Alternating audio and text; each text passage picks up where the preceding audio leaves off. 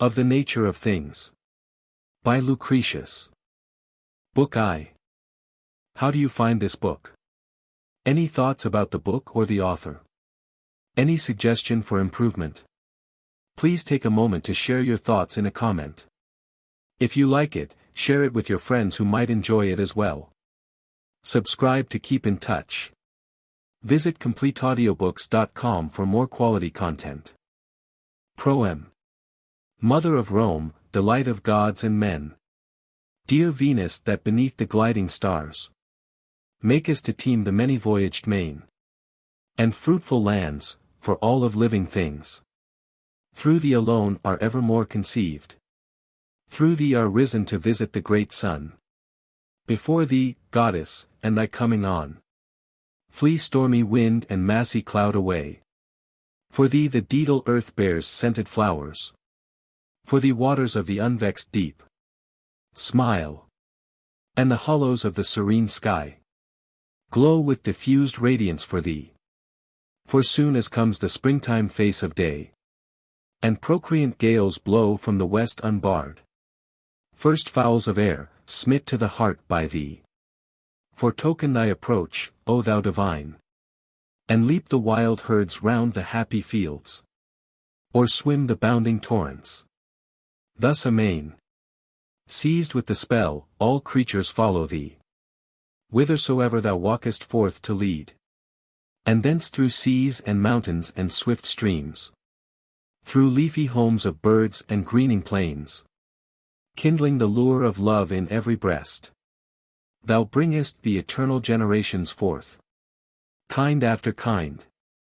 And since 'tis thou alone guidest the cosmos, and without thee naught is risen to reach the shining shores of light, nor aught of joyful or of lovely born, thee do I crave co-partner in that verse, which I presume on nature to compose. For Memmius mine, whom thou hast willed to be peerless in every grace at every hour. Wherefore indeed, divine one, give my words immortal charm, lull to a timely rest, o'er sea and land the savage works of war. For thou alone hast power with public peace to aid mortality, since he who rules the savage works of battle, puissant Mars, how often to thy bosom flings his strength, mastered by the eternal wound of love. And there, with eyes and full throat backward thrown, gazing, my goddess, open mouth at thee, pastures on love his greedy sight, his breath hanging upon thy lips. Him thus reclined, fill with thy holy body, round, above. Pour from those lips soft syllables to win peace for the Romans, glorious lady, peace. For in a season troublous to the state, neither may I attend this task of mine with thought untroubled, nor mid such events the illustrious scion of the Memmian house neglect the civic cause, whilst humankind throughout the lands lay miserably crushed before all eyes beneath religion, who would show her head along the region skies, glowering on mortals with her hideous face. A Greek it was who first opposing dared raise mortal eyes that terror to withstand, whom nor the fame of gods nor lightning stroke, nor threatening thunder of the ominous sky abashed, but rather chafed to angry zest his dauntless heart to be the first to rend the crossbars at the gates of nature old.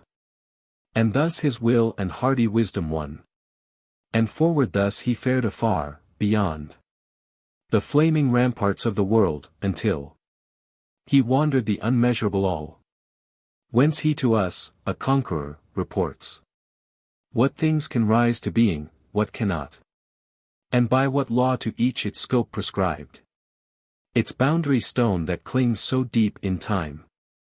Wherefore religion now is under foot, and us his victory now exalts to heaven. I know how hard it is in Latian verse to tell the dark discoveries of the Greeks, chiefly because our pauper speech must find strange terms to fit the strangeness of the thing. Yet worth of thine and the expected joy of thy sweet friendship do persuade me on to bear all toil and wake the clear nights through, seeking with what of words and what of song I may at last most gloriously uncloud for thee the light beyond, wherewith to view the core of being at the center hid, and for the rest, summon to judgments true unbusied ears and singleness of mind, withdrawn from cares, lest these my gifts, arranged for thee with eager service, thou disdain, before thou comprehendest, since for thee I prove the supreme law of gods and sky, and the primordial germs of things unfold, whence nature all creates, and multiplies, and fosters all, and whither she resolves, each in the end when each is overthrown. This ultimate stock we have devised to name procreant atoms, matter, seeds of things, or primal bodies, as primal to the world. I fear perhaps thou deemest that we fare an impious road to realms of thought profane. But 'tis that same religion oftener far hath bred the foul impieties of men, as once at Aulis, the elected chiefs, foremost of heroes, Danaan counselors, defiled Diana's altar, virgin queen, with Agamemnon's daughter, foully slain. She felt the chaplet round her maiden locks, and fillets, fluttering down on either cheek, and at the altar marked her grieving sire, the priests beside him who concealed the knife, and all the folk in tears at sight of her. With a dumb terror and a sinking knee, she dropped, nor might avail her now that first 'twas she who gave the king a father's name. They raised her up, they bore the trembling girl on to the altar, hither led not now with solemn rites and hymeneal choir, but sinless woman, sinfully fordone. A parent felled her on her bridal day, making his child a sacrificial beast, to give the ships auspicious winds for Troy. Such are the crimes to which religion leads. And there shall come the time when even thou, forced by the soothsayer's terror tales, shalt seek to break from us. Ah, many a dream even now can they concoct to rout thy plans of life, and trouble all thy fortunes with base fears. I own with reason, for, if men but knew some fixed end to ills, they would be strong by some device unconquered to withstand religions and the menacings of seers. But now nor skill nor instrument is theirs, since men must dread eternal pains in death. For what the soul may be they do not know, whether 'tis born or enter in at birth, and whether, snatched by death, it die with us, or visit the shadows and the vasty caves of Orcus, or by some divine decree enter the brute herds, as Arrhenius sang, who first from lovely Helicon brought down a laurel wreath of bright perennial leaves, renowned forever among the Italian clans. Yet Ennius too in everlasting verse proclaims those vaults of Acheron to be, though thence, he said, nor souls nor bodies fare, but only phantom figures, strangely wan, and tells how once from out those regions rose old Homer's ghost to him and shed salt tears, and with his words unfolded nature's source. Then be it ours with steady mind to clasp the purport of the skies, the law behind the wandering courses of the sun and moon, to scan the powers that speed all life below, but most to see with reasonable eyes of what the mind, of what the soul is made, and what it is so terrible that breaks on us asleep, or waking in disease, until we seem to mark and hear at hand dead men whose bones earth bosomed long ago. Substance is eternal. This terror, then, this darkness of the mind, not sunrise with its flaring spokes of light, nor glittering arrows of morning can disperse, but only nature's aspect and her law, which, teaching us, hath this exordium: Nothing from nothing ever yet was born. Fear holds dominion over mortality. Only because, seeing in land and sky, so much the cause whereof no wise they know, men think divinities are working there. Meantime, when once we know from nothing still, nothing can be create, we shall divine more clearly what we seek, those elements from which alone all things created are, and how accomplished by no tool of God's. Suppose all sprang from all things, any kind might take its origin from anything. No fixed seed required. Men from the sea might rise, and from the land the scaly breed, and, fowl full-fledged, come bursting from the sky. The horned cattle, the herds and all the wild, would haunt with varying offspring tilth and waste. Nor would the same fruits keep their olden trees, but each might grow from any stalk or limb, by chance and change. Indeed, and were there not, for each its procreant atoms, could things have, each its unalterable mother old. But, since produced from fixed seeds are all, each birth goes forth upon the shores of light, from its own stuff, from its own primal bodies. And all from all cannot become, because in each resides a secret power its own. Again, why see we lavished o'er the lands? At spring the rose, at summer heat the corn, the vines that mellow when the autumn lures. If not because the fixed seeds of things at their own season must together stream, and new creations only be revealed when the due times arrive, and pregnant earth safely may give unto the shores of light her tender progenies. But if from naught were their becoming, they would spring abroad suddenly, unforeseen, in alien months, with no primordial germs, to be preserved from procreant unions at an adverse hour, nor on the mingling of the living seeds would space be needed for the growth of things. Were life an increment of nothing, then the tiny babe forthwith would walk a man, and from the turf would leap a branching tree. Wonders unheard of. For, by nature, each slowly increases from its lawful seed, and through that increase shall conserve its kind. Whence take the proof that things enlarge and feed from out their proper matter. Thus it comes that earth, without her seasons of fixed rains, could bear no produce such as makes us glad. And whatsoever lives, if shut from food, prolongs its kind and guards its life no more. Thus easier 'tis to hold that many things have primal bodies in common, as we see the single letters common to many words. Then aught exists without its origins. Moreover, why should nature not prepare men of a bulk to ford the seas afoot, or rend the mighty mountains with their hands, or conquer time with length of days, if not because for all begotten things abides the changeless stuff, and what from that may spring is fixed forevermore. Lastly we see how far the tilled surpass the fields untilled, and to the labor of our hands return their more abounding crops. There are indeed within the earth primordial germs of things, which, as the plowshare turns the fruitful clods, and kneads the mold, we quicken into birth.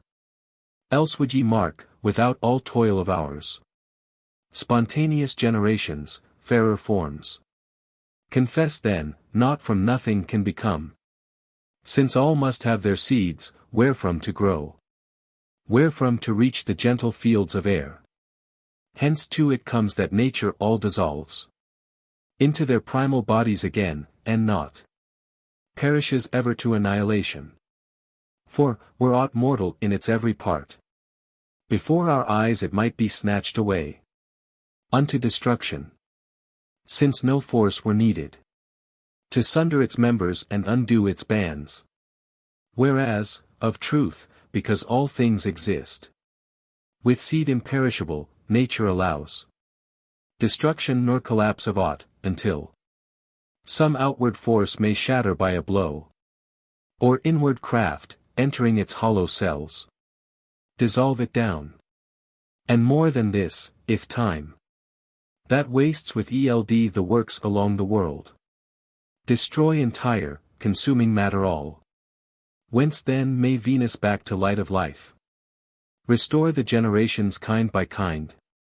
Or how, when thus restored, may daedal earth foster and plenish with her ancient food, which, kind by kind, she offers unto each? Whence may the water springs, beneath the sea, or inland rivers, far and wide away, keep the unfathomable ocean full? And out of what does ether feed the stars? For lapsed years and infinite age must else have eat all shapes of mortal stock away. But be it the long ago contained those germs, by which this sum of things recruited lives, those same infallibly can never die, nor nothing to nothing evermore return. And, too, the selfsame power might end alike all things, were they not still together held by matter eternal, shackled through its parts. Now more, now less. A touch might be enough to cause destruction. For the slightest force would loose the weft of things wherein no part were of imperishable stock. But now, because the fastenings of primordial parts are put together diversely and stuff is everlasting, things abide the same, unhurt and sure, until some power comes on, strong to destroy the warp and woof of each. Nothing returns to naught, but all return at their collapse to primal forms of stuff. Lo, the rains perish which Ether Father throws down to the bosom of Earth Mother. But then upsprings the shining grain, and boughs are green amid the trees, and trees themselves wax big, and lade themselves with fruits, and hence in turn the race of man and all the wild are fed. Hence joyful cities thrive with boys and girls, and leafy woodlands echo with new birds. Hence cattle, fat and drowsy, lay their bulk along the joyous pastures whilst the drops of white ooze trickle from distended bags. Hence the young scamper on their weakling joints along the tender herbs, fresh hearts a-frisk with warm new milk. Thus naught of what so seems perishes utterly, since nature ever upbuilds one thing from other, suffering not to come to birth but through some other's death. And now, since I have taught that things cannot be born from nothing, nor the same, when born, to nothing be recalled, doubt not my words. Because our eyes no primal germs perceive. For mark those bodies which, though known to be in this our world, are yet invisible. The winds infuriate lash our face and frame, unseen, and swamp huge ships and rend the clouds. Or, eddying wildly down, bestrew the plains with mighty trees. Or scour the mountain tops with forest crackling blasts. Thus on they rave, with uproar shrill and ominous moan. The winds, 'tis clear, are sightless bodies sweeping through the sea, the lands, the clouds along the sky, vexing and whirling and seizing all amain. And forth they flow and pile destruction round, even as the water's soft and supple bulk, becoming a river of abounding floods, which a wide downpour from the lofty hills swells with big showers, dashes headlong down fragments of woodland and whole branching trees. Nor can the solid bridges bide the shock, as on the water's whelm, the turbulent stream, strong with 100 rains, beats round the piers, crashes with havoc, and rolls beneath its waves down toppled masonry and ponderous stone, hurling away whatever would oppose.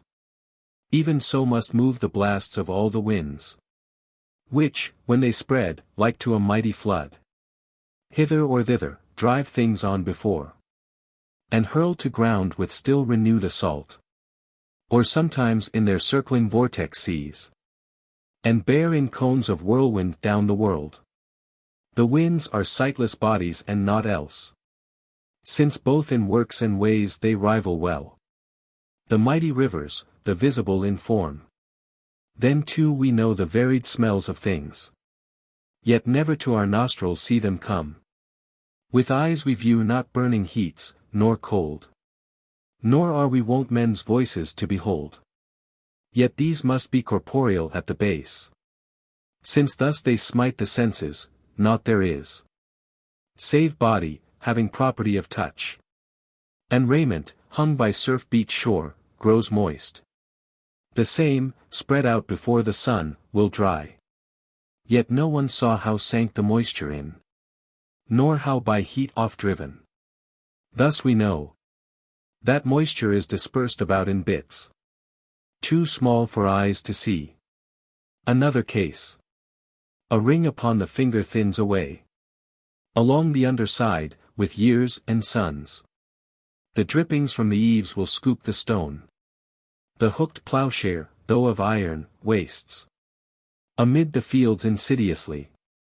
We view the rock-paved highways worn by many feet, and at the gates the brazen statues show their right hands leaner from the frequent touch of wayfarers innumerable who greet. We see how wearing down hath minished these, but just what motes depart at any time. The envious nature of vision bars our sight. Lastly, whatever days and nature add, little by little, constraining things to grow in due proportion, no gaze however keen of these our eyes hath watched and known. No more can we observe what's lost at any time, when things wax old with eld and foul decay, or when salt seas eat under beetling crags. Thus nature ever by unseen bodies works the void, but yet creation's neither crammed nor blocked about by body. There's in things a void, which to have known will serve thee many a turn, nor will not leave thee wandering in doubt, forever searching in the sum of all, and losing faith in these pronouncements mine. There's place intangible, a void and room. For were it not, things could in no wise move, since body's property to block and check would work on all and at in times the same. Thus naught could evermore push forth and go, since naught elsewhere would yield a starting place. But now through oceans, lands, and heights of heaven, by divers causes and in divers modes, before our eyes we mark how much may move, which, finding not a void, would fail deprived of stir and motion. Nay, would then have been nowise begot at all, since matter, then, had stayed at rest, its parts together crammed. Then too, however solid objects seem, they yet are formed of matter mixed with void. In rocks and caves the watery moisture seeps, and beady drops stand out like plenteous tears, and food finds way through every frame that lives.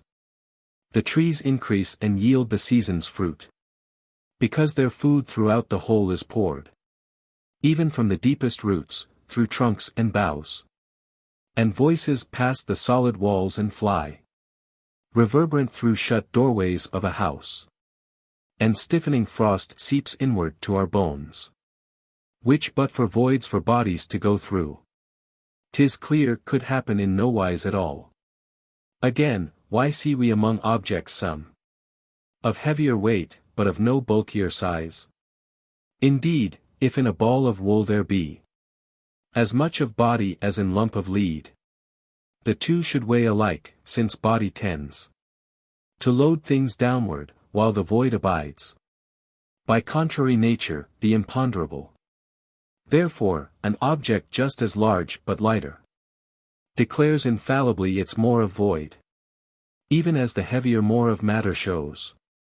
And how much less a vacant room inside that which we're seeking with sagacious quest exists, infallibly, commixed with things. The void, the invisible inane. Right here. I am compelled a question to expound. Forestalling something certain folks oppose, lest it avail to lead thee off from truth. Waters, they say, before the shining breed of the swift scaly creatures somehow give, and straightway open sudden liquid paths, because the fishes leave behind them room, to which at once the yielding billows stream. Thus things among themselves can yet be moved, and change their place, however full the sum. Received opinion, wholly false forsooth. For where can scaly creatures forward dart, save where the waters give them room? Again, where can the billows yield away, so long as ever the fish are powerless to go? Thus either all bodies of motion are deprived, or things contain admixture of a void, where each thing gets its start in moving on. Lastly, where after impact two broad bodies suddenly spring apart, the air must crowd the whole new void between those bodies formed.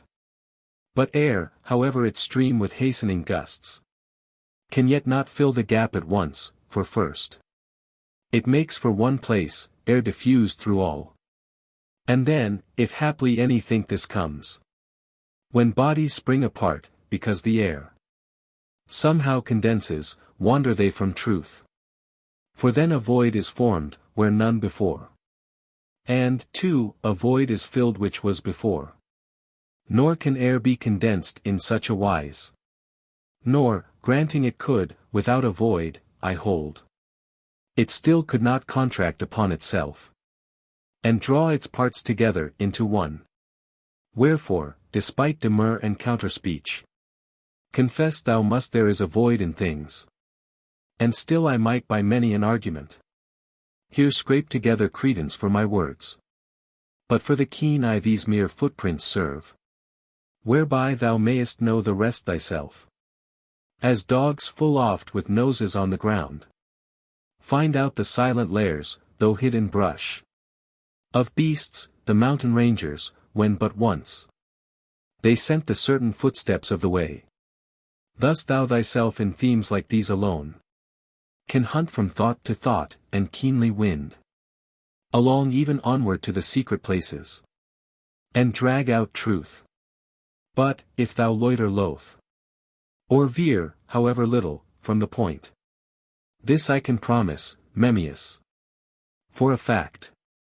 Such copious draughts my singing tongue shall pour from the large wellsprings of my plenished breast, that much I dread slow age will steal and coil along our members, and unloose the gates of life within us. Ere for thee my verse hath put within thine ears the stores of proofs, at hand for onesoever question broached. Nothing exists per se except atoms and the void. But, now again to weave the tale begun.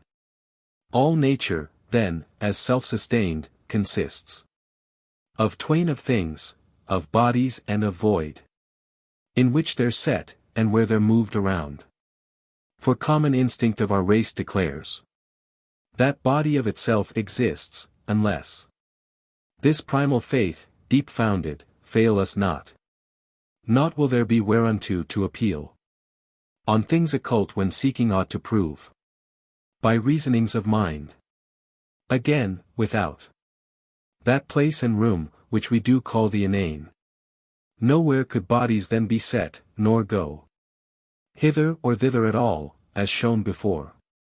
Besides, there's naught of which thou canst declare it lives disjoined from body, shut from void, a kind of third in nature. For whatever exists must be a somewhat, and the same, if tangible, however fight and slight, will yet increase the count of bodies some, with its own augmentation big or small.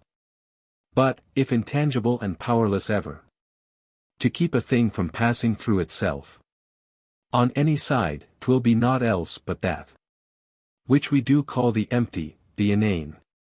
Again, whatever exists, as of itself, must either act or suffer action on it, or else be that wherein things move and be, not, saving body, acts, is acted on. Naught but the inane can furnish room. And thus, beside the inane and bodies, is no third. Nature amid the number of all things. Remainder none to fall at any time. Under our senses, nor be seized and seen. By any man through reasonings of mind. Name o'er creation with what names thou wilt. Thou'lt find but properties of those first twain. Or see but accidents those twain produce. A property is that which not at all can be disjoined and severed from a thing. Without a fatal dissolution, such weight to the rocks, heat to the fire, and flow to the wide waters, touch to corporal things. Intangibility to the viewless void. But state of slavery, pauperhood, and wealth. Freedom, and war, and concord, and all else. Which come and go whilst nature stands the same. We're wont, and rightly, to call accidents. Even time exists not of itself. But sense reads out of things what happened long ago. What presses now, and what shall follow after. No man, we must admit, feels time itself disjoined from motion and repose of things. Thus, when they say there is the ravishment of Princess Helen, is the siege and sack of Trojan town, look out, they force us not to admit these acts existent by themselves. Merely because those races of mankind, of whom these acts were accidents, long since irrevocable age has borne away. For all past actions may be said to be but accidents, in one way, of mankind. In other, of some region of the world. Add, too, had been no matter, and no room. Wherein all things go on, the fire of love. Upblown by that fair form, the glowing coal. Under the Phrygian Alexander's breast. Had ne'er enkindled that renowned strife of savage war. Nor had the wooden horse involved in flames old Pergama, by a birth at midnight of a brood of the Hellenes. And thus thou canst remark that every act at bottom exists not of itself, nor is as body is, nor has like name with void, but rather of sort more fitly to be called an accident of body, and of place, wherein all things go on. Character of the atoms. Bodies, again, are partly primal germs of things, and partly unions deriving from the primal germs. And those which are the primal germs of things, no power can quench.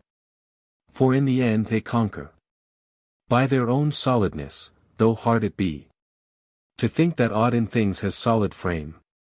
For lightnings pass, no less than voice and shout, through hedging walls of houses, and the iron white dazzles in the fire, and rocks will burn with exhalations fierce and burst asunder. Totters the rigid gold dissolved in heat. The ice of bronze melts conquered in the flame. Warmth and the piercing cold through silver seep. Since, with the cups held rightly in the hand, we oft feel both, as from above is poured the dew of waters between their shining sides. So true it is no solid form is found. But yet because true reason and nature of things constrain us, come, whilst in few verses now I disentangle how there still exist bodies of solid, everlasting frame. The seeds of things, the primal germs we teach, whence all creation around us came to be. First, since we know a twofold nature exists of things, both twain and utterly unlike, body, and place in which and things go on. Then each must be both for and through itself, and all unmixed, where'er be empty space, there bodies not. And so where body bides, there not at all exists the void inane. Thus primal bodies are solid, without a void.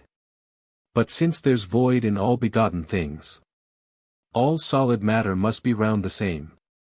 Nor, by true reason canst thou prove aught hides, and holds a void within its body, unless thou grant what holds it be a solid. No.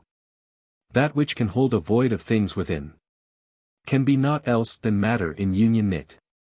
Thus matter, consisting of a solid frame, hath power to be eternal, though all creation, be dissolved away. Again, were not of empty and inane. The world were then a solid.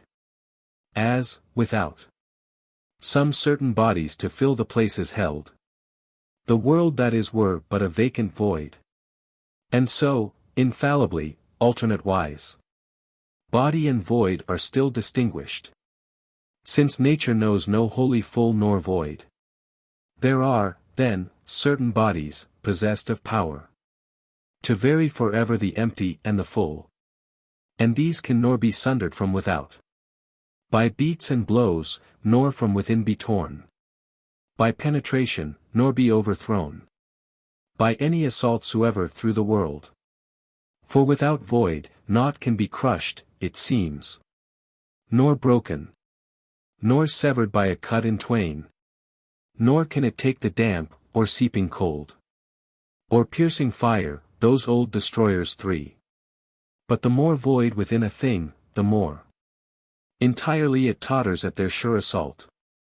Thus if first bodies be, as I have taught, solid, without a void, they must be then eternal. And, if matter ne'er had been eternal, long ere now had all things gone back into nothing utterly, and all we see around from nothing had been born. But since I taught above that naught can be from naught created, nor the once begotten to naught be summoned back, these primal germs must have an immortality of frame. And into these must each thing be resolved, when comes its supreme hour, that thus there be at hand the stuff for plenishing the world. So primal germs have solid singleness, nor otherwise could they have been conserved through eons and infinity of time, for the replenishment of wasted worlds. Once more, if nature had given a scope for things to be forever broken more and more, by now the bodies of matter would have been so far reduced by breakings in old days, that from them nothing could, at season fixed, be born, and arrive its prime and top of life. For, lo, each thing is quicker marred than made. And so whatever the long infinitude of days and all for past time would now by this have broken and ruined and dissolved, that same could ne'er in all remaining time be builded up for plenishing the world. But mark, infallibly a fixed bound remaineth stablished gainst their breaking down, since we behold each thing soever renewed, and unto all their seasons, after their kind, wherein they arrive the flower of their age. Again, if bounds have not been set against the breaking down of this corporeal world, yet must all bodies of whatever things have still endured from everlasting time unto this present, as not yet assailed by shocks of peril, but because the same are, to thy thinking, of a nature frail, it ill accords that thus they could remain, as thus they do, through everlasting time, vexed through the ages, as indeed they are by the innumerable blows of chance. So in our program of creation, mark how 'tis that, though the bodies of all stuff are solid to the core, we yet explain the ways whereby some things are fashioned soft, air, water, earth, and fiery exhalations, and by what force they function and go on. The fact is founded in the void of things. But if the primal germs themselves be soft, reason cannot be brought to bear to show the ways whereby may be created these great crags of basalt and enduring iron. For their whole nature will profoundly lack the first foundations of a solid frame, but powerful in old simplicity abide the solid, the primeval germs, and by their combinations more condensed, all objects can be tightly knit and bound, and made to show unconquerable strength. Again, since all things kind by kind obtain fixed bounds of growing and conserving life. Since nature hath inviolably decreed what each can do, what each can never do. Since naught is changed, but all things so abide, that ever the variegated birds reveal the spots or stripes peculiar to their kind. Spring after spring, thus surely all that is must be composed of matter immutable. For if the primal germs in any wise were open to conquest and to change, 'twould be uncertain also what could come to birth, and what could not, and by what law to each its scope prescribed, its boundary stone that clings so deep in time.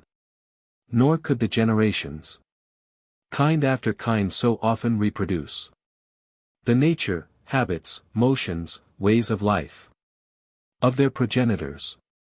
And then again, since there is ever an extreme bounding point of that first body which our senses now cannot perceive, that bounding point indeed exists without all parts, a minimum of nature, nor was e'er a thing apart as of itself, nor shall hereafter be, since 'tis itself still parcel of another, a first and single part, whence other parts and others similar in order lie in a packed phalanx, filling to the full the nature of first body. Being thus not self-existent, they must cleave to that from which in no wise they can sundered be. So primal germs have solid singleness, which tightly packed and closely joined cohere by virtue of their minim particles, no compound by mere union of the same, but strong in their eternal singleness. Nature, reserving them as seeds for things, permitteth not of rupture or decrease. Moreover, were there not a minimum, the smallest bodies would have infinites, since then a half of half could still be halved, with limitless division less and less. Then what the difference 'twixt the sum and least? None, for however infinite the sum, yet even the smallest would consist the same of infinite parts. But since true reason here protests, denying that the mind can think it, convinced thou must confess such things there are as have no parts, the minimums of nature. And since these are, likewise confess thou must that primal bodies are solid and etern.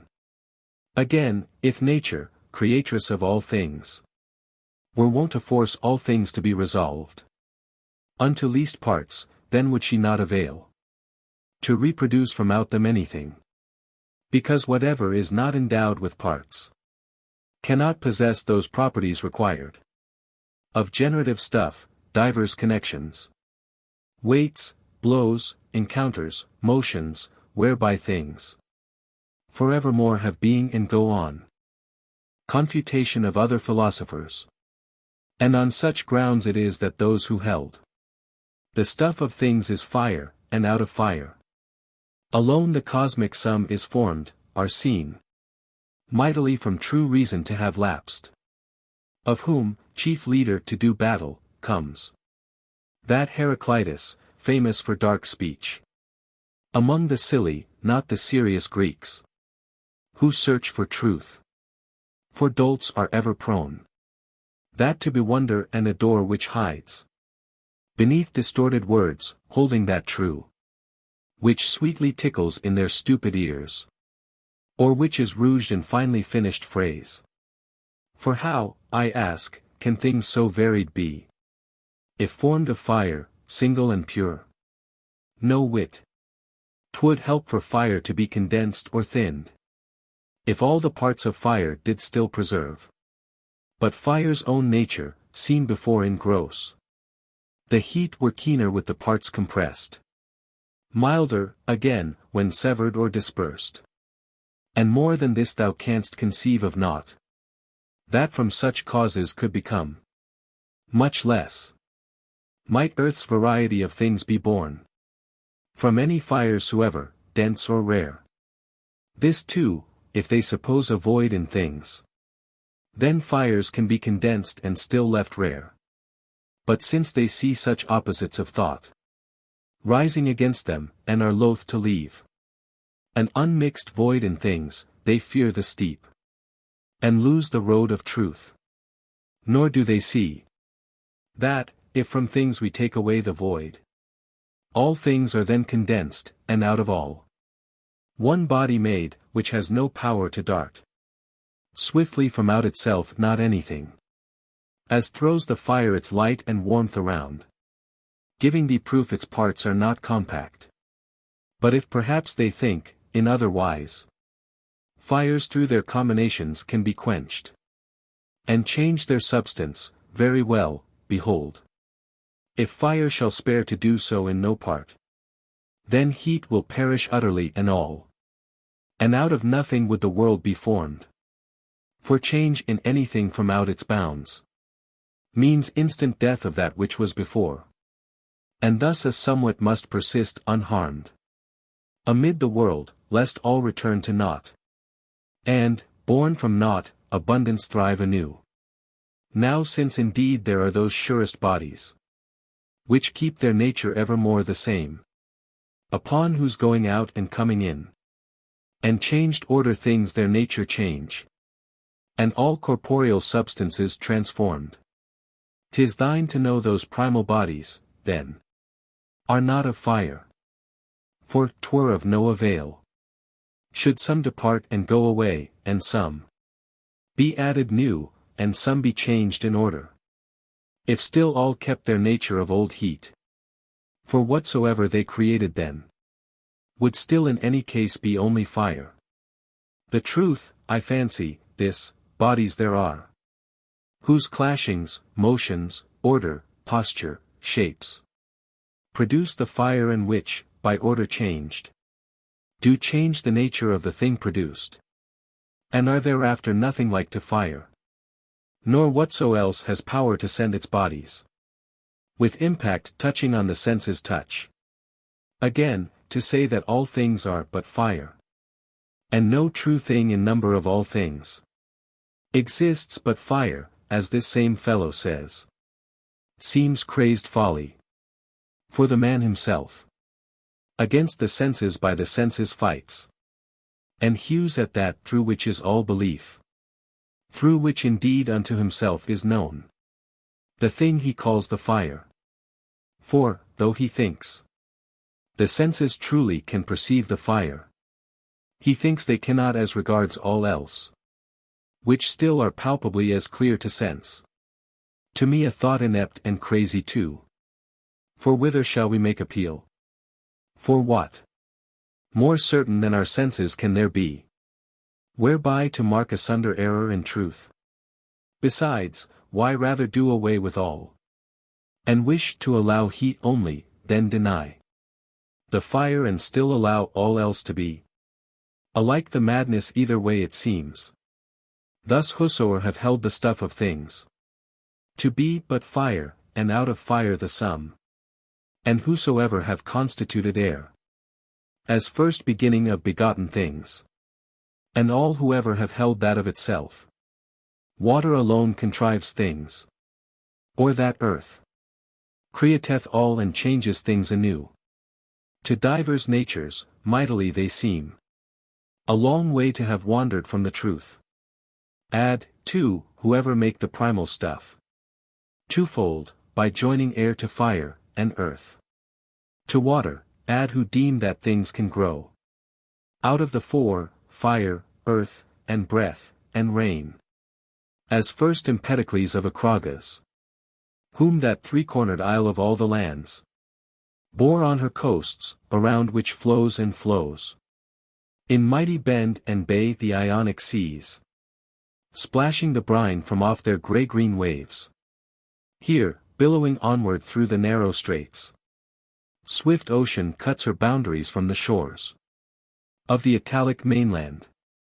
Here the waste Charybdis, and here Etna rumbles threats to gather anew such furies of its flames, as with its force anew to vomit fires. belched from its throat and skyward bear anew. Its lightnings flash.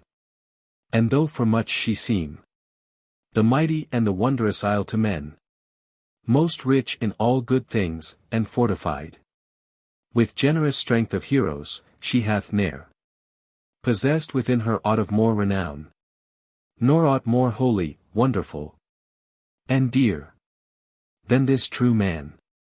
Nay, ever so far and pure, the lofty music of his breast divine lifts up its voice and tells of glories found, that scarce he seems of human stock create. Yet he and those forementioned, known to be so far beneath him, less than he in all.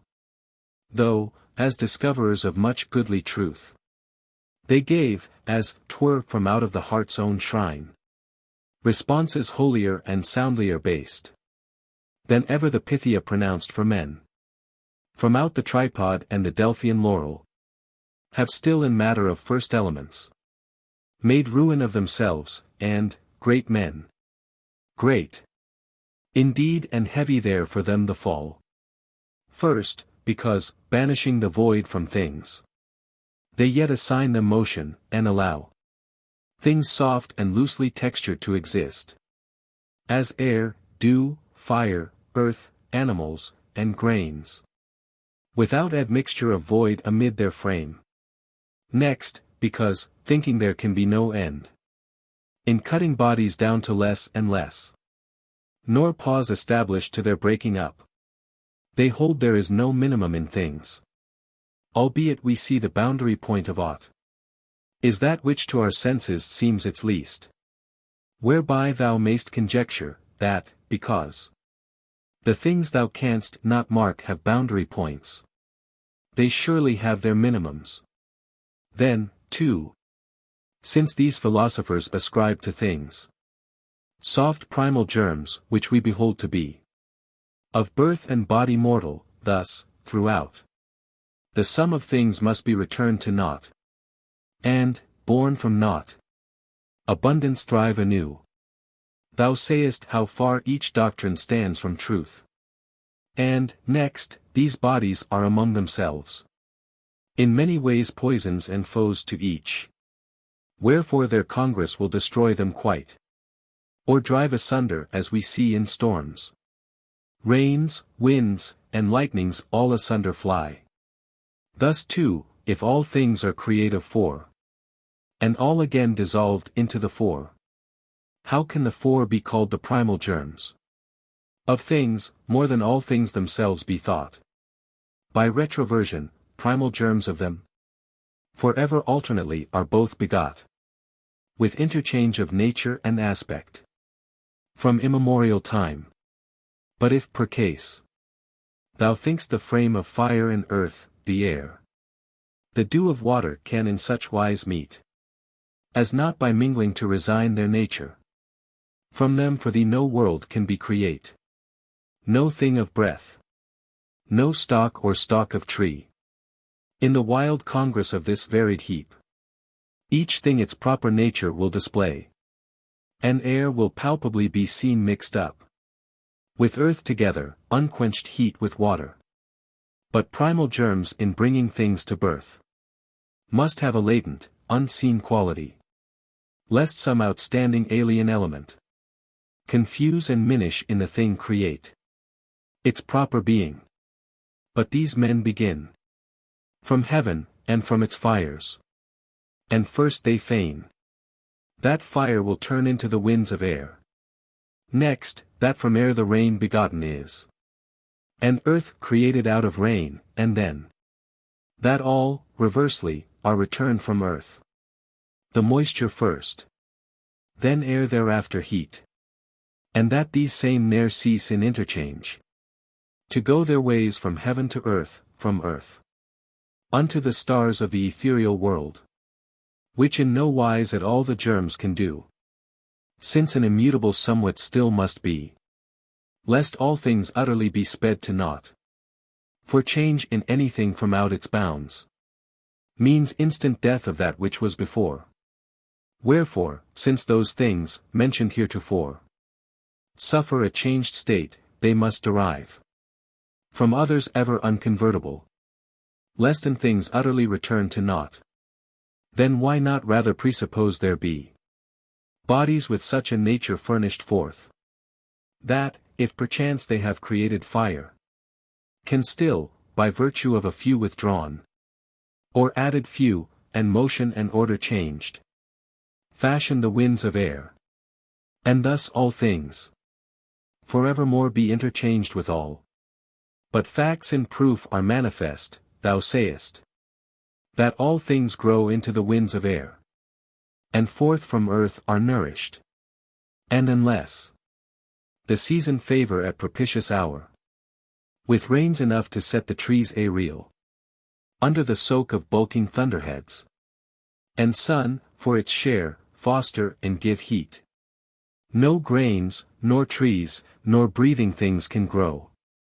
True, and unless hard food and moisture soft recruited man, his frame would waste away, and life dissolve from out his thews and bones.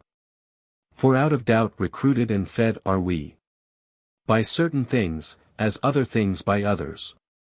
Because in many ways the many germs common to many things are mixed in things. No wonder 'tis that therefore diverse things by diverse things are nourished. And, again, often it matters vastly with what others, in what positions the primordial germs are bound together, and what motions, too, they give and get among themselves. For these same germs do put together sky, sea, lands, rivers, and sun, grains, trees, and breathing things. But yet commixed they are in divers modes, with divers things, forever as they move. Nay, thou beholdest in our verses here elements many, common to many worlds. Albeit thou must confess each verse, each word, from one another differs both in sense and ring of sound, so much the elements can bring about by change of order alone. But those which are the primal germs of things have power to work more combinations still, whence divers things can be produced in turn. Now let us also take for scrutiny the homeomeria of Anaxagoras, so called by Greeks, for which our pauper speech yieldeth no name in the Italian tongue, although the thing itself is not o'erheart. For explanation. First, then, when he speaks of this homeomeria of things, he thinks bones to be sprung from littlest bones minute, and from minute and littlest flesh all flesh, and blood created out of drops of blood, conceiving gold compact of grains of gold, and earth concreted out of bits of earth, fire made of fires, and water out of waters, feigning the like with all the rest of stuff. Yet he concedes not any void in things, nor any limit to cutting bodies down. Wherefore to me he seems on both accounts to err no less than those we named before. Add too, these germs he feigns are far too frail, if they be germs primordial furnished forth with but same nature as the things themselves, and travail and perish equally with those, and no rain curbs them from annihilation, for which will last against the grip and crush under the teeth of death, the fire, the moist, or else the air. Which then? The blood? The bones?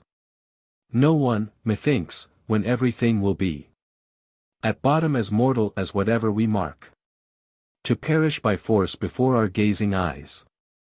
But my appeal is to the proofs above, that things cannot fall back to naught, nor yet from naught increase.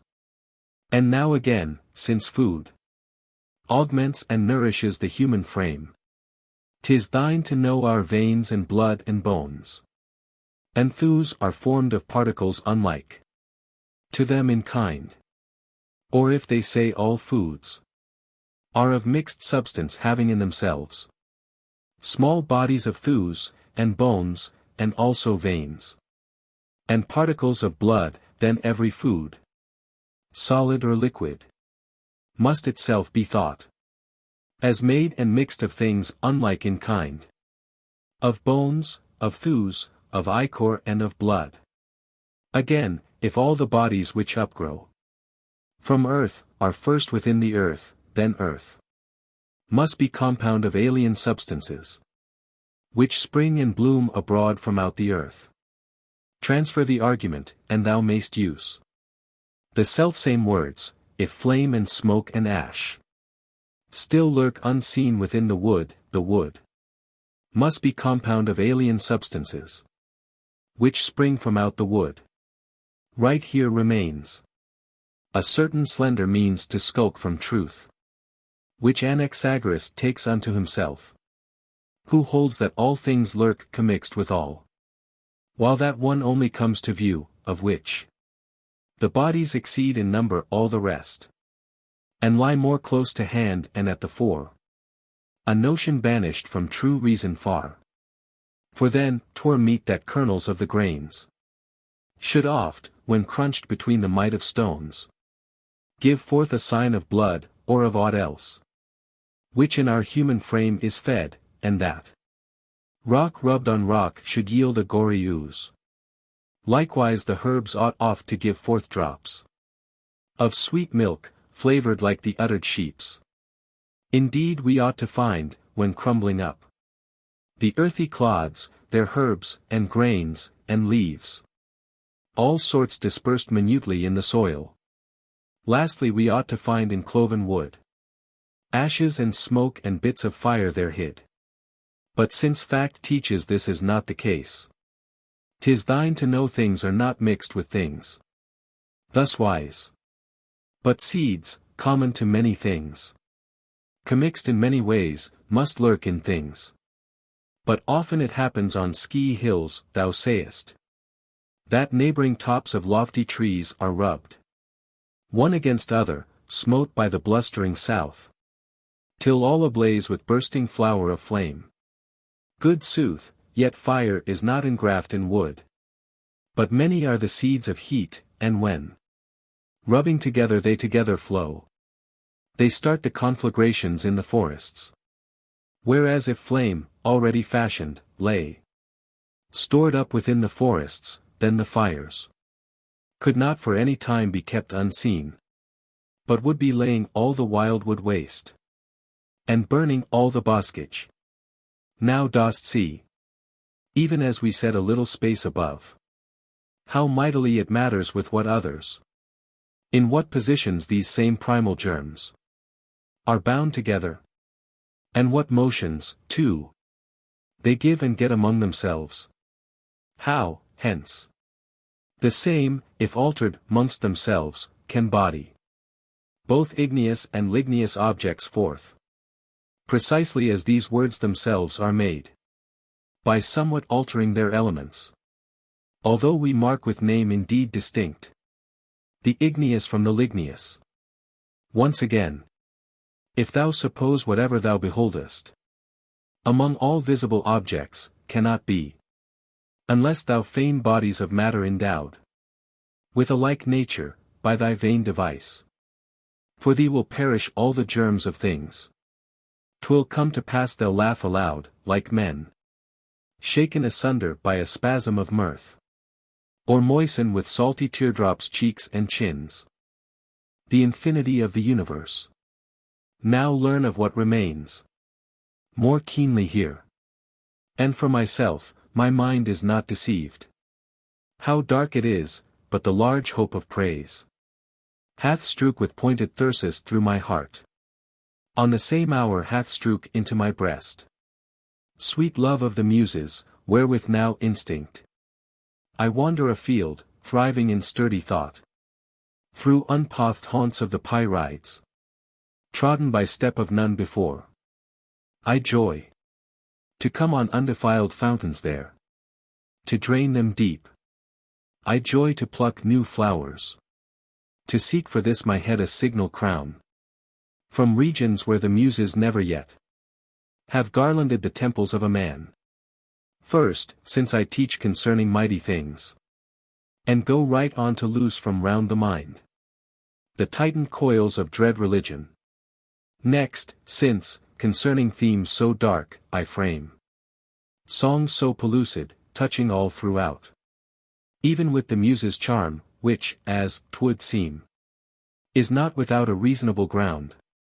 But as physicians, when they seek to give young boys the nauseous wormwood, first do touch the brim around the cup with the sweet juice and yellow of the honey, in order that the thoughtless age of boyhood be cajoled as far as the lips, and meanwhile swallow down the wormwood's bitter draught, and, though befooled, be yet not merely duped, but rather thus grow strong again with recreated health. So now I too, since this my doctrine seems in general somewhat woeful unto those who've had it not in hand, and since the crowd starts back from it in horror, have desired to expound our doctrine unto thee in song, soft speaking in Pyrean, and, as 'twere, to touch it with sweet honey of the muse. If by such method haply I might hold the mind of thee upon these lines of ours, till thou see through the nature of all things, and how exists the interwoven frame. But since I've taught that bodies of matter, made completely solid, hither and thither fly, forevermore unconquered through all time, now come, and whether to the sum of them there be a limit or be none, for thee let us unfold likewise what has been found to be the wide inane, or room, or space, wherein all things soever do go on. Let us examine if it finite be, all and entire, or reach unmeasured round, and downward and illimitable profound. Thus, then, the all that is limited in no one region of its onward paths, for then 't must have forever its beyond, and a beyond 'tis seen can never be, for aught, unless still further on there be a somewhat somewhere that may bound the same, so that the thing be seen still on to where the nature of sensation of that thing can follow it no longer. Now because confess we must there's naught beside the sum, there's no beyond, and so it lacks all end. It matters nothing where thou post thyself, in whatsoever regions of the same. Even any place a man has set him down still leaves about him the unbounded all, outward in all directions. Or, supposing a moment the all of space finite to be, if some one farthest traveller runs forth unto the extreme coasts and throws ahead a flying spear, is then thy wish to think it goes, hurled off amain, to where 'twas sent, and shoots afar, or that some object there can thwart and stop it? For the one or other thou must admit and take, either of which shuts off escape for thee, and does compel that thou concede the all spreads everywhere, owning no confines. Since whether there be aught that may block and check it, so it comes not where 'twas sent, nor lodges in its goal, or whether borne along, in either view, that started not from any end. And so I'll follow on, and wheresoe'er thou set the extreme coasts, I'll query, what becomes thereafter of thy spear? 'Twill come to pass that nowhere can a world's end be, and that the chance for further flight prolongs forever the flight itself. Besides, were all the space of the totality and some shut in with fixed coasts, and bounded everywhere, then would the abundance of worlds matter flow together by solid weight from everywhere still downward to the bottom of the world. Nor aught could happen under cope of sky, nor could there be a sky at all or sun. Indeed, where matter all one heap would lie, by having settled during infinite time. But in reality, repose is given unto no bodies, mongst the elements, because there is no bottom whereunto they might, as 'twere, together flow, and where they might take up their undisturbed abodes. In endless motion everything goes on. Forevermore, out of all regions, even out of the pit below, from forth the vast, are hurtled bodies evermore supplied.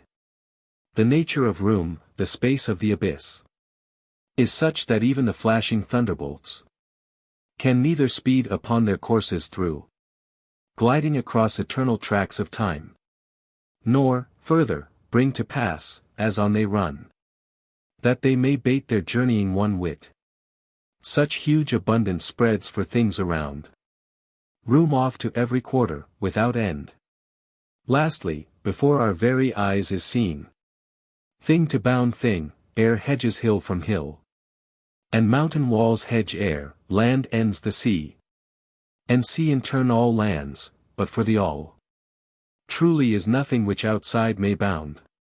That, too, the sum of things itself may not have power to fix a measure of its own. Great nature guards, she who compels the void to bound all body, as body all the void, thus rendering by these alternates the whole an infinite, or else the one or other, being unbounded by the other, spreads, even by its single nature, any earthless, immeasurably forth.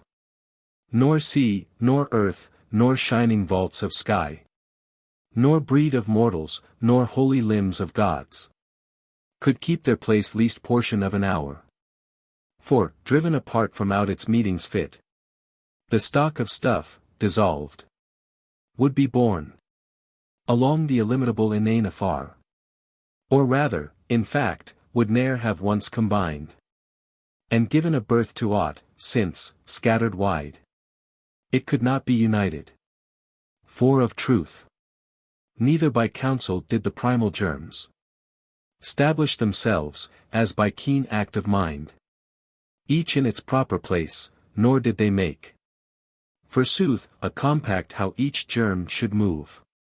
But since, being many and changed in many modes, along the all, they're driven abroad and vexed by blow on blow, even from all time of old, they thus at last, after attempting all the kinds of motion and conjoining, come into those great arrangements out of which this sum of things established is create, by which, moreover, through the mighty years, it is preserved, when once it has been thrown into the proper motions, bringing to pass that ever the streams refresh the greedy main with river waves abounding, and that earth, lapped in warm exhalations of the sun, renews her broods, and that the lusty race of breathing creatures bears and blooms, and that the gliding fires of ether are alive.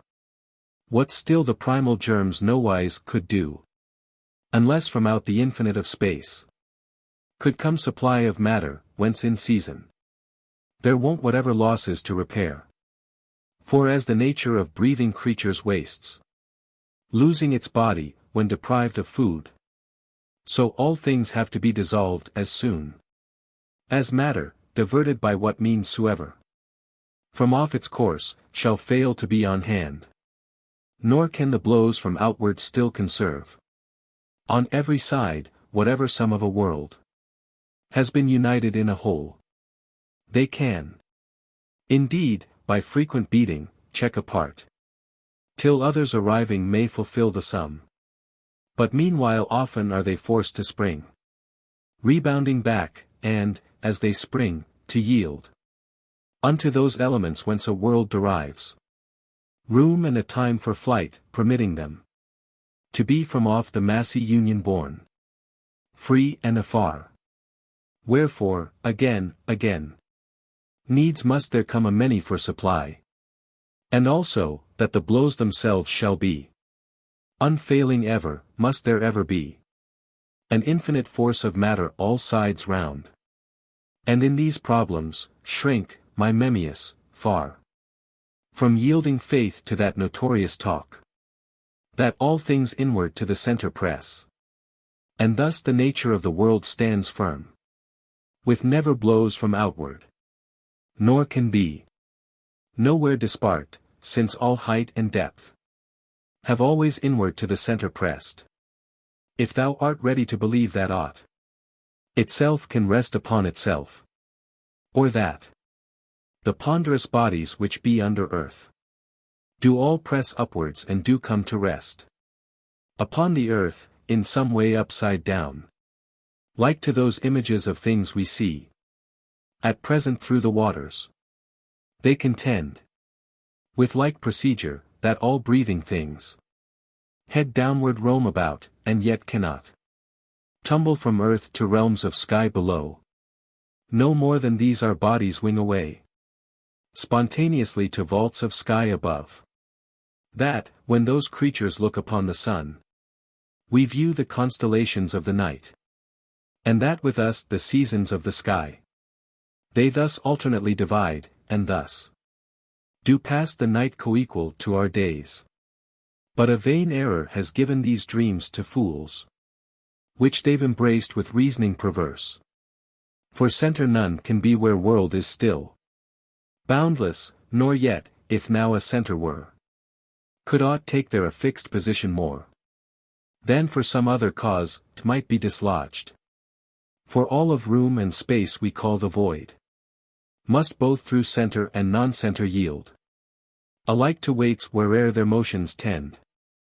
Nor is there any place, where, when they've come, bodies can be at standstill in the void, deprived of force of weight, nor yet may void furnish support to any, nay, it must, true to its bent of nature, still give way. Thus in such manner not at all can things be held in union, as if overcome by craving for a center.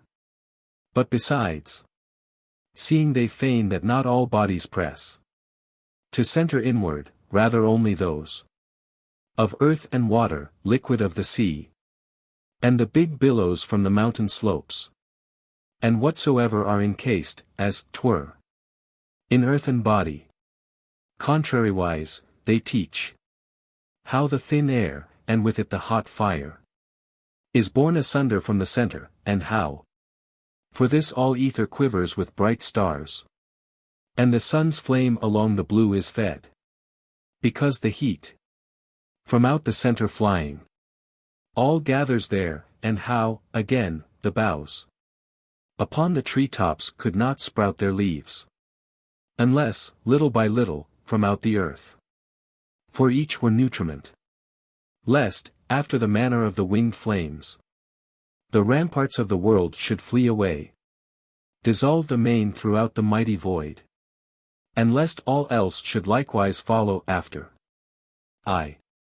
Lest the thundering vaults of heaven should burst, and splinter upward, and the earth forthwith withdraw from under our feet, and all its bulk among its mingled wrecks and those of heaven, with slipping asunder of the primal seeds, should pass along the immeasurable inane, away forever, and, that instant, naught of wrack and remnant would be left, beside the desolate space, and germs invisible.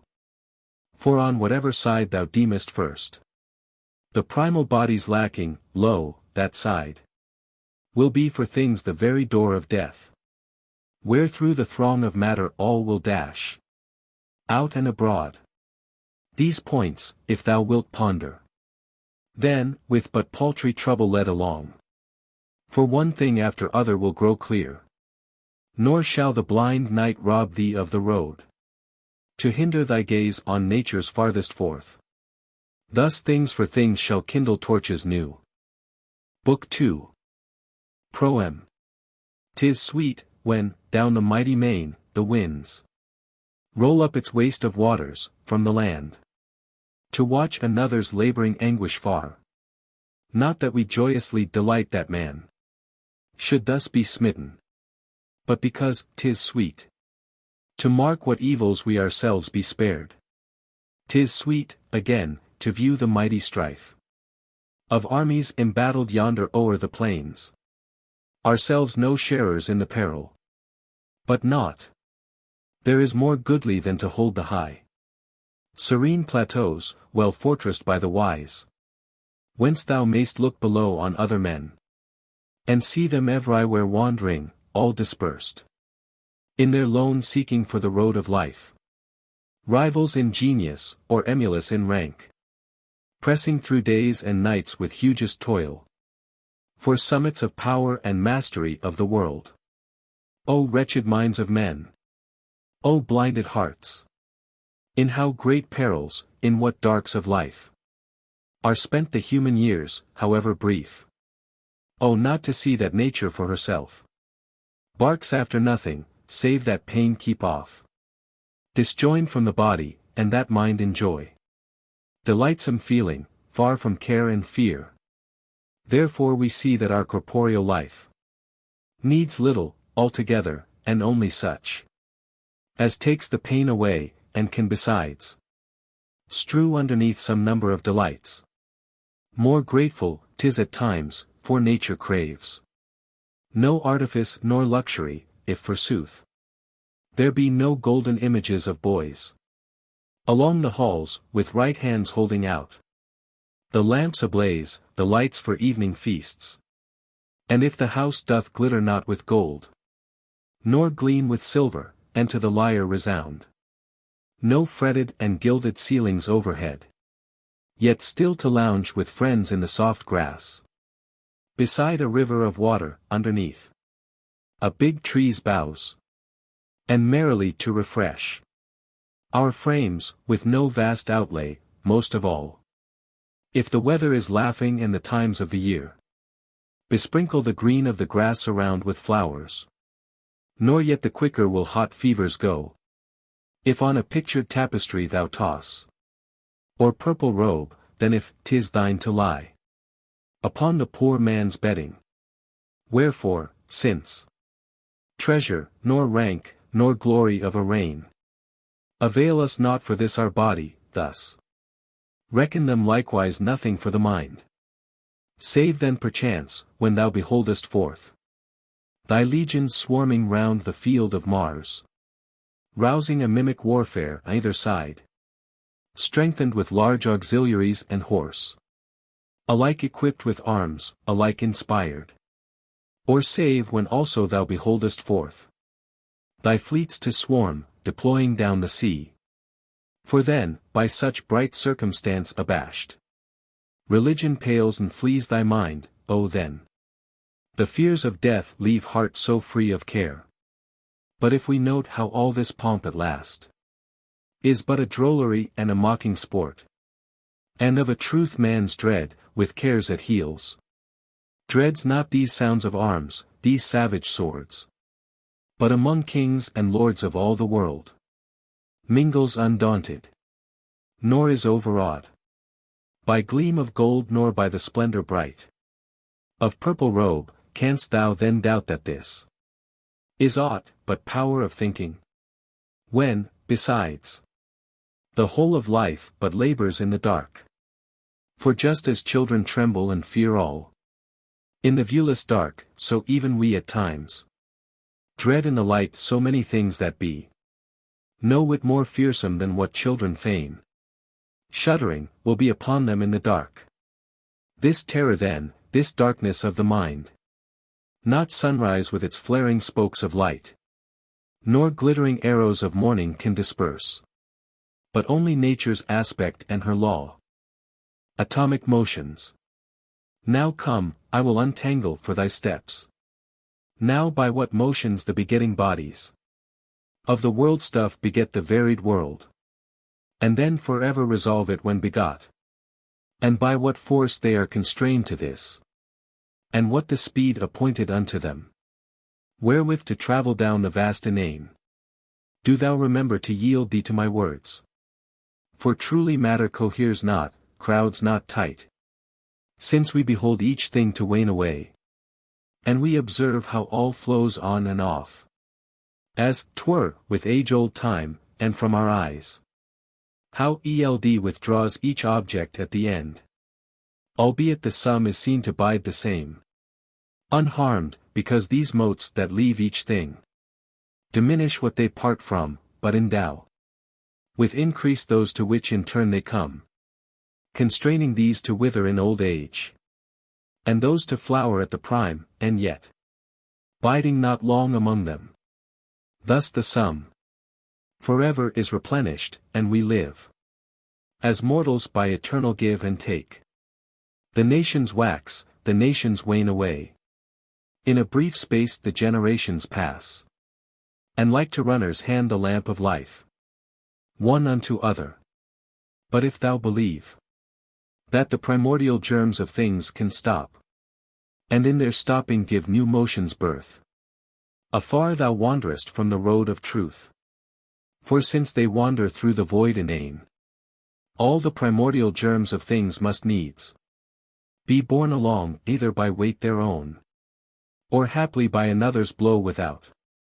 For, when, in their incessancy so oft they meet and clash, it comes to pass amain they leap asunder, face to face, not strange, being most hard, and solid in their weights, and not opposing motion, from behind.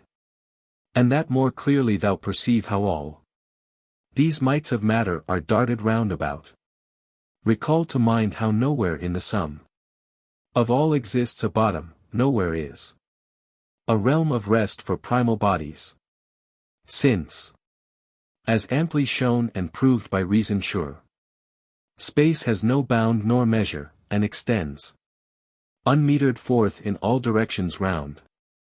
Since this stands certain, thus 'tis out of doubt no rest is rendered to the primal bodies along the unfathomable inane, but rather inveterately plied by motions mixed.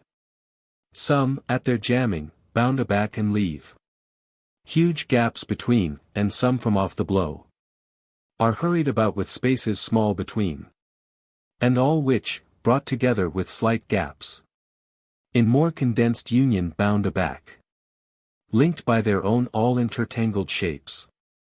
These form the irrefragable roots of rocks, and the brute bulks of iron, and what else is of their kind. The rest leap far asunder, far recoil, leaving huge gaps between, and these supply for us thin air and splendor lights of the sun. And many besides wander the mighty void, cast back from unions of existing things, nowhere accepted in the universe, and nowise linked in motions to the rest. And of this fact, as I record it here, an image, a type goes on before our eyes, present each moment. For behold, whenever the sun's light and the rays, let in, pour down across dark halls of houses, thou wilt see the many mites in many a manner mixed, amid a void in the very light of the rays, and battling on, as in eternal strife, and in battalions contending without halt, in meetings, partings, harried up and down. From this thou mayest conjecture of what sort the ceaseless tossing of primordial seeds amid the mightier void, at least so far as small affair can for a vaster serve, and by example put thee on the spoor of knowledge. For this reason too 'tis fit thou turn thy mind the more unto these bodies, which here are witnessed tumbling in the light. Namely, because such tumblings are a sign that motions also of the primal stuff, secret and viewless, lurk beneath, behind. For thou wilt mark here many a speck, impelled by viewless blows, to change its little course, and beaten backwards to return again, hither and thither in all directions round. Lo, all their shifting movement is of old, from the primeval atoms.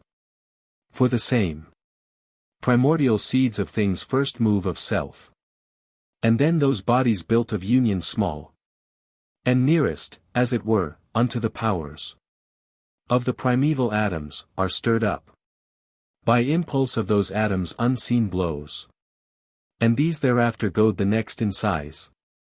Thus motion ascends from the primevals on, and stage by stage emerges to our sense, until those objects also move which we Can mark in sunbeams, though it not appears. What blows do urge them? Herein wonder not. How 'tis that, while the seeds of things are all moving forever, the sum yet seems to stand supremely still, except in cases where a thing shows motion of its frame as whole. For far beneath the ken of senses lies the nature of those ultimates of the world. And so, since those themselves thou canst not see, their motion also must they veil from men. For mark, indeed, how things we can see, oft yet hide their motions, when afar from us, along the distant landscape. Often thus.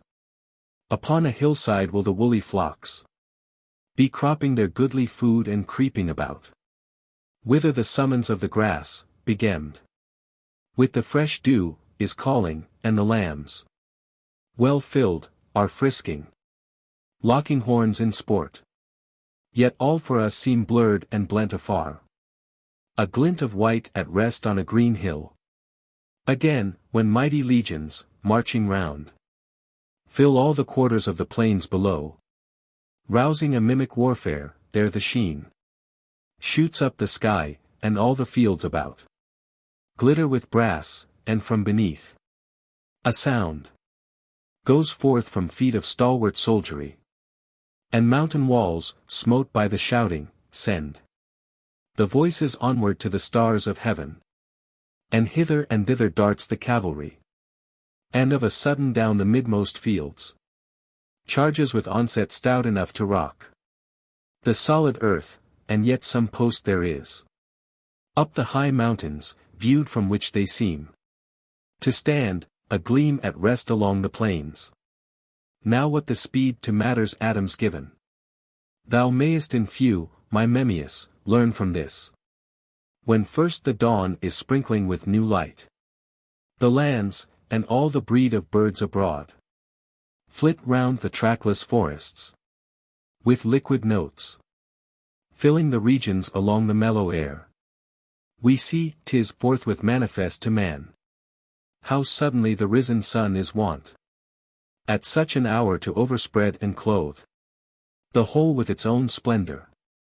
But the sun's warm exhalations and this serene light travel not down an empty void, and thus they are compelled more slowly to advance, whilst, as it were, they cleave the waves of air. Nor one by one travel these particles of the warm exhalations, but are all entangled and enmassed, whereby at once each is restrained by each, and from without checked, till compelled more slowly to advance. But the primordial atoms with their old simple solidity, when forth they travel along the empty void, all undelayed by aught outside them there, and they, each one, being one unit from nature of its parts, are borne to that one place on which they strive still to lay hold, must then, beyond a doubt, outstrip in speed, and be more swiftly borne than light of sun, and over regions rush of space much vaster. In the selfsame time, the sun's effulgence widens round the sky, nor to pursue the atoms one by one, to see the law whereby each thing goes on. But some men, ignorant of matter, think, opposing this, that not without the gods, in such adjustment to our human ways, can nature change the seasons of the years, and bring to birth the grains and all of else, to which divine delight, the guide of life, persuades mortality and leads it on, that, through her artful blandishments of love, it propagate the generations still, lest humankind should perish. When they feign that gods have stablished all things but for man, they seem in all ways mightily to lapse from reason's truth, for even if ne'er I knew what seeds primordial are, yet would I dare this to affirm, even from deep judgment based upon the ways and conduct of the skies, this to maintain by many a fact besides, that in no wise the nature of the world for us was builded by a power divine. So great the faults it stands encumbered with, the which, my Memmius, later on, for thee, we will clear up. Now as to what remains concerning motions we'll unfold our thought. Now is the place, meseems, in these affairs, to prove for thee this too, nothing corporeal of its own force can e'er be upward borne, or upward go, nor let the bodies of flames deceive thee here, for they engendered are with urge to upwards, taking thus increase, whereby grow upwards shining grains and trees, though all the weight within them downward bears. Nor, when the fires will leap from under round the roofs of houses, and swift flame laps up timber and beam, 'tis then to be supposed they act of own accord, no force beneath to urge them up. 'Tis thus that blood, discharged from out our bodies, spurts its jets aloft, and spatters gore. And hast thou never marked with what a force the water will disgorge timber and beam? The deeper, straight and down, we push them in, and, many though we be, the more we press with main and toil, the more the water vomits up and flings them back, that, more than half their length, they there emerge, rebounding. Yet we never doubt, meseems, that all the weight within them downward bears through empty void.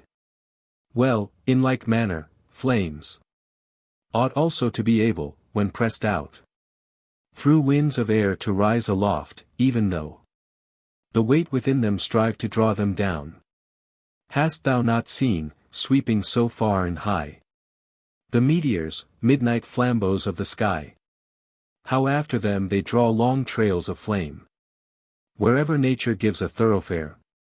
How stars and constellations drop to earth, sayest not? Nay, too, the sun from peak of heaven sheds round to every quarter its large heat, and sows the new ploughed intervales with light. Thus also sun's heat downward tends to earth. Athwart the rain thou sayest the lightning fly, now here, now there, bursting from out the clouds. The fires dash zigzag, and that flaming power falls likewise down to earth. In these affairs, we wish thee also well aware of this. The atoms, as their own weight bears them down, plumb through the void, at scarce determined times, in scarce determined places, from their course decline a little, call it, so to speak, mere changed trend. For were it not their wont thus wise to swerve, down would they fall, each one, like drops of rain, through the unbottomed void. And then collisions ne'er could be nor blows among the primal elements. And thus nature would never have created aught. But, if perchance be any that believe, the heavier bodies, as more swiftly borne, plumb down the void, are able from above to strike the lighter, thus engendering blows, able to cause those procreant motions. Far from highways of true reason they retire. For whatsoever through the waters fall, or through thin air, must quicken their descent, each after its weight, on this account, because both bulk of water and the subtle air by no means can retard each thing alike, but give more quick before the heavier weight. But contrariwise the empty void cannot, on any side, at any time, to aught oppose resistance, but will ever yield, true to its bent of nature. Wherefore all, with equal speed, though equal not in weight, must rush, borne downward through the still inane. Thus ne'er at all have heavier from above been swift to strike the lighter, gendering strokes, which cause those diverse motions, by whose means nature transacts her work. And so I say, the atoms must a little swerve at times, but only the least, lest we should seem to feign Motions oblique, and fact refute us there. For this we see forthwith is manifest. Whatever the weight, it can't obliquely go down on its headlong journey from above. At least so far as thou canst mark. But who is there can mark by sense that naught can swerve at all aside from off its road straight line? Again, if ever all motions are co-linked, and from the old ever arise the new, in fixed order, and primordial seeds, produce not by their swerving some new start of motion to sunder the covenants of fate, that cause succeed not cause from everlasting. Whence this free will for creatures o'er the lands? Whence is it wrested from the fates, this will, whereby we step right forward where desire leads each man on, whereby the same we swerve in motions, not as at some fixed time, nor at some fixed line of space, but where the mind itself has urged. For out of doubt, in these affairs, 'tis each man's will itself that gives the start, and hence throughout our limbs incipient motions are diffused. Again, dost thou not see, when, at a point of time, the bars are opened, how the eager strength of horses cannot forward break as soon as pants their mind to do? For it behooves that all the stock of matter, through the frame, be roused, in order that, through every joint aroused, it press and follow mind's desire. So thus thou sayest initial motions gendered from out the heart, verily, proceeds first from the spirit's will, whence at the last 'tis given forth through joints and body entire.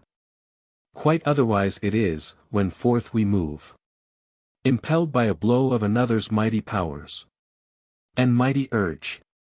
For then, 'tis clear enough, all matter of our total body goes hurried along, against our own desire, until the will has pulled upon the reins and checked it back, throughout our members all, at whose arbitrament indeed sometimes the stock of matter's forced to change its path, throughout our members and throughout our joints, and, after being forward cast, to be reined up, whereat it settles back again.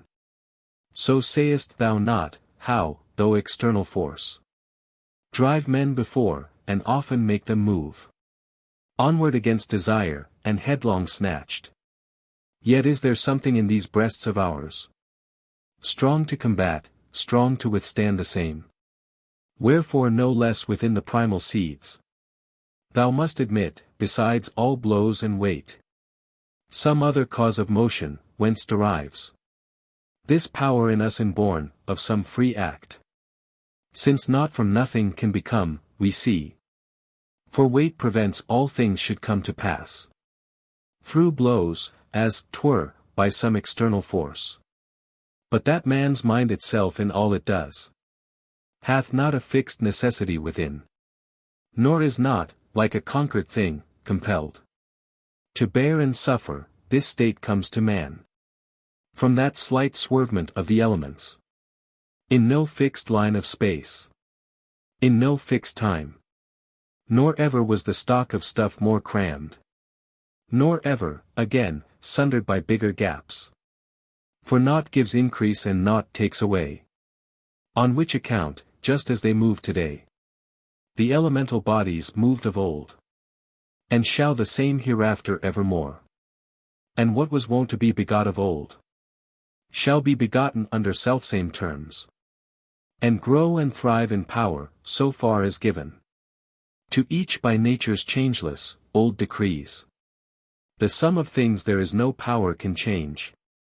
For naught exists outside, to which can flee out of the world matter of any kind, nor forth from which a fresh supply can spring, break in upon the founded world, and change whole nature of things, and turn their motions about. Atomic forms and their combinations now come, and next hereafter apprehend. What sorts, how vastly different in form, how varied in multitudinous shapes they are. These old beginnings of the universe. Not in the sense that only few are furnished with one like form, but rather not at all. In general have they likeness each with each. No marvel, since the stock of them's so great, that there's no end, as I have taught, nor sum. They must indeed not one and all be marked by equal outline and by shape the same. Moreover, humankind, and the mute flocks of scaly creatures swimming in the streams, and joyous herds around, and all the wild, and all the breeds of birds, both those that teem in gladsome regions of the water haunts, about the river banks and springs and pools, and those that throng, flitting from tree to tree, through trackless woods, go, take which one thou wilt. In any kind, thou wilt discover still, each from the other still unlike in shape. Nor in no other wise could offspring know mother, nor mother offspring, which we see. They yet can do, distinguished one from other. No less than human beings, by clear signs. Thus oft before fair temples of the gods, beside the incense-burning altars slain, drops down the yearling calf, from out its breast, breathing warm streams of blood. The orphaned mother, ranging meanwhile green woodland pastures round, knows well the footprints, pressed by cloven hoofs, with eyes regarding every spot about, for sight somewhere of youngling gone from her, and, stopping short, filleth the leafy lanes with her complaints, and oft she seeks again within the stall, pierced by her yearning still. Nor tender willows, nor dew-quickened grass, nor the loved streams that glide along low banks, can lure her mind and turn the sudden pain. Nor other shapes of calves that graze thereby distract her mind or lighten pain the least. So keen her search for something known and hers. Moreover, tender kids with bleeding throats do know their horned dams, and budding lambs, the flocks of sheep, and thus they patter on, unfailingly each to its proper teat, as nature intends. Lastly, with any grain, thou lt see that no one kernel in one kind is so far like another, that there still is not in shape some difference running through. By a like law we see how earth is pied with shells and conchs, where, with soft waves, the sea beats on the thirsty sands of curving shores. Wherefore again, since seeds of things exist by nature, nor were wrought with hands, after a fixed pattern of one other, they needs must flitter to and fro with shapes, in types dissimilar to one another, easy enough by thought of mind to solve. Why fires of lightning more can penetrate than these of ours from pitch pine born on earth? For thou canst say lightning celestial fire, so subtle, is formed of figures finer far, and passes thus through holes which this are fire, born from the wood, created from the pine, cannot. Again, light passes through the horn on the lantern's side, while rain is dashed away. And why? Unless those bodies of light should be finer than those of water's genial showers, we see how quickly through a colander the wines will flow. How, on the other hand, the sluggish olive oil delays, no doubt, because 'tis wrought of elements more large, or else more crooked and intertangled. Thus it comes that the primordials cannot be so suddenly sundered one from other, and seep one through each several hole of anything. And note, besides, that liquor of honey or milk yields in the mouth agreeable taste to tongue, whilst nauseous wormwood, pungent centaury, with their foul flavour set the lips awry. Thus simple 'tis to see that whatsoever can touch the senses pleasingly are made of smooth and rounded elements, whilst those which seem the bitter and the sharp are held entwined by elements more crooked, and so are wont to tear their ways into our senses. and rend our body as they enter in. In short, all good to sense, all bad to touch. Being upbuilt of figures so unlike, are mutually at strife, lest thou suppose that the shrill rasping of a squeaking saw consists of elements as smooth as song, which, waked by nimble fingers on the strings, the sweet musicians fashion. Or suppose that same-shaped atoms through men's nostrils pierce, when foul cadavers burn, as when the stage is with Cilician saffron sprinkled fresh, and the altar near exhales Panchaean scent. Or hold as of like seed the goodly hues of things which feast our eyes, as those which sting against the smarting pupil and draw tears. Or show, with gruesome aspect, grim and vile. For never a shape which charms our sense was made without some elemental smoothness, whilst whatever is harsh and irksome has been framed still with some roughness in its elements. Some, too, there are which justly are supposed to be nor smooth nor altogether hooked with bended barbs, but slightly angled out, to tickle rather than to wound the sense. And of which sort is the salt tartar of wine, and flavors of the gummed elecampane. Again, that glowing fire and icy rime are fanged with teeth unlike whereby to sting our body's sense. The touch of each gives proof. For touch, by sacred majesties of gods, touch is indeed the body's only sense. Beat that something in from outward works.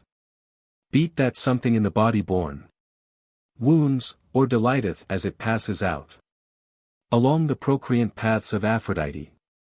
Or beat the seeds by some collision whirl disordered in the body and confound by tumult and confusion all the sense.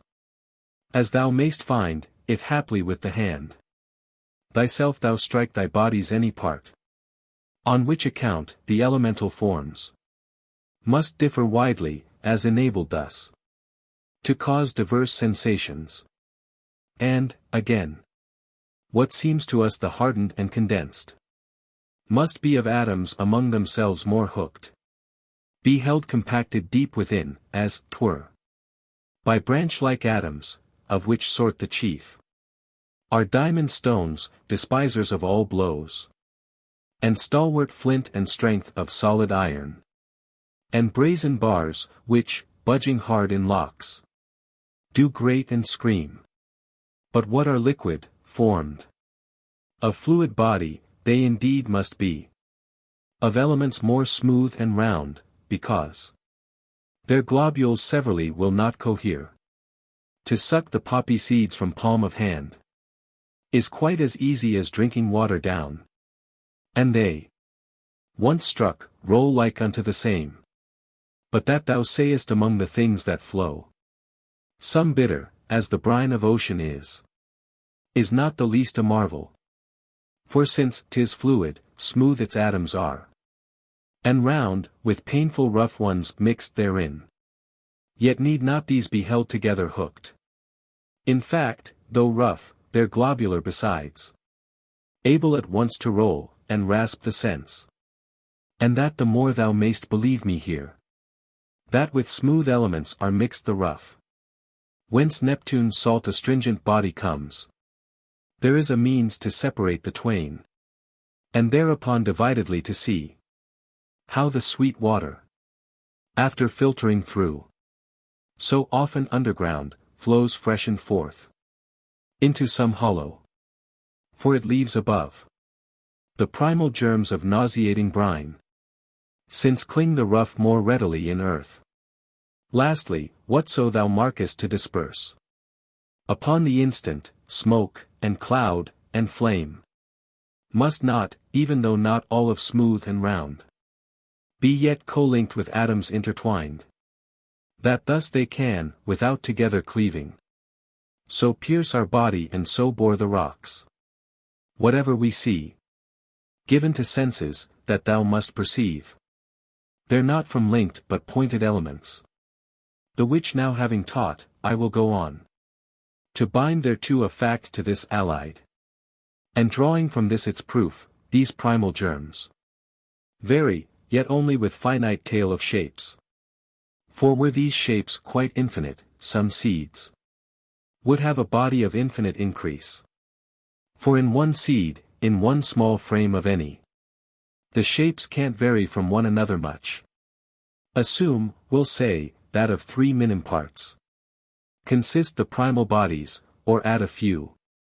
When, now, by placing all these parts of one at top and bottom, changing lefts and rights, thou hast with every kind of shift found out what the aspect of shape of its whole body each new arrangement gives, for what remains. If thou per case wouldst vary its old shapes, new parts must then be added. Follows next. If thou per case wouldst vary still its shapes, that by like logic each arrangement still requires its increment of other parts. Ergo, an augmentation of its frame follows upon each novelty of forms. Wherefore, it cannot be thou lt undertake that seeds have infinite differences in form, lest thus thou forcest some indeed to be of an immeasurable immensity, which I have taught above cannot be proved. And now for the barbaric robes, and gleam of Meliboean purple, touched with dye of the Thessalian shell, the peacock's golden generations, stained with spotted gaieties, would lie o'erthrown by some new color of new things more bright. The odor of myrrh and savors of honey despised. The swan's old lyric, and Apollo's hymns, once modulated on the many chords, would likewise sink o'ermastered and be mute. For, lo, a somewhat, finer than the rest, would be arising evermore. So, too, into some baser part might all retire, even as we said to better might they come. For, lo, a somewhat, loathlier than the rest, to nostrils, ears, and eyes, and taste of tongue, would then, by reasoning reversed, be there. Since 'tis not so, but unto things are given their fixed limitations which do bound their sum on either side, 'tmust be confessed that matter, too, by finite tale of shapes, does differ again, from earth's midsummer heats unto the icy hoarfrosts of the year. The forward path is fixed, and by like law travelled backwards at the dawn of spring. For each degree of hot, and each of cold, and the half-warm, all filling up the sum. In due progression, lie, my Memmius, there. Betwixt the two extremes, the things create must differ, therefore, by a finite change, since at each end marked off they ever are by fixed point, on one side plagued by flames, and on the other by congealing frosts. The which now having taught, I will go on to bind thereto a fact to this allied, and drawing from this its proof, those primal germs, which have been fashioned all of one like shape, are infinite in tale. For, since the forms themselves are finite in divergences, then those which are alike will have to be infinite, else the sum of stuff remains a finite. What I've proved is not the fact, showing in verse how corpuscles of stuff, from everlasting and today the same, uphold the sum of things, all sides around, by old succession of unending blows. For though thou view'st some beasts to be more rare, and mark'st in them a less prolific stock, yet in another region, in lands remote, that kind abounding may make up the count.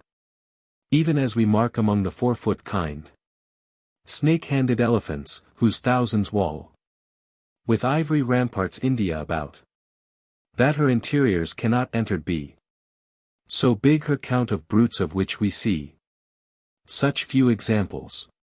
Or suppose, besides, we feign something, one of its kind in soul, with body born, to which is nothing like in all the lands, yet now unless shall be an infinite count of matter out of which thus to conceive and bring it forth to life. It cannot be created and, what's more, it cannot take its food and get increase. Yea, if through all the world in finite tale be tossed the procreant bodies of one thing, whence, then, and where in what mode, by what power, shall they to meeting come together there? In such vast ocean of matter and tumult strange, no means they have of joining into one.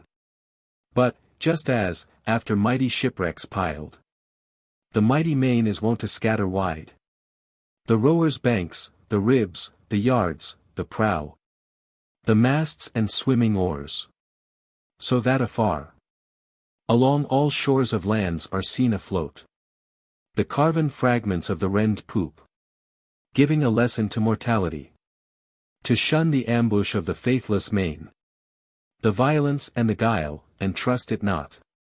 At any hour, however much may smile the crafty enticements of the placid deep. Exactly thus, if once thou holdest true that certain seeds are finite in their tale, the various tides of matter, then, must needs scatter them flung throughout the ages all, so that not ever can they join, as driven together into union, nor remain in union, nor with increment can grow. But facts in proof are manifest for each. Things can be both begotten and increase. 'Tis therefore manifest that primal germs are infinite in any class thou wilt, from whence is furnished matter for all things. Nor can those motions that bring death prevail forever, nor eternally entomb the welfare of the world.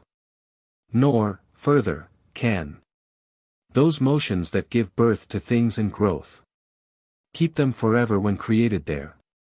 Thus the long war, from everlasting waged, with equal strife among the elements, goes on and on. Now here, now there, prevail the vital forces of the world, or fall. Mixed with the funeral is the wildered wail of infants coming to the shores of light. No night a day, no dawn a night hath followed, that heard not, mingling with the small birth cries, the wild laments, companions old of death, and the black rites. This, too, in these affairs, 'tis fit thou hold well sealed, and keep consigned. With no forgetting brain, nothing there is, whose nature is apparent out of hand. That of one kind of elements consists. Nothing there is that's not of mixed seed.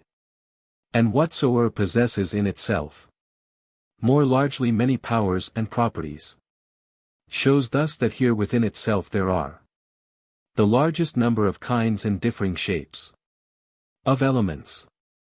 And, chief of all, the earth hath in herself first bodies whence the springs, rolling chill waters, renew forevermore. The unmeasured main hath whence the fires arise, for burns in many a spot her flamed crust, whilst the impetuous Etna raves indeed from more profounder fires, and she, again, hath in herself the seed whence she can raise the shining grains and gladsome trees for men, whence, also, rivers, fronds, and gladsome pastures can she supply for mountain roaming beasts. Wherefore great mother of gods, and mother of beasts, and parent of man hath she alone been named. Her hymn the old and learned bards of Greece, seated in chariot o'er the realms of air, to drive her team of lions, teaching thus that the great earth hangs poised and cannot lie resting on other earth. Unto her car they've yoked the wild beasts, since a progeny, however savage, must be tamed and chid by care of parents. They have girt about with turret crown the summit of her head, since, fortressed in her goodly strongholds high, 'tis she sustains the cities. Now, adorned with that same token, today is carried forth with solemn awe through many a mighty land the image of that mother, the divine. Her the wide nations, after antique rite.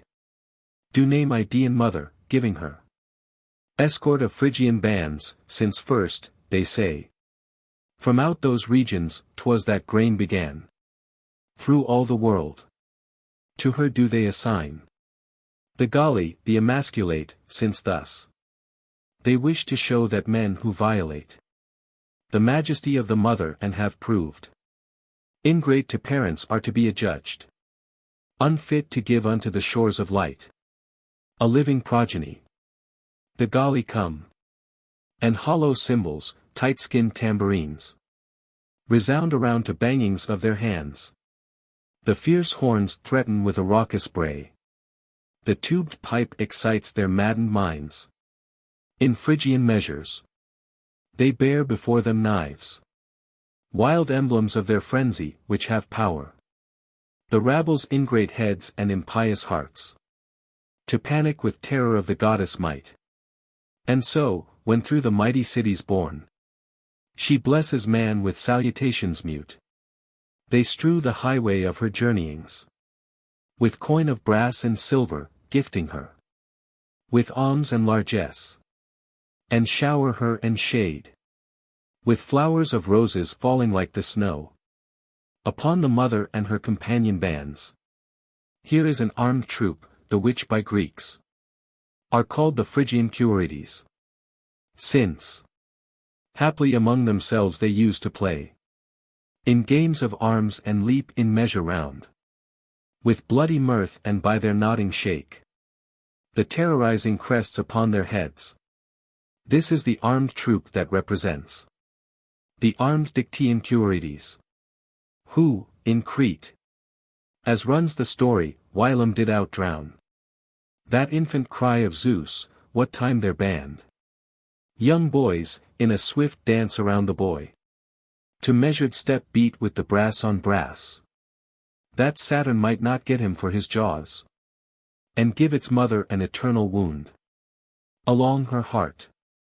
And 'tis on this account that armed they escort the mighty mother, or else because they signify by this that she, the goddess, teaches men to be eager with armed valor to defend their motherland, and ready to stand forth the guard and glory of their parents' years. A tale, however beautifully wrought, that's wide of reason by a long remove. For all the gods must of themselves enjoy immortal eons and supreme repose, withdrawn from our affairs, detached, afar, immune from peril and immune from pain, themselves abounding in riches of their own, needing not us. They are not touched by wrath, they are not taken by service or by gift. Truly is earth insensate for all time, but, by obtaining germs of many things, in many a way she brings the many forth into the light of sun. And here, whoso decides to call the ocean Neptune, or the grain crop Ceres, and prefers to abuse the name of Bacchus rather than pronounce the liquor's proper designation, him let us permit to go on calling earth mother of gods, if only he will spare to taint his soul with foul religion. So, too, the woolly flocks, and horned kine, and brood of battle-eager horses, grazing often together along one grassy plain, under the cope of one blue sky, and slaking from out one stream of water each its thirst. All live their lives with face and form unlike, keeping the parent's nature, parent's habits, which, kind by kind, through ages they repeat. So great in any sort of herb thou wilt, so great again in any river of earth, are the distinct diversities of matter. Hence, further, every creature, any one, from out them all, compounded is the same, of bones, blood, veins, heat, moisture, flesh, and thews, all differing vastly in their forms, and built of elements dissimilar in shape. Again, all things by fire consumed ablaze, within their frame lay up, if not besides, at least those atoms whence derives their power. To throw forth fire and send out light from under. To shoot the sparks and scatter embers wide. If, with like reasoning of mind, all else thou traverse through, thou wilt discover thus, that in their frame the seeds of many things they hide, and divers shapes of seeds contain. Further, thou markest much, to which are given along together color and flavor and smell, among which, chief, are most burnt offerings. Thus must they be of divers shapes composed. A smell of scorching enters in our frame, where the bright color from the dye goes not. And color in one way, flavor in quite another. Works inward to our senses, so mayst see. They differ too in elemental shapes. Thus unlike forms into one mass combine. And things exist by intermixed seed. But still, must not be thought that in all ways all things can be conjoined. For then wouldst view portents begot about thee every side. Hulks of mankind half brute a starting up. At times big branches sprouting from man's trunk. Limbs of a sea beast to a land beast knit. And nature along the all-producing earth. Feeding those dire chimeras breathing flame. From hideous jaws, of which 'tis simple fact that none have been begot. Because we see all are from fixed seed and fixed dam. Engendered and so function as to keep throughout their growth their own ancestral type. This happens surely by a fixed law. For from all food stuff, when once eaten down, go sundered atoms, suited to each creature, throughout their bodies, and, conjoining there, produce the proper motions. But we see how, contrariwise, nature upon the ground throws off those foreign to their frame. And many, with viewless bodies from their bodies fly, by blows impelled, those impotent to join to any part, or, when inside, to accord, and to take on the vital motions there. But think not, haply, living forms alone are bound by these laws, they distinguished all. For just as all things of creation are, in their whole nature, each to each unlike, so must their atoms be in shape unlike. Not since few only are fashioned of like form, but since they all, as general rule, are not the same as all. Nay, herein these are verses. Elements many, common to many words. Thou sayest, though yet 'tis needful to confess. The words and verses differ, each from each, compounded out of different elements.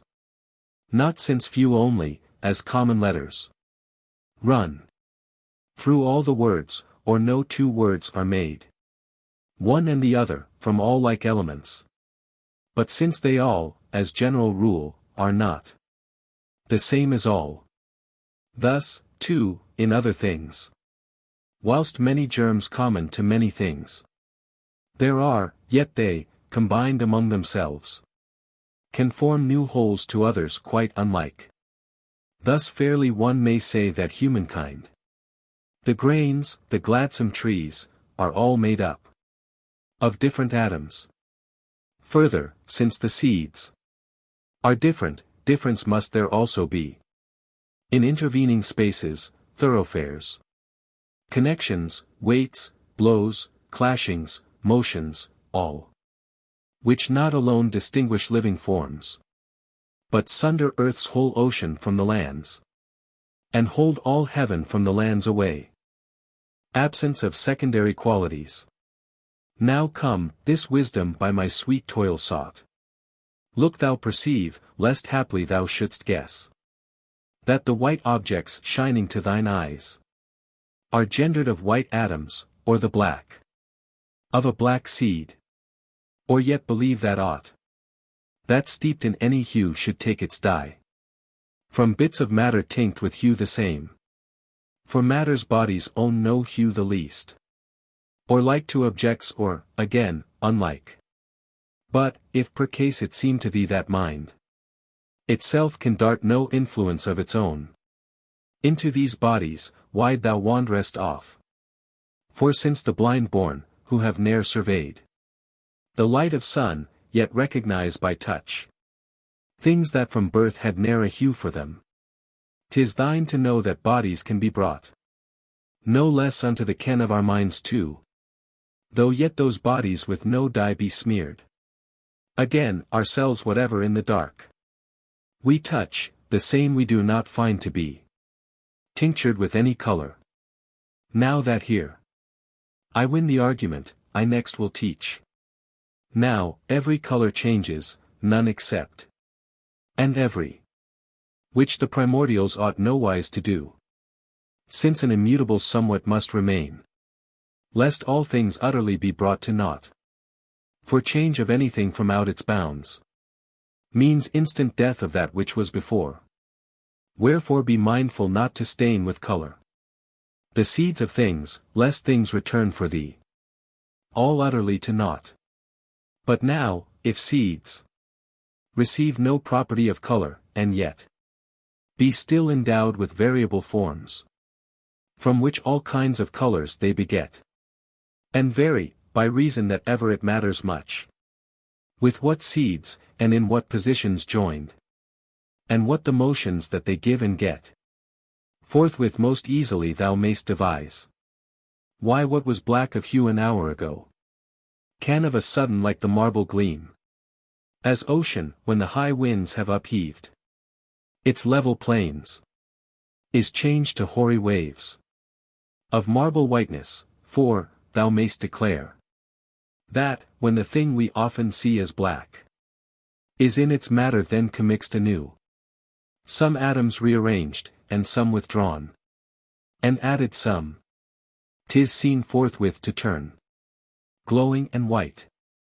But if of azure seeds consist the level waters of the deep, they could in no wise whiten, for however thou shakest azure seeds, the same can never pass into marble hue.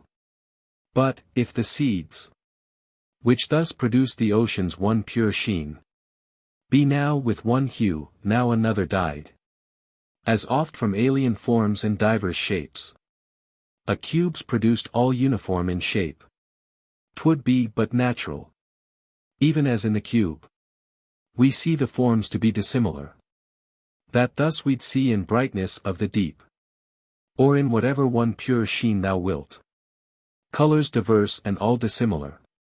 Besides, the unlike shapes don't thwart the least the whole in being externally a cube, but differing hues of things do block and keep the whole from being of one resultant hue. Then, too, the reason which entices us at times to attribute colors to the seeds falls quite to pieces, since white things are not create from white things, nor are black from black, but evermore they are create from things of divers colors. Verily, the white will rise more readily, is sooner born out of no color, than of black or aught which stands in hostile opposition thus. Besides, since colors cannot be, sans light, and the primordials come not forth to light, 'tis thine to know they are not clothed with color. Truly, what kind of color could there be in the viewless dark? Nay, in the light itself a color changes, gleaming variedly, when smote by vertical or slanting ray. Thus in the sunlight shows the down of doves that circles, garlanding, the nape and throat. Now it is ruddy with a bright gold bronze. Now, by a strange sensation it becomes green emerald blended with the coral red.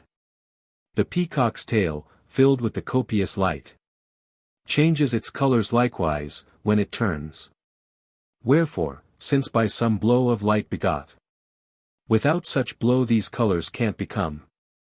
And since the pupil of the eye receives within itself one kind of blow, when said to feel a white hue, then another kind when feeling a black or any other hue. And since it matters nothing with what hue the things thou touchest be perchance endowed, but rather with what sort of shape equipped, 'Tis thine to know the atoms need not color, but render forth sensations, as of touch, that vary with their varied forms.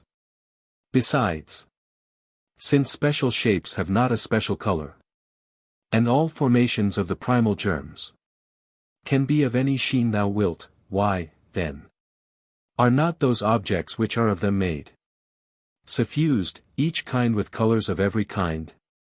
For then, 'twere meet that ravens, as they fly, should dartle from white pinions a white sheen, or swans turn black from seed of black, or be of any single varied dye thou wilt. Again, the more an object's rent to bits, the more thou see its color fade away, little by little till 'tis quite extinct.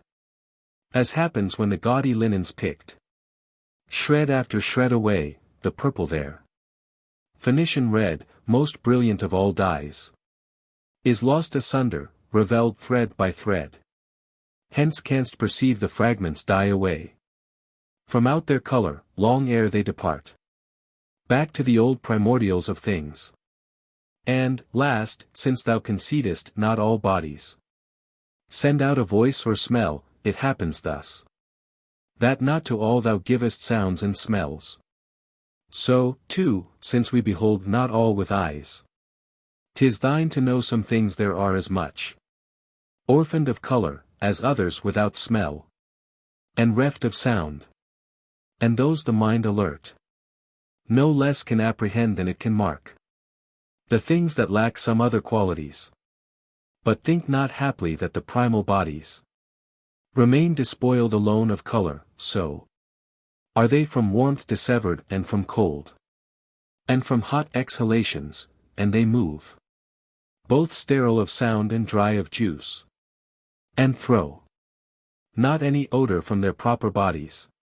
Just as, when undertaking to prepare a liquid balm of myrrh and marjoram, and flower of nard, which to our nostrils breathes odor of nectar, first of all behooves thou seek, as far as find thou may and can, the inodorous olive oil, which never sends one whiff of scent to nostrils, that it may the least debauch and ruin with sharp tang the odorous essence with its body mixed, and in it seethed.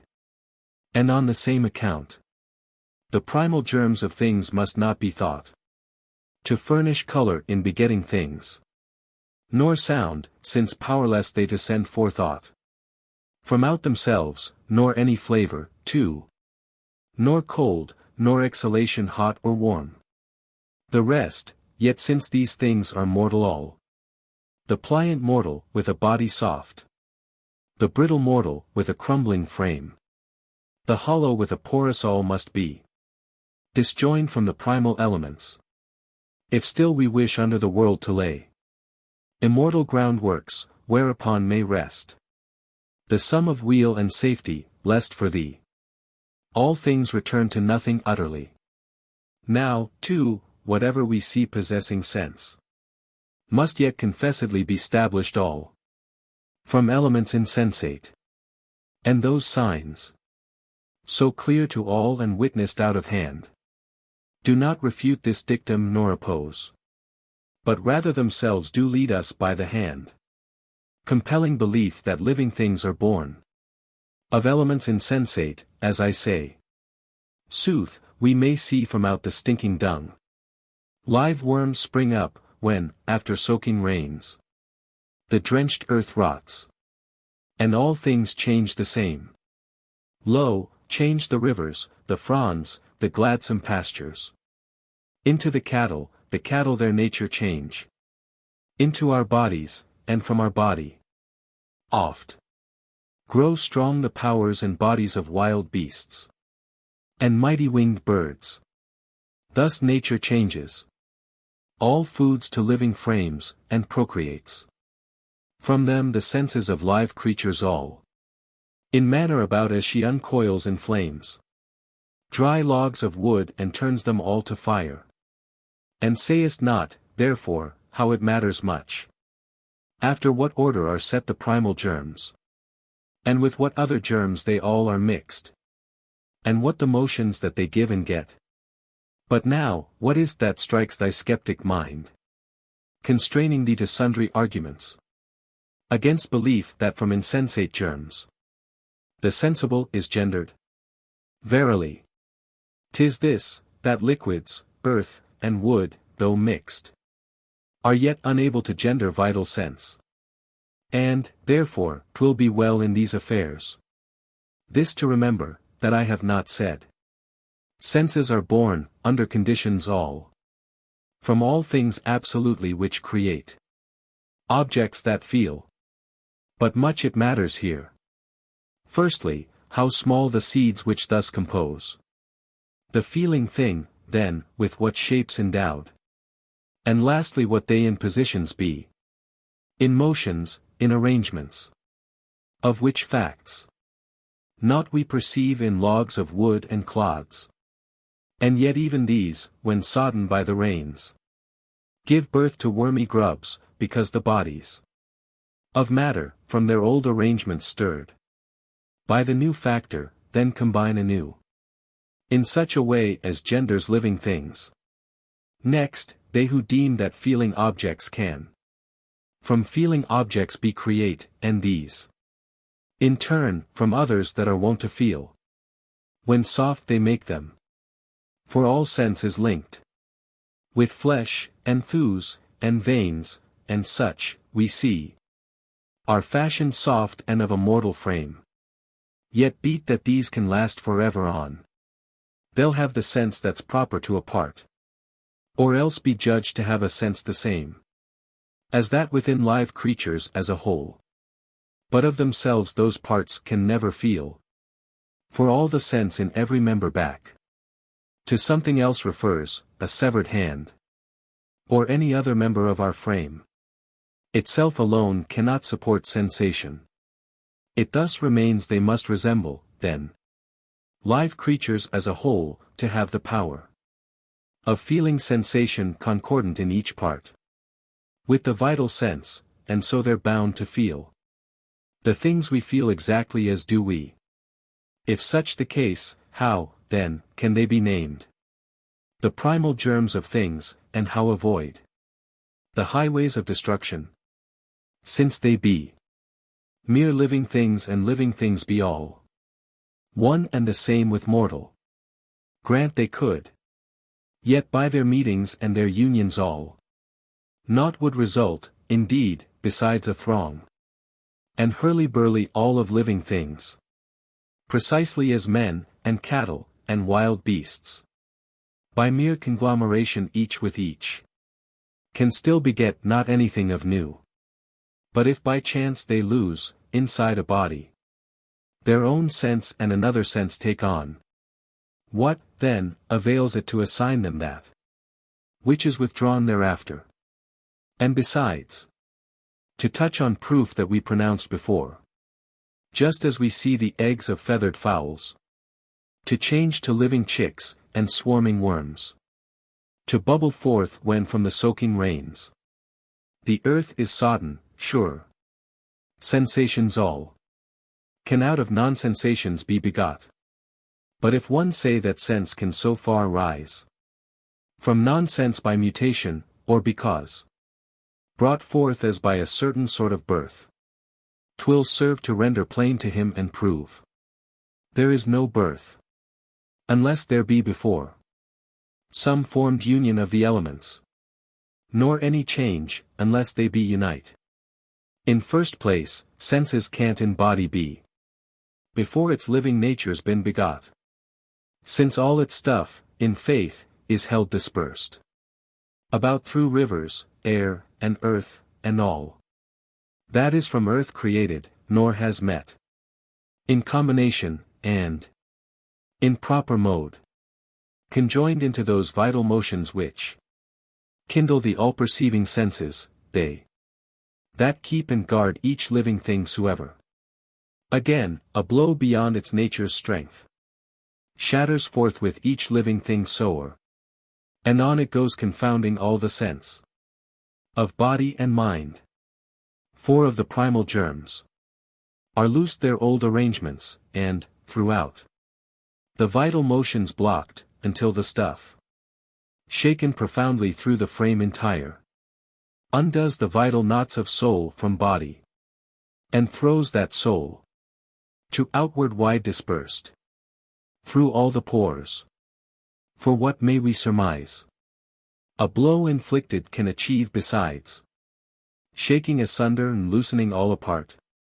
It happens also, when less sharp the blow, the vital motions which are left are wont oft to win out, and stop and still the uncouth tumults gendered by the blow, and call each part to its own courses back, and shake away the motion of death which now begins its own dominion in the body, and kindle anew the senses almost gone. For by what other means could they the more collect their powers of thought and turn again from very doorways of destruction back unto life, rather than pass whereto they be already well nigh sped, and so pass quite away again, since pain is there, where bodies of matter, by some force stirred up through vitals and through joints, within their seats, quiver and quake inside, but soft delight when they remove unto their place again. 'Tis thine to know the primal germs can be assaulted by no pain, nor from themselves take no delight, because indeed they are not made of any bodies of first things, under whose strange new motions they might ache, or pluck the fruit of any dear new sweet. And so they must be furnished with no sense. Once more, if thus, that every living thing may have sensation, needful 'tis to assign sense also to its elements. What then of those fixed elements from which mankind hath been, by their peculiar virtue, formed? Of verity, they'll laugh aloud, like men shaken asunder by a spasm of mirth, or sprinkle with dewy teardrops cheeks and chins, and have the cunning hardihood to say much on the composition of the world, and in their turn inquire what elements they have themselves, since, thus the same in kind as a whole mortal creature, even they must also be from other elements, and then those others from others evermore, so that thou darest nowhere make a stop. Oh ho, I'll follow thee until thou grant. The seed, which here thou say'st speaks, laughs, and thinks, is yet derived out of other seeds, which in their turn are doing just the same. But if we see what raving nonsense this, and that a man may laugh, though not, forsooth, compounded out of laughing elements, and think and utter reason with learned speech, though not himself compounded, for a fact, of sapient seeds and eloquent, why, then, cannot those things which we perceive to have their own sensation be composed as well of intermixed seeds quite void of sense? Infinite worlds. Once more, we all from seed celestial spring. To all is that same Father, from whom earth, the fostering mother, as she takes the drops of liquid moisture, pregnant bears her broods, the shining grains, and gladsome shrubs and trees, and bears the human race and of the wild, the generations all, the while she yields the foods wherewith all feed their frames and lead the genial life and propagate their kind. Wherefore she owneth that maternal name. By old desert, what was before from earth, the same in earth sinks back, and what was sent from shores of ether, that, returning home, the vaults of sky receive. Nor thus doth death so far annihilate things that she destroys the bodies of matter, but she dissipates their combinations, and conjoins anew one element with others, and contrives that all things vary forms and change their colors, and get sensations and straight give them o'er.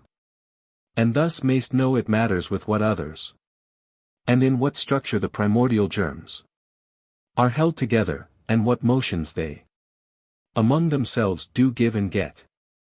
Nor think That ought we see hither and thither afloat. Upon the crest of things, and now a birth. And straightway now a ruin, in here's at rest. Deep in the eternal atoms of the world. Why, even in these our very verses here. It matters much with what and in what order. Each element is set, the same denote. Sky, and the ocean, lands, and streams, and sun. The same, the grains, and trees, and living things. And if not all alike, at least the most. But what distinctions by positions wrought. And thus no less in things themselves, when once around are changed the intervals between the paths of matter, its connections, weights, blows, clashings, motions, order, structure, shapes. The things themselves must likewise changed be. Now to true reason give thy mind for us. Since here strange truth is putting forth its might. To hit thee in thine ears, a new aspect of things to show its front. Yet not there is. So easy that it standeth not at first. More hard to credit than it after is. And not so or that's great to such degree. Nor wonderful so far, but all mankind. Little by little abandon their surprise. Look upward yonder at the bright clear sky. And what it holds, the stars that wander o'er. The moon, the radiance of the splendor sun. Yet all, if now they first for mortals were. If unforeseen now first a sudden shone. What might there be more wonderful to tell? What that the nations would before have dared? Less to believe might be. I fancy, not. So strange had been the marvel of that sight.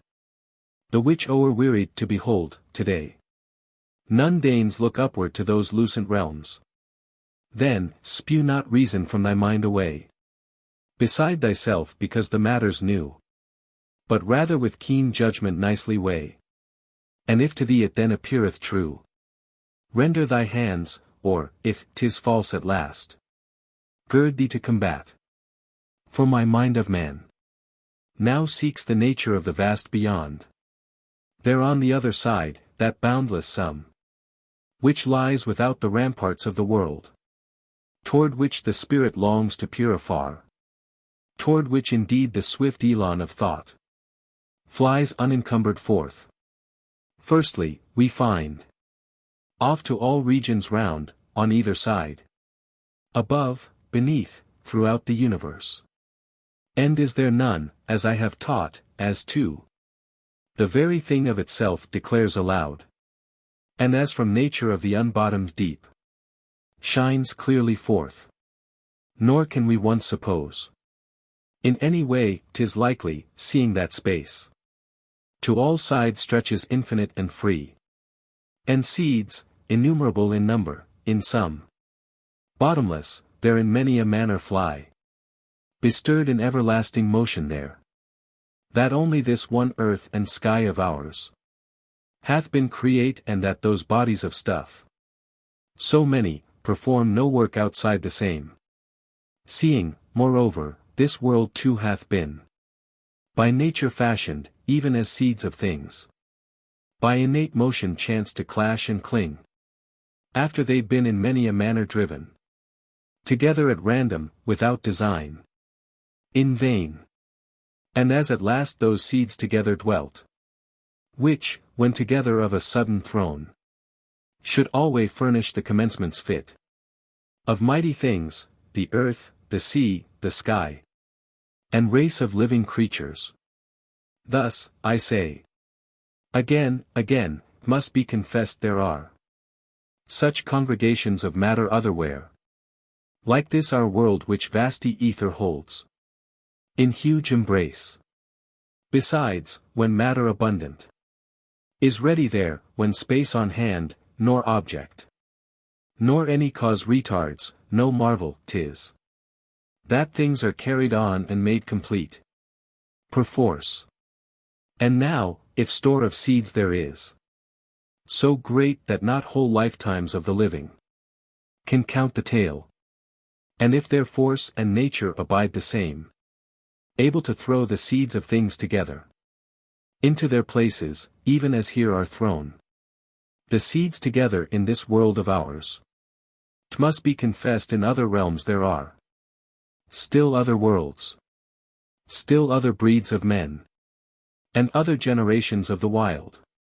Hence too it happens in the sum there is no one thing single of its kind in birth, and single and sole in growth, but rather it is one member of some generated race, among full many others of like kind. First, cast thy mind abroad upon the living. Thou wilt to find the race of mountain-ranging wild. Even thus to be, and thus the scions of men. To be begot, and lastly the mute flocks of scaled fish, and winged frames of birds. Wherefore confess we must on grounds the same, that earth, sun, moon, and ocean, and all else, exist not sole and single, rather in number, exceeding number. Since that deeply set old boundary stone of life remains for them no less, and there's a body of mortal birth no less, than every kind which here on earth is so abundant in its members found. Which well perceived if thou hold in mind, then nature, delivered from every haughty lord, and forthwith free, is seen to do all things herself and through herself of own accord, rid of all gods. For, by their holy hearts, which pass in long tranquility of peace, untroubled ages and a serene life. Who hath the power, I ask, who hath the power to rule the sum of the immeasurable, to hold with steady hand the giant reins of the unfathomed deep? Who hath the power at once to rule a multitude of skies, at once to heat with fires ethereal all the fruitful lands of multitudes of worlds, to be at all times in all places near, to stablish darkness by his clouds, to shake the serene spaces of the sky with sound, and hurl his lightnings, and whelm how oft in ruins his own temples, and to rave, retiring to the wildernesses, there at practice with that thunderbolt of his, which yet how often shoots the guilty by, and slays the honorable blameless ones.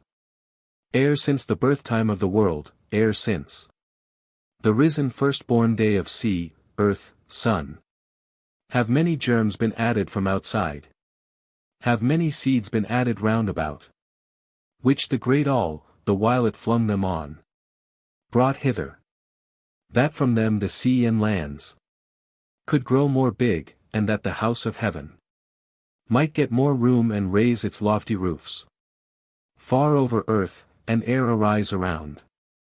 For bodies all, from out all regions, are divided by blows, each to its proper thing, and all retire to their own proper kinds.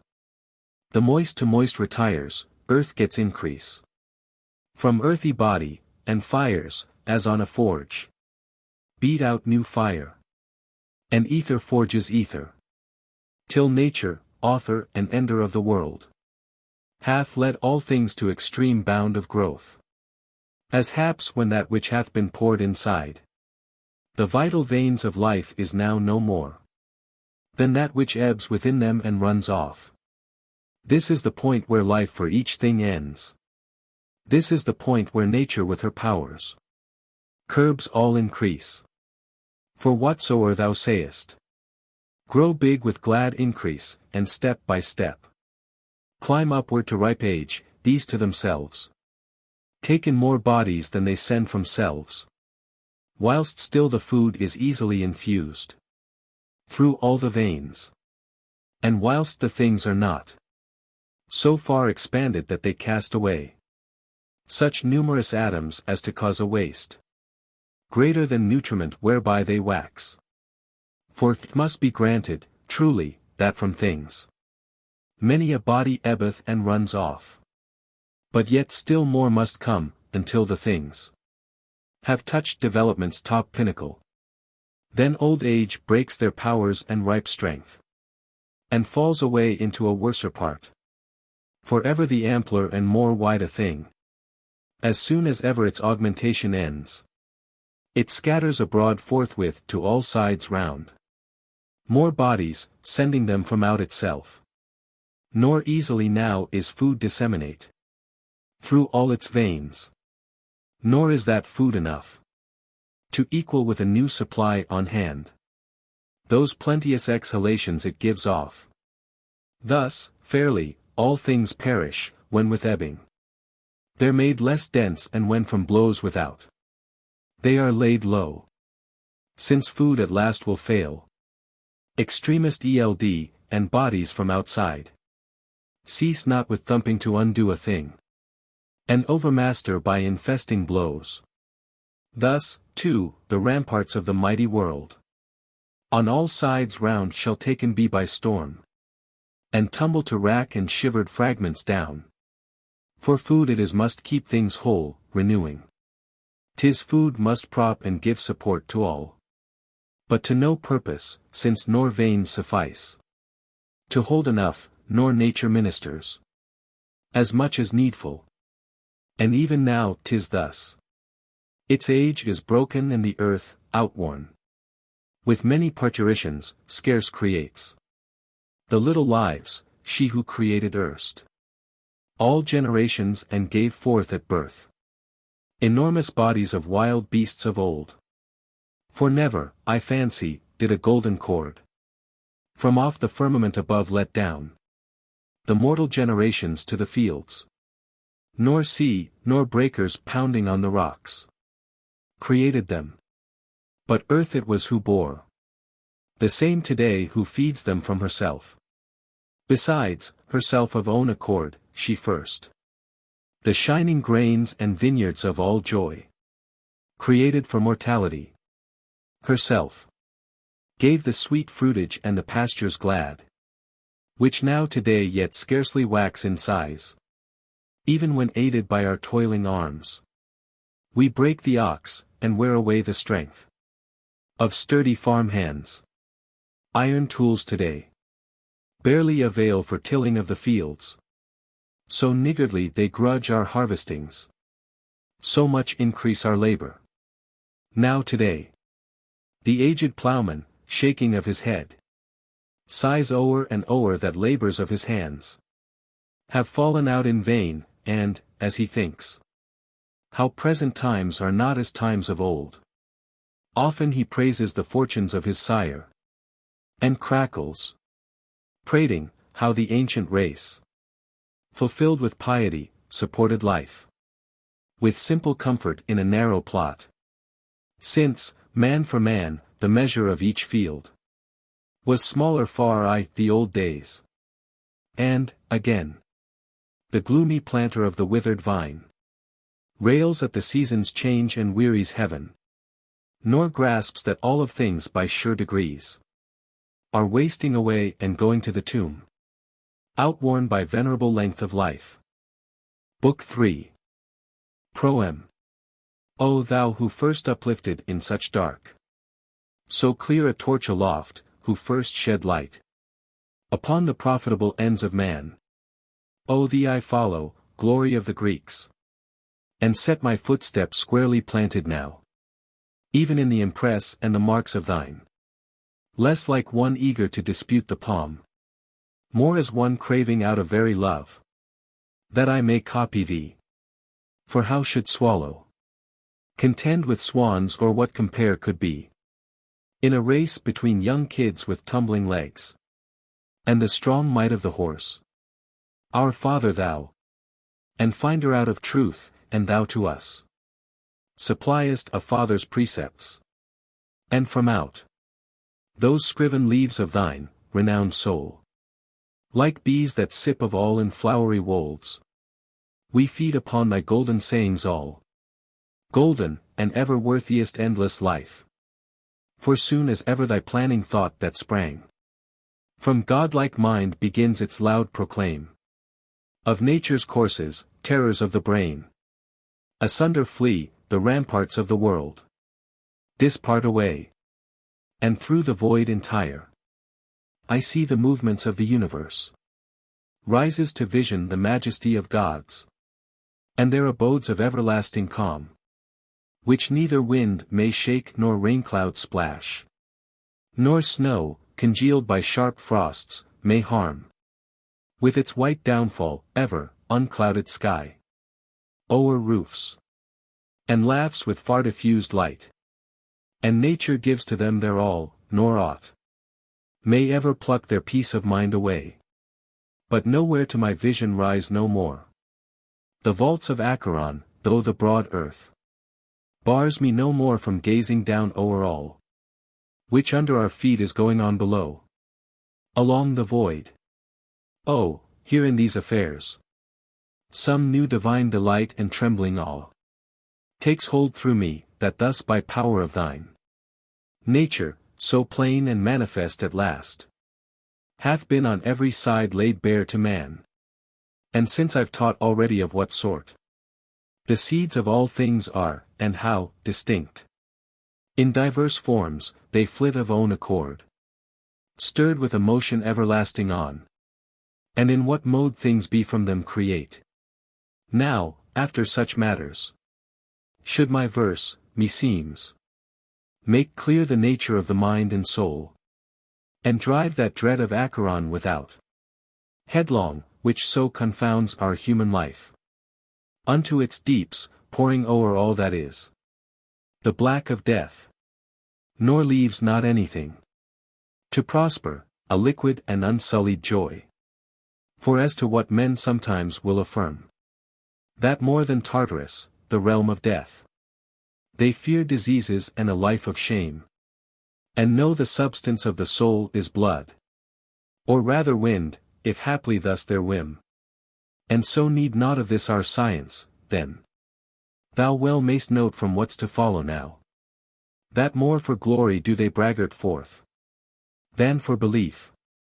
For mark these very same exiles from country, fugitives afar from sight of men, with charges foul addient, abased with every wretchedness, they yet live, and where'er the wretches come, they yet make the ancestral sacrifices there, butcher the black sheep, and to gods below offer the honors, and in bitter case turn much more keenly to religion. Wherefore, it's sure testing of a man. In doubtful perils, mark him as he is. Amid adversities, for then alone are the true voices conjured from his breast. The mask off stripped, reality behind. And greed, again, and the blind lust of honors, which force poor wretches past the bounds of law, and, oft allies and ministers of crime, to push through nights and days with hugest toil, to rise untrammeled to the peaks of power. These wounds of life in no mean part are kept festering and open by this fright of death. For ever we see fierce want and foul disgrace, dislodged afar from secure life and sweet, like huddling shapes before the doors of death. And whilst, from these, men wish to scape afar, driven by false terror, and afar remove, with civic blood a fortune they amass. They double their riches, greedy heapers up. Of corpse on corpse they have a cruel laugh, for the sad burial of a brother born, and hatred and fear of tables of their kin. Likewise, through this same terror, envy oft makes them to peak because before their eyes that man is lordly, that man gazed upon, who walks begirt with honor glorious, whilst they in filth and darkness roll around. Some perish away for statues and a name, and oft to that degree, from fright of death, will hate of living and beholding light take hold on humankind that they inflict their own destruction with a gloomy heart, forgetful that this fear is font of cares, this fear the plague upon their sense of shame, and this that breaks the ties of comradely, and oversets all reverence and faith, mid direst slaughter. For long ere today, often were traitors to country and dear parents, through quest to shun the realms of Acheron. For just as children tremble and fear all In the viewless dark, so even we at times dread in the light so many things that be no whit more fearsome than what children feign. Shuddering, will be upon them in the dark. This terror, then, this darkness of the mind. Not sunrise with its flaring spokes of light, nor glittering arrows of morning sun disperse, but only nature's aspect and her law. Nature and composition of the mind. First, then, I say, the mind which oft we call the intellect, wherein is seated life's counsel and regimen, is part no less of man than hand and foot and eyes are parts of one whole breathing creature. But some hold that sense of mind is in no fixed part seated, but is of body some one vital state, named harmony by Greeks, because thereby we live with sense, though intellect be not in any part, as oft the body is said to have good health, when health, however, is not one part of him who has it, so they place the sense of mind in no fixed part of man. Mightily, diversely, meseems they err. Often the body palpable and seen sickens, while yet in some invisible part we feel a pleasure. Oft the other way. A miserable in mind feels pleasure still throughout his body, quite the same as when a foot may pain without a pain in head. Besides, when these our limbs are given o'er to gentle sleep and lies the burdened frame at random void of sense, a something else is yet within us, which upon that time bestirs itself in many a wise receiving all motions of joy and phantom cares of heart. Now, for to see that in man's members dwells also the soul, and body ne'er is wont to feel sensation by a harmony. Take this in chief, the fact that life remains oft in our limbs, when much of body's gone. Yet that same life, when particles of heat, though few, have scattered been, and through the mouth air has been given forth abroad, forthwith forever deserts the veins, and leaves the bones. Thus mayst thou know that not all particles perform like parts, nor in like manner all are props of weal and safety, rather those the seeds of wind and exhalations warm. Take care that in our members life remains. Therefore a vital heat and wind there is within the very body, which at death deserts our frames. And so, since nature of mind and even of soul is found to be, as 'twere, a part of man, give over harmony, named to musicians brought from Helicon, unless themselves they filched it otherwise, to serve for what was lacking named till then. Whatever it be, bear welcome to it, thou. Hearken my other maxims. Mind and soul, I say, are held conjoined one with other, and form one single nature of themselves. But chief and regnant through the frame entire is still that counsel which we call the mind, and that cleaves seated in the midmost breast. Here leap dismay and terror, round these haunts be blandishments of joys. And therefore here the intellect, the mind, the rest of soul, throughout the body scattered, but obeys, moved by the nod and motion of the mind. This, for itself, soul through itself, hath thought. This for itself hath mirth, even when the thing that moves it, moves nor soul nor body at all. And as, when head or eye in us is smit by assailing pain, we are not tortured then through all the body, so the mind alone is sometimes smitten, or livens with a joy, whilst yet the soul's remainder through the limbs and through the frame is stirred by nothing new. But when the mind is moved by shock more fierce, we mark the whole soul suffering all at once. Along man's members, sweats and pallors spread over the body, and the tongue is broken, and fails the voice away, and ring the ears. Mists blind the eyeballs, and the joints collapse. Men drop dead from terror of the mind. Hence, whoso will can readily remark that soul conjoined is with mind, and, when 'tis strook by influence of the mind, forthwith in turn it hits and drives the body too. And this same argument establisheth that nature of mind and soul corporeal is. For when 'tis seen to drive the members on, to snatch from sleep the body, and to change the countenance, and the whole state of man, to rule and turn, what yet could never be. Sans contact, and sans body contact fails. Must we not grant that mind and soul consist of a corporeal nature? And besides, thou mark'st that likewise with this body of ours suffers the mind and with our body feels.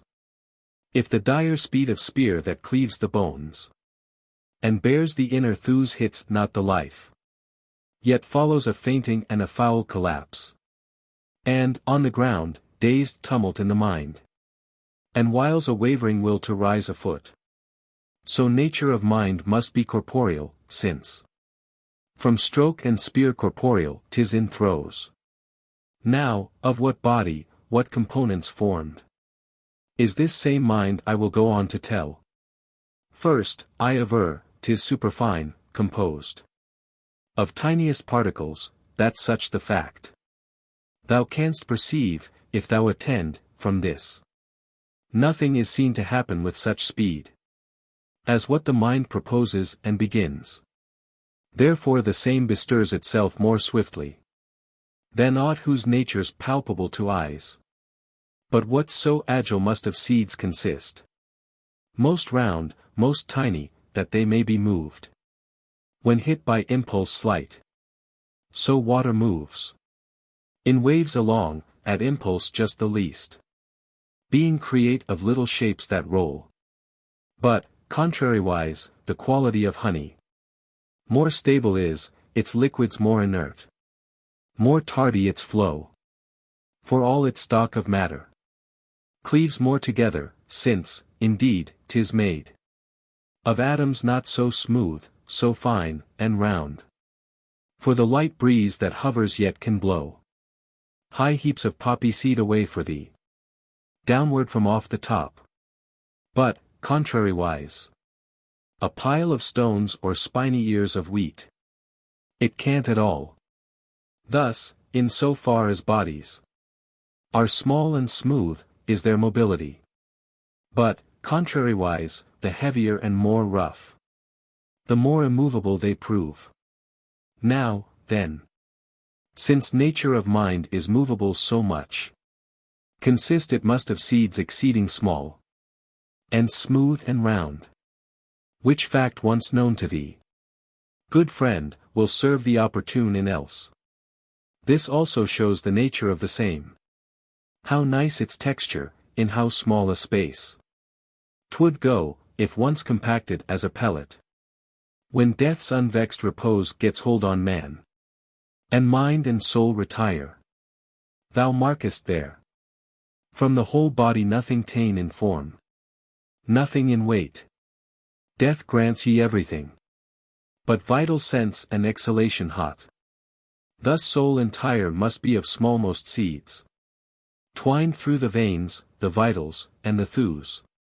Seeing that, when 'tis from whole body gone, the outward figuration of the limbs is unimpaired and weight fails not a whit. Just so, when vanished the bouquet of wine, or when an unguent's perfume delicate into the winds away departs, or when from any body savours gone, yet still the thing itself seems minished not to eyes thereby, nor aught abstracted from its weight. No marvel, because seeds many in minute produce the savours and the redolence in the whole body of the things. And so, again, nature of mind and soul. 'Tis thine to know created is of seeds, the tiniest ever, since at flying forth it beareth nothing of the weight away. Yet fancy not its nature simple so. For an impalpable aura, mixed with heat, deserts the dying, and heat draws off the air. And heat there's none, unless commixed with air. For, since the nature of all heat is rare, athrough it many seeds of air must move.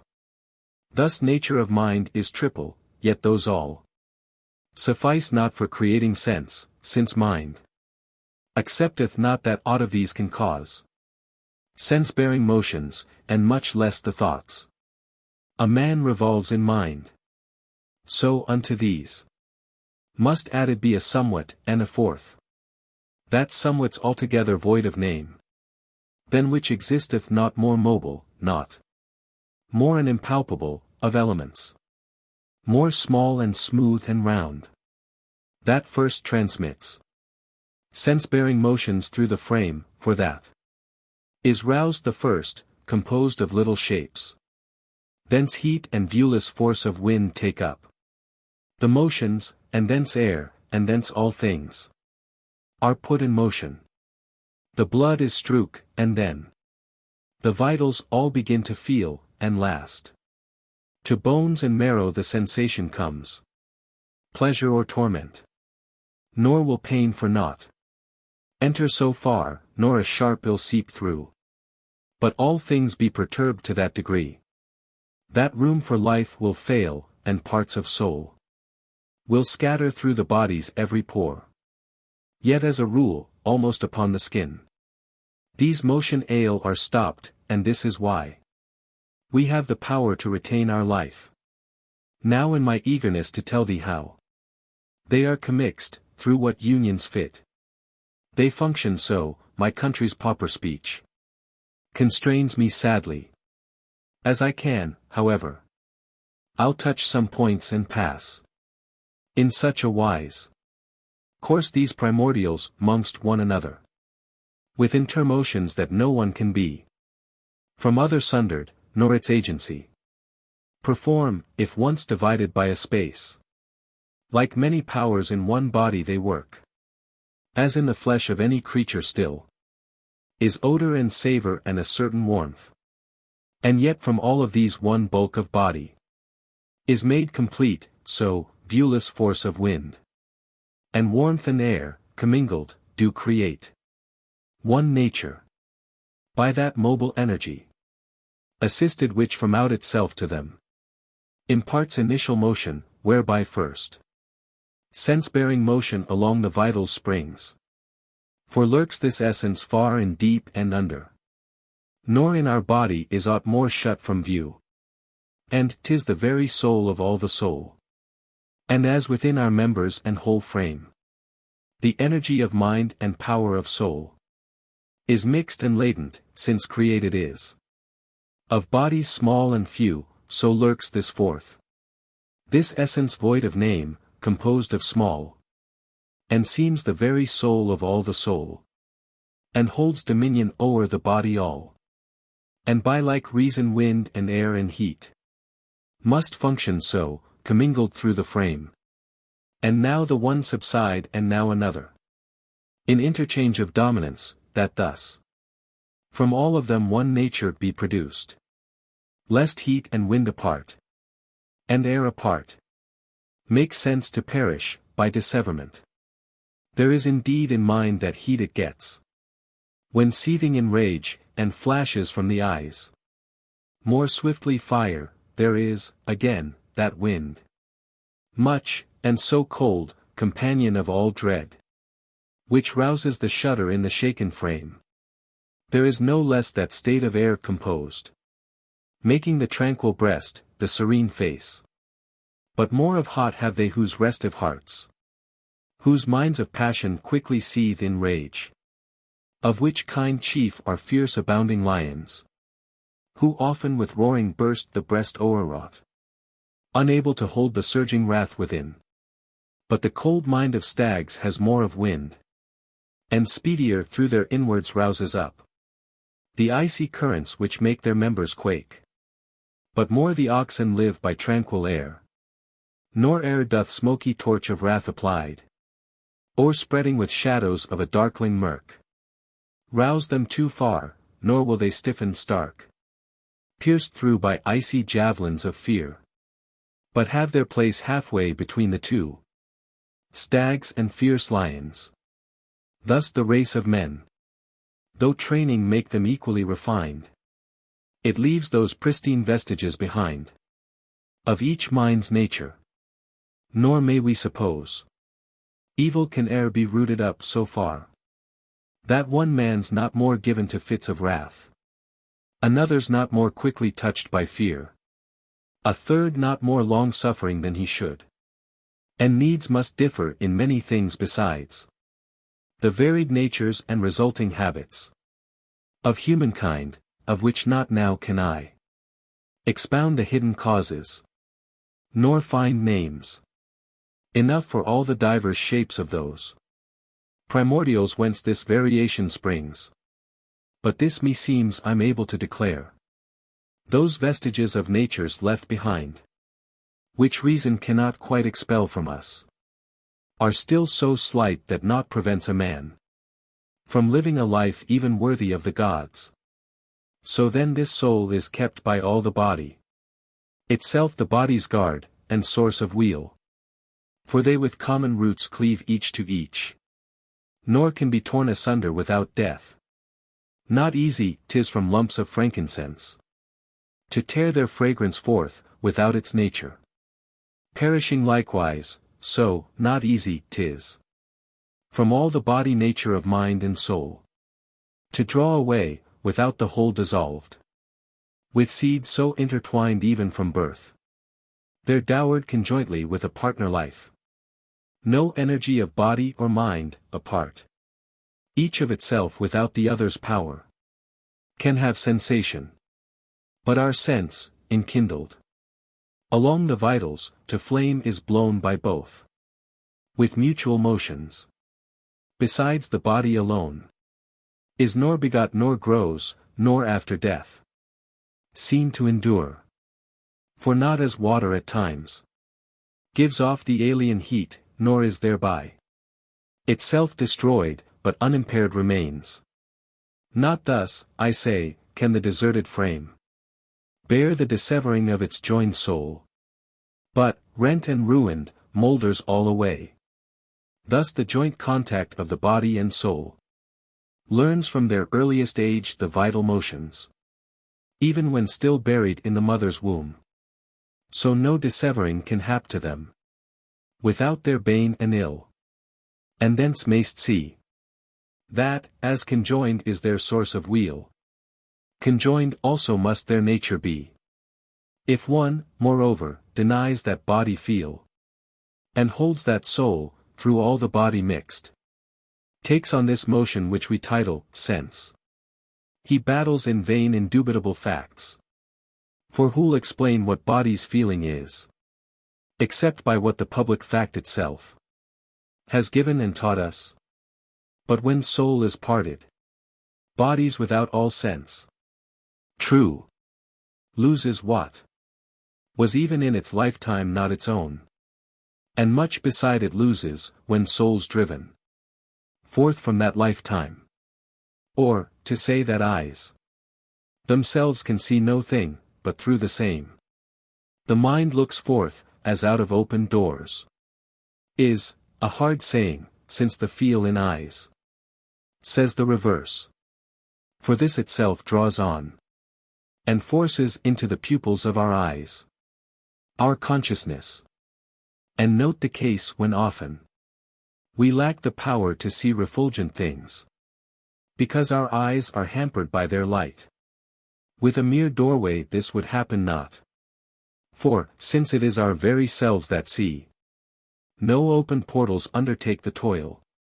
Besides, if eyes of ours but act as doors, methinks that, were our sight removed, the mind ought then still better to behold a thing, when even the doorposts have been cleared away. Herein in these affairs nowise take up what honored sage, Democritus, lays down, that proposition, that primordials of body and mind, each superposed on each, vary alternately and interweave the fabric of our members. For not only are the soul elements smaller far than those which this our body and inward parts compose. But also are they in their number less, and scattered sparsely through our frame. And thus, this canst thou guarantee, soul's primal germs. Maintain between them intervals as large, at least as are the smallest bodies, which, when thrown against us, in our body rouse sense-bearing motions. Hence it comes that we sometimes don't feel alighting on our frames the clinging dust, or chalk that settles soft, nor mists of night, nor spiders gossamer. We feel against us, when, upon our road, its net entangles us, nor on our head the dropping of its withered garmentings, nor bird feathers, nor vegetable down, flying about, so light they barely fall, nor feel the steps of every crawling thing, nor each of all those footprints on our skin, of midges and the like. To that degree must many primal germs be stirred in us, ere once the seeds of soul that through our frame are intermingled gin to feel that those primordials of the body have been strook. And ere, in pounding with such gaps between, they clash, combine and leap apart in turn. But mind is more the keeper of the gates, hath more dominion over life than soul. For without intellect and mind there's not one part of soul can rest within our frame, least part of time.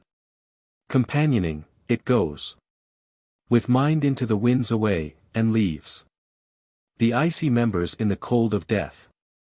But he whose mind and intellect abide, himself abides in life.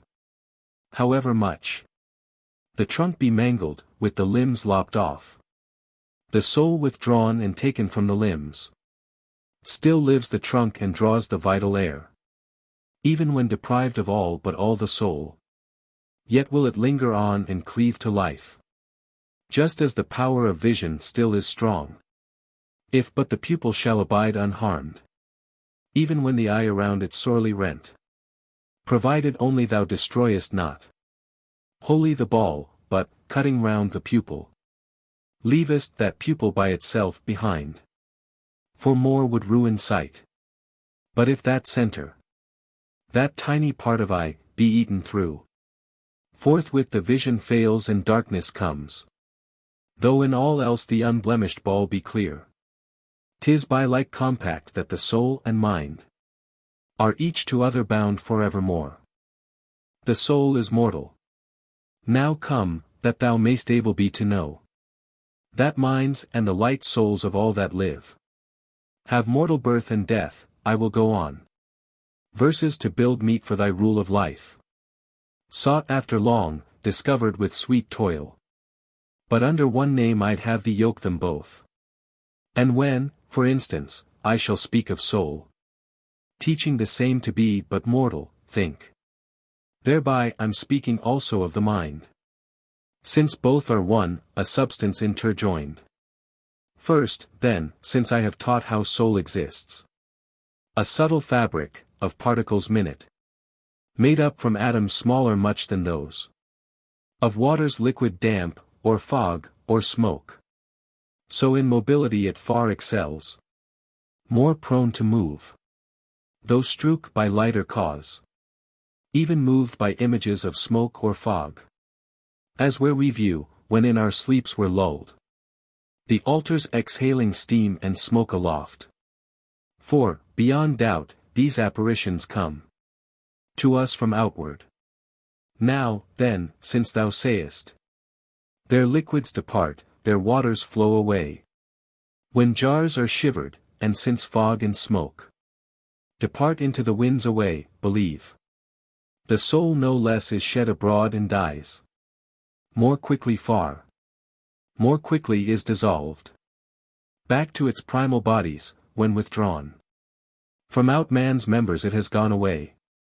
For, sure, if body, container of the same, like as a jar, when shivered from some cause, and rarefied by loss of blood from veins, cannot for longer hold the soul, how then thinkst thou it can be held by any air?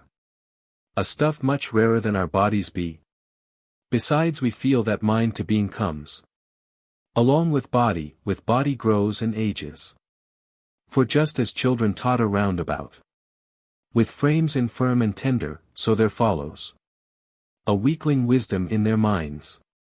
And then, where years have ripened into robust powers, counsel is also greater, more increased. The power of mind. Thereafter, where already the body's shattered by master powers of eld, and fallen the frame with its enfeebled powers, thought hobbles, tongue wanders, and the mind gives way. All fails, all's lacking at the selfsame time. Therefore it suits that even the soul's dissolved, like smoke, into the lofty winds of air. Since we behold the same to being come, along with body and grow, and, as I've taught, crumble and crack, therewith outworn by eld. Then, too, we see, that, just as body takes monstrous diseases and the dreadful pain, so mind its bitter cares, the grief, the fear. Wherefore it tallies that the mind no less partaker is of death. For pain and disease are both artificers of death, as well. We've learned by the passing of many a man ere now. Nay, too, in diseases of body, often the mind wanders afield.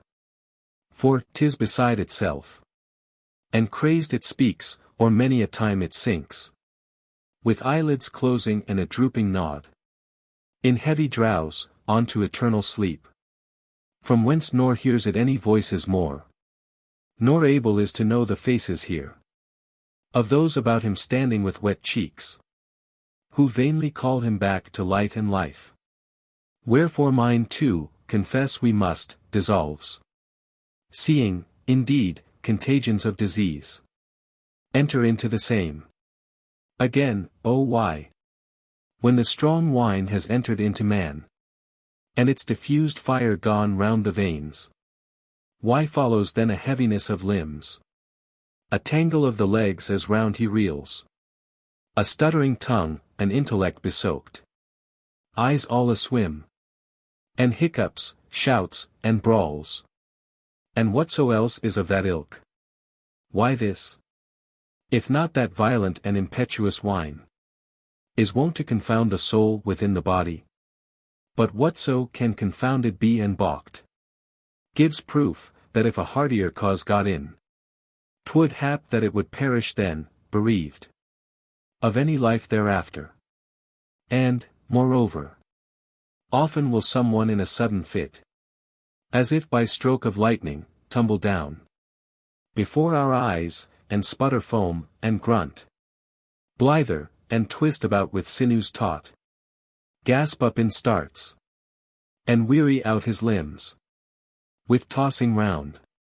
No marvel, since distract through frame by violence of disease, confounds, he foams, as if to vomit soul, as on the salt sea boil the billows round, under the master might of winds. And now, a groan's forced out, because his limbs are griped, but, in the main, because the seeds of voice are driven forth and carried in a mass outwards by mouth, where they are wont to go, and have a builded highway. He becomes mere fool, since energy of mind and soul confounded is, and, as I've shown, terriven asunder thrown, and torn to pieces all by the same venom. But, again, where cause of that disease has faced about, and back, retreats sharp poison of corrupted frame into its shadowy lairs, the man at first arises reeling, and gradually comes back to all his senses and recovers soul. Thus, since within the body itself of man, the mind and soul are by such great diseases shaken, so miserably in labor distraught, why, then, believe that in the open air, without a body, they can pass their life immortal, battling with the master winds? And, since we mark the mind itself is cured Like the sick body, and restored can be. By medicine, this is forewarning too. That mortal lives the mind. For proper it is. That whosoever begins and undertakes to alter the mind, or meditates to change any another nature soever, should add new parts, or readjust the order given. Or from the sum remove at least a bit. But what's immortal willeth for itself. Its parts be nor increased, nor rearranged. Nor any bit soever flow away. For change of anything from out its bounds means instant death of that which was before. Ergo, the mind, whether in sickness fallen, or by the medicine restored, gives signs, as I have taught, of its mortality. So surely will a fact of truth make head 'gainst error's theories all, and so shut off all refuge from the adversary, and rout error by two-edged confutation. And since the mind is of a man one part, which in one fixed place remains, like ears, and eyes, and every sense which pilots life, and just as hand, or eye, or nose, apart, severed from us, can neither feel nor be, but in the least of time is left to rot. Thus mind alone can never be, without the body and the man himself, which seems as 'twere the vessel of the same, or ought, whatever thou ell to feign as yet more closely joined. Since body cleaves to mind by surest bonds. Again, the body's and the mind's live powers only in union prosper and enjoy. For neither can nature of mind, alone of self, sans body, give the vital motions forth. Nor, then, can body, wanting soul, endure and use the senses. Verily, as the eye alone, uprend from its roots, apart from all the body, can peer about it not. So soul and mind it seems are nothing able, when by themselves. No marvel, because, commixed through veins and inwards, and through bones and thews, their elements primordial are confined by all the body, and own no power free to bound around through interspaces big. Thus, shut within these confines, they take on motions of sense, which, after death, thrown out beyond the body to the winds of air, take on they cannot, and on this account, because no more in such a way confined. For air will be a body, be alive, if in that air the soul can keep itself, and in that air enclose those motions all, which in the thews and in the body itself, a while ago, 'twas making. So for this, again, I say confess we must, that, when the body's wrappings are unwound, and when the vital breath is forced without the soul, the senses of the mind dissolve. Since for the twain the cause and ground of life is in the fact of their conjoined estate. Once more, since bodies unable to sustain division from the soul, without decay and obscene stench, how canst thou doubt but that the soul, a prison from the body's deeps, has filtered away, wide drifted like a smoke, or that the changed body crumbling fell with ruin so entire, because, indeed, its deep foundations have been moved from place, the soul out-filtering even through the frame, and through the body's every winding way and orifice, and so by many means. Thou art free to learn that nature of the soul hath passed in fragments out along the frame, and that 'twas shivered in the very body, ere ever it slipped abroad and swam away into the winds of air. For never a man dying appears to feel the soul go forth as one sure whole from all his body at once, nor first come up the throat and into mouth, but feels it failing in a certain spot, even as he knows the senses to dissolve, each in its own location in the frame. But were this mind of ours immortal mind dying, 'twould scarce bewail a dissolution, but rather the going, the leaving of its coat. Like to a snake. Wherefore, when once the body hath passed away, admit we must that soul, shivered in all that body, perish too. Nay, even when moving in the bounds of life, often the soul, now tottering from some cause, craves to go out, and from the frame entire, loosened to be, the countenance becomes flaccid, as if the supreme hour were there, and flabbily collapse the members all against the bloodless trunk, the kind of case we see when we remark in common phrase, that man's quite gone, or fainted dead away. And where there's now a bustle of alarm, and all are eager to get some hold upon the man's last link of life. For then the mind and all the power of soul are shook so sore, and these so totter along with all the frame, that any cause a little stronger might dissolve them altogether. Why, then, doubt that soul, when once without the body thrust there in the open, an enfeebled thing, its wrapping stripped away, cannot endure, not only through no everlasting age, but even, indeed, through not the least of time. Then, too, why never is the intellect, the counseling mind, begotten in the head, the feet, the hands, instead of cleaving still to one sole seat, to one fixed haunt, the breast, if not that fixed places be assigned for each thing's birth, where each, when 'tis create, is able to endure, and that our frames have such complex adjustments that no shift in order of our members may appear. To that degree effect succeeds to cause, nor is the flame once wont to be create in flowing streams, nor cold begot in fire. Besides, if nature of soul immortal be, and able to feel, when from our frame disjoined, the same, I fancy, must be thought to be endowed with senses five, nor is there way but this whereby to image to ourselves how undersouls may roam in Acheron. Thus painters and the elder race of bards have pictured souls with senses so endowed, but neither eyes, nor nose, nor hand, alone, apart from body can exist for soul, nor tongue nor ears apart. And hence indeed, alone by self they can nor feel nor be.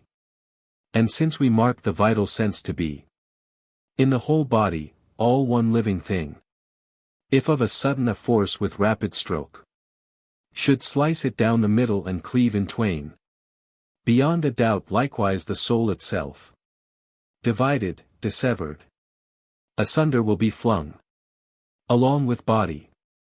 But what severed is, and into sundry parts divides, indeed, admits it owns no everlasting nature.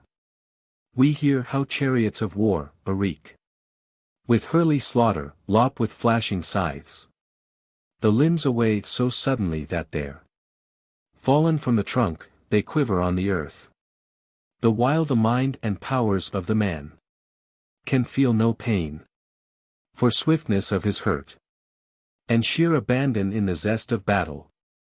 With the remainder of his frame he seeks anew the battle and the slaughter, nor marks how the swift wheels and scythes of Raven have dragged off with the horses his left arm and shield, nor other how his right has dropped away, mounting again and on.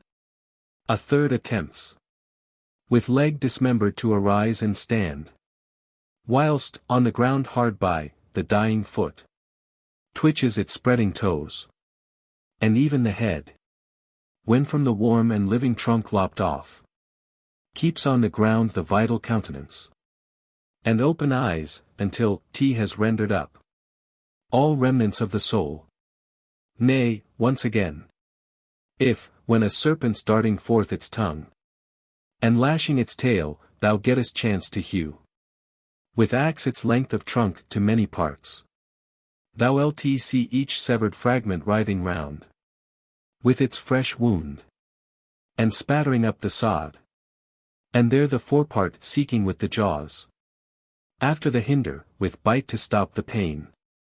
So shall we say that these be souls entire. In all those fractions. But from that, 'twould follow. One creature'd have in body many souls. Therefore, the soul, which was indeed but one, has been divided with the body too. Each is but mortal, since alike is each. Hewn into many parts. Again, how often we view our fellow going by degrees, and losing limb by limb the vital sense. First nails and fingers of the feet turn blue. Next die the feet and legs, then o'er the rest. Slow crawl the certain footsteps of cold death. And since this nature of the soul is torn, nor mounts away, as at one time, entire, we needs must hold it mortal. But perchance, if thou supposest that the soul itself can inward draw along the frame, and bring its parts together to one place, and so from all the members draw the sense away, why, then, that place in which such stock of soul collected is, should greater seem in sense. But since such place is nowhere, for a fact, as said before, 'tis rent and scattered forth, and so goes under. Or again, if now I please to grant the false, and say that soul can thus be lumped within the frames of those who leave the sunshine, dying bit by bit, still must the soul as mortal be confessed. Nor aught it matters whether to rack it go, dispersed in the winds, or, gathered in a mass, from all its parts, sink down to brutish death. Since more and more in every region sense fails the whole man, and less of life in every region lingers. And besides, if soul immortal is, and wins its way into the body at the birth of man, why can we not remember something, then, of lifetime spent before? Why keep we not some footprints of the things we did of old? But if so changed hath been the power of mind, that every recollection of things done is fallen away, at no o'erlong remove, is that, I trow, from what we mean by death. Wherefore, 'tis sure that what hath been before hath died, and what now is now create. Moreover, if after the body hath been built, our mind's live powers are wont to be put in, just at the moment that we come to birth, and cross the sills of life, 'twould scarcely fit for them to live as if they seem to grow along with limbs and frame, even in the blood, but rather as in a cavern all alone. Yet all the body duly throngs with sense. But public fact declares against all this. For soul is so entwined through the veins, the flesh, the thews, the bones, that even the teeth share in sensation, as proven by dull ache, by twinge from icy water, or grating crunch upon a stone that got in mouth with bread. Wherefore, again, souls must be thought nor void of birth, nor free from law of death. Nor, if, from outward, in they wound their way, could they be thought as able so to cleave to these our frames, nor, since so interwove, appears it that they're able to go forth unhurt and whole and loose themselves unscathed from all the thews, articulations, bones. But, if perchance thou thinkest that the soul, from outward winding in its way, is wont to seep and soak along these members ours, then all the more 'twill perish, being thus with body fused, for what will seep and soak will be dissolved and will therefore die. For just as food, dispersed through all the pores of body, and passed through limbs and all the frame, perishes, supplying from itself the stuff for other nature, thus the soul and mind, though whole and new into a body going, are yet, by seeping in, dissolved away, whilst, as through pores, to all the frame there pass those particles from which created is. This nature of mind, now ruler of our body. Born from that soul which perished, when divided along the frame. Wherefore it seems that soul hath both a natal and funeral hour. Besides are seeds of soul there left behind, in the breathless body, or not. If there they are, it cannot justly be immortal deemed. Since, shorn of some parts lost, that's gone away. But if, born off with members uncorrupt, that's fled so absolutely all away. It leaves not one remainder of itself behind in body. Whence do cadavers, then, from out their putrid flesh exhale the worms? And whence does such a mass of living things, boneless and bloodless, o'er the bloated frame, bubble and swarm?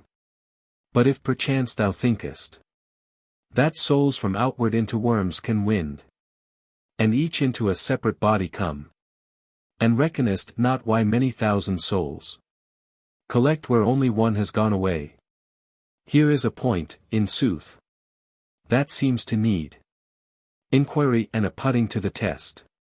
Whether the souls go on a hunt for seeds of worms wherewith to build their dwelling places, or enter bodies ready-made, as 'twere. But why themselves they thus should do and toil, 'tis hard to say, since, being free of body, they flit around, harassed by no disease, nor cold nor famine. For the body labors by more of kinship to these flaws of life, and mind by contact with that body suffers so many ills. But grant it be for them, however useful to construct a body, to which to enter in, 'tis plain they can't. Then, souls for self no frames nor bodies make, nor is there how they once might enter in to bodies ready-made, for they cannot be nicely interwoven with the same, and there'll be formed no interplay of sense common to each. Again, why is there goes impetuous rage with lions breed morose, and cunning with foxes, and to deer why given the ancestral fear and tendency to flee? And why in short do all the rest of traits engender from the very start of life in the members and mentality, if not because one certain power of mind that came from its own seed and breed waxes the same along with all the body? But were mind immortal, were it want to change its bodies, how topsy-turvy would earth's creatures act? The Hyrcan hound would flee the onset oft of antlered stag, the scurrying hawk would quake along the winds of air at the coming dove, and men would dote, and savage beasts be wise. For false the reasoning of those that say immortal mind is changed by change of body. For what is changed dissolves, and therefore dies. For parts are redisposed and leave their order. Wherefore they must be also capable of dissolution through the frame at last, that they along with body perish all. But should some say that always souls of men go into human bodies, I will ask, how can a wise become a dullard soul? And why is never a child's a prudent soul? And the mare's filly why not trained so well as sturdy strength of steed? We may be sure they'll take their refuge in the thought that mind becomes a weakling in a weakling frame. Yet be this so, 'tis needful to confess the soul but mortal, since, so altered now throughout the frame, it loses the life and sense it had before. Or how can mind wax strong coequally with body and attain the craved flower of life, unless it be the body's colleague in its origins? Or what's the purport of its going forth from aged limbs? Fears it, perhaps, to stay pent in a crumbled body? Or lest its house, outworn by venerable length of days, may topple down upon it? But indeed, for an immortal perils are there none. Again, at parturitions of the wild, and at the rites of love, that souls should stand ready hard by seems ludicrous enough. Immortals waiting for their mortal limbs, in numbers innumerable, contending madly, which shall be first and chief to enter in. Unless perchance among the souls there be such treaty stablished that the first to come, flying along, shall enter in the first, and that they make no rivalries of strength. Again, in ether can't exist a tree, nor clouds in ocean deeps, nor in the fields can fishes live, nor blood in timber be, nor sap in boulders, fixed and arranged, where everything may grow and have its place. Thus nature of mind cannot arise alone, without the body, nor exist afar from thews and blood.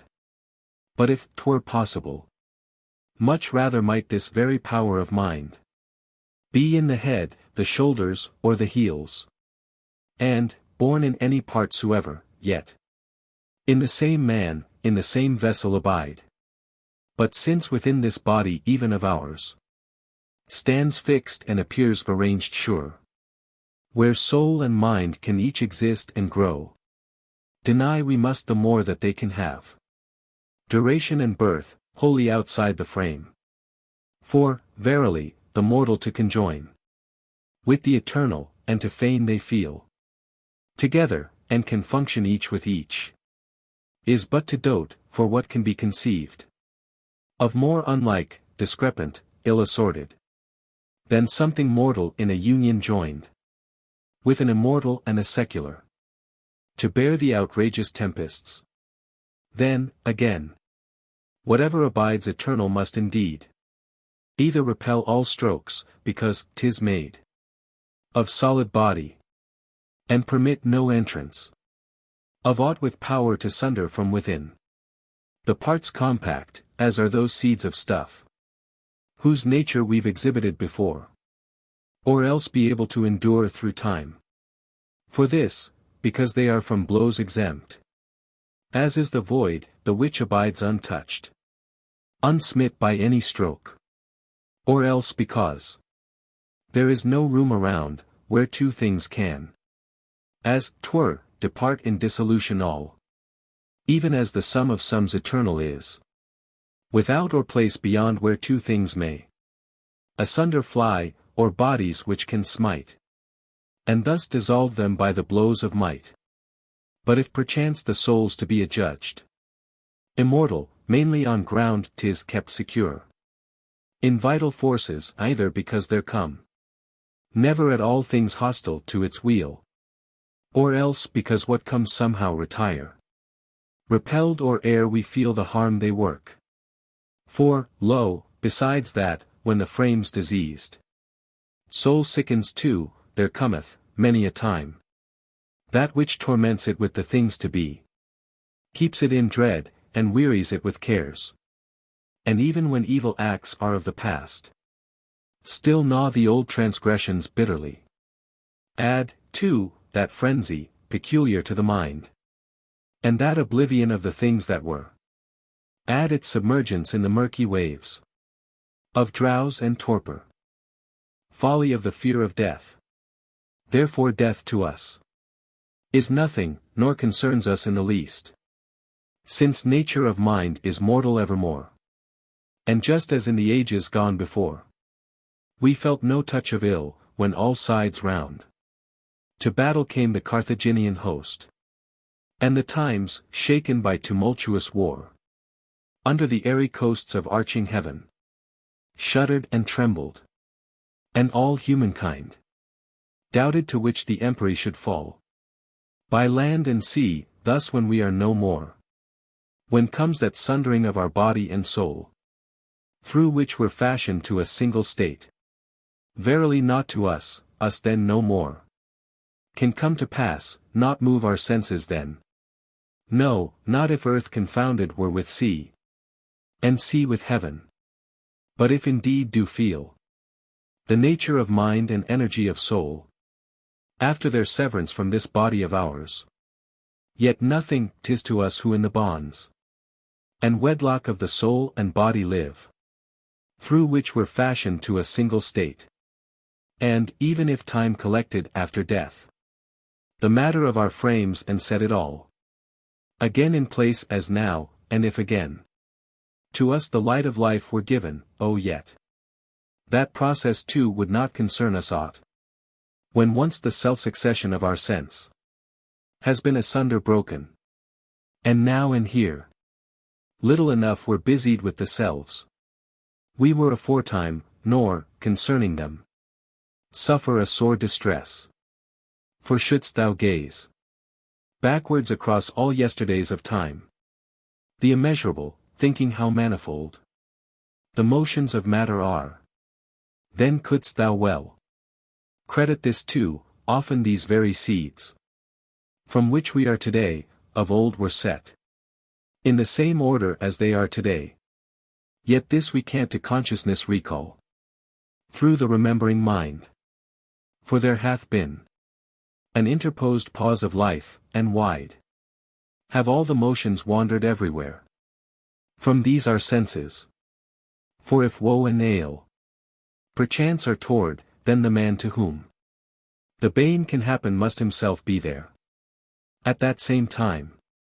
But death precludeth this, forbidding life to him on whom might crowd such irk and care. And granted 'tis to know nothing for us there is to dread in death, no wretchedness for him who is no more the same estate as if ne'er born before, when death immortal hath ta'en the mortal life. Hence, where thou sayest a man to grieve because when dead he rots with body laid away, or perishes in flames or jaws of beasts, know well, he rings not true, and that beneath still works an unseen sting upon his heart. However he deny that he believes his shall be aught of feeling after death. For he, I fancy, grants not what he says, nor what that presupposes, and he fails to pluck himself with all his roots from life, and cast that self away, quite unawares, feigning that some remainders left behind. For when in life one pictures to oneself his body dead by beasts and vultures torn, he pities his state, dividing not himself therefrom, removing not the self enough from the body flung away, imagining himself that body, and projecting there his own sense, as he stands beside it. Hence he grieves that he is mortal born, nor marks that in true death there is no second self, alive and able to sorrow for self destroyed, or stand lamenting that the self lies there mangled or burning.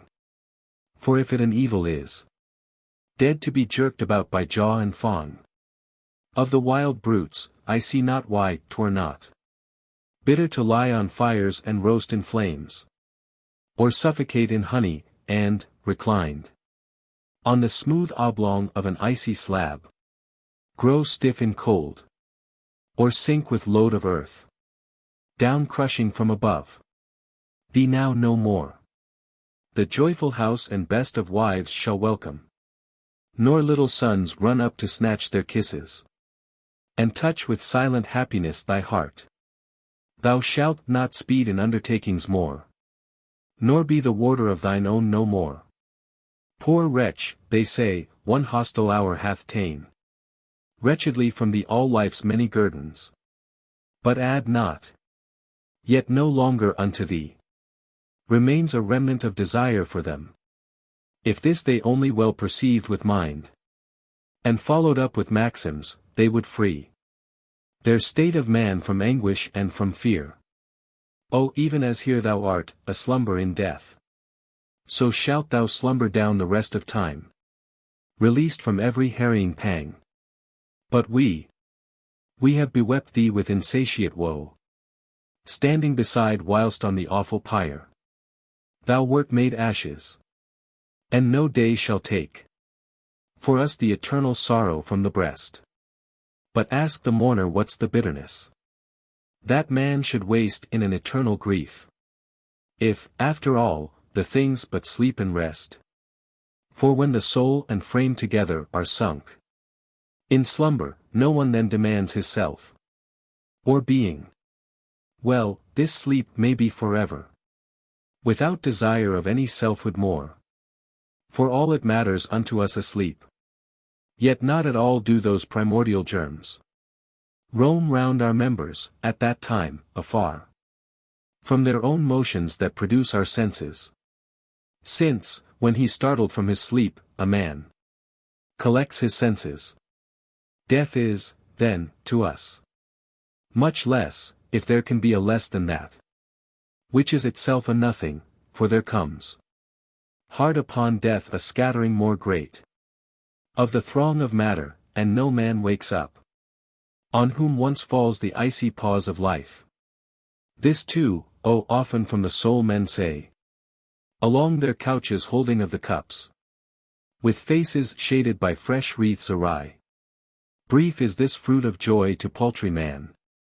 Soon, soon departed, and thereafter, no. It may not be recalled. As if, forsooth, it were their prime of evils in great death. To parch, poor tongues, with thirst and arid drought. Or chafe for any lack. Once more, if nature should of a sudden send a voice abroad. And her own self inveigh against us so. Mortal, what hast thou of such grave concern? That thou indulgest in too sickly plaints? Why this bemoaning and beweeping death? For if thy life aforetime and behind to thee was grateful, and not all thy good was heaped as in sieve to flow away, and perish unavailingly, why not, even like a banqueteer, depart the halls, laden with life? Why not with mind content? Take now, thou fool, thy unafflicted rest. But if whatever thou enjoyed hath been lavished and lost, and life is now offence, why seekest more to add, which in its turn will perish foully and fall out in vain? Oh, why not rather make an end of life? Of labor? For all I may devise or find. To pleasure thee is nothing, all things are the same forever. Though not yet thy body wrinkles with years, nor yet the frame exhausts. Outworn, still things abide the same, even if thou goest on to conquer all of time. With length of days, yea, if thou never deest. What were our answer? But that nature here urges just suit and in her words lays down true cause of action. Yet should one complain, riper in years and elder, and lament, poor devil, his death more sorely than is fit. Then would she not, with greater right, on him cry out, inveighing with a voice more shrill, off with thy tears, and choke thy wines, buffoon. Thou wrinklest, after thou hast had the sum of the guerdons of life, yet, since thou cravest ever what's not at hand, contemning present good, that life has slipped away, unperfect, and unavailing unto thee. And now, or ere thou guessed it, death beside thy head stands, and before thou canst be going home, sated and laden with the goodly feast. But now yield all that's alien to thine age. Up, with good grace. Make room for sons, thou must. Justly, I fancy, would she reason thus. Justly inveigh and gird, since ever the old, outcrowded by the new gives way, and ever the one thing from the others is repaired. Nor no man is consigned to the abyss of Tartarus, the black. For stuff must be that thus the after generations grow. Though these, their life completed, follow thee. And thus like thee are generations all already fallen, or some time to fall. So one thing from another rises ever. And in fee simple life is given to none, but unto all mere usufruct. Look back. Nothing to us was all forepast eld. Of time the eternal, ere we had a birth. And nature holds this like a mirror up. Of time to be when we are dead and gone. And what is there so horrible appears? Now what is there so sad about it all? is not serener far than any sleep. And, verily, those tortures said to be in Acheron, the deep, they all are ours. Here in this life. No Tantalus, benumbed with baseless terror, as the fables tell, fears the huge boulder hanging in the air. But, rather, in life an empty dread of gods urges mortality, and each one fears such fall of fortune as may chance to him. Nor eat the vultures into Tityus prostrate in Acheron, nor can they find, forsooth, throughout eternal ages, aught to pry around for in that mighty breast. However hugely he extend his bulk, who hath for outspread limbs not acres 9, but the whole earth, he shall not able be to bear eternal pain nor furnish food from his own frame forever. But for us, a Tityus is he whom vultures rend, prostrate in love, whom anxious anguish eats, whom troubles of any unappeased desires asunder rip. We have before our eyes, here in this life also a Sisyphus, in him who seeketh of the populace the rods, the axes fell, and evermore retires a beaten and a gloomy man. For to seek after power, an empty name, nor given at all, and ever in the search. To endure a world of toil, oh this it is, to shove with shoulder up the hill a stone, which yet comes rolling back from off the top, and headlong makes for levels of the plain. Then to be always feeding an ingrate mind, filling with good things, satisfying never, as do the seasons of the year for us, when they return and bring their progenies, and varied charms, and we are never filled with the fruits of life. Oh this, I fancy, 'tis to pour, like those young virgins in the tale, waters into a sieve, unfilled forever. Cerberus and Furies, and that lack of light, Tartarus, outbelching from his mouth the surge of horrible heat, the which are nowhere, nor indeed can be, but in this life is fear of retributions just and expiations for evil acts, the dungeon and the leap from that dread rock of infamy, the stripes, the executioners, the oaken rack, the iron plates, bitumen, and the torch. And even though these are absent, yet the mind, with a forefearing conscience, plies its goads, and burns beneath the lash, nor sees meanwhile what terminus of ills, what end of pine, can ever be, and feareth lest the same but grow more heavy after death. Of truth, the life of fools is Acheron on earth. This also to thy very self sometimes repeat thou mayst. Lo, even good Ancus left the sun shine with his eyes, in divers things, a better man than thou, O worthless hind. And many other kings and lords of rule thereafter have gone under, once who swayed o'er mighty peoples. And he also, he who whilom paved a highway down the sea, and gave his legionaries thoroughfare along the deep, and taught them how to cross the pools of brine afoot, and did contemn trampling upon it with his cavalry. The bellowings of ocean, poured his soul from dying body, as his light was ta'en. And Scipio's son, the thunderbolt of war, horror of Carthage, gave his bones to earth, like to the lowliest villain in the house. Add finders out of sciences and arts, add comrades of the Heliconian dames, among whom Homer, sceptred o'er them all, now lies in slumber sunken with the rest. Then, too, Democritus, when ripened eld, admonished him his memory waned away, of own accord offered his head to death. Even Epicurus went, his light of life run out, the man in genius who o'ertopped the human race, extinguishing all others. As sun, in ether arisen, all the stars.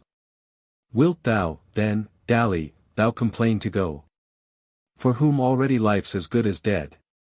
whilst yet thou livest and lookest? Who in sleep wastest thy life, time's major part, and snorest? Even when awake, and ceasest not to see the stuff of dreams, and bearest a mind beset by baseless terror, nor discoverest oft what's wrong with thee, when, like a sought wretch, thou art jostled along by many crowding cares, and wanderest reeling round, with mind aswim. If men, in that same way as on the mind, they feel the load that wearies with its weight, could also know the causes whence it comes, and why so great the heap of ill on heart. Oh, not in this sort would they live their life, as now so much we see them, knowing not what 'tis they want, and seeking ever and ever a change of place, as if to drop the burden. The man who sickens of his home goes out forth from his splendid halls, and straight returns, feeling faith no better off abroad. He races, driving his Gallic ponies along, down to his villa, madly, as in haste to hurry help to a house afire. At once he yawns, as soon as foot has touched the threshold, or drowsily goes off in sleep and seeks forgetfulness, or maybe bustles about, and makes for town again. In such a way, each human flees himself, a self in sooth. As happens, he by no means can escape, and willy-nilly he cleaves to it and loathes. Sick, and guessing not the cause of ail. Yet should he see but that, oh chiefly then, leaving all else, he'd study to divine the nature of things, since here is in debate eternal time and not the single hour. Mortal's estate in whatsoever remains after great death. And too, when all is said, what evil lust of life is this so great subdues us to live, so dreadfully distraught in perils and alarms? One fixed end of life abideth for mortality. Death's not to shun, and we must go to meet. Besides we're busied with the same devices ever and ever, and we are at them ever. And there's no new delight that may be forged by living on. But whilst the thing we long for is lacking, that seems good above all else. Thereafter, when we've touched it, something else we long for, ever one equal thirst of life grips us agape. And doubtful, 'tis what fortune the future times may carry, or what be that chance may bring, or what the issue next awaiting us. Nor by prolonging life take we the least away from death's own time, nor can we pluck one moment off, whereby to diminish the aeons of our state of death. Therefore, O man, by living on, fulfill as many generations as thou may. Eternal death shall there be waiting still. And he who died with light of yesterday shall be no briefer time in death's no more than he who perished months or years before. Book 4. Proem. I wander afield, thriving in sturdy thought, through unpathed haunts of the Pyrides, trodden by step of none before. I joy to come on undefiled fountains there, to drain them deep.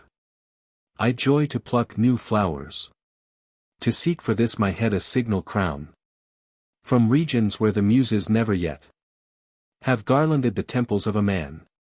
First, since I teach concerning mighty things, and go right on to loose from round the mind the tightened coils of dread religion.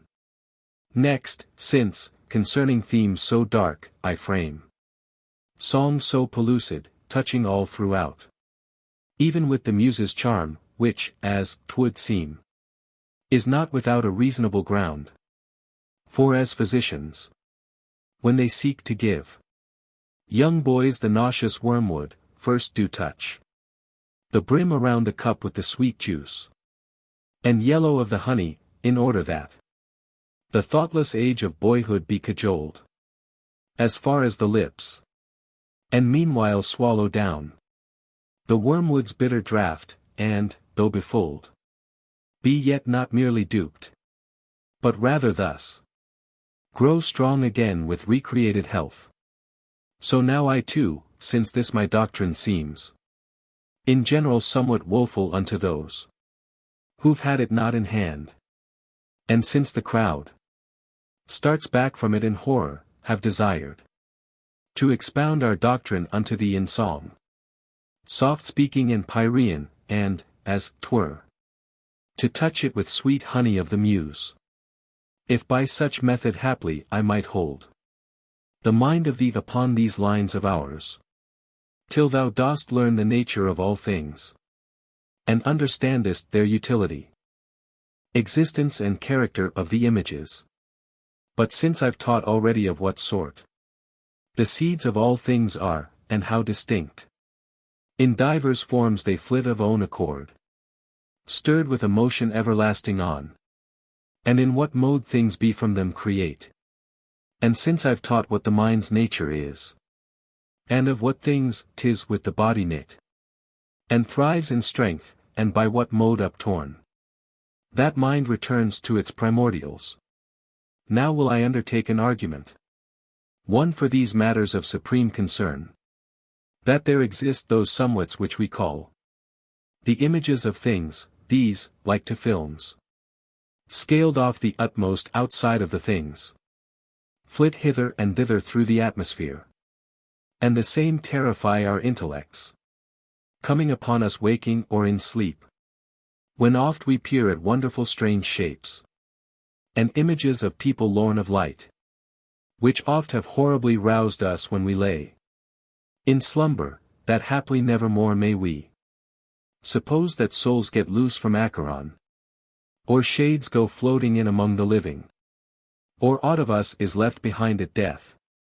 when body and mind, destroyed together, each back to its own primordials goes away. And thus I say that effigies of things, and tenuous shapes from off the things are sent, from off the utmost outside of the things, which are like films or may be named a rind, because the image bears like look and form, with whatso body has shed it fluttering forth.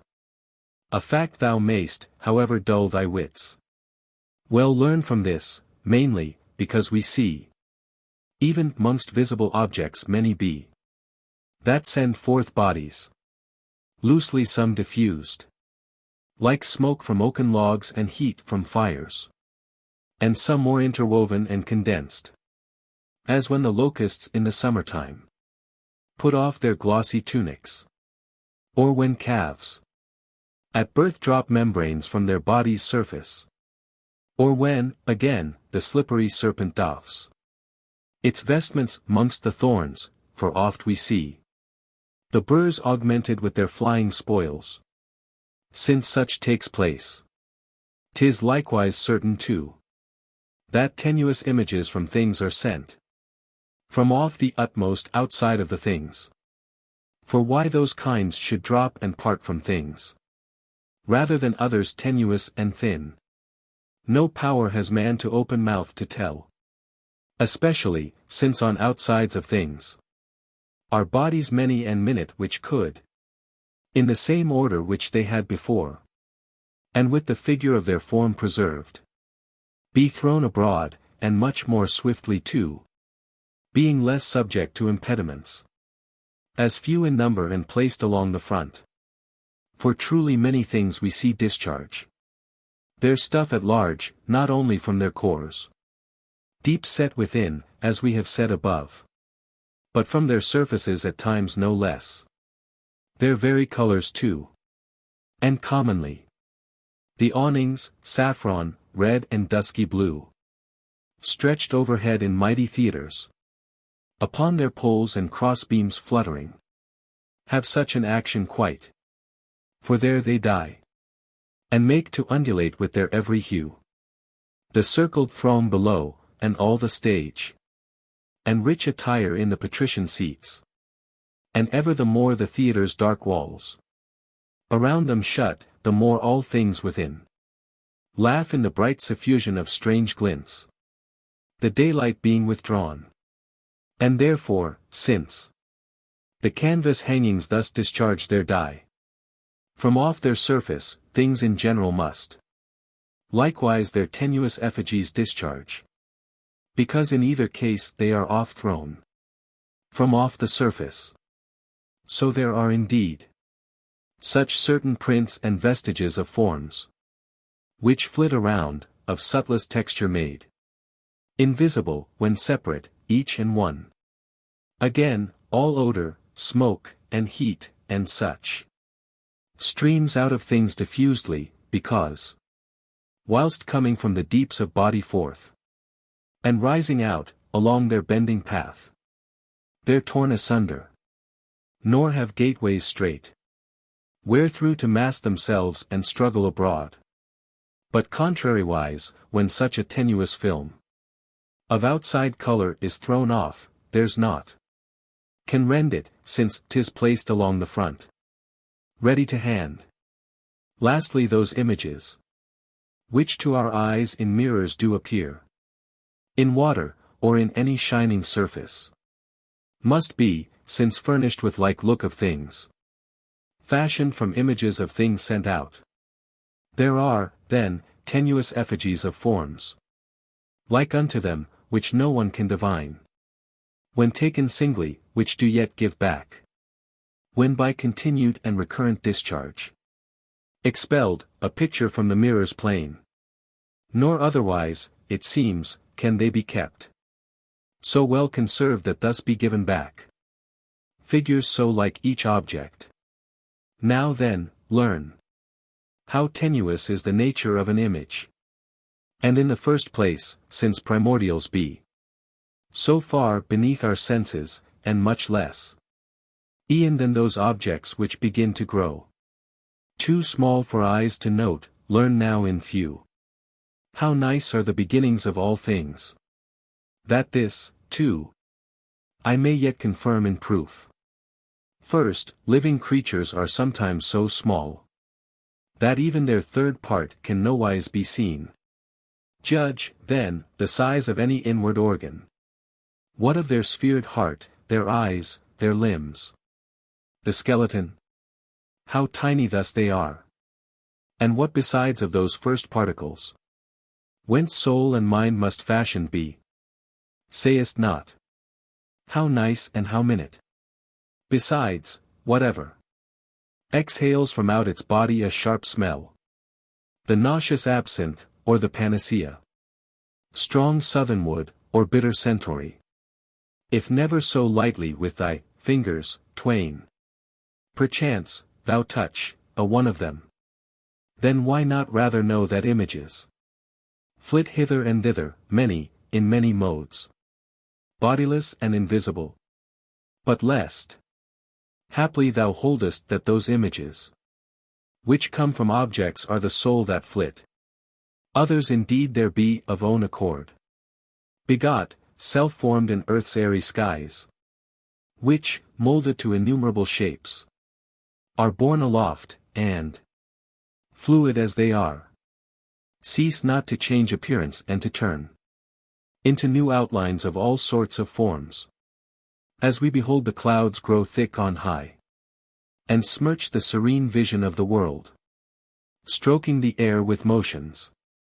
For oft are seen the giants' faces flying far along, and trailing a spread of shadow, and at times the mighty mountains and mountain-sundered rocks, going before and crossing on the sun, whereafter a monstrous beast dragging amain, and leading in the other thunderheads. Now, hear, how easy and how swift they be, engendered, and perpetually flow off from things and gliding pass away.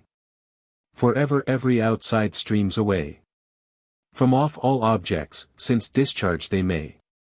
And when this outside reaches other things, as chiefly glass, it passes through, but where it reaches the rough rocks or stuff of wood, there 'tis so rent that it cannot give back an image. But when gleaming objects dense, as chiefly mirrors, have been set before it, Nothing of this sort happens. For it can't go, as through glass, nor yet be rent, its safety. By virtue of that smoothness, being sure. 'Tis therefore that from them the images stream back to us, and how so suddenly? Thou place, at any instant, anything. Before a mirror, there an image shows. Proving that ever from a body's surface flow off thin textures and thin shapes of things. Thus many images in little time are gendered, so their origin is named rightly a speedy. And even as the sun must send below, in little time, to earth so many beams to keep all things so full of light incessant. Thus, on grounds the same, from things there must be born, in many modes, to every quarter round, upon the moment, the many images of things, because unto whatever face of things we turn, the mirror, things of form and hue the same, respond. Besides, though but a moment since, serenest was the weather of the sky, so fiercely sudden is it foully thick, that ye might think that round about all murk had parted forth from Acheron and filled the mighty vaults of sky, so grievously, as gathers thus the storm cloud's gruesome night, do faces of black horror hang on high, of which how small a part an image is, there's none to tell or reckon out in words. Now come, with what swift motion they are borne, these images, and what the speed assigned to them across the breezes swimming on, so that o'er lengths of space a little hour alone is wasted, toward whatever region each with its diverse impulse tends, I'll tell, in verses sweeter than they many are, even as the swan's slight note is better far than that dispersed clamor of the cranes among the south wind's airy clouds. And first, one oft may see that objects which are light and made of tiny bodies are the swift, in which class is the sun's light and his heat, since made from small primordial elements, which, as it were, are forward knocked along, and through the interspaces of the air, to pass delay not, urged by blows behind. For light by light is instantly supplied, and gleam by following gleam is spurred and driven. Thus likewise must the images have power, through unimaginable space to speed, within a point of time, first, since a cause exceeding small there is, which at their back far forward drives them and propels, where, too, they're carried with such winged lightness on. And, secondly, since furnished, when sent off, with texture of such rareness that they can, through objects whatsoever penetrate, and ooze, as 'twere, through intervening air. Besides, if those fine particles of things, which from so deep within are sent abroad, as light and heat of sun, are seen to glide, and spread themselves through all the space of heaven, upon one instant of the day, and fly o'er sea and lands and flood the heaven, what then? Of those which on the outside stand prepared, when they're hurled off with not a thing to check their going out, dost thou not see indeed how swifter and how farther must they go, and speed through manifold the length of space, in time the same that from the sun the rays o'erspread the heaven? This also seems to be example chief and true with what swift speed the images of things are borne about, that soon as ever under open skies is spread the shining water, all at once. If stars be out in heaven, upgleam from earth, serene and radiant in the water there, the constellations of the universe. Now sayest thou not in what a point of time an image from the shores of ether falls unto the shores of earth? Wherefore, again, and yet again, 'tis needful to confess, with wondrous the senses and mental pictures, bodies that strike the eyes, a waking sight, From certain things flow odors evermore. As cold from rivers, heat from sun, and spray. From waves of ocean, ether out of walls. Around the coasts. Nor ever cease to flit. The varied voices, sounds athrough the air. Then too there comes into the mouth at times the wet of a salt taste, when by the sea we roam about, and so, whene'er we watch the wormword being mixed, its bitter stings. To such degree from all things is each thing borne streamingly along, and sent about to every region round. And nature grants nor rest nor respite of the onward flow, since 'tis incessantly we feeling have, and all the time are suffered to descry, and smell all things at hand, and hear them sound. Besides, since shape examined by our hands within the dark is known to be the same as that by eyes perceived within the light, and lustrous day, both touch and sight must be by one like cause aroused. So, if we test a square and get its stimulus on us within the dark, within the light, what square can fall upon our sight, except a square that images the things? Wherefore it seems the source of seeing is in images. Nor without these can anything be viewed. Now these same films I name are borne about, and tossed and scattered into regions all. But since we do perceive alone through eyes, it follows hence that whitherso we turn our sight, all things do strike against it there, with form and hue. And just how far from us each thing may be away, the image yields to us the power to see and chance to tell. For when 'tis sent, at once it shoves ahead, and drives along the air that's in the space betwixt it and our eyes. And thus this air all glides athrough our eyeballs, and, as 'twere, brushes athrough our pupils, and thuswise passes across.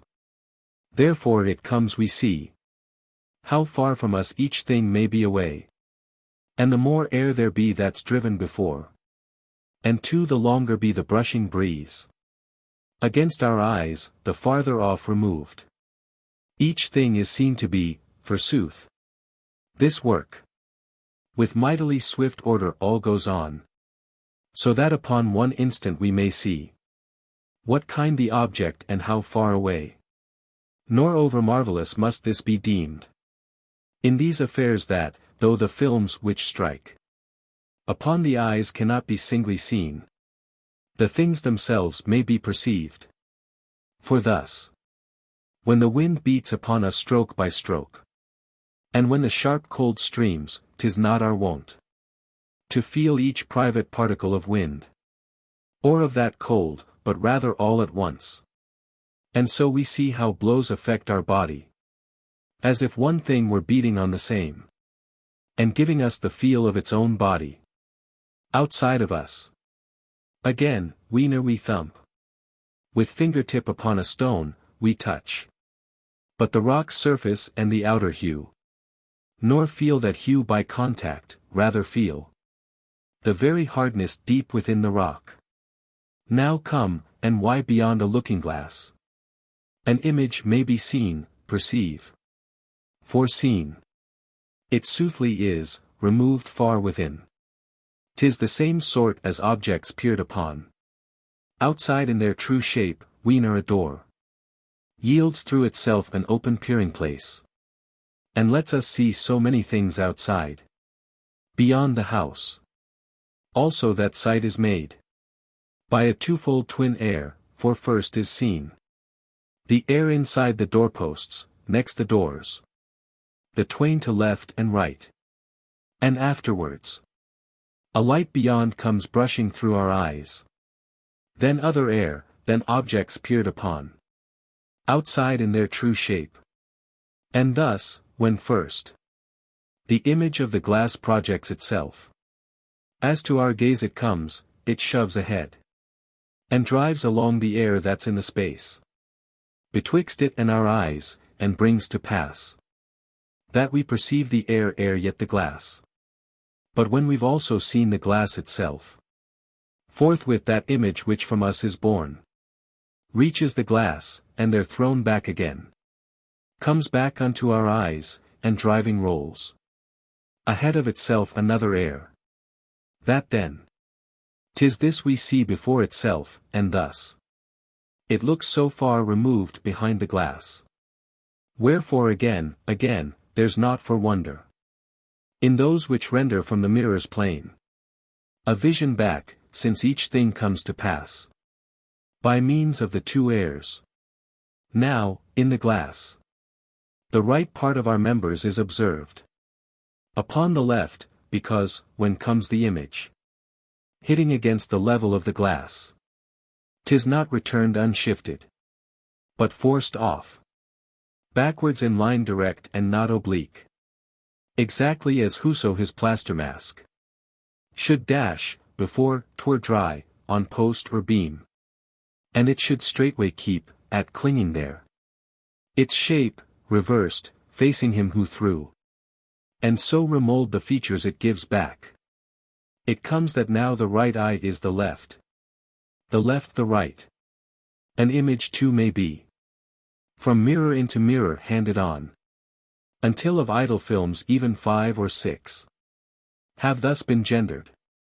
For whatever things shall hide back yonder in the house, the same, however far removed in twisting ways, may still be all brought forth through bending paths, and by these several mirrors seen to be within the house, since nature so compels all things to be borne backward and spring off at equal angles from all other things.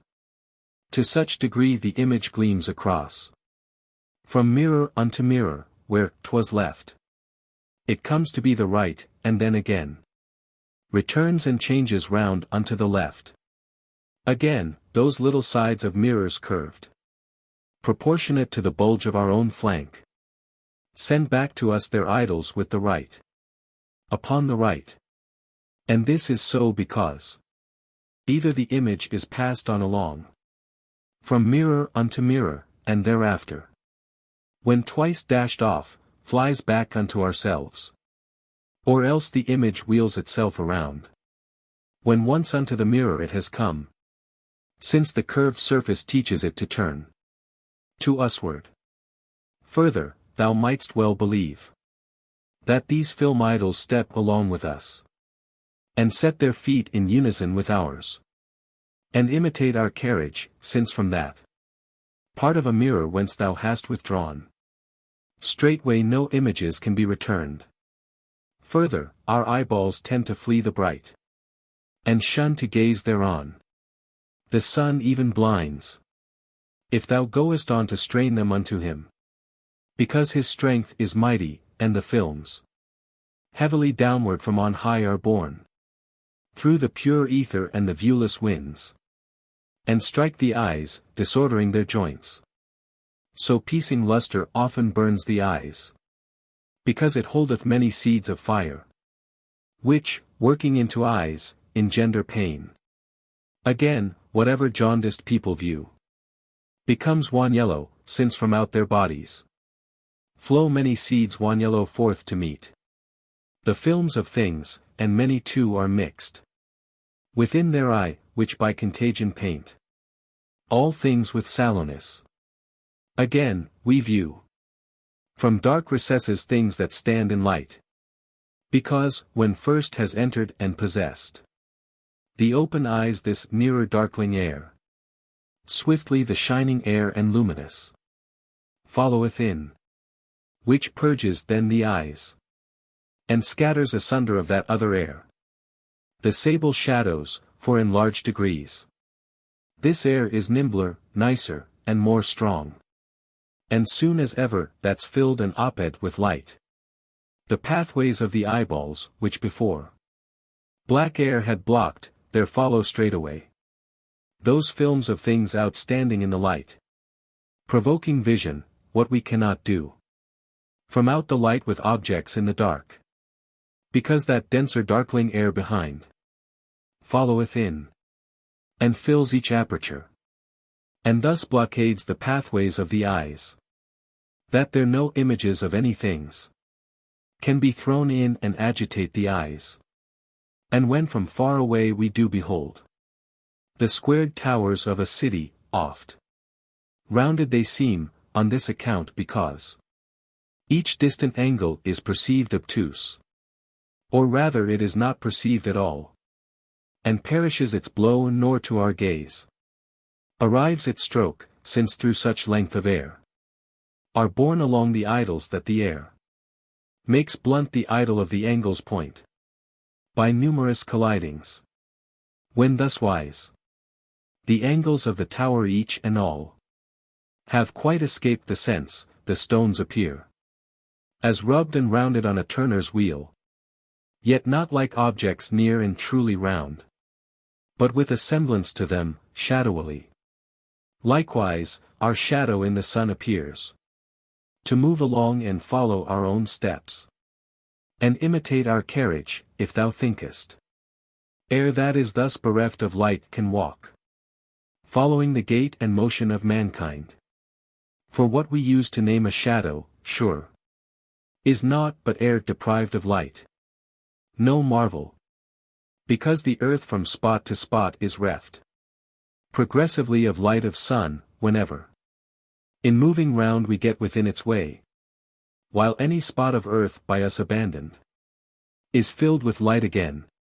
On this account it comes to pass that what was body's shadow seems still the same to follow after us in one straight course, since evermore pour in new lights of rays, and perish then the old, just like the wool that's drawn into the flame. Therefore the earth is easily spoiled of light, and easily refilled, and from herself washeth the black shadows quite away. And yet in this we don't at all concede that eyes be cheated, for their task it is to note in whatsoever place be light, in what be shadow, whether or no the gleams be still the same, and whether the shadow which just now was here is that one passing thither, or whether the facts be what we said above. 'Tis after all the reasoning of mind that must decide, nor can our eyeballs know the nature of reality. And so, attach thou not this fault of mind to eyes, nor lightly think our senses everywhere are tottering. The ship in which we sail is borne along, although it seems to stand. The ship that bides in roadstead is supposed there to be passing by, and hills and fields seem fleeing fast astern, past which we urge the ship and fly under the bellying sails. The stars, each one, do seem to pause, affixed to the ethereal caverns, though they all forever are in motion, rising out, and thence revisiting their far descents, when they have measured with their bodies bright the span of heaven. And likewise sun and moon seem biding in a roadstead, objects which, as plain fact proves, are really borne along between two mountains far away aloft. From midst the whirl of waters open lies a gaping exit for the fleet, and yet they seem conjoined in a single isle. When buoys themselves have stopped their spinning round, the hulls still seem to whirl and posts to reel, until they now must almost think the roofs threaten to ruin down upon their heads. And now, when nature begins to lift on high the sun's red splendor and the tremulous fires, and raise him o'er the mountain tops, those mountains o'er which he seemeth then to thee to be his glowing self hard by attinging them with his own fire, are yet away from us scarcely 2,000 arrow shots, indeed oft scarce 500 courses of a dart. Although between those mountains and the sun lie the huge plains of ocean spread beneath the vasty shores of ether, and intervene 1,000 lands, possessed by many a folk, and generations of wild beasts. Again, A pool of water of but a finger's depth, which lies between the stones along the pave, offers a vision downward into earth. As far as from the earth o'erspread on high, the gulfs of heaven, that thus thou seemest to view. Clouds down below and heavenly bodies plunged wondrously in heaven under earth. Then too, when in the middle of the stream sticks fast our dashing horse, and down we gaze into the river's rapid waves, some force seems then to bear the body of the horse, though standing still, reversely from his course, and swiftly push upstream. And wheresoe'er we cast our eyes across, all objects seem thus to be onward borne and flow along, in the same way as we. A portico, albeit it stands well propped from end to end, on equal columns, parallel and big, contracts by stages in a narrow cone, when from one end the long, long hole is seen, until, conjoining ceiling with the floor, and the whole right side with the left, it draws together to a cone's nivulous point. To sailors on the main the sun he seems from out the waves to rise, and in the waves to set and bury his light, because indeed they gaze on naught but water and the sky. Again, to gazers ignorant of the sea, vessels in port seem, as with broken poops, to lean upon the water, quite agog for any portion of the oars that's raised above the briny spray is straight, and straight the rudders from above. But other parts, those sunk, immersed below the water line, seem broken all and bended and inclined, sloping to upwards, and turn back to float almost atop the water. And when the winds carry the scattered drifts along the sky, in the night time, then seem to glide along the radiant constellations gainst the clouds, and thereon high to take far other course from that whereon in truth they're born. And then, if haply our hand be set beneath one eye, and press below thereon, then to our gaze each object which we gaze on seems to be by some sensation twain, then twain the lights of lampions burgeoning in flowers of flame, and twain the furniture in all the house, twofold the visages of fellow men, and twain their bodies. And again, when sleep has bound our members down in slumber soft, and all the body lies in deep repose, yet then we seem to self to be awake, and move our members, and in night's blind gloom we think to mark the daylight and the sun, and, shut within a room, yet still we seem to change our skies, our oceans, rivers, hills, to cross the plains afoot, and hear new sounds, though still the austere silence of the night abides around us, and to speak replies, though voiceless. Other cases of the sort, wondrously many do we see, which all seek, so to say, to injure faith in sense. In vain, because the largest part of these deceives through mere opinions of the mind, which we do add ourselves, feigning to see what by the senses are not seen at all. For naught is harder than to separate plain facts from dubious, which the mind forthwith adds by itself. Again, if one suppose that naught is known, he knows not whether this itself is able to be known, since he confesses not to know.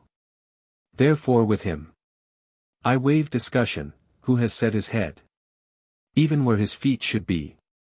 But let me grant that this he knows, I question, whence he knows what 'tis to know and not to know in turn, and what created concept of the truth, and what device has proved the dubious to differ from the certain, since in things he's heretofore seen naught of true. Thou lt find that from the senses first hath been create concept of truth, nor can the senses be rebutted. For criterion must be found Worthy of greater trust, which shall defeat through own authority the false by true. What, then, than these our senses must there be? Worthy a greater trust? Shall reason, sprung from some false sense, prevail to contradict those senses, sprung as reason wholly is from out the senses? For lest these be true, all reason also then is falsified. Or shall the ears have power to blame the eyes? Or yet the touch the ears? Again, shall taste accuse this touch, or shall the nose confute? Or eyes defeat it? Methinks not so it is. For unto each has been divided off its function quite apart, its power to each. And thus we're still constrained to perceive the soft, the cold, the hot apart, all divers hues and whatso things there be, conjoined with hues. Likewise the tasting tongue has its own power apart, and smells apart, and sounds apart are known. And thus it is that no one sense can e'er convict another, nor shall one sense have power to blame itself, because it always must be deemed the same, worthy of equal trust. And therefore what at any time unto these senses showed, the same is true. And if the reason be unable to unravel us the cause, why objects, which at hand were square, afar seemed rounded, yet it more availeth us, lacking the reason, to pretend a cause for each configuration, than to let from out our hands escape the obvious things, and injure primal faith in sense, and wreck all those foundations upon which do rest our life and safety. For not only reason would topple down, but even our very life would straightway collapse, unless we dared to trust our senses and to keep away from headlong heights and places to be shunned of a like peril, and to seek with speed their opposites. Again, as in a building, if the first plumb line be askew, and if the square deceiving swerve from lines exact, and if the level waver but the least in any part, the whole construction then must turn out faulty, shelving and askew, leaning to back and front, incongruous, that now some portions seem about to fall, and falls the whole ere long, betrayed indeed by first deceiving estimates, so too thy calculations in affairs of life must be askew and false, if sprung for thee from senses false. So all that troop of words marshalled against the senses is quite vain, and now remains to demonstrate with ease how other senses each their things perceive. Firstly, a sound and every voice is heard, when, getting into ears, they strike the sense with their own body. For confess we must even voice and sound to be corporeal, because they're able on the sense to strike. Besides, voice often scrapes against the throat, and screams in going out do make more rough the windpipe, naturally enough, methinks, when, through the narrow exit rising up in larger throng, these primal germs of voice have thus begun to issue forth. In sooth, also the door of the mouth is scraped against by air blown outward, from distended cheeks. And thus no doubt there is, that voice and words consist of elements corporeal, with power to pain. Nor art thou unaware likewise how much of bodies ta'en away, how much from very thews and powers of men may be withdrawn by steady talk, prolonged even from the rising splendor of the morn to shadows of black evening. Above all, if tea be outpoured with most exceeding shouts, therefore the voice must be corporeal, since the long talker loses from his frame apart. Moreover, roughness in the sound comes from the roughness in the primal germs, As a smooth sound from smooth ones is create. Nor have these elements a form the same. When the trump rumbles with a hollow roar. As when barbaric Berecynthian pipe buzzes with raucous boomings, or when swans by night from icy shores of Helicon with wailing voices raise their liquid dirge. Thus, when from deep within our frame we force these voices, and at mouth expel them forth, the mobile tongue, artificer of words, makes them articulate, and to the lips by their formations share in shaping them. Hence when the space is short from starting point to where that voice arrives, the very words must too be plainly heard, distinctly marked. For then the voice conserves its own formation, conserves its shape. But if the space between be longer than is fit, the words must be through the much air confounded, and the voice disordered in its flight across the winds. And so it haps, that thou canst sound perceive, yet not determine what the words may mean. To such degree confounded and encumbered, the voice approaches us. Again, one word, sent from the crier's mouth, may rouse all ears among the populace. And thus one voice scatters asunder into many voices, since it divides itself for separate ears, imprinting form of word and a clear tone. But whatso part of voices fails to hit the ears themselves perishes, borne beyond, idly diffused among the winds, apart, beating on solid porticos, tossed back, returns a sound, and sometimes mocks the ear with a mere phantom of a word. When this thou well hast noted, thou canst render count unto thyself and others why it is along the lonely places that the rocks give back like shapes of words in order like. When search we after comrades wandering among the shady mountains, and aloud call unto them, the scattered. I have seen spots that gave back even voices 6 or 7. For one thrown forth, for so the very hills, dashing them back against the hills, kept on with their reverberations. And these spots the neighboring countryside doth feign to be haunts of the goat-foot satyrs and the nymphs, and tells ye there be fawns, by whose night noise and antic revels yonder they declare.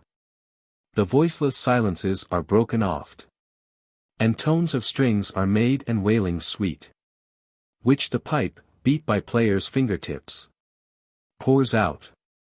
And far and wide the farmer race begins to hear, when, shaking the garmentings of pine upon his half-beast head, God Pan with puckered lip oft runneth o'er and o'er the open reeds, lest flute should cease to pour the woodland music.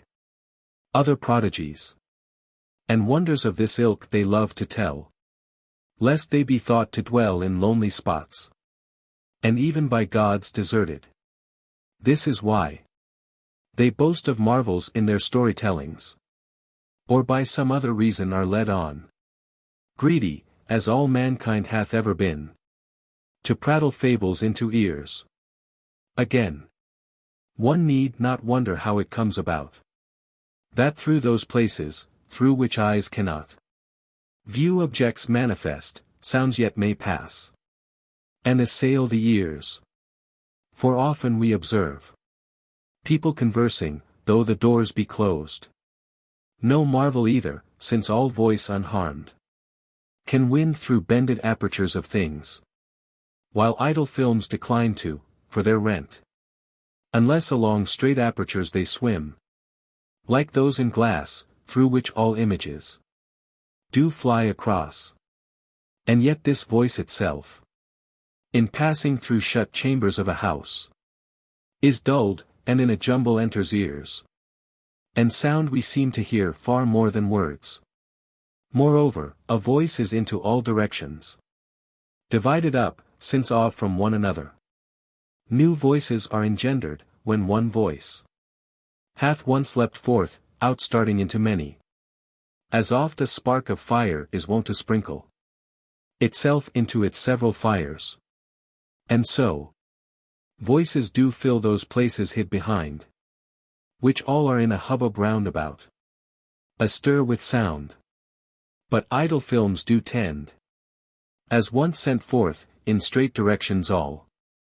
Wherefore one can inside a wall see naught, yet catch the voices from beyond the same. Nor tongue and palate, whereby we flavor feel, present more problems for more work of thought. Firstly, we feel a flavor in the mouth, when forth we squeeze it, in chewing up our food, as any one perchance begins to squeeze with hand and dry a sponge with water soaked. Next, all which forth we squeeze is spread about along the pores and intertwined paths of the loose-textured tongue. And so, when smooth the bodies of the oozy flavor, then delightfully they touch, delightfully they treat all spots, around the wet and trickling enclosures of the tongue. And contrariwise, they sting and pain the sense with their assault, according as with roughness they're supplied. Next, only up to palate is the pleasure coming from flavor. For in truth, when down that's plunged along the throat, no pleasure is, whilst into all the frame it spreads around. Nor aught it matters with what food is fed the body, if only what thou take thou canst distribute well digested to the frame, and keep the stomach in a moist career. Now, how it is we see some food for some, others for others, I will unfold, or wherefore what to some is foul and bitter, yet the same to others can seem delectable to eat. Why here so great the distance and the difference is, that what is food to one to some becomes fierce poison, as a certain snake there is, which, touched by spittle of a man, will waste, and end itself by gnawing up its coil. Again, fierce poison is the hellebore to us, but puts the fat on goats and quails. That thou mayst know by what devices this is brought about, in chief thou must recall what we have said before, that seeds are kept commixed in things in diverse modes.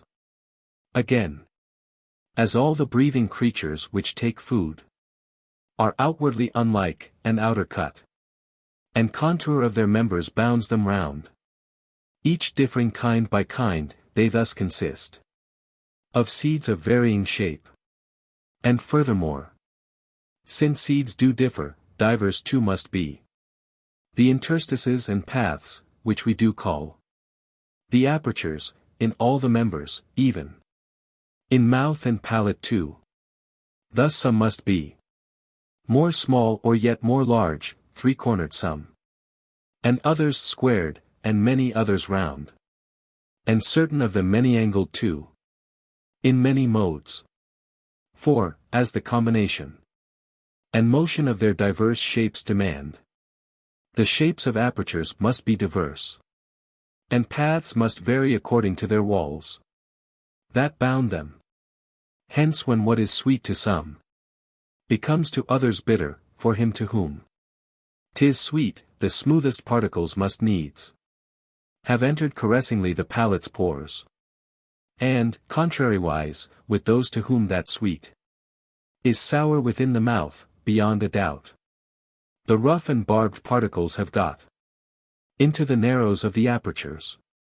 Now easy it is from these affairs to know whatever. Indeed, where one from o'erabundant bile is stricken with fever, or in other wise feels the roused violence of some malady, there the whole frame is now upset, and there all the positions of the seeds are changed, so that the bodies which before were fit to cause the savour, now are fit no more. And now more apt are others which be able to get within the pores and gender sour. Both sorts, in sooth, are intermixed in honey. What oft we've proved above to thee before. Now come, and I will indicate what wise impact of odor on the nostrils touches. And first, 'tis needful there be many things, from whence the streaming flow of varied odors may roll along, and we're constrained to think. They stream and dart and sprinkle themselves about impartially. But for some breathing creatures, one odor is more apt, to others another, because of differing forms of seeds and pores. Thus on and on along the zephyrs bees are led by odor of honey, vultures too by carcasses. Again, the forward power of scent in dogs doth lead the hunter on, whithersoever the splay foot of wild beast hath hastened its career, and the white goose, the saviour of the Roman citadel, forescents afar the odour of mankind. Thus, diversly to divers ones is given peculiar smell that leadeth each along to his own food or makes him start aback from loathsome poison, and in this wise are the generations of the wild preserved. Yet is this pungence not alone in odours, or in the class of flavours, but, likewise, the look of things and hues agree not all so well with senses unto all, but that some unto some will be, to gaze upon, more keen and painful.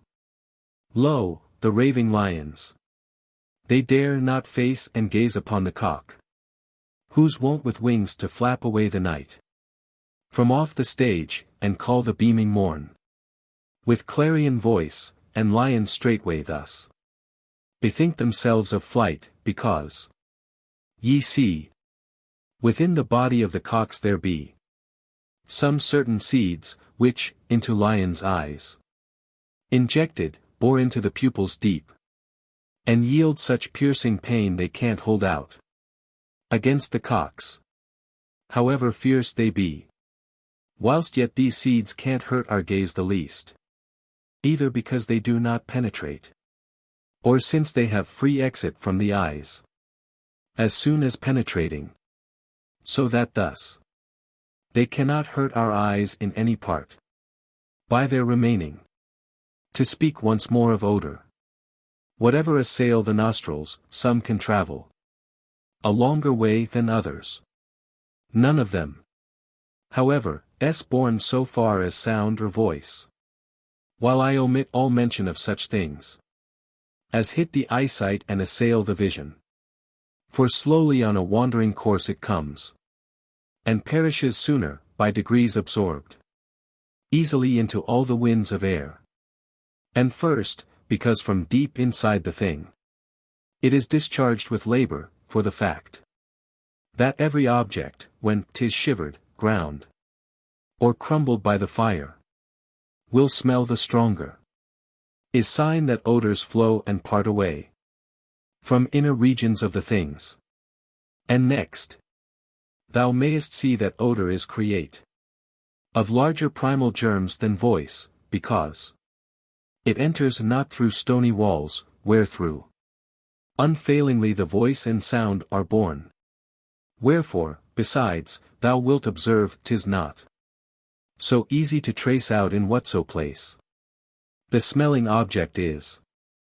For, dallying on along the winds, the particles cool off, and then the scurrying messengers of things arrive our senses, when no longer hot.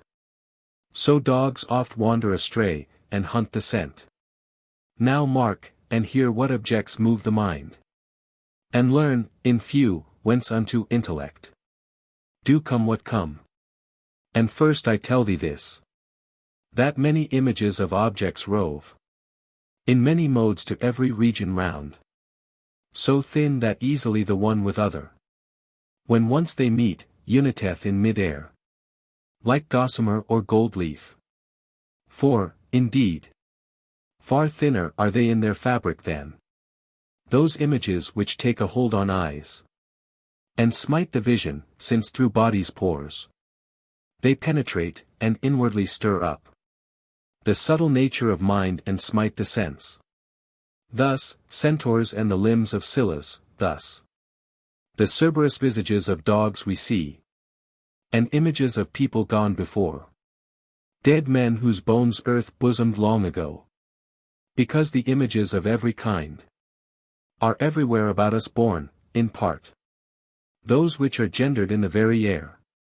Of own accord, in part those others which from diverse things do part away, and those which are compounded, made from out their shapes.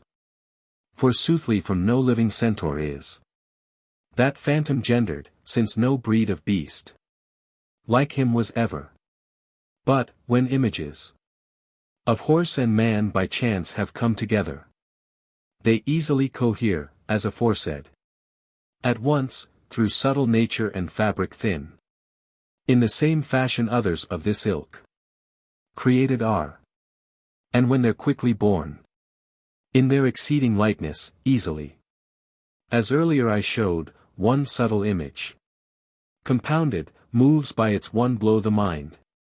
Itself so subtle and so strangely quick, that these things come to pass as I record. From this thou easily canst understand. So far as one is unto other like, seeing with mind as well as with the eyes, must come to pass in fashion not unlike. Well, now, since I have shown that I perceive, haply a lion through those idle films, such as assail my eyes, 'tis thine to know. Also the mind is in like manner moved, and sees, nor more nor less than eyes do see, except that it perceives more subtle films. The lion and aught else through idle films. And when the sleep has overset our frame, the mind's intelligence is now awake. Still for no other reason, save that these, the selfsame films as when we are awake, assail our minds. To such degree indeed, that we do seem to see for sure the man, whom, void of life, now death and earth have gained dominion over. And nature forces this to come to pass because the body's senses are resting, thwarted through the members all, unable now to conquer false with true. And memory lies prone and languishes in slumber, nor protests that he, the man, whom the mind feigns to see alive, long since hath been the gain of death and dissolution. And further, 'tis no marvel idols move, and toss their arms and other members round, in rhythmic time, and often in men's sleeps. It haps an image this is seen to do. In sooth, when perishes the former image, and other is gendered of another pose, that former seemeth to have changed its gestures. Of course the change must be conceived as speedy. So great the swiftness and so great the store of idle things, and, in an instant brief, as mind can mark, so great, again, the store of separate idle parts to bring supplies. It happens also that there is supplied sometimes an image not of kind the same, but what before was woman, now at hand, is seen to stand there, altered into male, or other visage, other age succeeds. But slumber and oblivion take care that we shall feel no wonder at the thing. And much in these affairs demands inquiry, and much illumination, if we crave with plainness to exhibit facts. And first, why doth the mind of one to whom the whim to think has come behold forth with that thing? Or do the idols watch upon our will? And doth an image unto us occur directly we desire, if heart prefer the sea, the land, or after all the sky? Assemblies of the citizens, parades, banquets, and battles, these and all doth she, nature, create and furnish at our word? Maugre the fact that in same place and spot, another's mind is meditating things all far unlike. And what, again, of this? When we in sleep behold the idol's step, in measure, forward, moving supple limbs, whilst forth they put each supple arm in turn, with speedy motion, and with eyeing heads, repeat the movement, as the foot keeps time. Forsooth, the idols they are steeped in art, and wander to and fro well taught indeed. Thus to be able in the time of night to make such games. Or will the truth be this? Because in one least moment that we mark, that is, the uttering of a single sound, there lurk yet many moments which the reason discovers to exist, therefore it comes, that, in a moment howso brief ye will, the divers idols are hard by, and ready, each in its place diverse. So great the swiftness, so great, again, the store of idle things. And so, when perishes the former image, and other is gendered of another pose, the former seemeth to have changed its gestures. And since they be so tenuous, mind can mark sharply alone the ones it strains to see. And thus the rest do perish one and all, save those for which the mind prepares itself. Further, it doth prepare itself indeed, and hopes to see what follows after each. Hence this result. For hast thou not observed how eyes, essaying to perceive the fine, will strain in preparation, otherwise unable sharply to perceive it all? Yet know thou canst that, even in objects plain, if thou attendest not, 'tis just the same, as if 'twere all the time removed and far. What marvel, then, that mind doth lose the rest, save those to which that's given up itself? So 'tis that we conjecture from small signs things wide and weighty, and involve ourselves in snarls of self-deceit. Some vital functions in these affairs we crave that thou wilt passionately flee the one offense, and anxiously wilt shun the error of presuming the clear lights of eyes created were that we might see, or thighs and knees, a prop upon the feet, thuswise can bended be, that we might step with goodly strides ahead, or forearms joined unto the sturdy uppers, or serving hands on either side were given, that we might do life's own demands. All such interpretation is apt for with inverse reasoning, since naught is born in body so that we may use the same, but birth engenders use. No seeing ere the lights of eyes were born, no speaking ere the tongue created was, but origin of tongue came long before discourse of words, and ears created were much earlier than any sound was heard. And all the members, so meseems, were there before they got their use, and therefore, they could not be gendered for the sake of use, but contrariwise, contending in the fight, with hand to hand, and rending of the joints, and fouling of the limbs with gore, was there. O long before the gleaming spears ere flew, and nature prompted man to shun a wound, before the left arm by the aid of art opposed the shielding targe, and, verily, yielding the weary body to repose, far ancienter than cushions of soft beds, and quenching thirst is earlier than cups. These objects, therefore, which for use and life have been devised, can be conceived as found for sake of using, but apart from such, are all which first were born and afterwards gave knowledge of their own utility, chief in which sort we note the senses, limbs. Wherefore, again, 'tis quite beyond thy power to hold that these could thus have been create for office of utility. Likewise, 'tis nothing strange that all the breathing creatures seek, even by nature of their frame, their food. Yes, since I've taught thee that from off the things stream and depart innumerable bodies, in modes innumerable too, but most must be the bodies streaming from the living, which bodies, vexed by motion evermore, are through the mouth exhaled innumerable, when weary creatures pant, or through the sweat squeezed forth innumerable from deep within. Thus body rarefies, so under mind in all its nature, and pain attends its state. And so the food is taken to underprop the tottering joints, and by its interfusion, to recreate their powers, and there stop up the longing, open mouth through limbs and veins, for eating. And the moist no less departs into all regions that demand the moist.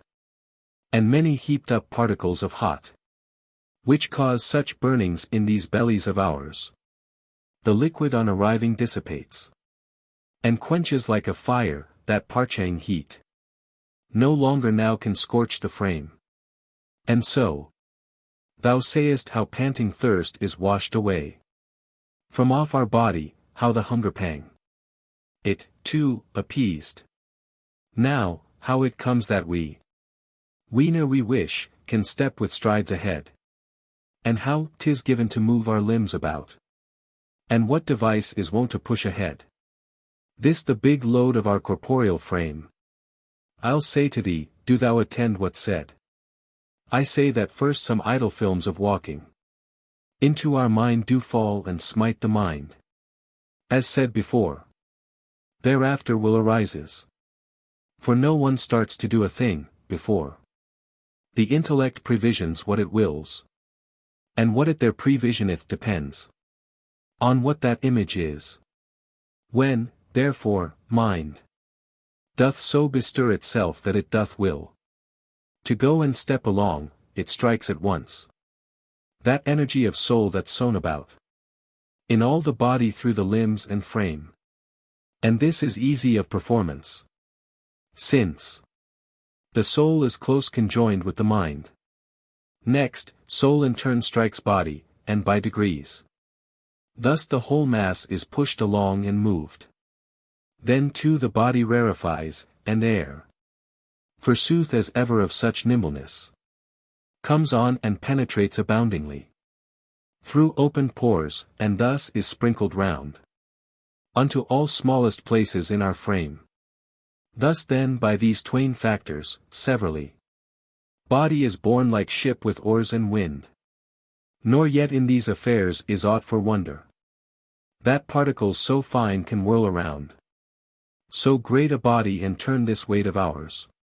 For wind, so tenuous with its subtle body, yet pushes, driving on the mighty ship of mighty bulk, one hand directs the same, whatever its momentum, and one helm whirls it around, whither ye please. And loads, many and huge, are moved and hoisted high by enginery of pulley blocks and wheels, with but light strain. Now, by what modes this sleep pours through our members waters of repose, and frees the breast from cares of mind, I'll tell in verses sweeter than they many are. Even as the swan's slight note is better far than that dispersed clamor of the cranes among the south wind's airy clouds.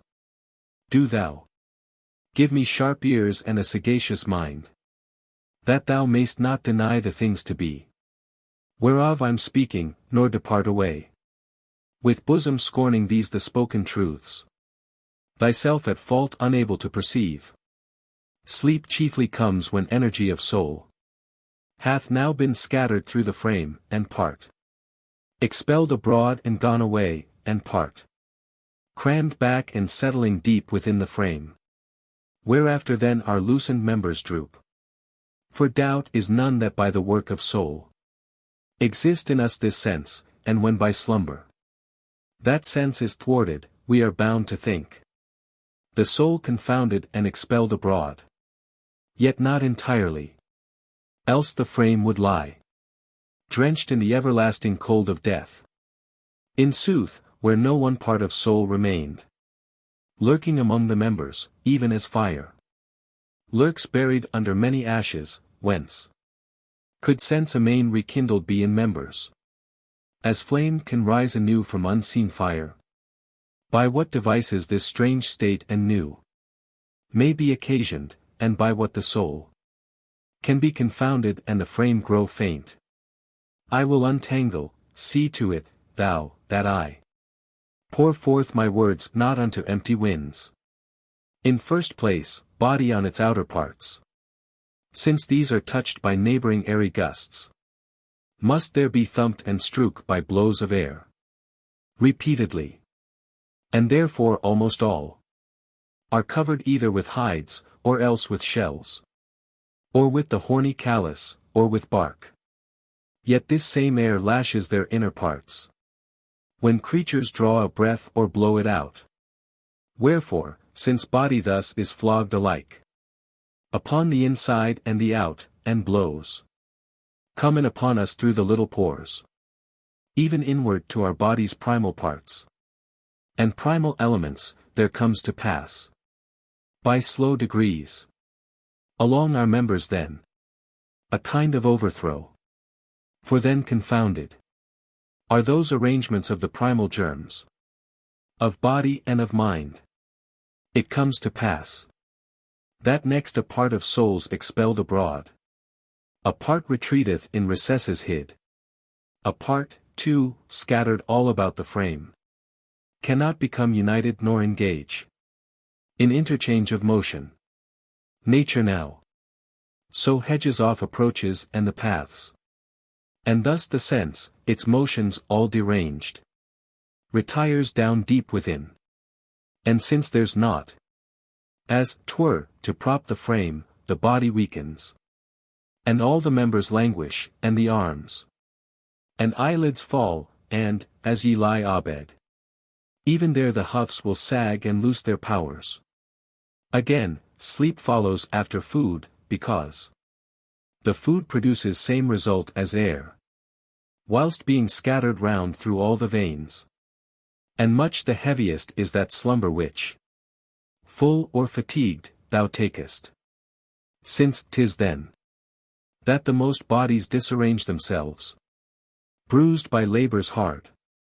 And in same wise, this threefold change, a forcing of the soul down deeper, more a casting forth of it, a moving more divided in its parts, and scattered more, and to whatever pursuit a man most clings absorbed, or what the affairs on which we theretofore have tarried much, and mind hath strained upon the more, we seem in sleep not rarely to go at the same. The lawyers seem to plead and cite decrees, commanders they to fight and go at frays, sailors to live in combat with the winds. And we ourselves indeed to make this book, and still to seek the nature of the world, and set it down, when once discovered, here in these my country's leaves. Thus all pursuits, all arts in general seem in sleeps to mock, and master the minds of men. And whosoever day after day for long to games have given attention undivided, still they keep, as oft we note, even when they've ceased to grasp those games with their own senses, open paths within the mind where through the idle films of just those games can come. And thus it is.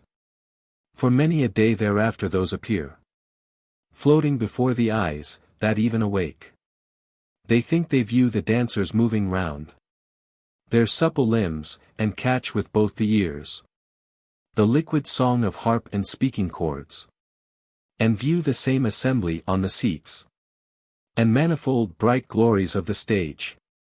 So great the influence of pursuit and zest, and of the affairs wherein that's been the wont of men to be engaged, nor only men, but soothly all the animals. Behold, thou lt see the sturdy horses, though outstretched, yet sweating in their sleep, and panting ever, and straining utmost strength, as if for prize, as if, with barriers opened now, and hounds of huntsmen oft in soft repose, yet toss a sudden all their legs about, and growl and bark, and with their nostrils sniff the winds again, as though indeed they'd caught the scented footprints of wild beasts.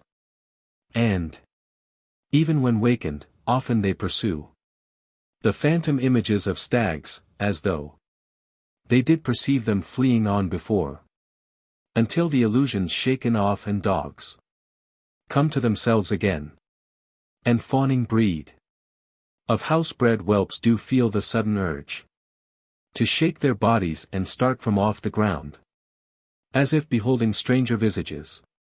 And ever the fiercer be the stock, the more in sleep the same is ever bound to rage. But flee the divers tribes of birds and vex with sudden wings by night the groves of gods, when in their gentle slumbers they have dreamed of hawks in chase, a swooping on for fight. Again, the minds of mortals which perform with mighty motions mighty enterprises, often in sleep will do and dare the same. In manner like kings take the towns by storm, succumb to capture, battle on the field, raise a wild cry as if their throats were cut, even then and there. And many wrestle on, and groan with pains, and fill all regions round with mighty cries and wild, as if then gnawed by fangs of panther or of lion fierce. Many amid their slumbers talk about their mighty enterprises, and have often enough become the proof of their own crimes. Many meet death. Many, as if headlong from lofty mountains tumbling down to earth, with all their frame, are frenzied in their fright.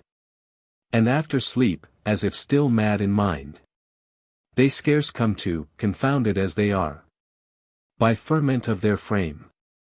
The thirsty man, likewise, he sits beside delightful spring or river and gulpeth down with gaping throat nigh the whole stream. And oft the innocent young, by sleep o'ermastered, think they lift their dress by pale or public Jordan and then void the water filtered down their frame entire, and drench the Babylonian coverlets magnificently bright. Again, those males, into the surging channels of whose years now first has passed the seed, engendered within their members by the ripened days, are in their sleep confronted from without by idle images of some fair form, tidings of glorious face and lovely bloom, which stir and goad the regions turgid now with seed abundant, so that, as it were, with all the matter acted duly out, they pour the billows of a potent stream, and stain their garment.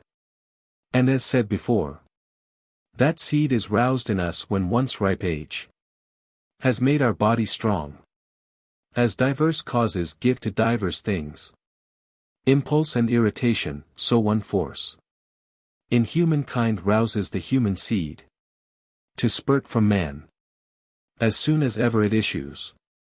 Forced from its first abodes, it passes down in the whole body through the limbs and frame, meeting in certain regions of our thews, and stirs amain the genitals of man. The goaded regions swell with seed, and then comes the delight to dart the same at what the mad desire so yearns, and body seeks. That object, whence the mind by love is pierced.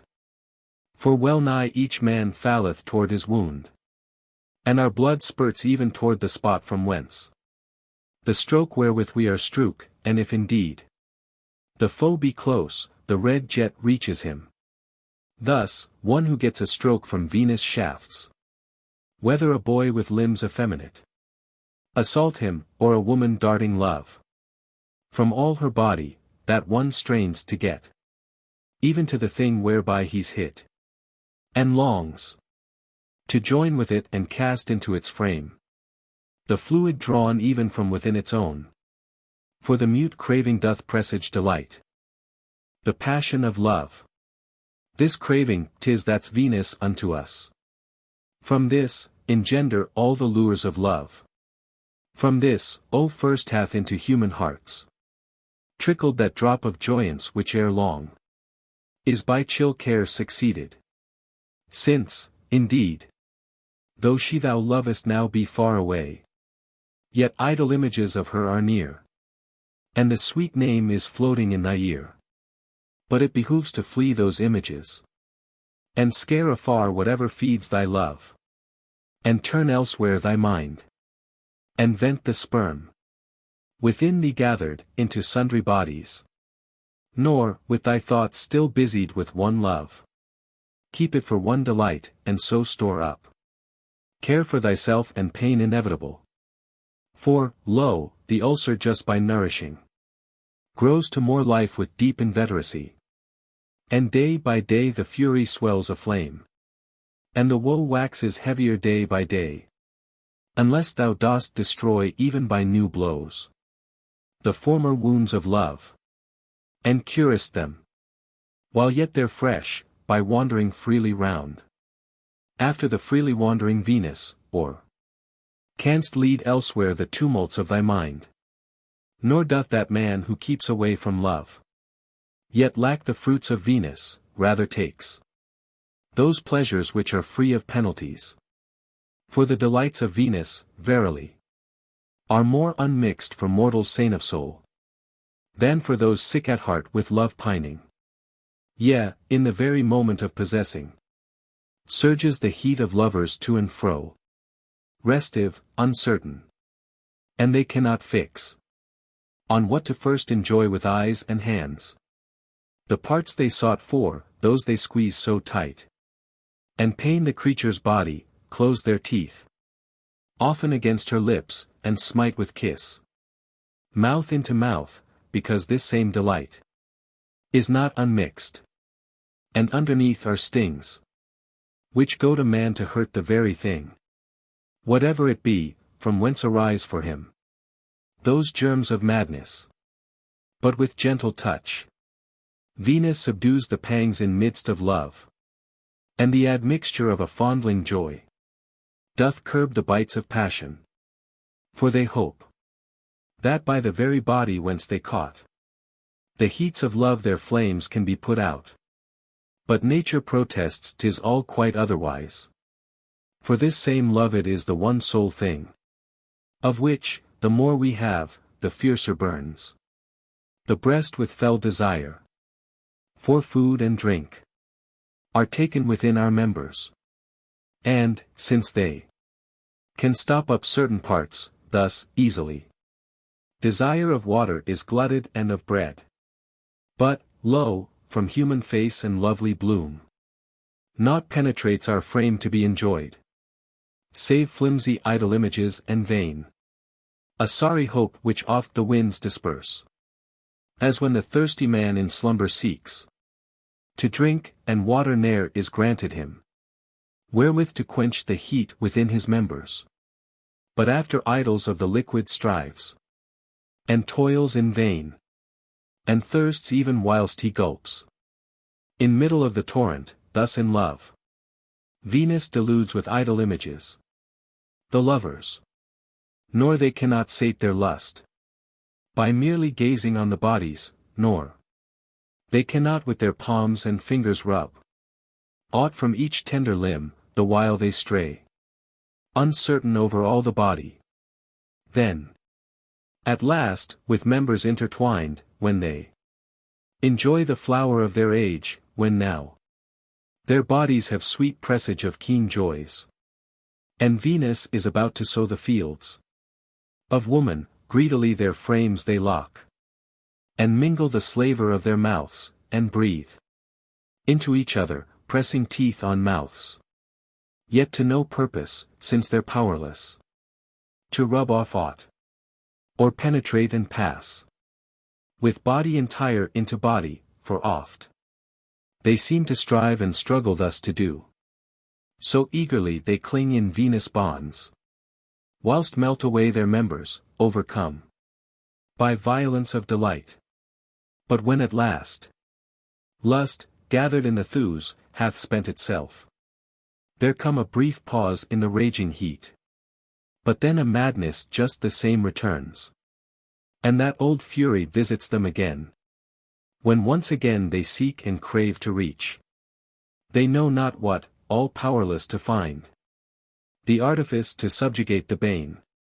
In such uncertain state they waste away, with unseen wound, to which be added too they squander powers, and with the travail wane be added too they spend their feudal years under another's beck and call. Their duties neglected languish and their honest name reeleth sick, and meantime their estates are lost in Babylonian tapestries, and unguents and dainty Sicyonian shoes laugh on her feet. And, as ye may be sure, big emeralds of green light are set in gold, and rich sea-purple dress by constant wear grows shabby and all soaked with Venus' sweat, and the well-earned ancestral property becometh headbands, coifs, and many a time the cloaks, or garments alidentian, or of the sea Nile, and banquets, set with rarest cloth and viands, are prepared, and games of chance, and many a drinking cup, and unguents, crowns and garlands, all in vain, since from amid the wellspring of delights bubbles some drop of bitter to torment. Among the very flowers, when haply mind gnaws into self, now stricken with remorse for slothful years and ruin in bottles, or else because she's left him all in doubt, by launching some sly word, which still like fire lives wildly, cleaving to his eager heart, or else because he thinks she darts her eyes too much about and gazes at another, and in her face sees traces of a laugh. These ills are found in prospering love and true, but in crossed love and helpless there be such as through shut eyelids thou canst still take in uncounted ills, so that 'tis better far to watch beforehand, in the way I've shown, and guard against enticements. For to shun a fall into the hunting snares of love is not so hard, as to get out again, when tangled in the very nets, and burst the stoutly knotted cords of Aphrodite. Yet even when they're enmeshed with tangled feet, still canst thou scape the danger lest indeed thou standest in the way of thine own good, and overlookest first all blemishes of mind and body of thy much preferred, desirable dame. For so men do, eyeless with passion, and assign to them grace is not theirs in fact. And thus we see creatures in many a wise crooked and ugly, the prosperous sweethearts in a high esteem, and lovers gird each other and advise to placate Venus, since their friends are smit with a base passion, miserable dupes, who seldom mark their own worst bane of all. The black-skinned girl is tawny like the honey, the filthy and the fetid's negligee. The cat-eyed she's a little Pallas, she. The sinewy and wizen's a gazelle. The pudgy and the pygmy is piquant. One of the graces sure, the big and bulky. Oh, she's an admiration, imposante. The stuttering and tongue-tied sweetly lisps. The mute girl's modest, and the garrulous. The spiteful spitfire is the sparkling wit. And she who scarcely lives for scrawniness becomes a slender darling. Delicate is she who's nearly dead of coughing fit. The pursy female with protuberant breasts. She is like Ceres when the goddess gave young Bacchus suck, the pug-nosed lady love. A satirist, a feminine Silenus. The blubber-lipped is all one luscious kiss. A weary while it were to tell the whole. But let her face possess what charm ye will. Let Venus' glory rise from all her limbs. Forsooth there still are others. And forsooth we lived before without her, and forsooth she does the same things, and we know she does all, as the ugly creature, and she scents. Yes, she, her wretched self with vile perfumes, whom even her handmaids flee and giggle at behind her back. But he, the lover, in tears, because shut out, covers her threshold o'er, often with flowers and garlands, and anoints her haughty doorposts with the marjoram. And Prince, poor fellow, kisses on the doors. Admitted at last. If haply but one whiff got to him on approaching, he would seek decent excuses to go out forthwith. And his lament, long pondered, then would fall down at his heels, and there he'd damn himself for his fatuity, observing how he had assigned to that same lady more than it is proper to concede to mortals. And these our Venuses are ware of this. Wherefore the more are they at pains to hide all the behind the scenes of life from those whom they desire to keep in bonds of love. In vain. Since any earthless thou canst by thought drag all the matter forth into the light, and well search out the cause of all these smiles. And if of graceful mind she be and kind, do thou, in thy turn, overlook the same, and thus allow for poor mortality. Nor sighs the woman always with feigned love, who links her body round man's body locked, and holds him fast, making his kisses wet, with lips sucked into lips. For oft she acts, even from desire, and, seeking mutual joys, incites him there to run love's racecourse through.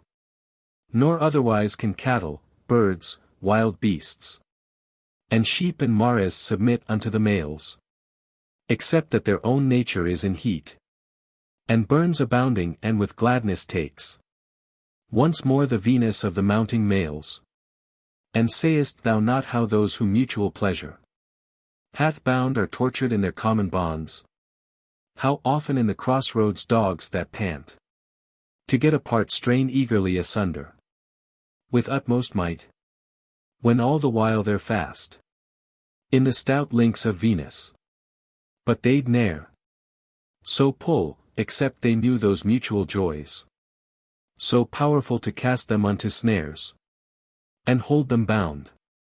Wherefore again, even as I say, there is a joint delight. And when perchance, in mingling seed with his, the female hath o'erpowered the force of male, and by a sudden fling hath seized it fast, then are the offspring, more from mother's seed, more like their mothers, as, from father's seed, they're like to fathers. But whom sayest to be partakers of each shape, one equal blend of parents' features, these are generate from father's body and from mother's blood, when mutual and harmonious heat hath dashed together seeds, aroused along their frames by Venus' goads, and neither of the twain mastereth or is mastered. Happens too that sometimes offspring can to being come in likeness of their grandsires, and bring back often the shapes of grandsires' sires, because their parents in their bodies oft retain concealed many primal germs, commixed in many modes, which, starting with the stock, sire handeth down to son, himself a sire. Whence Venus by a variable chance engenders shapes, and diversely brings back ancestral features, voices too, and hair. A female generation rises forth from seed paternal, and from mother's body exist created males, since sex proceeds no more from singleness of seed than faces, or bodies or limbs of ours, for every birth is from a twofold seed.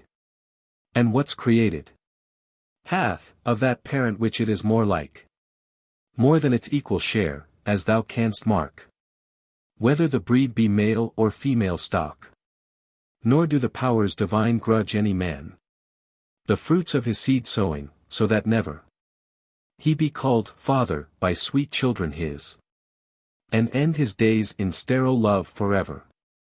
What many men suppose, and gloomily they sprinkle the altars with abundant blood, and make the high platforms odorous with burnt gifts, to render big by plenteous seed their wives, and plague in vain godheads and sacred lots. For sterile are these men by seed too thick, or else by far too watery and thin, because the thin is powerless to cleave Fast to the proper places, straightway. It trickles from them, and, returned again, retires abortively. And then since seed, more gross and solid than will suit is spent by some men, either it flies not forth amain, with spurt prolonged enough, or else it fails to enter suitably the proper places. Or, having entered, the seed is weakly mixed with seed of the woman. Harmonies of Venus are seen to matter vastly here. And some impregnate some more readily, and from some women conceive more readily and become pregnant. And many women, sterile before, in several marriage beds, have yet thereafter obtained the mates from whom they could conceive the baby boys, and with sweet progeny grow rich. And even for husbands, whose own wives, although of fertile wombs, have borne for them no babies in the house, are also found concordant natures, so that they at last can bulwark their old age with goodly sons. A matter of great moment 'tis in truth, that seeds may mingle readily with seeds suited for procreation, and that thick should mix with fluid seeds, with thick the fluid. And in this business 'tis of some import upon what diet life is nourished. For some foods thicken seeds within our members, and others thin them out and waste away. And in what modes the fond delight itself is carried on, this too importeth vastly. For commonly 'tis thought that wives conceive more readily in manner of wild beasts, after the custom of the 4-foot breeds, because so postured, with the breasts beneath, and buttocks then upreared, the seeds can take their proper places. Nor is need the least for wives to use the motions of blandishment. For thus the woman hinders and resists her own conception, if too joyously herself she treats the Venus of the man, with haunches heaving, and with all her bosom now yielding like the billows of the sea. Aye, from the plowshare's even course and track she throws the furrow, and from proper places deflects the spurt of seed. And courtesans are thus wise wont to move for their own ends, to keep from pregnancy and lying in, and all the while to render Venus more a pleasure for the men, the which meseems our wives have never need of. Sometimes too it happens, and through no divinity, nor arrows of Venus, that a sorry chit of scanty grace will be beloved by man. For sometimes she herself by very deeds, by her complying ways, and tidy habits, will easily accustom thee to pass with her thy lifetime, and, moreover, lo, long habitude can gender human love, even as an object smitten o'er and o'er by blows, however lightly, yet at last is overcome and wavers. Sayest thou not? Besides, how drops of water falling down against the stones at last bore through the stones. Book V. Proem. Oh, who can build with puissant breast a song worthy the majesty of these great finds? Or who in words so strong that he can frame the fit laudations for deserts of him who left us heritors of such vast prizes, by his own breast discovered and sought out? There shall be none, methinks, of mortal stock. For if must needs be named for him the name demanded by the now known majesty of these high matters, then a god was he. Hear me, illustrious Memmius, a god, who first and chief found out that plan of life, which now is called philosophy, and who, by cunning craft, out of such mighty waves, out of such mighty darkness, moored life in havens so serene, in light so clear. Compare those old discoveries divine of others, lo, according to the tale series established for mortality, the grain, and Bacchus juice of vine-born grape, Though life might yet without these things abide. Even as report saith now some peoples live. But man's well-being was impossible. Without a breast all free. Wherefore the more that man doth justly seem to us a god, from whom sweet solaces of life, afar distributed o'er populous domains, now soothe the minds of men.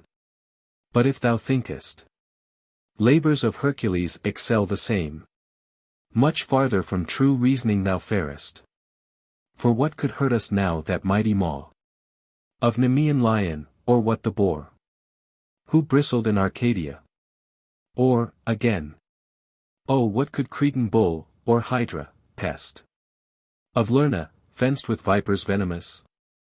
Or what the triple-breasted power of her, the threefold Gyrian, the sojourners in the Stymphalian fens, so dreadfully offend us, or the steeds of Thracian Diomedes breathing fire from out their nostrils off along the zones, Bistonian and Ismarian, and the snake, the dread fierce gazer, guardian of the golden and gleaming apples of the Hesperides, coiled round the tree trunk with tremendous bulk. Oh what, again, could he inflict on us? Along the Atlantic shore and wastes of sea, where neither one of us approacheth nigh, nor no barbarian ventures. And the rest of all those monsters slain, even if alive, unconquered still, what injury could they do? None, as I guess. For so the glutted earth swarms even now with savage beasts, even now is filled with anxious terrors through the woods and mighty mountains and the forest deeps. Quarters 'tis ours in general to avoid. But lest the breast be purged, what conflicts then, what perils, must bosom, in our own despite. Oh then how great and keen the cares of lust that split the man distraught. How great the fears, and lo, the pride, grim greed, and wantonness. How great the slaughters in their train, and lo, debaucheries and every breed of sloth. Therefore that man who subjugated these, and from the mind expelled, by words indeed, not arms, oh shall it not be seemly him to dignify by ranking with the gods? And all the more since he was wont to give, concerning the immortal gods themselves, many pronouncements with a tongue divine, and to unfold by his pronouncements all the nature of the world. Argument of the book and new Proem against a teleological concept. And walking now in his own footprints, I do follow through his reasonings, and with pronouncements teach the covenant whereby all things are framed. How under that covenant they must abide, nor ever prevail to abrogate the aeons' inexorable decrees, how, as we found, in class of mortal objects, o'er all else, the mind exists of earth-born frame create, and impotent and scathed to abide across the mighty aeons, and how come in sleep those idle apparitions that so befool intelligence when we do seem to view a man whom life has left. Thus far we've gone. The order of my plan hath brought me now unto the point where I must make report how, too, the universe consists of mortal body, born in time, and in what modes that congregated stuff established itself as earth and sky, ocean, and stars, and sun, and ball of moon. And then what living creatures rose from out the old Telluric places, and what ones were never born at all, and in what mode the human race began to name its things, and use the varied speech from man to man, and in what modes hath bosomed in their breasts that awe of gods which halloweth in all lands, fanes, altars, groves, lakes, idols of the gods. Also I shall untangle by what power the steersman nature guides the sun's courses, and the meanderings of the moon, lest we, per case, should fancy that of own free will They circle their perennial courses round, timing their motions for increase of crops. And living creatures, or lest we should think, they roll along by any plan of God's.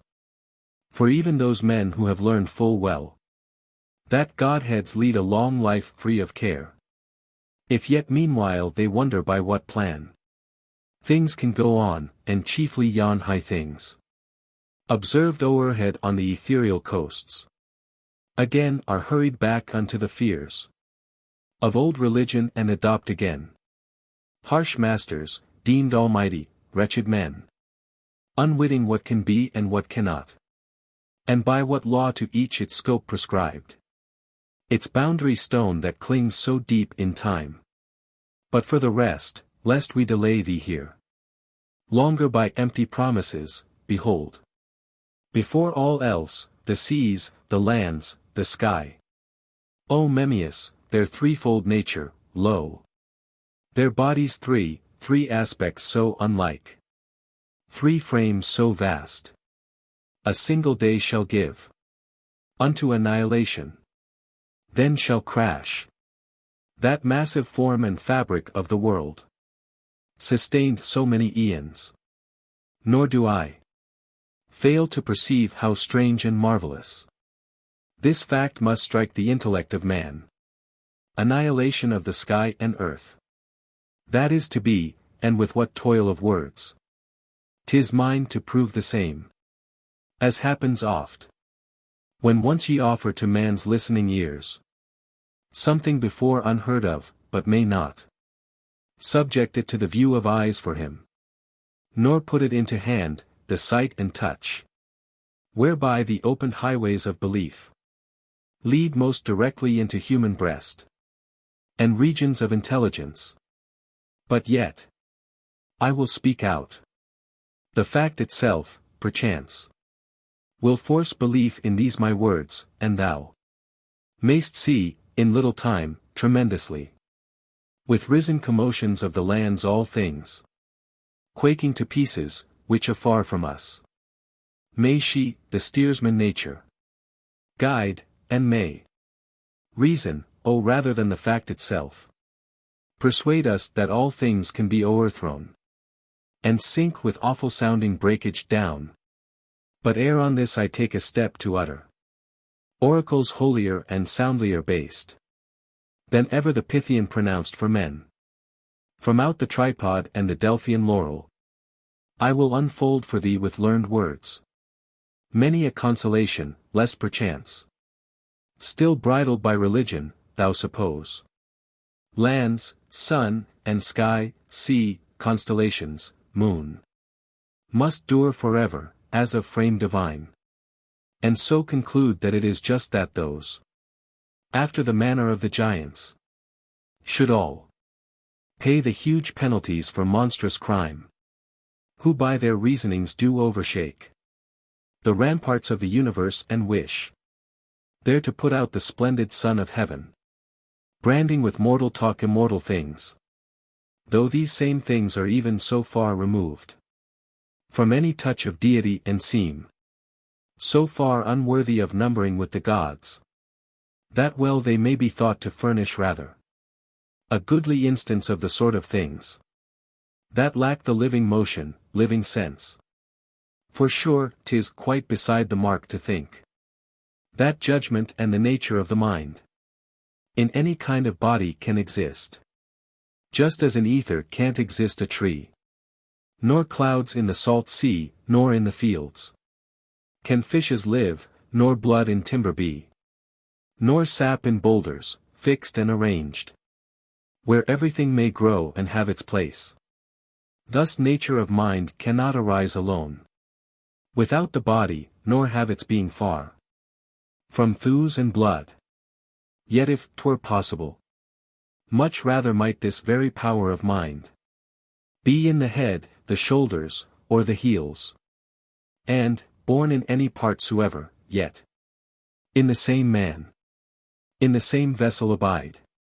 But since within this body even of ours stands fixed and appears arranged sure, where soul and mind can each exist and grow, Deny we must the more that they can dure. Outside the body and the breathing form. In rotting clods of earth, in the sun's fire. In water, or in ether's ski coasts. Therefore these things no wit are furnished. With sense divine, since never can they be. With life force quickened. Likewise, thou canst ne'er believe the sacred seats of gods are here. In any regions of this mundane world. Indeed, the nature of the gods, so subtle. So far removed from these our senses, scarce. Is seen even by intelligence of mind. And since they've ever eluded touch and thrust. Of human hands, they cannot reach to grasp. Aught tangible to us. For what may not itself be touched in turn can never touch. Wherefore, besides, also their seats must be.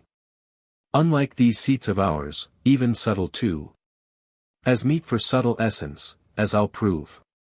Hereafter unto thee with large discourse. Further, to say that for the sake of men. They will to prepare this world's magnificence.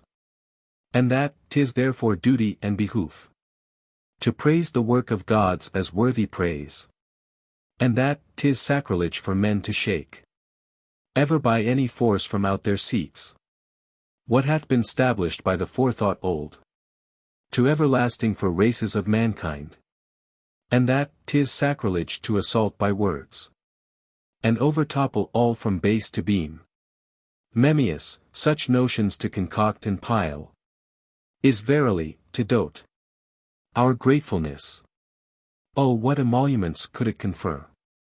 Upon immortals and upon the blessed. That they should take a step to manage aught. For sake of us. Or what new factor could, after so long a time, inveigle them? The hitherto reposeful, to desire. To change their former life. For rather he. Whom old things chafe seems likely to rejoice. At new. But one that in forepast time. Hath chanced upon no ill, through goodly years. Oh, what could ever enkindle in such an one? Passion for strange experiment? Or what? The evil for us, if we had ne'er been born. As though, forsooth, in darkling realms and woe. Our life were lying till should dawn at last. The dayspring of creation. Whosoever hath been begotten wills perforce to stay. In life, so long as fond delight detains. But whoso ne'er hath tasted love of life. And ne'er was in the count of living things. What hurts it him that he was never born? Whence, further, first was planted in the gods. The archetype for gendering the world. And the foreknotion of what man is like. So that they knew and preconceived with mind. Just what they wished to make. Or how were known. Ever the energies of primal germs. And what those germs, by interchange of place. Could thus produce, if nature's self had not given example for creating all. For in such wise primordials of things. Many in many modes, astir by blows. From immemorial eons, in motion too. By their own weights, have evermore been wont. To be so borne along and in all modes. To meet together and to try all sorts. Which, by combining one with other, they are powerful to create, that thus it is. No marvel now, if they have also fallen into arrangements such, and if they've passed into vibrations such as those whereby this sum of things is carried on today. By fixed renewal. But knew I never what the seeds primordial were, yet would I dare this to affirm. Even from deep judgments based upon the ways and conduct of the skies. This to maintain by many a fact besides. That in no wise the nature of all things. For us was fashioned by a power divine. So great the faults it stands encumbered with. First, mark all regions which are overarched by the prodigious reaches of the sky. One yawning part thereof the mountain chains. And forests of the beasts do have and hold. And cliffs, and desert fens, and wastes of sea, which sunder afar the beaches of the lands, possess it merely, and, again, thereof, well nigh 2/3 intolerable heat. And a perpetual fall of frost doth rob from mortal kind. And what is left to till? Even that the force of nature would o'errun with brambles, did not human force oppose. Long wont for livelihood to groan and sweat over the two-pronged mattock and to cleave the soil in twain by pressing on the plough, unless, by the ploughshare turning the fruitful clods, and kneading the mould, we quicken into birth. The crops, spontaneously could not come up into the free bright air.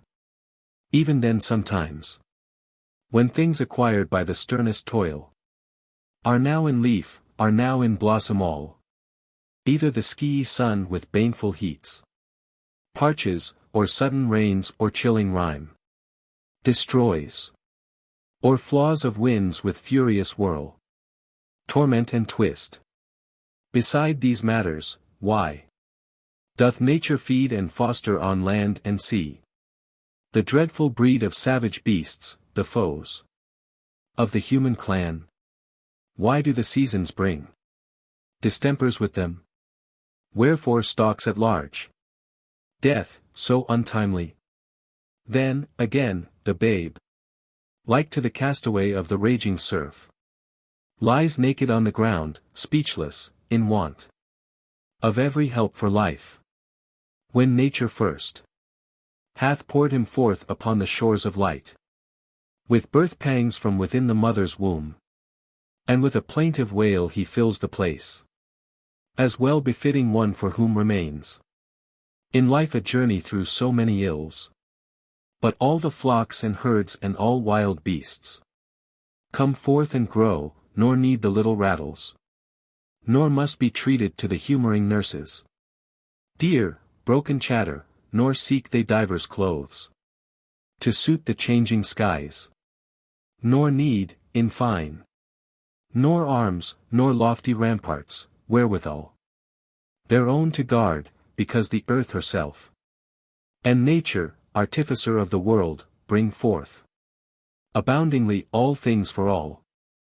The world is not eternal, and first, since body of earth and water, air's light breath, and fiery exhalations, of which four, this sum of things is seen to be compact, so all have birth and perishable frame.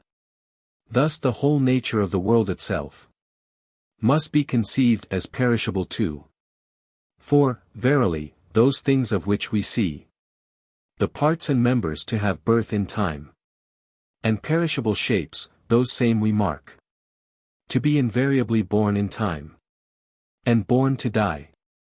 And therefore when I see the mightiest members and the parts of this our world consumed and begot again, 'tis mine to know that also sky above and earth beneath began of old in time, and shall in time go under to disaster.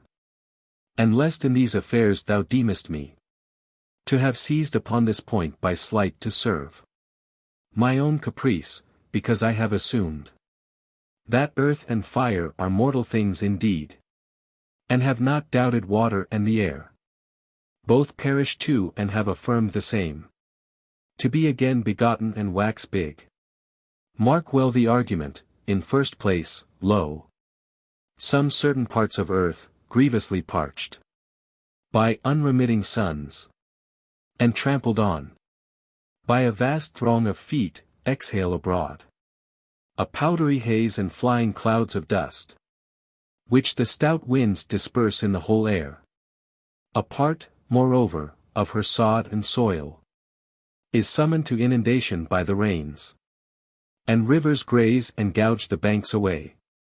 Besides, whatever takes a part its own in fostering and increasing, aught is rendered back. And since, beyond a doubt, earth, the All-Mother, is beheld to be likewise the common sepulchre of things, Therefore thou sayest her minished of her plenty. And then again augmented with new growth.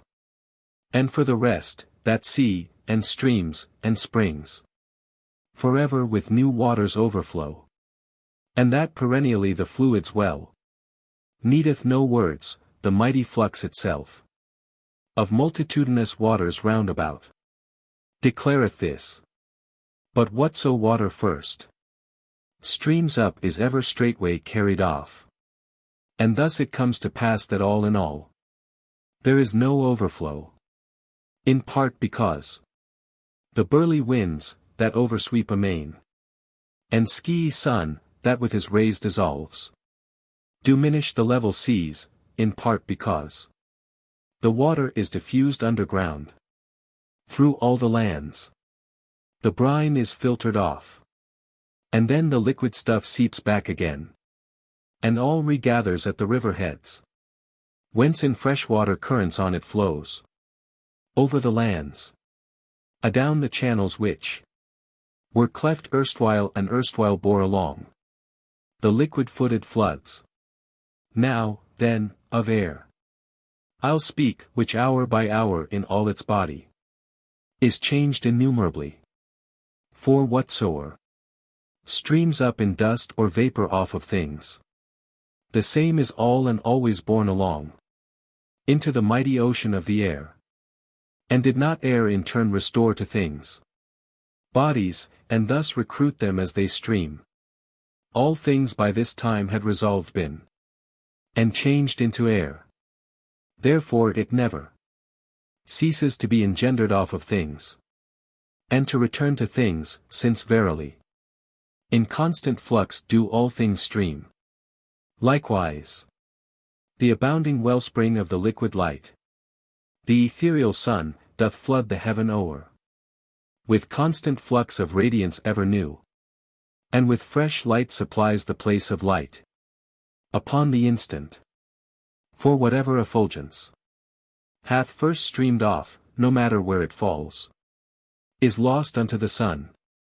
And this 'tis thine to know from these examples, soon as clouds have first begun to underpass the sun, and, as it were, to rend the rays of light in twain, at once the lower part of them is lost entire, and earth is overcast, where'er the thunderheads are rolled along.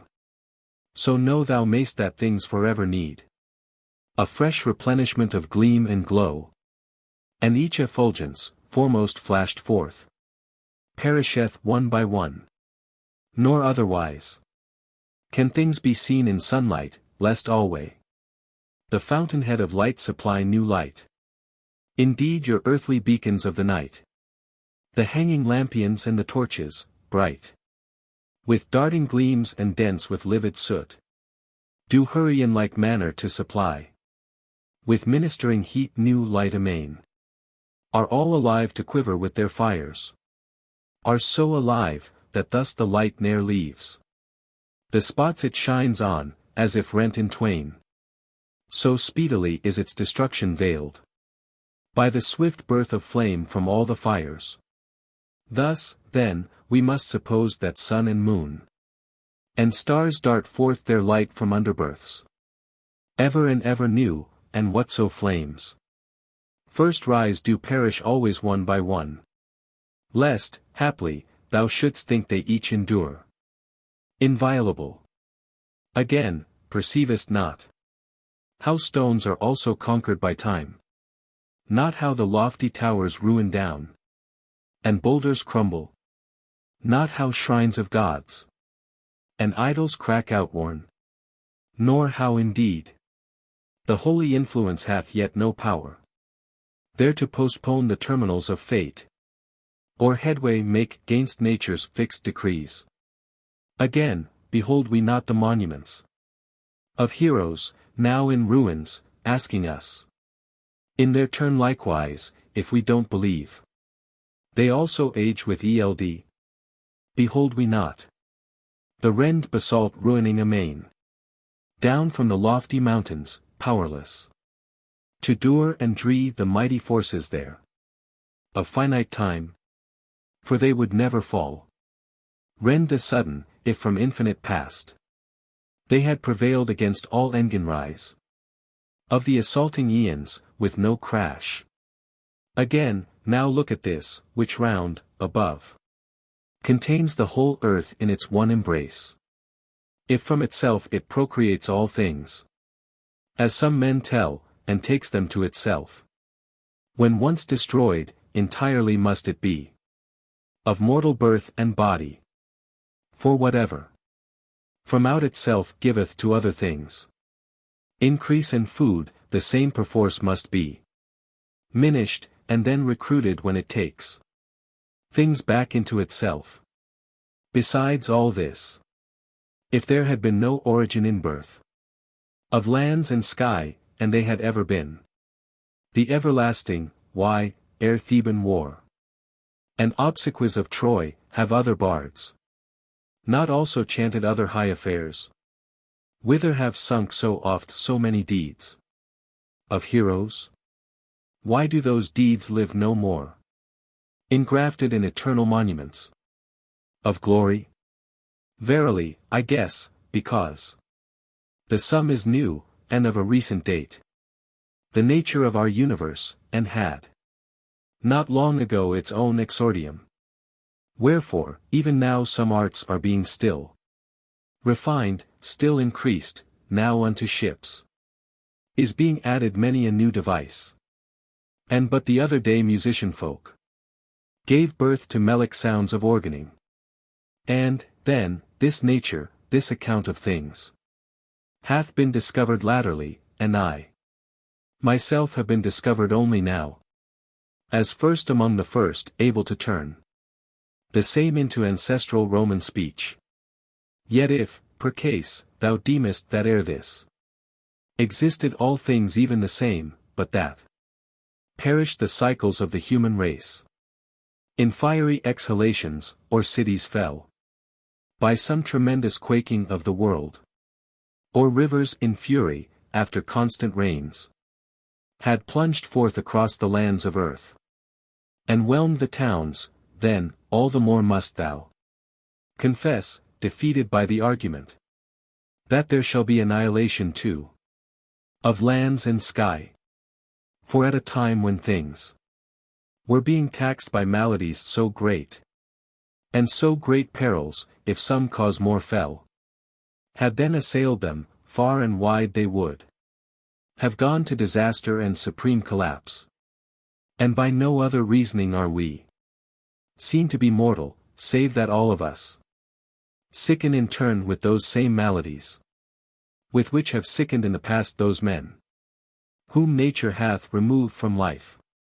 Again, whatever abides eternal must indeed either repel all strokes, because 'tis made of solid body, and permit no entrance of aught with power to sunder from within the parts compact, as are those seeds of stuff whose nature we've exhibited before, or else be able to endure through time. For this, because they are from blows exempt, as is the void, the which abides untouched, unsmit by any stroke, or else because there is no room around, where two things can, as 'twere, depart in dissolution all, even as the sum of sums eternal is, without or place beyond where two things may asunder fly, or bodies which can smite, and thus dissolve them by the blows of might. But not of solid body, as I've shown, exists the nature of the world, because in things is intermingled there a void. Nor is the world yet as the void, nor are, moreover, bodies lacking which, per case, rising from out the infinite, can fell with fury whirlwinds all this sum of things, or bring upon them other cataclysm of peril strange. And yonder, too, abides the infinite space and the profound abyss, whereinto, lo, the ramparts of the world can yet be shivered, or some other power can pound upon them till they perish all. Thus is the door of doom, O nowise barred against the sky, against the sun and earth. And deep sea waters, but wide open stands. And gloats upon them, monstrous and agape. Wherefore, again, 'tis needful to confess that these same things are born in time, for things which are of mortal body could indeed never from infinite past until today have spurned the multitudinous assaults of the immeasurable eons old. Again, since battle so fiercely won with other, the four most mighty members the world aroused in an all unholy war, sayest not that there may be for them an end of the long strife? Or when the ski sun and all the heat have one dominion o'er the sucked up waters all, and this they try still to accomplish, though as yet they fail, for so aboundingly the streams supply new store of waters that 'tis rather they who menace the world with inundations vast from forth the unplumbed chasms of the sea. But vain, since winds, that oversweep amain, and ski sun, that with his rays dissolves, diminish the level seas and trust their power to dry up all, before the waters can arrive at the end of their endeavoring. Breathing such vasty warfare, they contend in balanced strife the one with other still, concerning mighty issues, though indeed the fire was once the more victorious, and once, as goes the tale, the water won a kingdom in the fields, for fire o'ermastered and licked up many things and burnt away what time the impetuous horses of the sun snatched Phaeton headlong from his ski road down the whole ether and over all the lands.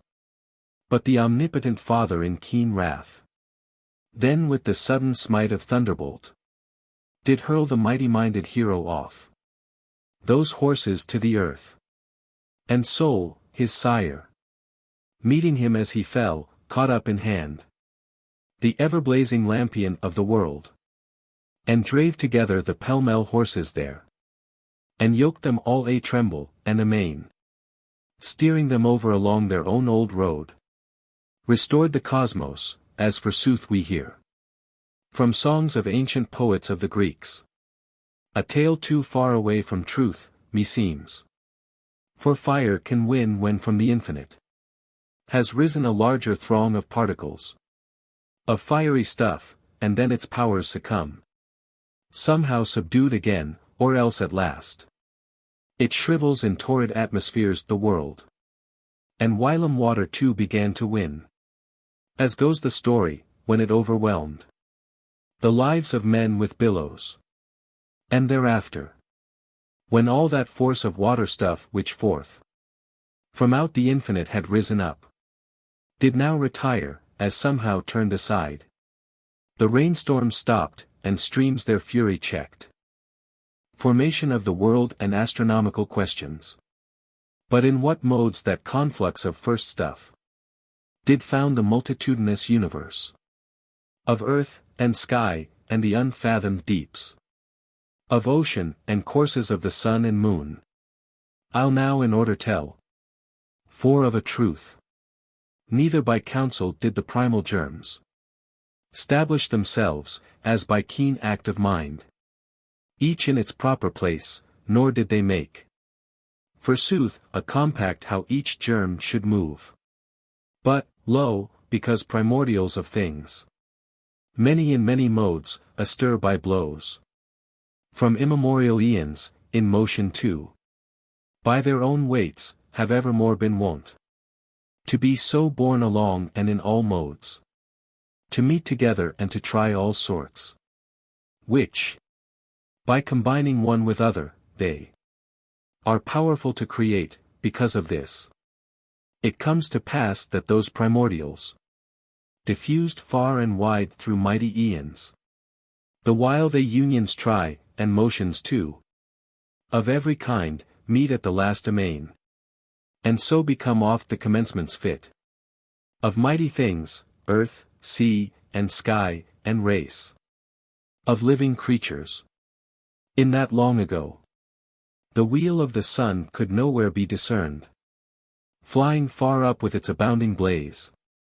Nor constellations of the mighty world, nor ocean, nor heaven, nor even earth nor air, nor aught of things like unto things of ours, could then be seen, but only some strange storm, and a prodigious hurly-burly mass, compounded of all kinds of primal germs, whose battling discords in disorder kept interstices, and paths, coherencies, and weights, and blows, encounterings, and motions.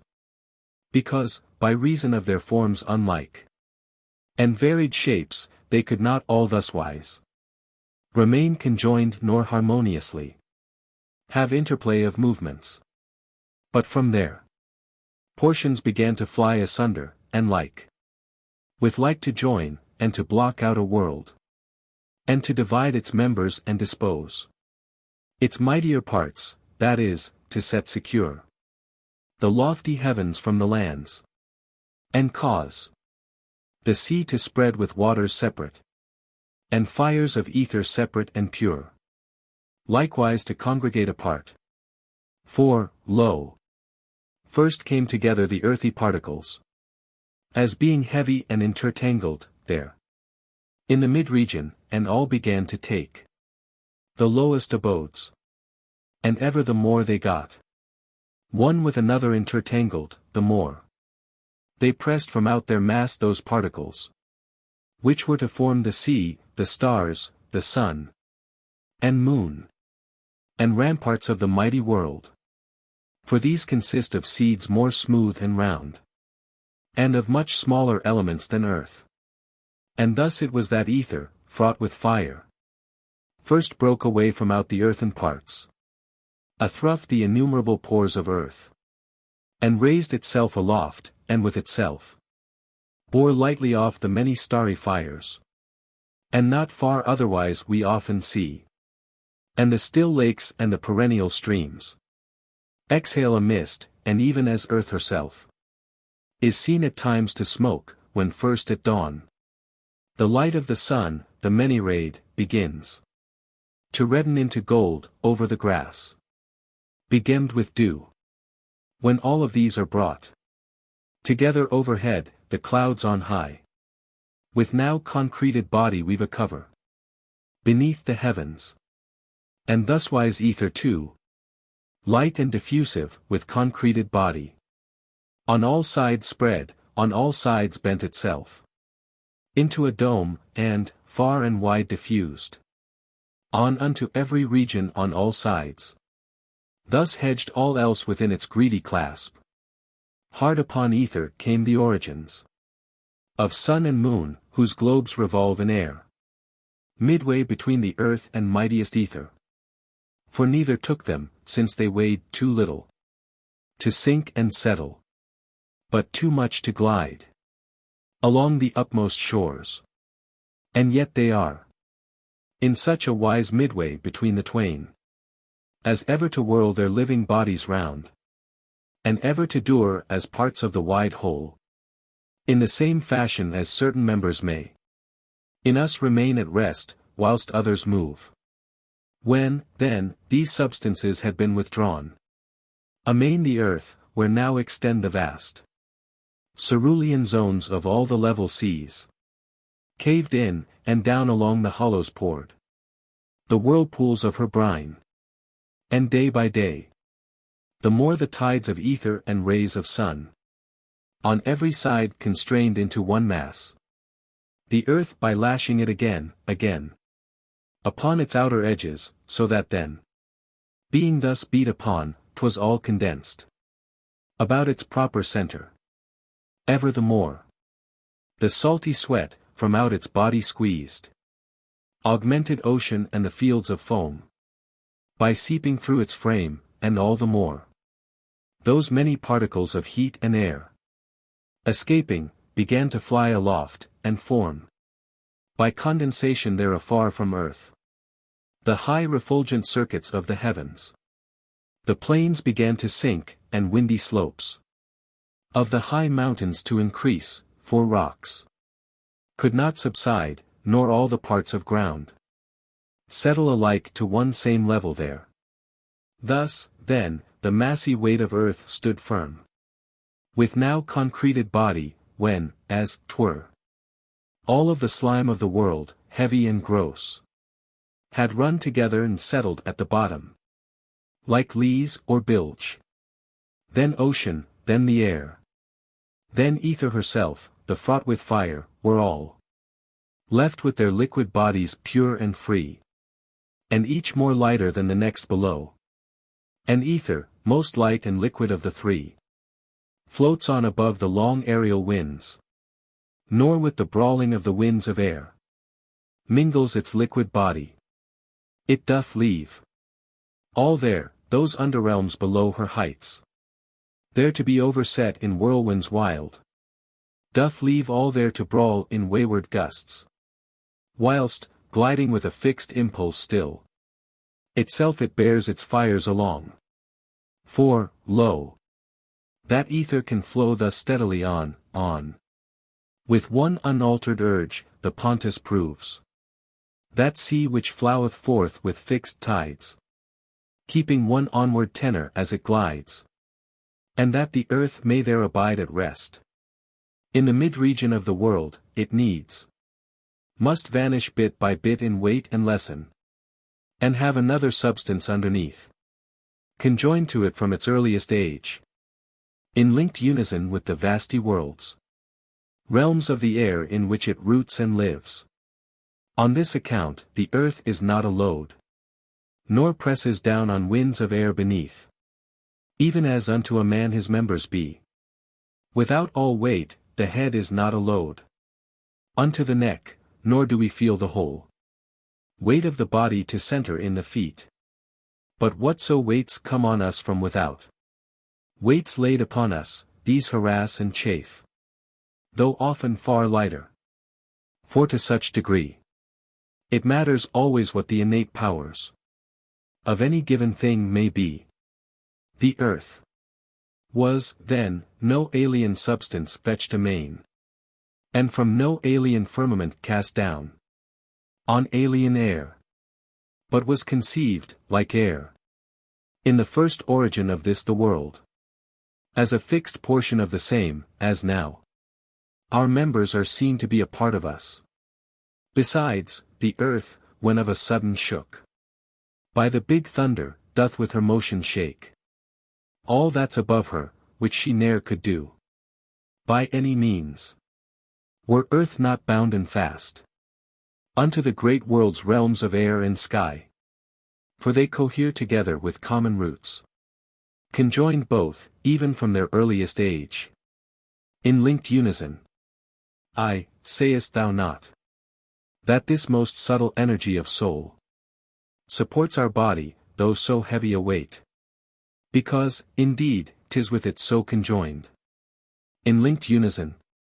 What power, in sum, can raise with agile leap our body aloft, save energy of mind which steers the limbs?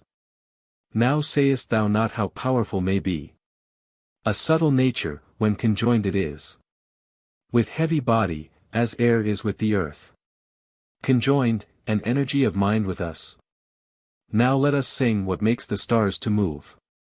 In first place, if the mighty sphere of heaven revolveth round, then needs we must aver that on the upper and the under pole presses a certain air, and from without confines them and encloseth at each end. And that, moreover, another air above streams on athwart the top of the sphere and tends in same direction as are rolled along the glittering stars of the eternal world. Or that another still streams on below to whirl the sphere from under up and on in opposite direction, as we see the rivers turn the wheels and water scoops. It may be also that the heavens do all remain at rest, whilst yet are borne along the lucid constellations, either because swift tides of ether are by sky enclosed, and whirl around, seeking a passage out, and everywhere make roll the starry fires through the Sumanian regions of the sky. Or else because some air, streaming along from an eternal quarter off beyond, whileth the driven fires, or, then, because the fires themselves have power to creep along, going wherever their food invites and calls, and feeding their flaming bodies everywhere throughout the sky. Yet which of these is cause? In this our world 'tis hard to say for sure. But what can be throughout the universe? In divers worlds on diverse plan create. This only do I show, and follow on, to assign unto the motions of the stars even several causes which, 'tis possible, exist throughout the universal all, of which yet one must be the cause even here, which mocketh motion for our constellations. Yet to decide which one of them it be is not the least the business of a man, advancing step by cautious step, as I. Nor can the sun's will larger be by much, nor its own blaze much less than either seems unto our senses.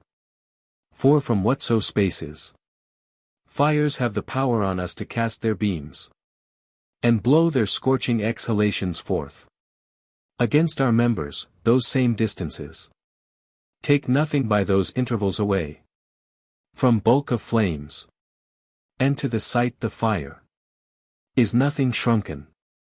Therefore, since the heat and the outpoured light of ski sun arrive our senses and caress our limbs, form too and bigness of the sun must look even here from earth just as they really be, so that thou canst scarce nothing take or add.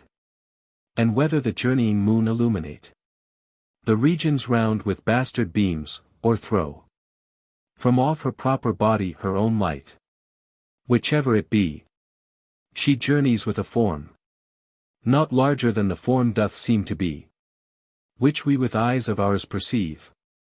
For all the far removed objects of our gaze seem through much air confused in their look, air minished in their bigness. Wherefore, moon, since she presents bright look and clear-cut form, may there on high by us on earth be seen, just as she is with extreme bounds defined, and just of the size.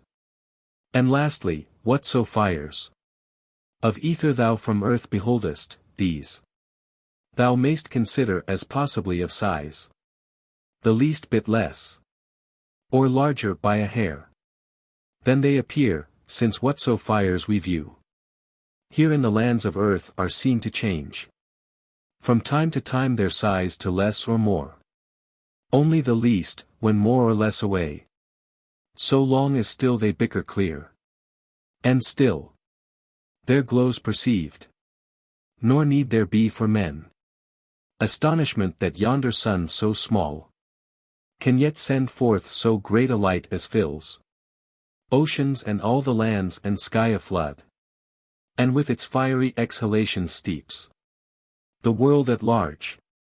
For it may be, indeed, that one vast flowing wellspring of the whole wide world from here hath opened and outgushed, and shot its light abroad, because thuswise the elements of fiery exhalations from all the world around together come, and thuswise flow into a bulk so big that from one single fountainhead may stream this heat and light. And sayest thou not, indeed, how widely one small water spring may wet the meadowlands at times and flood the fields?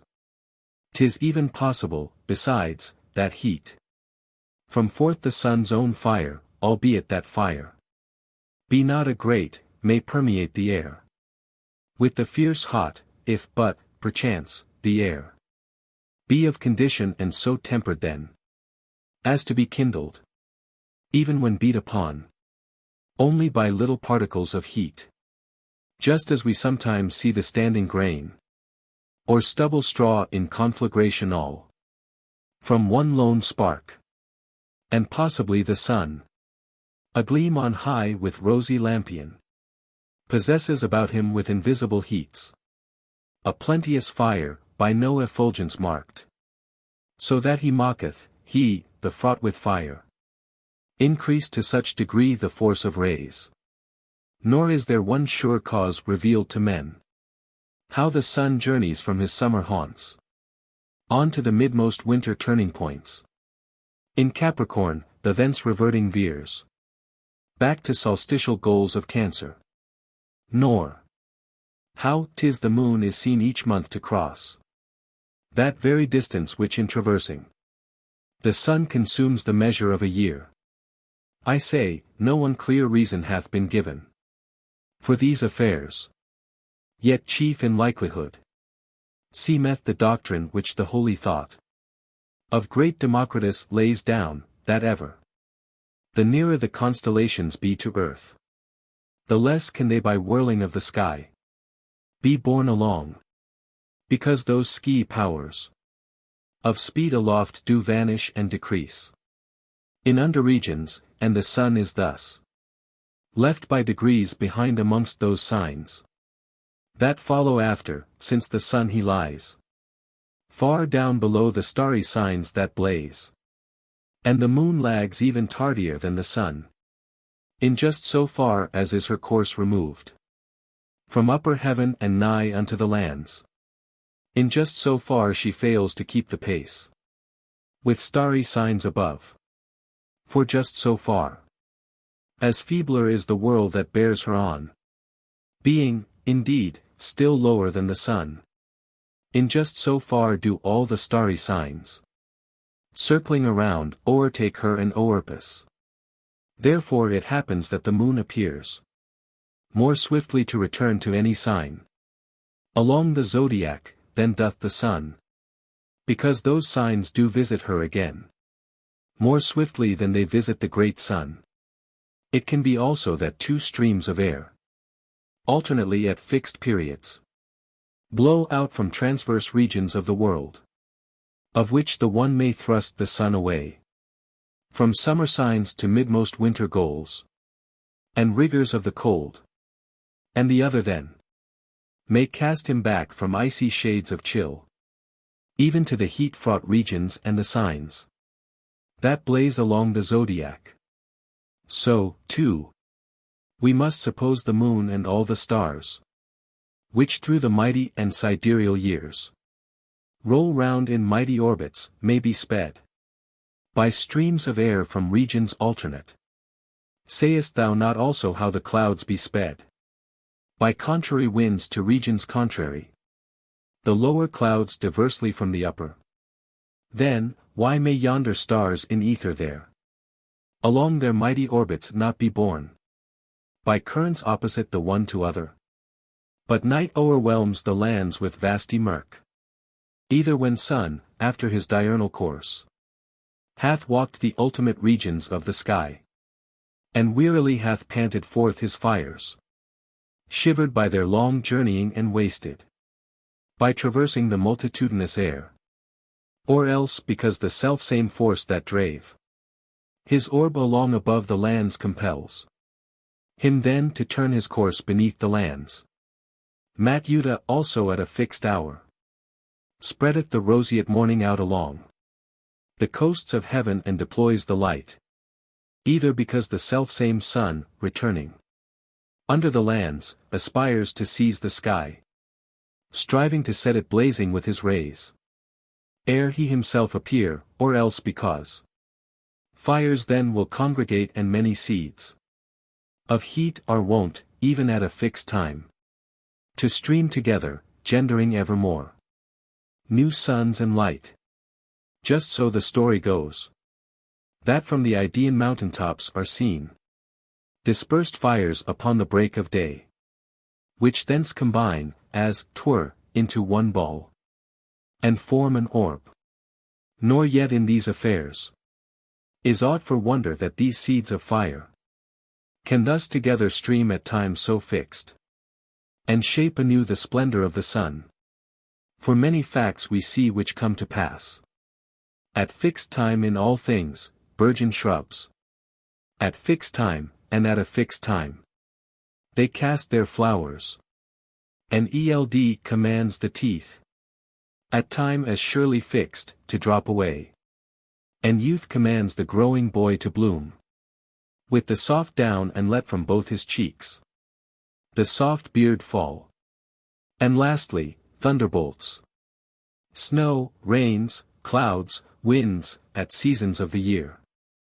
Nowise unfixed, all do come to pass. For where, even from their old primordial start, causes have ever worked in such a way, and where, even from the world's first origin, thuswise have things befallen, so even now, after a fixed order they come round. In sequence also. Likewise, days may wax, whilst the nights wane, and daylight minished be.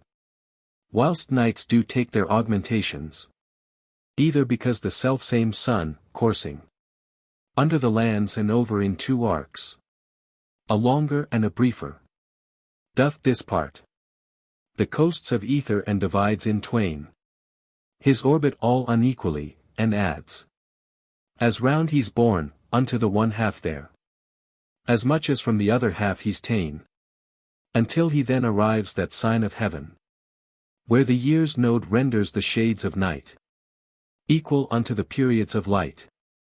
For when the sun is midway on his course, between the blasts of north wind and of south, heaven keeps his two goals parted equally, by virtue of the fixed position old of the whole starry zodiac, through which that sun, in winding onward, takes a year, illumining the sky and all the lands with oblique light, as men declare to us, who by their diagrams have charted well those regions of the sky which be adorned with the arranged signs of zodiac. Or else, because in certain parts the air under the lands is denser, the tremulous bright beams of fire do waver tardily, nor easily can penetrate that air, nor yet emerge unto their rising place. For this it is that nights in winter time do linger long ere comes the many-rayed round badge of the day. Or else because, as said, in alternating seasons of the year, fires, now more quick, and now more slow, are wont to stream together, the fires which make the sun to rise in some one spot. Therefore it is that those men seem to speak the truth, who hold a new sun is with each new daybreak born. The moon she possibly doth shine because strook by the rays of sun, and day by day may turn unto our gaze her light, the more she doth recede from orb of sun, until, facing him opposite across the world, she hath with full effulgence gleamed abroad, and, at her rising as she soars above, hath there observed his setting. Thence likewise she needs must hide, as 'twere, her light behind. By slow degrees, the nearer now she glides along the circle of the zodiac, from her far place toward fires of yonder sun, as those men hold who feign the moon to be just like a ball and to pursue a course betwixt the sun and earth. There is, again, some reason to suppose that moon may roll with light her very own, and thus display the varied shapes of her resplendence there. For near her is, per case, another body, invisible, because devoid of light, borne on and gliding all along with her, which in three modes may block and blot her disk. Again, she may revolve upon herself, like to a ball's sphere, if perchance that be one half of her dyed o'er with glowing light, and by the revolution of that sphere she may beget for us her varying shapes, until she turns that fiery part of her full to the sight and open eyes of men. Thence by slow stages round and back she whirls, withdrawing thus the luminiferous part of her sphered mass and ball, as, verily, the Babylonian doctrine of Chaldees, refuting the art of Greek astrologers, labors, in opposition, to prove sure. As if, forsooth, the thing for which each fights might not alike be true, or aught there were. Wherefore thou mightest risk embracing one more than the other notion. Then, again, why a new moon might not forevermore created be with fixed successions there, of shapes and with configurations fixed. And why each day that bright created moon might not miscarry and another be in its stead and place engendered anew.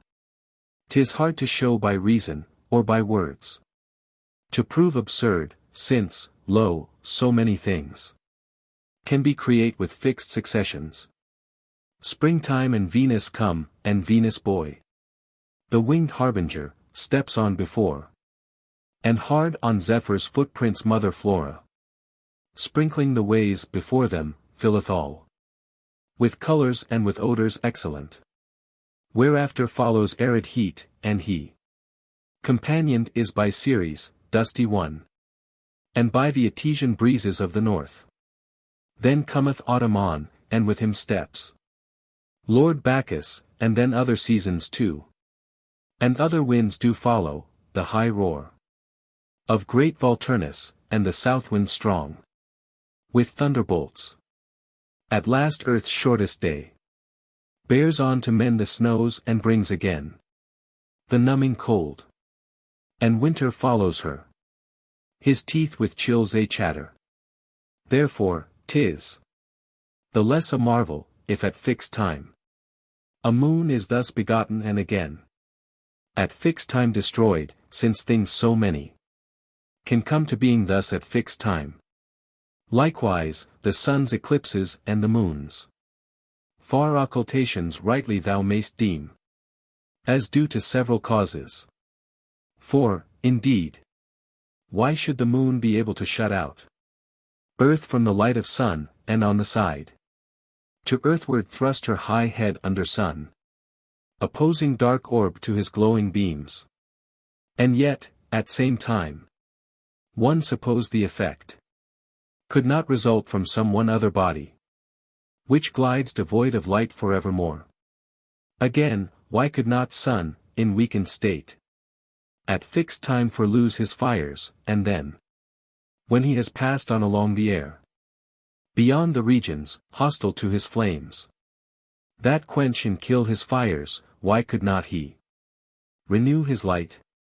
And why should earth in turn have power to rob the moon of light, and there herself on high, keep the sun hid beneath, whilst the moon glitteth in her monthly course athrough the rigid shadows of the cone?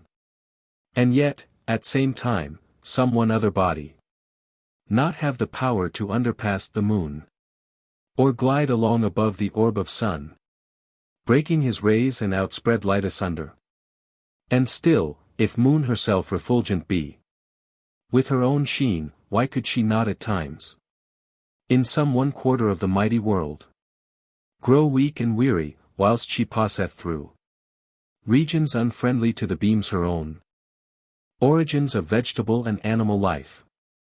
And now to what remains, since I've resolved by what arrangements all things come to pass through the blue regions of the mighty world, how we can know what energy and cause started the various courses of the sun and the moon's goings, and by what far means they can succumb, the while with thwarted light, and veil with shade the unsuspecting lands, when, as it were, they blink, and then again with open eye survey all regions wide, resplendent with white radiance. I do now return unto the world's primeval age, and tell what first the soft young fields of earth with earliest parturition had decreed to raise in air unto the shores of light, and to entrust unto the wayward winds.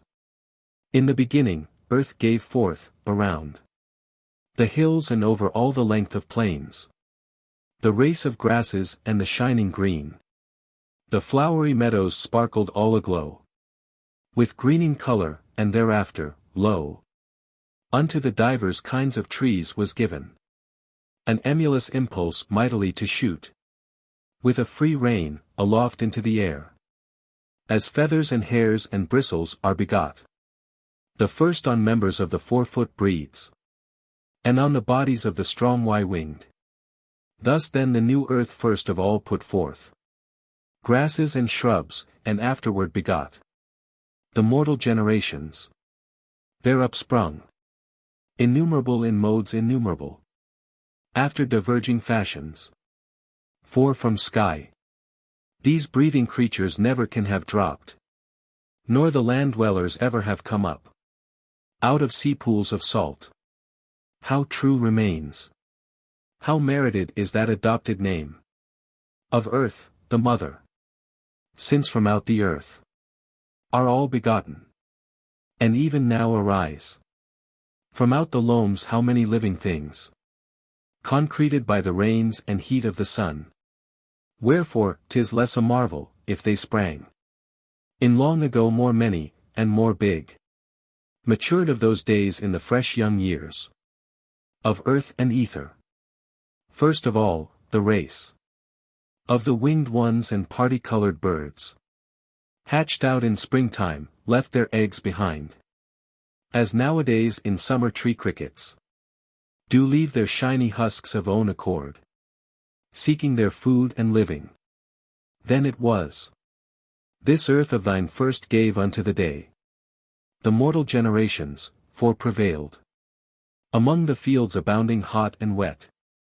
And hence, where any fitting spot was given, there gone to grow womb cavities, by roots affixed to earth. And when in ripened time, the age of the young within, that sought the air, and fled earth's damps, had burst these wombs, oh then would nature thither turn the pores of earth, and make her spurt from open veins a juice, like unto milk, even as a woman now is filled, at childbearing, with the sweet milk, because all that swift stream of aliment is thither turned unto the mother breasts. Their earth would furnish to the children food. Warmth was their swaddling cloth, the grass their bed, abounding in soft down. Earth's newness then would rouse no dour spells of the bitter cold, nor extreme heats nor winds of mighty powers. For all things grow and gather strength through time, in like proportions, and then earth was young. Wherefore, again, how merited is that adopted name of earth, the mother, since she herself begot the human race, and at one well-nigh fixed time brought forth each breast that ranges raving round about upon the mighty mountains and all birds, aerial with many a varied shape. But, lo, because her bearing years must end, she ceased, like to a woman worn by eld. For lapsing eons change the nature of the whole wide world, and all things needs must take one status after other, nor aught persists forever like itself. All things depart. Nature she changeth all, compelleth all to transformation. Lo, this moulders down a slack with weary eld, and that, again, prospers in glory, issuing from contempt. In such wise, then, the lapsing eons change the nature of the whole wide world, and earth taketh one status after other. And what she bore of old, she now can bear no longer. And what she never bore, she can today. In those days also the Telluric world strove to beget the monsters that upsprung with their astounding visages and limbs. The man-woman, a thing betwixt the twain, yet neither, and from either sex remote. Some gruesome boggles orphaned of the feet, some widowed of the hands, dumb horrors too, without a mouth, or blind ones of no eye, or bulks all shackled by their legs and arms, cleaving unto the body fore and aft. Thuswise, that never could they do or go, nor shun disaster, nor take the good they would. And other prodigies and monsters earth was then begetting of this sort, in vain, since nature banned with horror their increase, and powerless were they to reach unto the coveted flower of fair maturity, or to find aliment, or to intertwine In works of Venus. For we see there must concur in life conditions manifold. If life is ever by begetting life, to forge the generations one by one. First, foods must be. And, next, a path whereby the seeds of impregnation in the frame may ooze, released from the members all. Last, the possession of those instruments whereby the male with female can unite, the one with other in mutual ravishments. And in the ages after monsters died, perforce there perished many a stock, unable by propagation to forge a progeny. For whatsoever creatures thou beholdest, breathing the breath of life, the same have been, even from their earliest age preserved alive, by cunning, or by valor, or at least by speed of foot or wing. And many a stock remaineth yet, because of use to man, and so committed to man's guardianship. Valor hath saved alive fierce lion breeds, and many another terrorizing race. Cunning the foxes, flight the antlered stags, light sleeping dogs with faithful heart in breast. However, and every kind begot from seed of beasts of draught, as, too, the woolly flocks and horned cattle, all, my Memmius, have been committed to guardianship of men. For anxiously they fled the savage beasts, and peace they sought, and their abundant foods obtained with never labors of their own, which we secure to them as fit rewards for their good service. But those beasts to whom nature has granted naught of these same things, beasts quite unfit by own free will to thrive, and vain for any service unto us, in thanks for which we should permit their kind to feed and be in our protection safe. Those, of a truth, were wont to be exposed, enshackled in the gruesome bonds of doom, as prey and booty for the rest, until nature reduced that stock to utter death.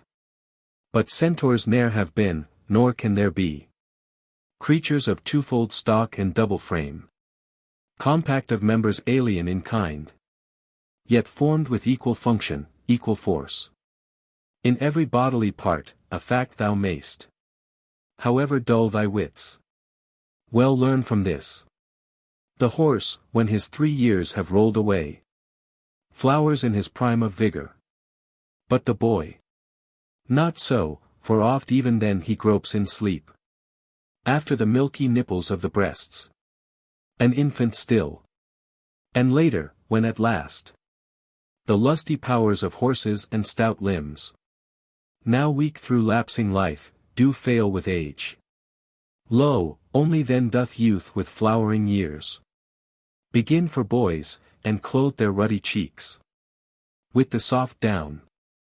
So never deem, per case, that from a man and from the seed of horse, the beast of draught, can centaurs be composed, or e'er exist alive, nor Scyllas be, the half-fish bodies girdled with mad dogs, nor others of this sort, in whom we mark members discordant each with each. For ne'er at one same time they reach their flower of age, or gain and lose full vigor of their frame, and never burn with one same lust of love, and never in their habits they agree, nor find the same foods equally delightsome.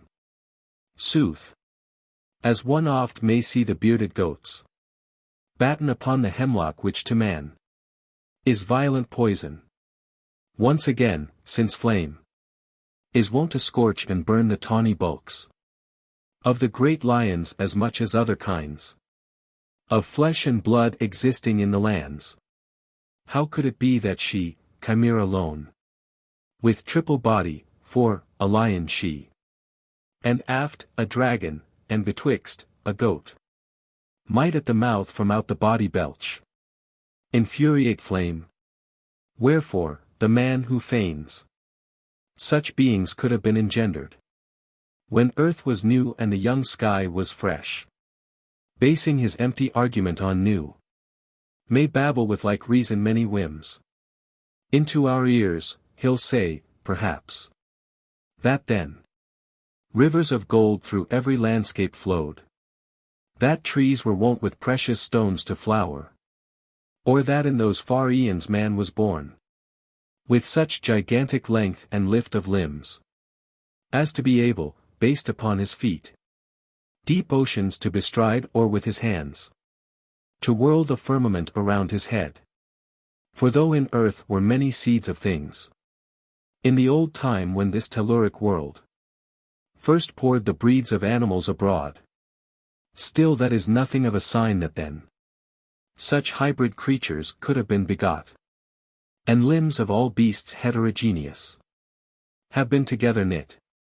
Because, indeed, the divers kinds of grasses and the grains, and the delightsome trees, which even now spring up abounding from within the earth, can still ne'er be begotten with their stems begrafted into one.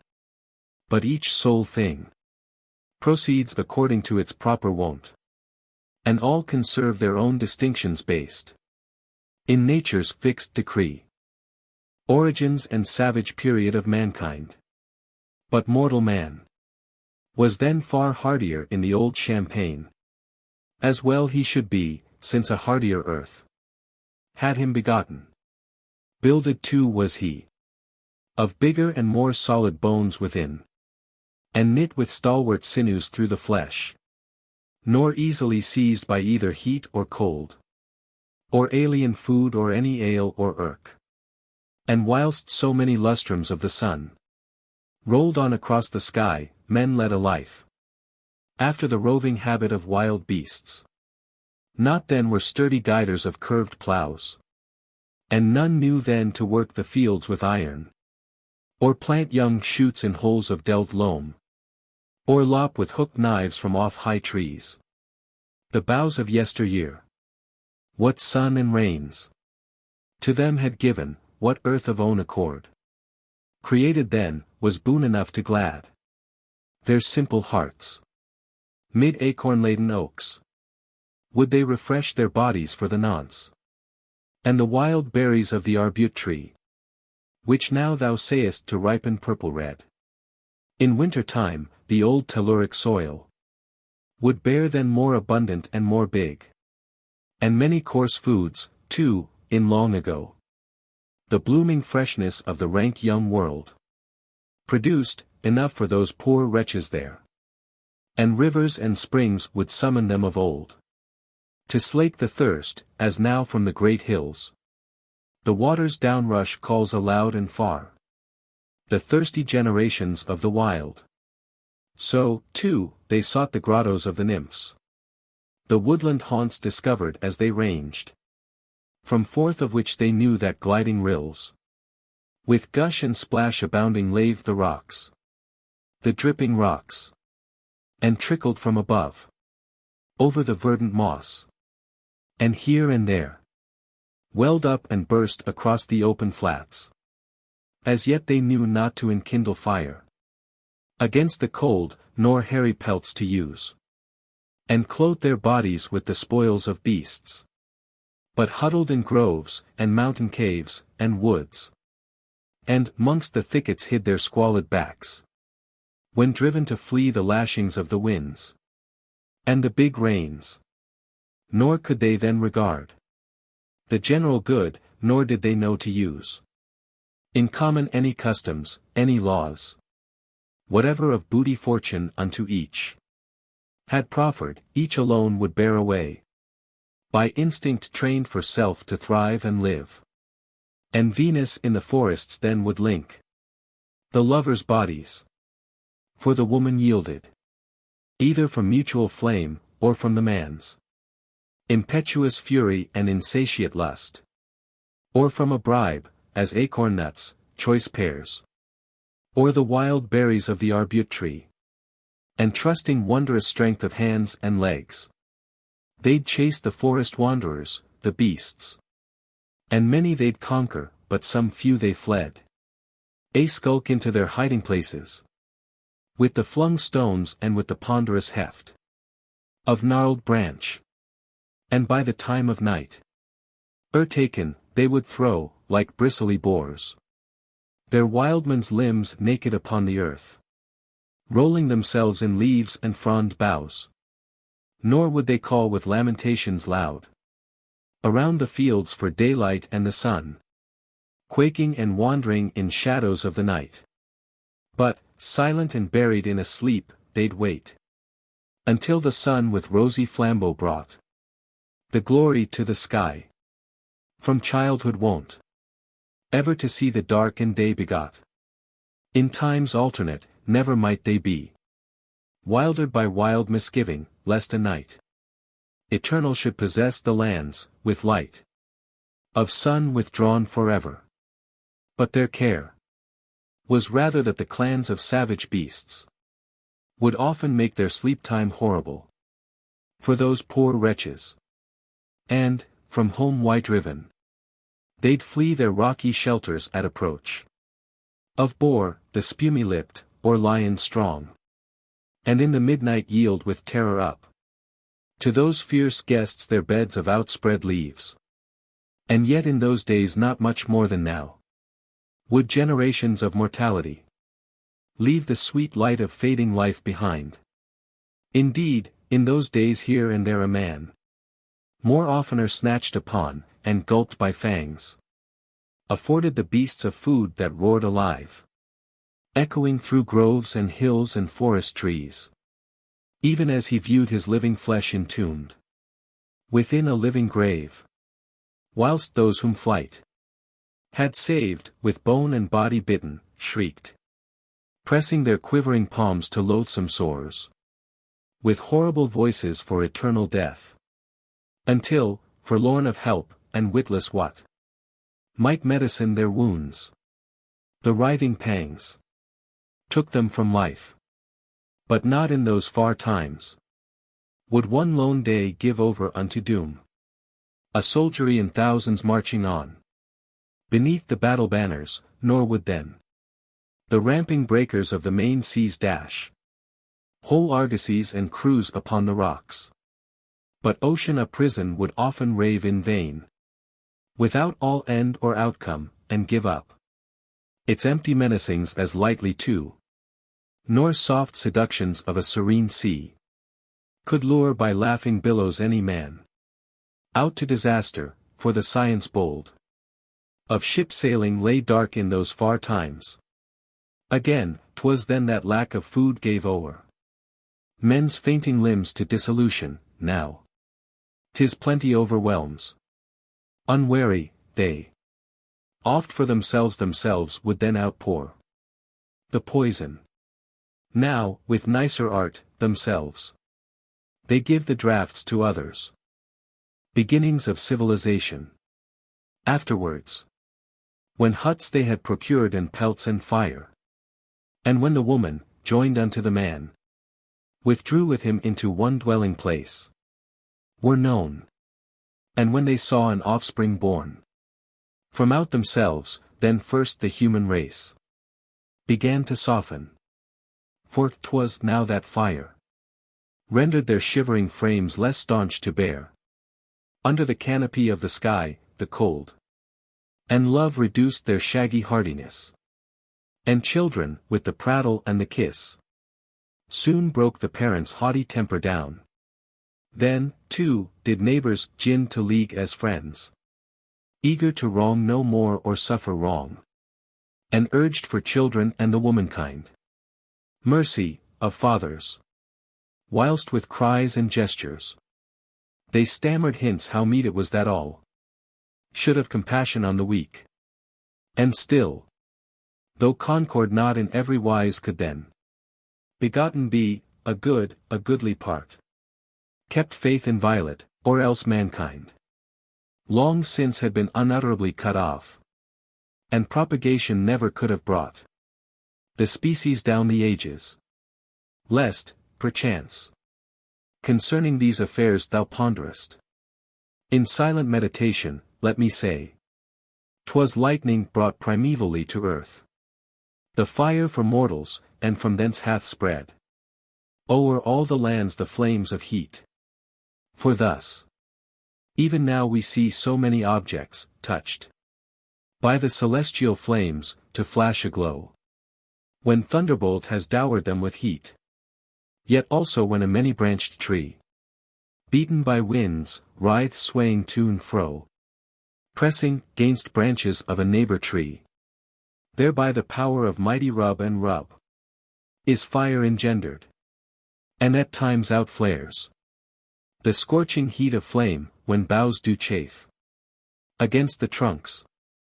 And of these causes, either may well have given to mortal men the fire. Next, food to cook and soften in the flame. The sun instructed, since so oft they saw how objects mellowed, when subdued by warmth, and by the raining blows of fiery beams, through all the fields. And more each day, would men more strong in sense, more wise in heart, teach them to change their earlier mode and life. By fire and new devices, kings began cities to found and citadels to set, as strongholds and asylums for themselves, and flocks and fields to portion for each man, after the beauty, strength, and sense of each. For beauty then imported much, and strength had its own right supreme.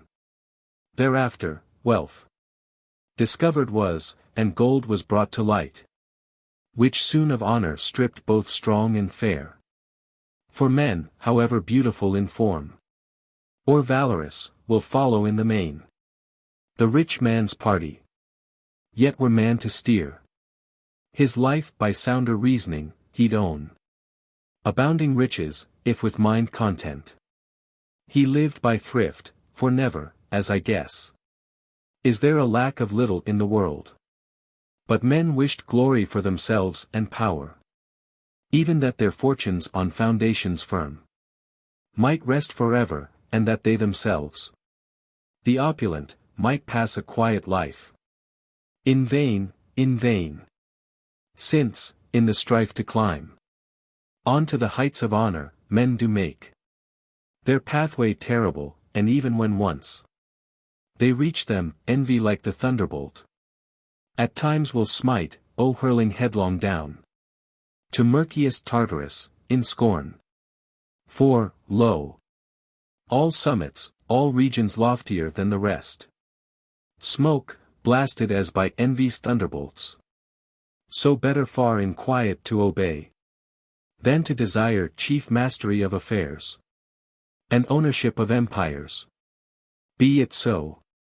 And let the weary sweat their lifeblood out, all to no end, battling in hate along the narrow path of man's ambition. Since all their wisdom is from others' lips, and all they seek is known from what they've heard, and less from what they've thought. Nor is this folly greater today, nor greater soon to be, than 'twas of old. And therefore kings were slain, and pristine majesty of golden thrones, and haughty scepters lay o'erturned in dust, and crowns, so splendid on the sovereign heads, soon bloody under the proletarian feet, groaned for their glories gone, for erst o'ermuch dreaded, thereafter with more greedy zest, trampled beneath the rabble heel. Thus things, down to the vilest lees of brawling mobs, succumbed, whilst each man sought unto himself dominion and supremacy. So next, some wiser heads instructed men to found the magisterial office, and did frame codes that they might consent to follow laws for humankind, o'er-wearied with a life fostered by force, was ailing from its feuds, and so the sooner of its own free will yielded to laws and strictest codes. For since each hand made ready in its wrath to take a vengeance fiercer than by man's fair laws is now conceded, men on this account loathe the old life fostered by force. 'Tis thence that fear of punishments defile each prize of wicked days, for force and fraud and snare each man around, and in the main recoil on him from whence they sprung. Not easy 'tis for one who violates by ugly deeds the bonds of common peace to pass a life composed and tranquil. For albeit he 'scape the race of gods and men, he yet must dread 'twill not be hid forever, since, indeed, so many, oft babbling on amid their dreams, or raving in sickness, have betrayed themselves, as stories tell, and published at last old secrets and the sins. But nature, 'twas, urged men to utter various sounds of tongue, and need and use did mold the names of things about in same wise as the lack speech years compel young children unto gesturings, making them point with finger here and there at what's before them. For each creature feels by instinct to what use to put his powers, ere yet the bull-calf's scarce begotten horns project above his brows, with them he gins, enraged to butt and savagely to thrust. But whelps of panthers and the lion's cubs, with claws and paws and bites are at the fray. Already, when their teeth and claws be scarce, as yet engendered. So again, we see all breeds of winged creatures trust to wings, and from their fledgling pinions seek to get a fluttering assistance. Thus, to think that in those days some man apportioned round to things their names, and that from him men learned their first nomenclature, is foolery. For why could he mark everything by words, and utter the various sounds of tongue, what time the rest may be supposed powerless to do the same? And, if the rest had not already one with other used words, whence was implanted in the teacher, then, foreknowledge of their use, and whence was given to him alone primordial faculty to know and see in mind what 'twas he willed? Besides, one only man could scarce subdue an overmastered multitude to choose to get by heart his names of things, a task not easy 'tis in any wise to teach, and to persuade the deaf concerning what 'tis needful for to do. For ne'er would they allow, nor ne'er in anywise endure, perpetual vain ding-dong in their ears of spoken sounds unheard before.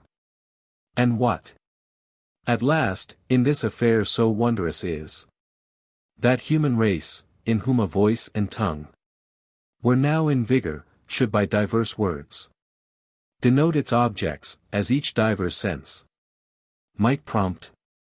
Since even the speechless herds, since the very generations of wild beasts are wont dissimilar and diverse sounds to rouse from in them, when there's fear or pain, and when they burst with joys.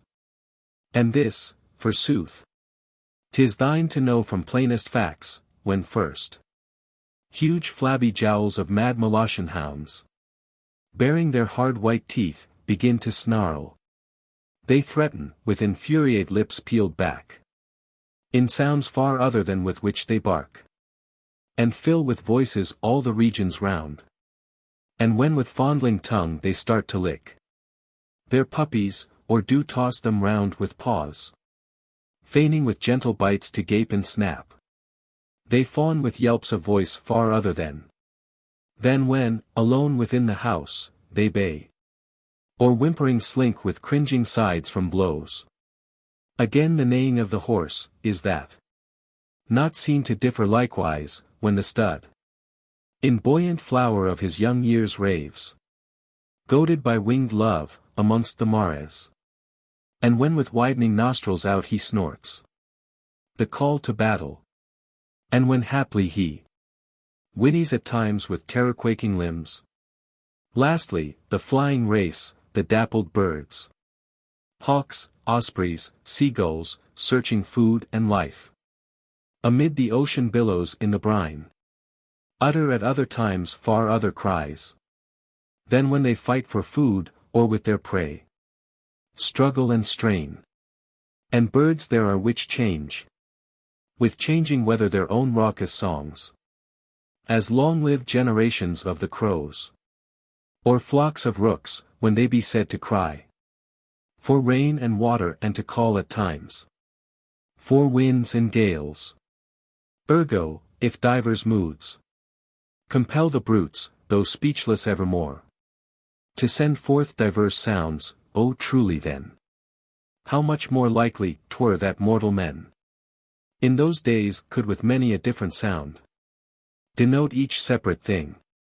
And now what cause hath spread divinities of gods abroad through mighty nations, and filled the cities full of the high altars, and led to practices of solemn rites in season, rites which still flourish in midst of great affairs of state, and midst great centers of man's civic life.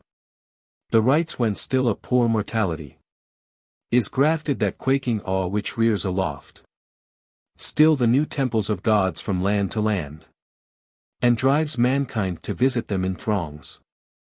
On holy days, 'tis not so hard to give reason thereof in speech, because, in sooth, even in those days would the race of man be seeing excelling visages of gods, with mind awake, and in his sleeps, yet more bodies of wondrous growth. And, thus, to these would men attribute sense, because they seemed to move their limbs and speak pronouncements high, befitting glorious visage and vast powers. And men would give them an eternal life, because their visages forevermore were there before them, and their shapes remained. And chiefly, however, because men would not think beings augmented with such mighty powers could well by any force o'ermastered be. And men would think them in their happiness excelling far, because the fear of death vexed no one of them at all, and since at same time in men's sleeps men saw them do so many wonders, and yet feel therefrom themselves no weariness. Besides, men marked how in a fixed order rolled around the systems of the sky, and changed times of annual seasons, nor were able then to know thereof the causes. Therefore, 'twas men would take refuge in consigning all unto divinities, and in feigning all was guided by their nod. And in the sky they set the seats and vaults of gods, because across the sky night and the moon are seen to roll along, moon, day, and nights. Old awesome constellations evermore. And the night-wandering fireballs of the sky. And flying flames, clouds, and the sun, the rains, snow and the winds, the lightnings, and the hail, and the swift rumblings, and the hollow roar of mighty menacings forevermore. O humankind unhappy, when it ascribed unto divinities such awesome deeds, and coupled thereto rigors of fierce wrath. What groans did men on that sad day beget, even for themselves, and oh what wounds for us! What tears for our children's children! Nor, O man, is thy true piety in this, with head under the veil, still to be seen to turn, fronting a stone, and ever to approach unto all altars, nor so prone on earth, forward to fall, to spread upturned palms before the shrines of gods, nor yet to do altars with profuse blood of 4-foot beasts, nor vows with vows to link, but rather this, to look on all things with a master eye, and mind at peace. For when we gaze aloft upon the ski vaults of yon great world, and ether, fixed high o'er twinkling stars, and into our thought there come the journeyings of sun and moon, oh then into our breasts, o'erburdened already with their other ills, begins forthwith to rear its sudden head. One more misgiving, lest o'er us, percase, it be the gods' immeasurable power, that rolls, with varied motion, round and round The far white constellations. For the lack of aught of reasons tries the puzzled mind. Whether was ever a birth-time of the world? And whether, likewise, any end shall be? How far the ramparts of the world can still outstand this strain of ever-roused motion? Or whether, divinely with eternal wheel endowed, they can through endless tracks of age glide on, defying the o'ermighty powers of the immeasurable ages. Lo! What man is there whose mind with dread of gods cringes not close, whose limbs with terror spell crouch not together, when the parched earth quakes with the horrible thunderbolt amain, and across the mighty sky the rumblings run? Do not the peoples and the nations shake? And haughty kings, do they not hug their limbs, strook through with fear of the divinities, lest for aught foully done or madly said, the heavy time be now at hand to pay? When, too, fierce force of fury winds at sea sweepeth a navy's admiral down the main, with his stout legions and his elephants, doth he not seek the peace of gods with vows, and beg in prayer, tremble, lulled winds, and friendly gales? In vain, since, often upcaught in fury cyclones, is he borne along, for all his mouthings, to the shoals of doom. Ah, so irrevocably some hidden power betramples forevermore affairs of men, and visibly grindeth with its heel in mire the lictors' glorious rods and axes dire, having them in derision. Again, when earth from end to end is rocking under foot, and shaken cities ruin down, or threaten upon the verge, what wonder is it then that mortal generations abase themselves, and unto gods in all affairs of earth assign as last resort almighty powers, and wondrous energies to govern all? Now for the rest, copper and gold and iron discovered were, and with them silver's weight, and power of lead, when with prodigious heat the conflagrations burned the forest trees among the mighty mountains, by a bolt of lightning from the sky, or else because men, warring in the woodlands, on their foes had hurled fire to frighten and dismay, or yet because, by goodness of the soil invited, men desired to clear rich fields, and turn the countryside to pasturelands, or slay the wild and thrive upon the spoils. For hunting by pitfall and by fire arose before the art of hedging the covert round with net or stirring it with dogs of chase. Howso the fact, and from what cause soever, the flamy heat with awful crack and roar had there devoured to their deepest roots the forest trees and baked the earth with fire. Then from the boiling veins began to ooze, O rivulets of silver and of gold, of lead and copper too, collecting soon into the hollow places of the ground. And when men saw the cooled lumps anon to shine with splendor sheen upon the ground, much taken with that lustrous smooth delight, they gone to pry them out, and saw how each had got a shape like to its earthy mold.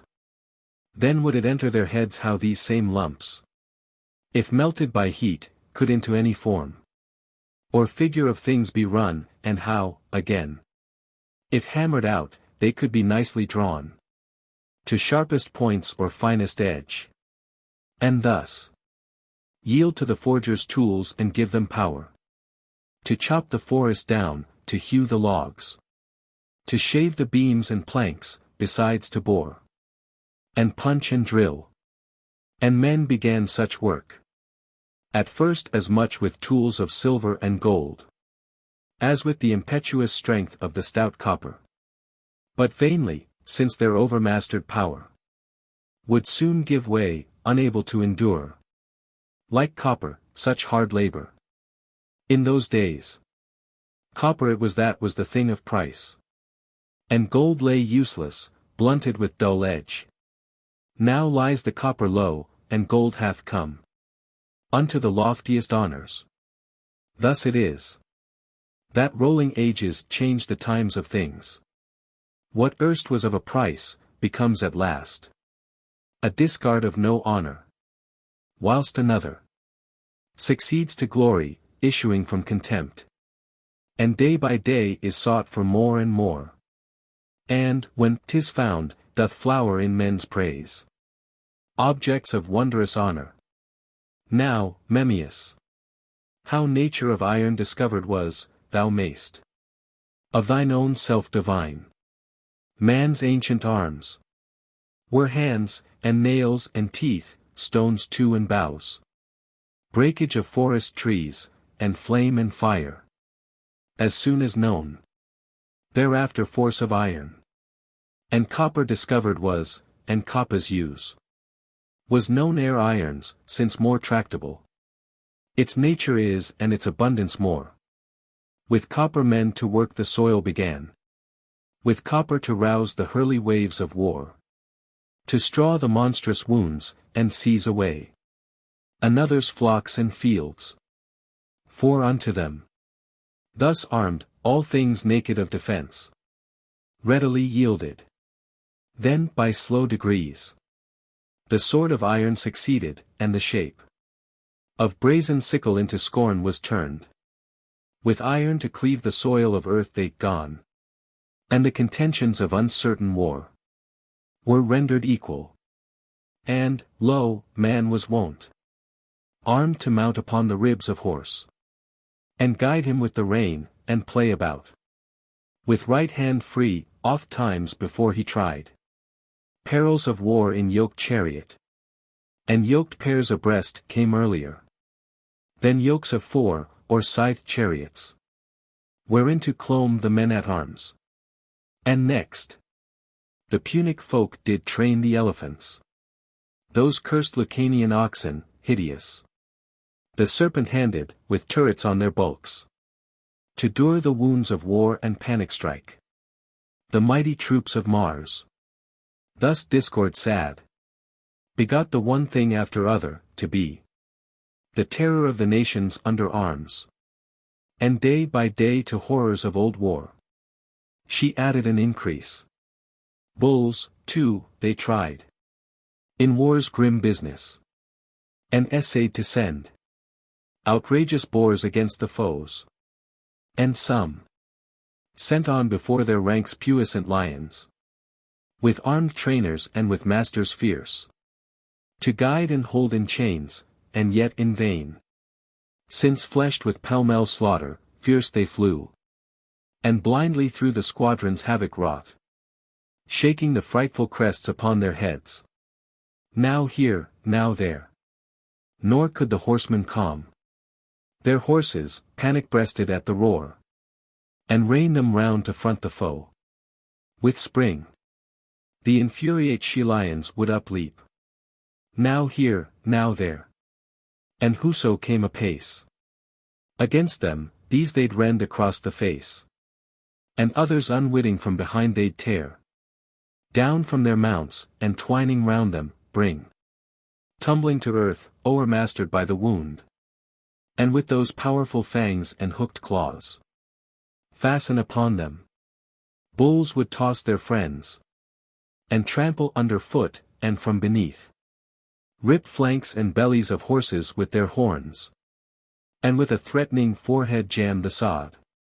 And boars would gore with stout tusks their allies, splashing in fury their own blood on spears, splintered in their own bodies, and would fell in rout and ruin infantry and horse. For there the beasts of saddle tried to scape the savage thrusts of tusk by shying off, or rearing up with hoof-paw in air. In vain, since there thou mightest see them sink, their sinews severed, and with heavy fall bestrew the ground. And such of these as men, supposed well trained long ago at home, were in the thick of action seen to foam. In fury, from the wounds, the shrieks, the flight, the panic, and the tumult, nor could men aught of their numbers rally. For each breed And various of the wild beasts fled apart. Hither or thither, as often in wars today. Flee those Lucanian oxen, by the steel. Grievously mangled, after they have wrought upon their friends so many a dreadful doom. If 'twas, indeed, that thus they did at all. But scarcely I'll believe that men could not with mind foreknow and see, as sure to come, such foul and general disaster. This we, then, may hold as true in the great all. In divers worlds on diverse plan create. Somewhere afar more likely than upon one certain earth. But men chose this to do, less in the hope of conquering than to give their enemies a goodly cause of woe, even though thereby they perished themselves, since weak in numbers and since wanting arms. Now, clothes of roughly interplated strands were earlier than loom-wove coverings. The loom-wove later than man's iron is, since iron is needful in the weaving art. Nor by no other means can there be wrought such polished tools, the treadles, spindles, shuttles, and sounding yarn beams. And nature forced the men, before the womankind, to work the wool. For all the male kind far excels in skill, and cleverer is by much, until at last the rugged farmer folk jeered at such tasks, and so were eager soon to give them o'er to women's hands, and in more hardy toil to harden arms and hands. But nature herself, mother of things, was the first seed sower and primal grafter, since the berries and acorns, dropping from off the trees, would there beneath put forth in season swarms of little shoots. Hence two men's fondness for engrafting slips upon the boughs and setting out in holes the young shrubs o'er the fields. Then would they try ever new modes of tilling their loved crofts, and mark they would how earth improve the taste of the wild fruits by fond and fostering care. And day by day they'd force the woods to move still higher up the mountain, and to yield the place below for tilth, that there they might on plains and uplands have their meadowplats, cisterns and runnels, crops of standing grain, and happy vineyards, and that all along o'er hillocks, intervales, and plains might run the silvery green belt of olive trees, marking the plotted landscape, even as now thou sayest, so marked with varied loveliness all the terrain which men adorn and plant, with rows of goodly fruit trees and hedge round, with thriving shrubberies sown, but by the mouth, to imitate the liquid notes of birds, was earlier far 'mongst men than power to make, by measured song, melodious verse and give delight to ears, and whistlings of the wind, athrough the hollows of the reeds first taught the peasantry to blow into the stalks of hollow hemlock herb. Then bit by bit they learned sweet plainings, such as pipe outpours, beaten by fingertips of singing men, when heard through unpathed groves and forest deeps, and woodsy meadows, through the untrod haunts of shepherd folk and spots divinely still. Thus time draws forward each and everything, little by little unto the midst of men, and reason uplifts it to the shores of light. These tunes would soothe and glad the minds of mortals, when sated with food, for songs are welcome then. And often, lounging with friends in the soft grass, beside a river of water, underneath a big tree's branches, merrily they'd refresh their frames, with no vast outlay, most of all, if the weather were smiling and the times of the year were painting the green of the grass around with flowers. Then jokes, then talk, then peals of jollity would circle round, for then the rustic muse was in her glory. Then would antic mirth prompt them to garland head and shoulders about with chaplets of intertwined flowers and leaves, And to dance onward, out of tune, with limbs clownishly swaying, and with clownish foot, to beat our Mother Earth, from whence arose laughter and peals of jollity, for, lo, such frolic acts were in their glory then, being more new and strange. And wakeful men found solaces for their unsleeping hours in drawing forth variety of notes, in modulating melodies, in running with puckered lips along the tuned reeds, whence, even in our day do the watchmen guard these old traditions, and have learned well to keep true measure. And yet they no wit do get a larger fruit of gladsomeness than got the woodland aborigines in olden times. For what we have at hand, if theretofore not sweeter we have known, that chiefly pleases and seems best of all. But then some later, likely better, find, destroys its worth and changes our desires regarding good of yesterday. And thus began the loathing of the acorn, thus abandoned were those beds with grasses strewn, and with the leaves beladen. Thus, again, fell into new contempt the pelts of beasts, erstwhile a robe of honor, which, I guess, aroused in those days envy so malign, that the first wearer went to woeful death by ambuscades, and yet that hairy prize, rent into rags by greedy foemen there, and splashed by blood, was ruined utterly, beyond all use or vantage. Thus of old 'twas pelts, and of today 'tis purple and gold, that cark men's lives with cares and weary with war. Wherefore, methinks, resides the greater blame with us vain men today, for cold would rack without their pelts, the naked sons of earth. But us it nothing hurts to do without the purple vestment, broidered with gold, and with imposing figures, if we still make shift with some mean garment of the plebs. So man in vain futilities toils on forever and wastes in idle cares his years, because, of very truth, he hath not learnt what the true end of getting is, nor yet at all how far true pleasure may increase. And 'tis desire for better and for more hath carried by degrees mortality out onward to the deep, and roused up from the far bottom mighty waves of war. But sun and moon, those watchmen of the world, with their own lanterns traversing around the mighty, the revolving vault, have taught unto mankind that seasons of the years return again, and that the thing takes place after a fixed plan and order fixed. Already would they pass their life, hedged round by the strong towers, and cultivate an earth all portioned out and boundaried, already would the sea flower and sail-winged ships.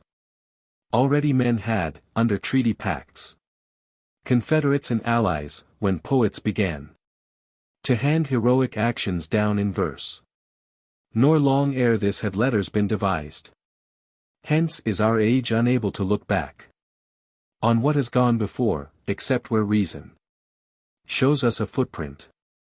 Sailings on the seas, tillings of fields, walls, laws, and arms, and roads, dress and the like, all prizes, all delights of finer life, poems, pictures, chiseled shapes, of polished sculptures, all these arts were learned by practice and the mind's experience, as men walked forward step by eager step. Thus time draws forward each and everything, little by little into the midst of men, and reason uplifts it to the shores of light. For one thing after other did men see grow clear by intellect, till with their arts they've now achieved the supreme pinnacle. Book 6. Proem. 'Twas Athens first, the glorious in name, that whilom gave to hapless sons of men the sheaves of harvest, and reordered life, and decreed laws. And she the first that gave Life its sweet solaces, when she begot a man of heart so wise, who whilom poured all wisdom forth from his truth-speaking mouth. The glory of whom, though dead, is yet today, because of those discoveries divine, renowned of old, exalted to the sky. For when saw he that well nigh everything which needs of man most urgently require was ready to hand for mortals, and that life, as far as might be, was established safe, that men were lords in riches, honor, praise, and eminent in goodly fame of sons, and that they yet, oh yet, within the home, still had the anxious heart which vexed life unpausingly with torments of the mind, and raved perforce with angry plaints. Then he, the master, did perceive that 'twas the vessel itself which worked the bane, and all, however wholesome, which from here or there was gathered into it, was by that bane spoilt from within, in part, because he saw the vessel so cracked and leaky that nowise could ever be filled to brim, in part because he marked how it polluted with foul taste whatever it got within itself.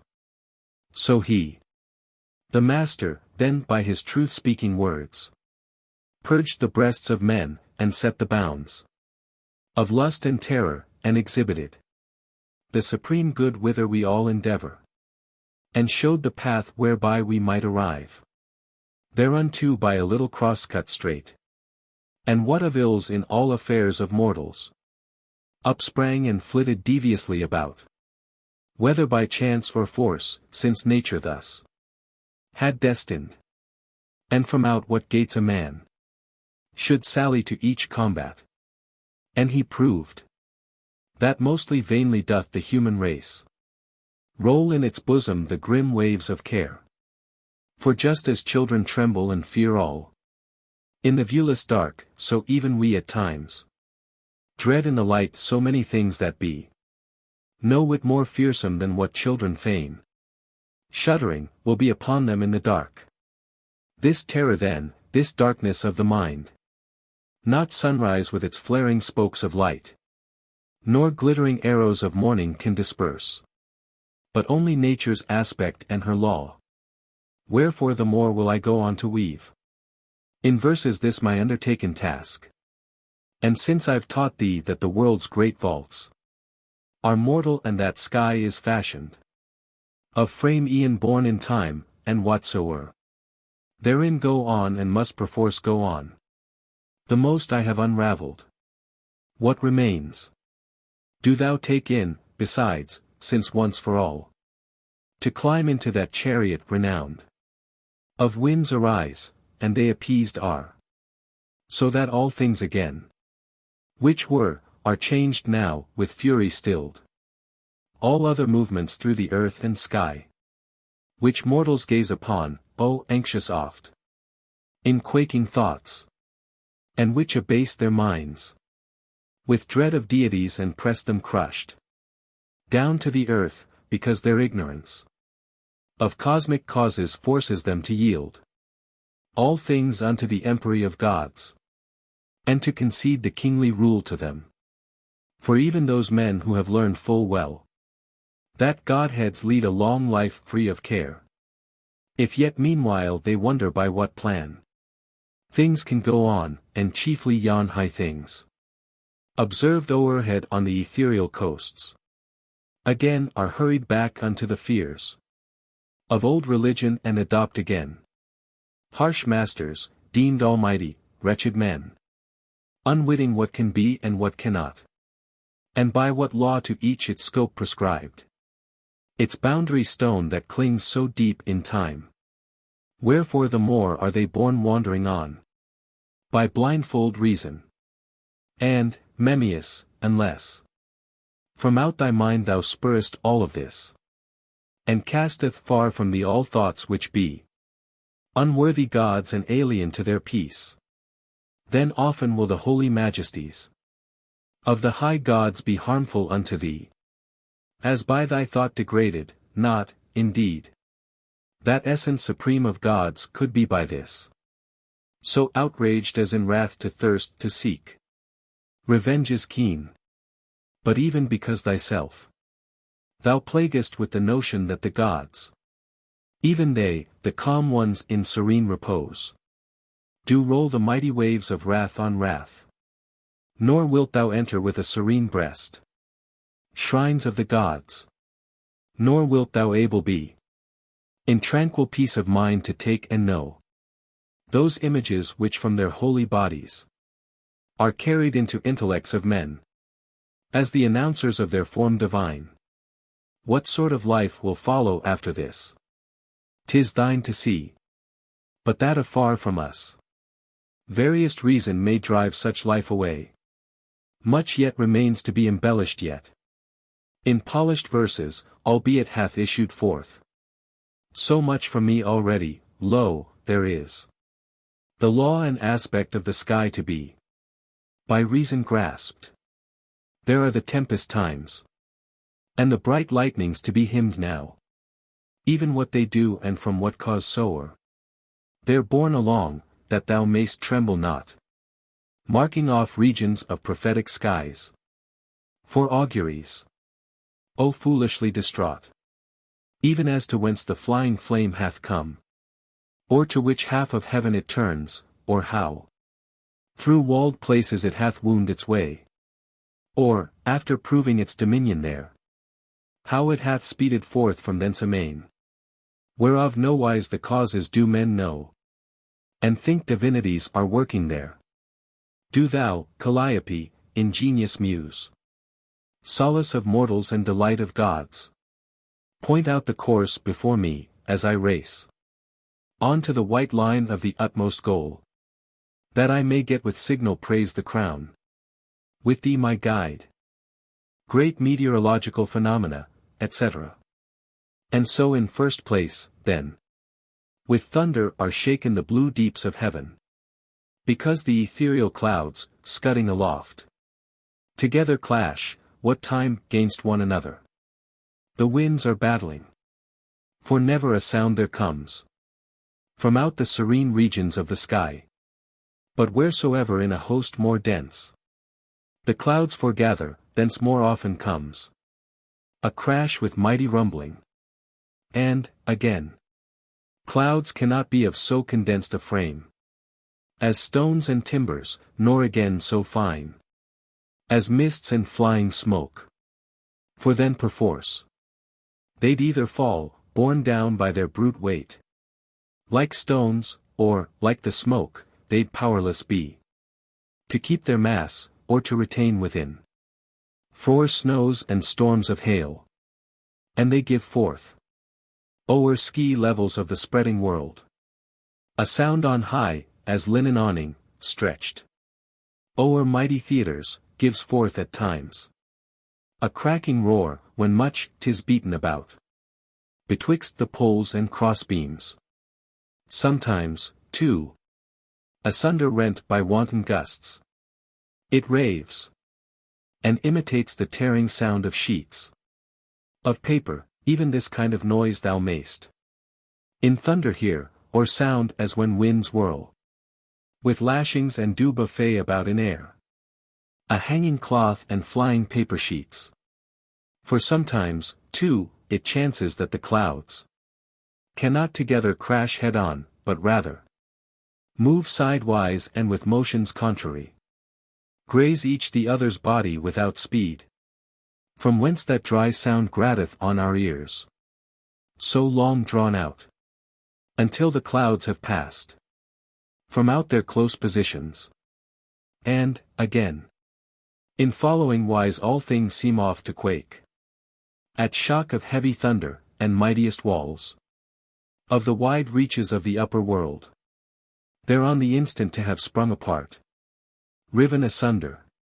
What time a gathered blast of the fierce hurricane hath all at once twisted its way into a mass of clouds, and, there enclosed, ever more and more, compelleth by its spinning world a cloud to grow all hollow with a thickened crust, surrounding For thereafter, when the force and the keen onset of the wind have weakened that crust, lo, then the cloud, to split in twain, gives forth a hideous crash with bang and boom.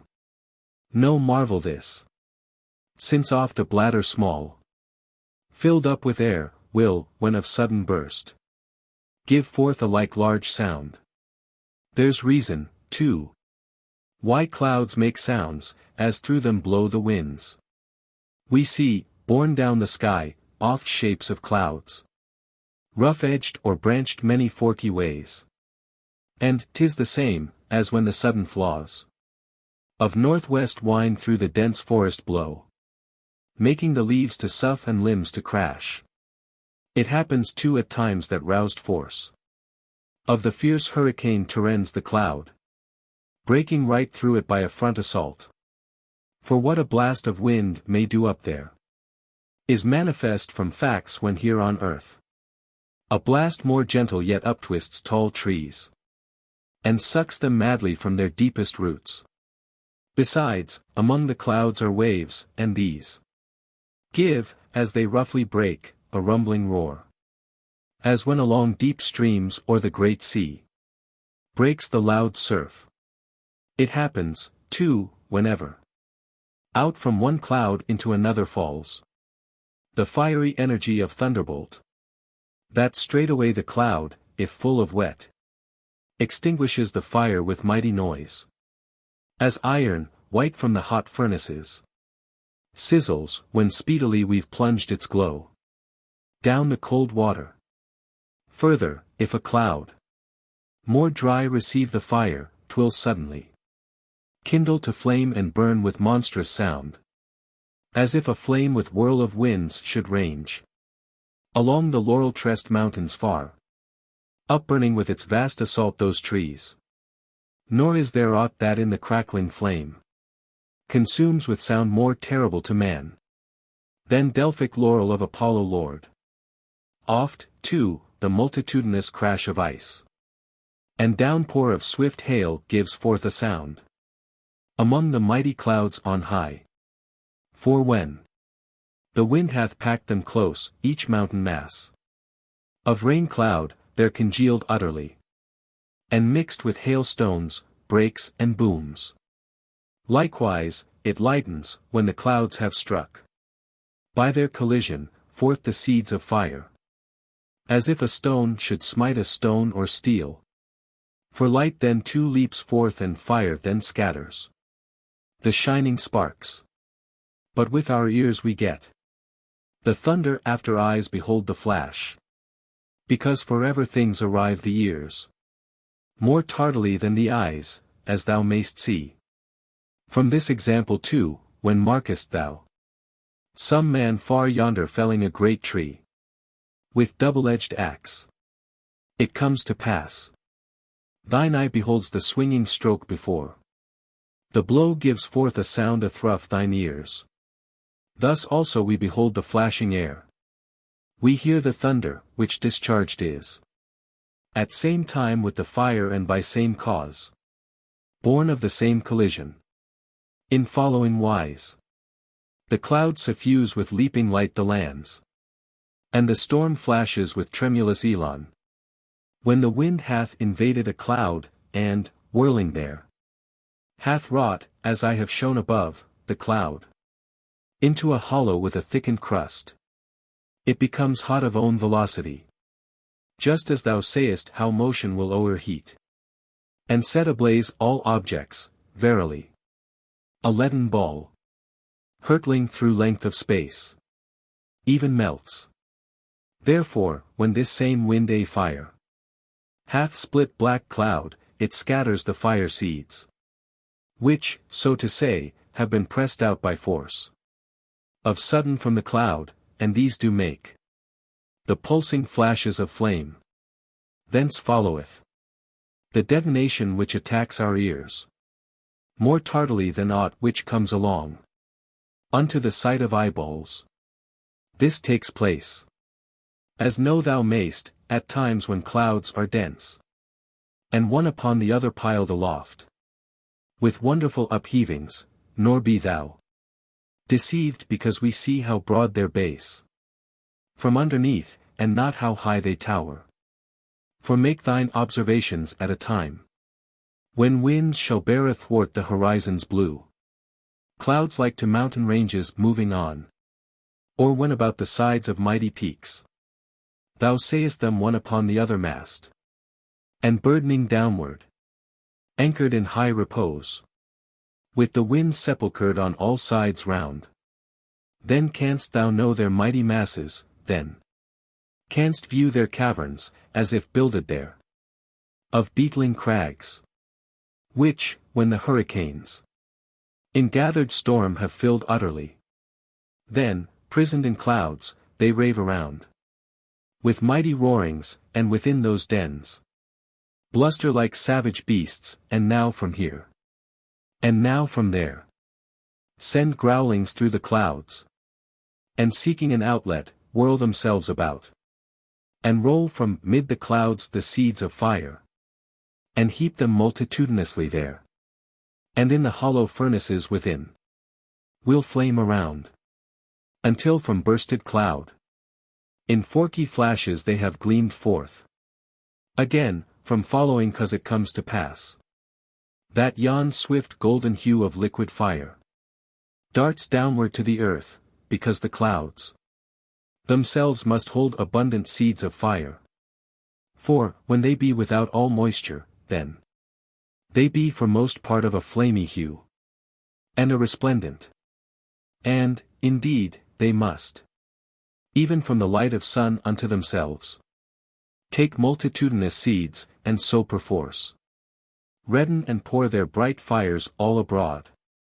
And therefore, when the wind hath driven and thrust, hath forced and squeezed into one spot these clouds, they pour abroad the seeds of fire pressed out, which make to flash these colors of the flame.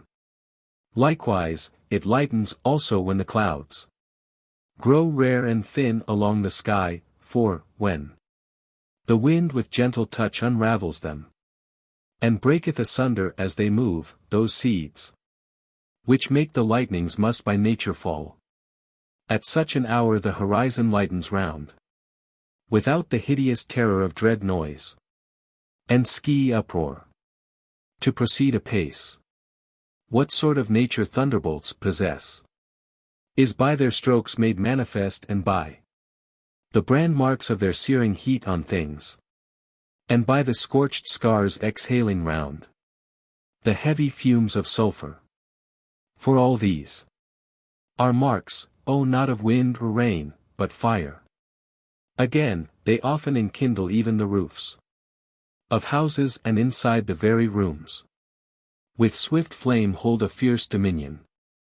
Know thou that nature fashioned this fire subtler than fires all other, with minute and dartling bodies, a fire, gainst which there's naught can in the least hold out. The thunderbolt, the mighty, passes through the hedging walls of houses, like to voices or a shout.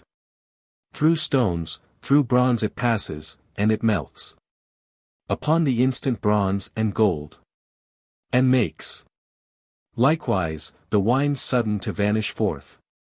The wine jars intact, because, ye see, its heat arriving renders loose and porous readily all the wine, jars earthen sides, and winding its way within, it scattereth the elements primordial of the wine with speedy dissolution, process which even in an age the fiery steam of sun could not accomplish, however puissant he with his hot coruscations, so much more agile and overpowering is this force.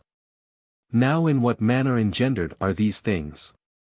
How fashioned of such impetuous strength as to cleave towers asunder, and houses all to overtopple, and to wrench apart timbers and beams, and heroes' monuments, to pile in ruins and upheave amain, and to take breath forever out of men, and to o'erthrow the cattle everywhere.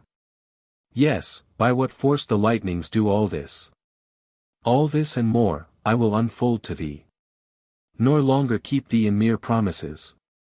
The bolts of thunder, then, must be conceived as all begotten in those crasser clouds, up-piled aloft, for, from the sky serene, and from the clouds of lighter density, none are sent forth forever. That 'tis so. Beyond a doubt, fact plain to sense declares. To wit, at such a time the dense clouds so mass themselves through all the upper air, that we might think that round about all murk had parted forth from Acheron and filled the mighty vaults of sky, so grievously as gathers thus the storm cloud's gruesome might. Do faces of black horror hang on high, when tempest begins its thunderbolts to forge. Besides, full often also out at sea, a blackest thunderhead, like cataract of pitch hurled down from heaven, and far away, bulging with murkiness, down on the waves, falls with vast uproar, and draws on amain the darkling tempests big with thunderbolts, and hurricanes, itself the while so crammed tremendously with fires and winds, that even back on the lands the people shudder round, and seek for cover. Therefore, as I said, the storm must be conceived as o'er our head, towering most high, for never would the clouds o'erwhelm the lands with such a massy dark, unless upbuilded heap on lofty heap, to shut the round sun off. Nor could the clouds, as on they come, engulf with rain so vast, as thus to make the rivers overflow, and fields to float, if ether were not thus furnished with lofty piled clouds. Lo, then, here be all things fulfilled with winds and fires. Hence the long lightnings and the thunders loud.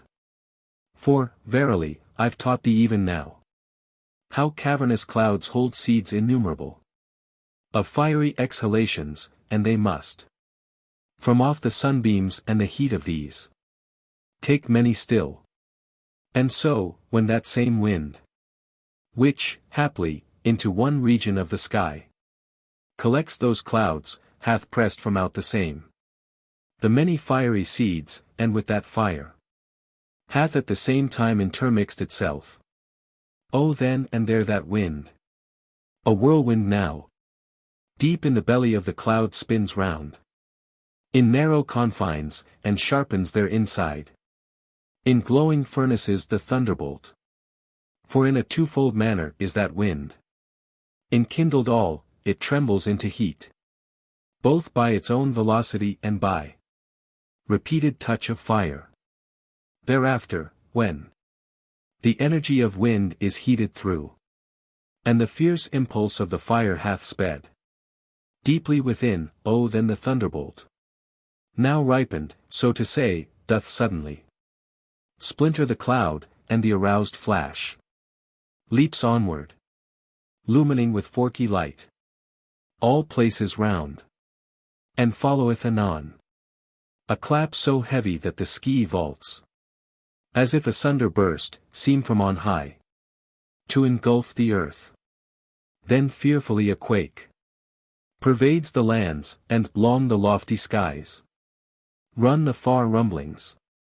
For at such a time, nigh the whole tempest quakes, shook through and through, and roused are the roarings, from which shock comes such resounding and abounding rain, that all the murky ether seems to turn now into rain, and, as it tumbles down, to summon the fields back to primeval floods. So big the rains that be sent down on men, by burst of cloud and by the hurricane. What time the thunderclap, from burning bolt, that cracks the cloud, flies forth along. At times, the force of wind, excited from without, smitteth into a cloud already hot with a ripe thunderbolt. And when that wind hath splintered that cloud, then down there cleaves forthwith yon fiery coil of flame which still we call, even with our father's word, a thunderbolt. The same thing haps toward every other side. whither that force hath swept.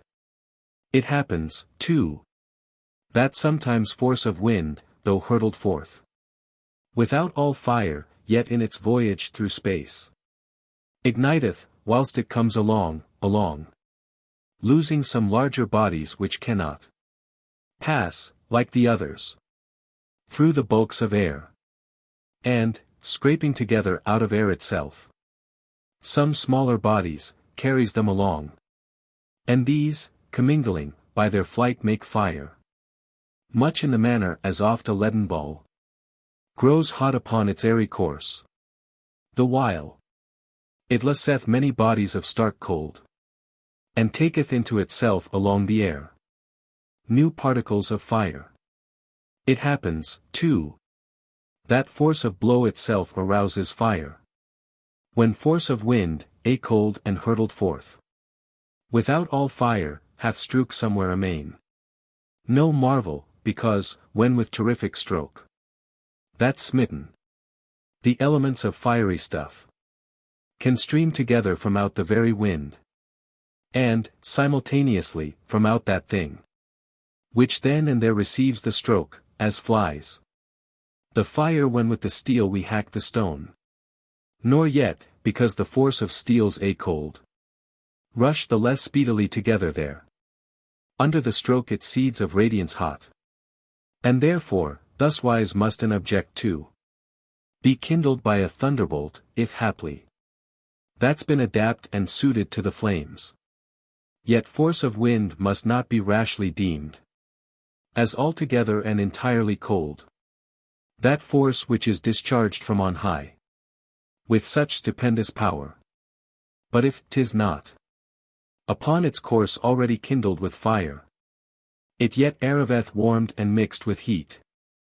And, now, the speed and stroke of thunderbolt is so tremendous, and with glide so swift, those thunderbolts rush on and down, because their roused force itself collects itself first always in the clouds, and then prepares for the huge effort of their going forth.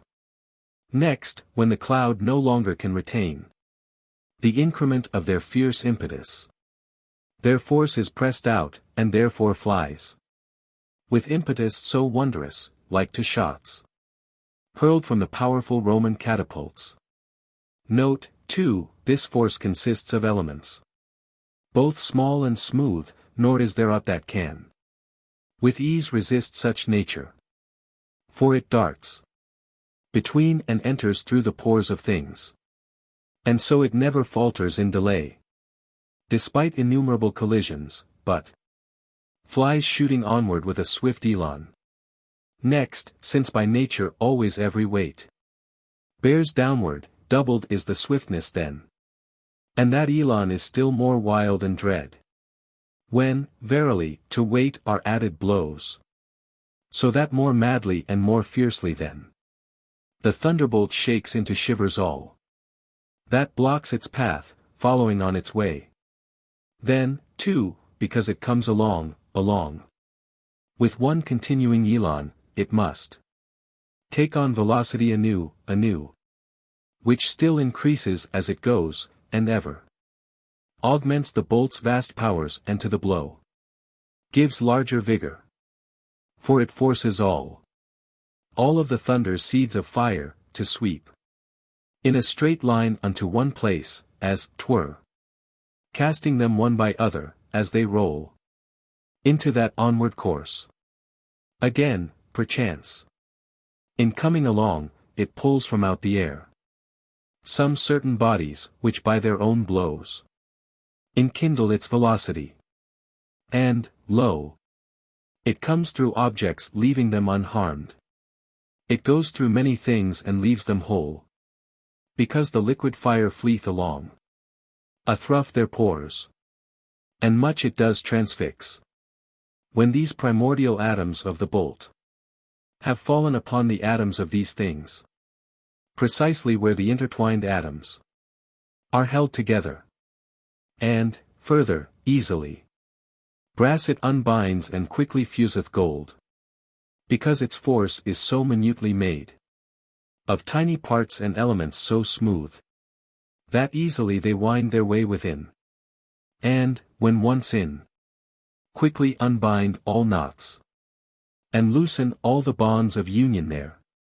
And most in autumn is shaken the house of heaven, the house so studded with the glittering stars, and the whole earth around, most too in spring, when flowery times unfold themselves, for, lo, in the cold season is there lack of fire, and winds are scanty in the hot, and clouds have not so dense a bulk.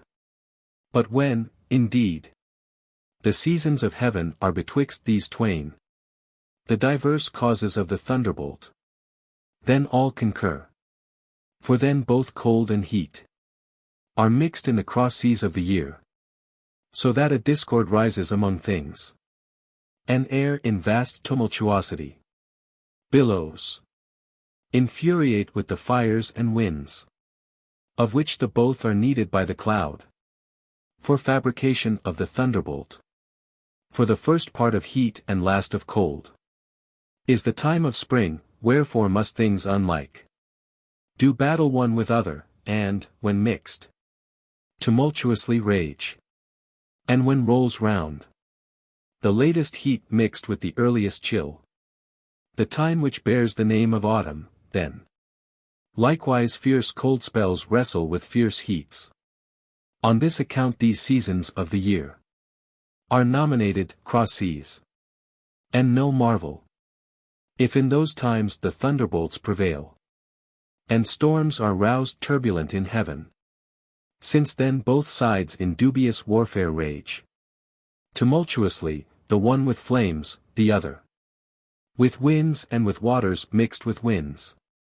This it is, O Memmius, to see through the very nature of fire-fraught thunderbolt.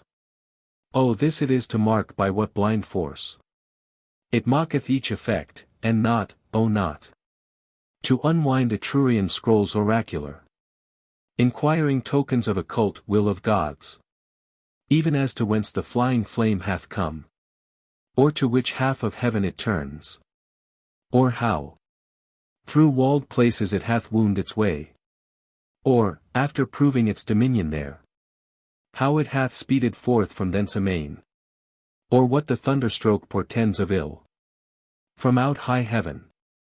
But if Jupiter and other gods shake those refulgent vaults with dread reverberations and hurl fire whither it pleases each, why smite they not mortals of reckless and revolting crimes, that such may pant from a transpierced breast forth flames of the red levin, unto men a drastic lesson?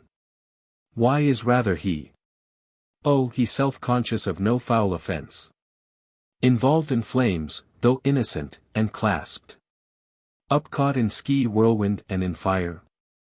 Nay, why, then, aim they at eternal wastes, and spend themselves in vain?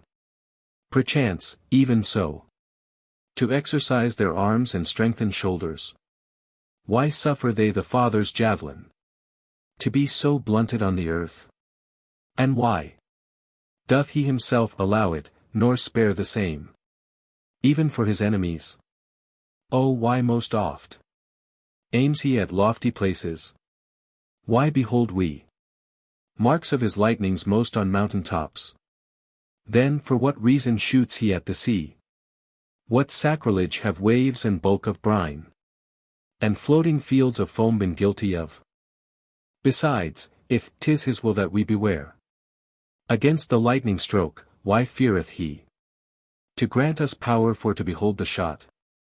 And, contrariwise, if wills he to o'erwhelm us quite off our guard with fire, why thunders he off in yon quarter, so that we may shun?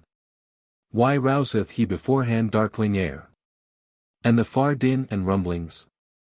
And oh, how canst thou believe he shoots at one same time into diverse directions? Or darest thou contend that never hath it come to pass that divers strokes have happened at one time? But oft and often hath it come to pass, and often still it must, that, even as showers And rains o'er many regions fall, so too dart many thunderbolts at one same time. Again, why never hurtles Jupiter a bolt upon the lands nor pours abroad clap upon clap, when skies are cloudless all?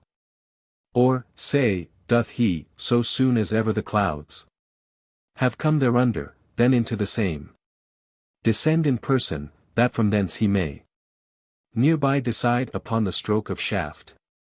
And, lastly, why, with devastating bolt, shakes he asunder holy shrines of gods, and his own thrones of splendor, and to breaks the well-wrought idols of divinities, and robs of glory his own images, by wound of violence? But to return apace. Easy it is from these same facts to know in just what wise those things, which from their sort the Greeks have named bellows, do come down, discharged from on high, upon the seas.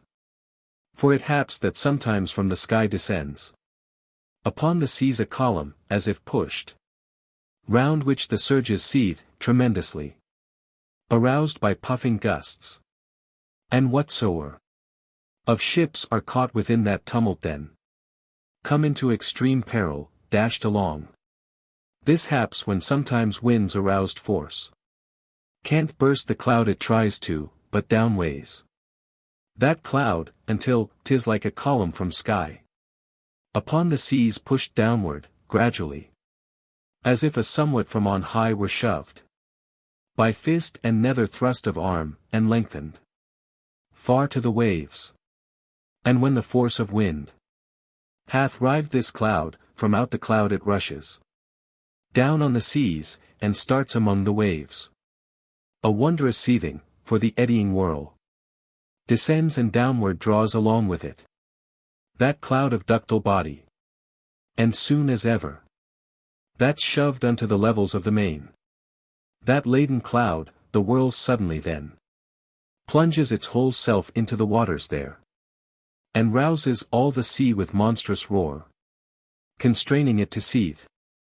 It happens too that very vortex of the wind involves itself in clouds, scraping from out the air the seeds of cloud, and counterfeits, as 'twere the bellows pushed from heaven.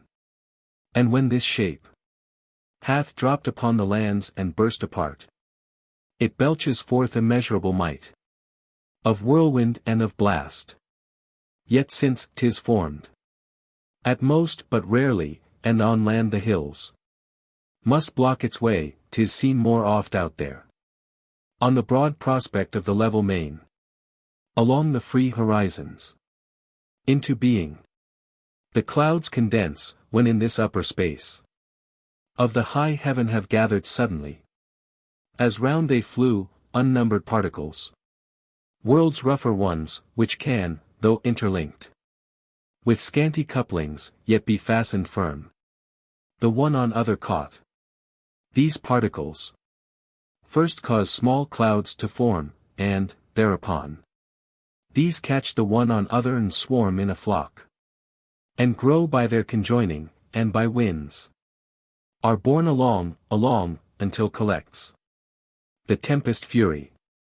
Happens, too, the nearer the mountain summits neighbor to the sky, the more unceasingly their far crags smoke with the thick darkness of swart cloud, because when first the mists do form, ere ever the eyes can there behold them, tenuous as they be, the carrier winds will drive them up and on unto the topmost summits of the mountain. And then at last it happens, when they be in vaster throng upgathered, that they can by this very condensation lie revealed, and that at same time they are seen to surge from very vertex of the mountain up into far ether. For very fact and feeling, as we upclimb high mountains, proveth clear that windy are those upward regions free. Besides, the clothes hung out along the shore, wherein they take the clinging moisture, prove that nature lifts from over all the sea unnumbered particles, whereby the more 'Tis manifest at many particles, even from the salt upheavings of the main, can rise together to augment the bulk of massed clouds. For moistures in these twain are near akin. Besides, from out all rivers, as well as from the land itself, we see uprising mists and steam, which like a breath are forced out from them and borne aloft to curtain heaven with their murk, and make, by slow foregathering, the ski clouds. For, in addition, lo, the heat on high of constellated ether burdens down upon them, and by sort of condensation weaveth beneath the azure firmament the reek of darkling cloud. It happens, too, that hither to the skies from the beyond do come those particles which make the clouds and flying thunderheads. For I have taught that this their number is innumerable, and infinite the sum of the abyss. And I have shown with what stupendous speed those bodies fly, and how they're wont to pass amain through incommunicable space. Therefore, 'tis not exceeding strange, if oft in little time tempest and darkness cover with bulking thunderheads hanging on high the oceans and the lands, since everywhere through all the narrow tubes of yonder ether, yea, so to speak, through all the breathing holes of the great upper world encompassing, there be for the primordial elements exits and entrances. Now come, and how the rainy moisture thickens into being in the lofty clouds, and how upon the lands 'tis then discharged in downpour of large showers. I will unfold, and first triumphantly will I persuade thee that uprise together with clouds themselves, full many seeds of water from out all things, and that they both increase, both clouds and water which is in the clouds, in like proportion as our frames increase, in like proportion with our blood, as well as sweat or any moisture in our members. Besides, the clouds take in from time to time much moisture risen from the broad marine, whilst the winds bear them o'er the mighty sea, like hanging fleeces of white wool.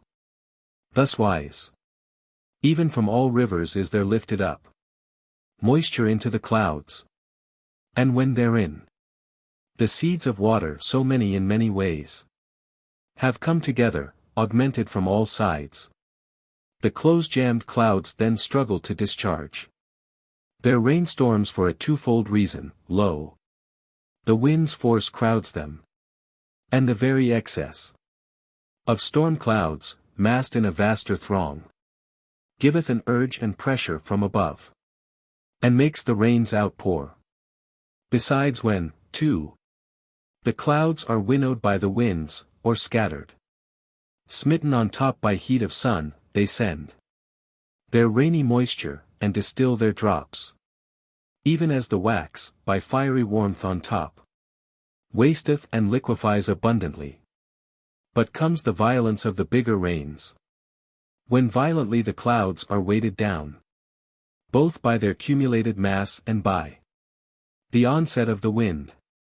And rains are wont to endure a while and to abide for long, when many seeds of waters are aroused, and clouds on clouds and racks on racks outstream in piled layers, and are borne along from every quarter.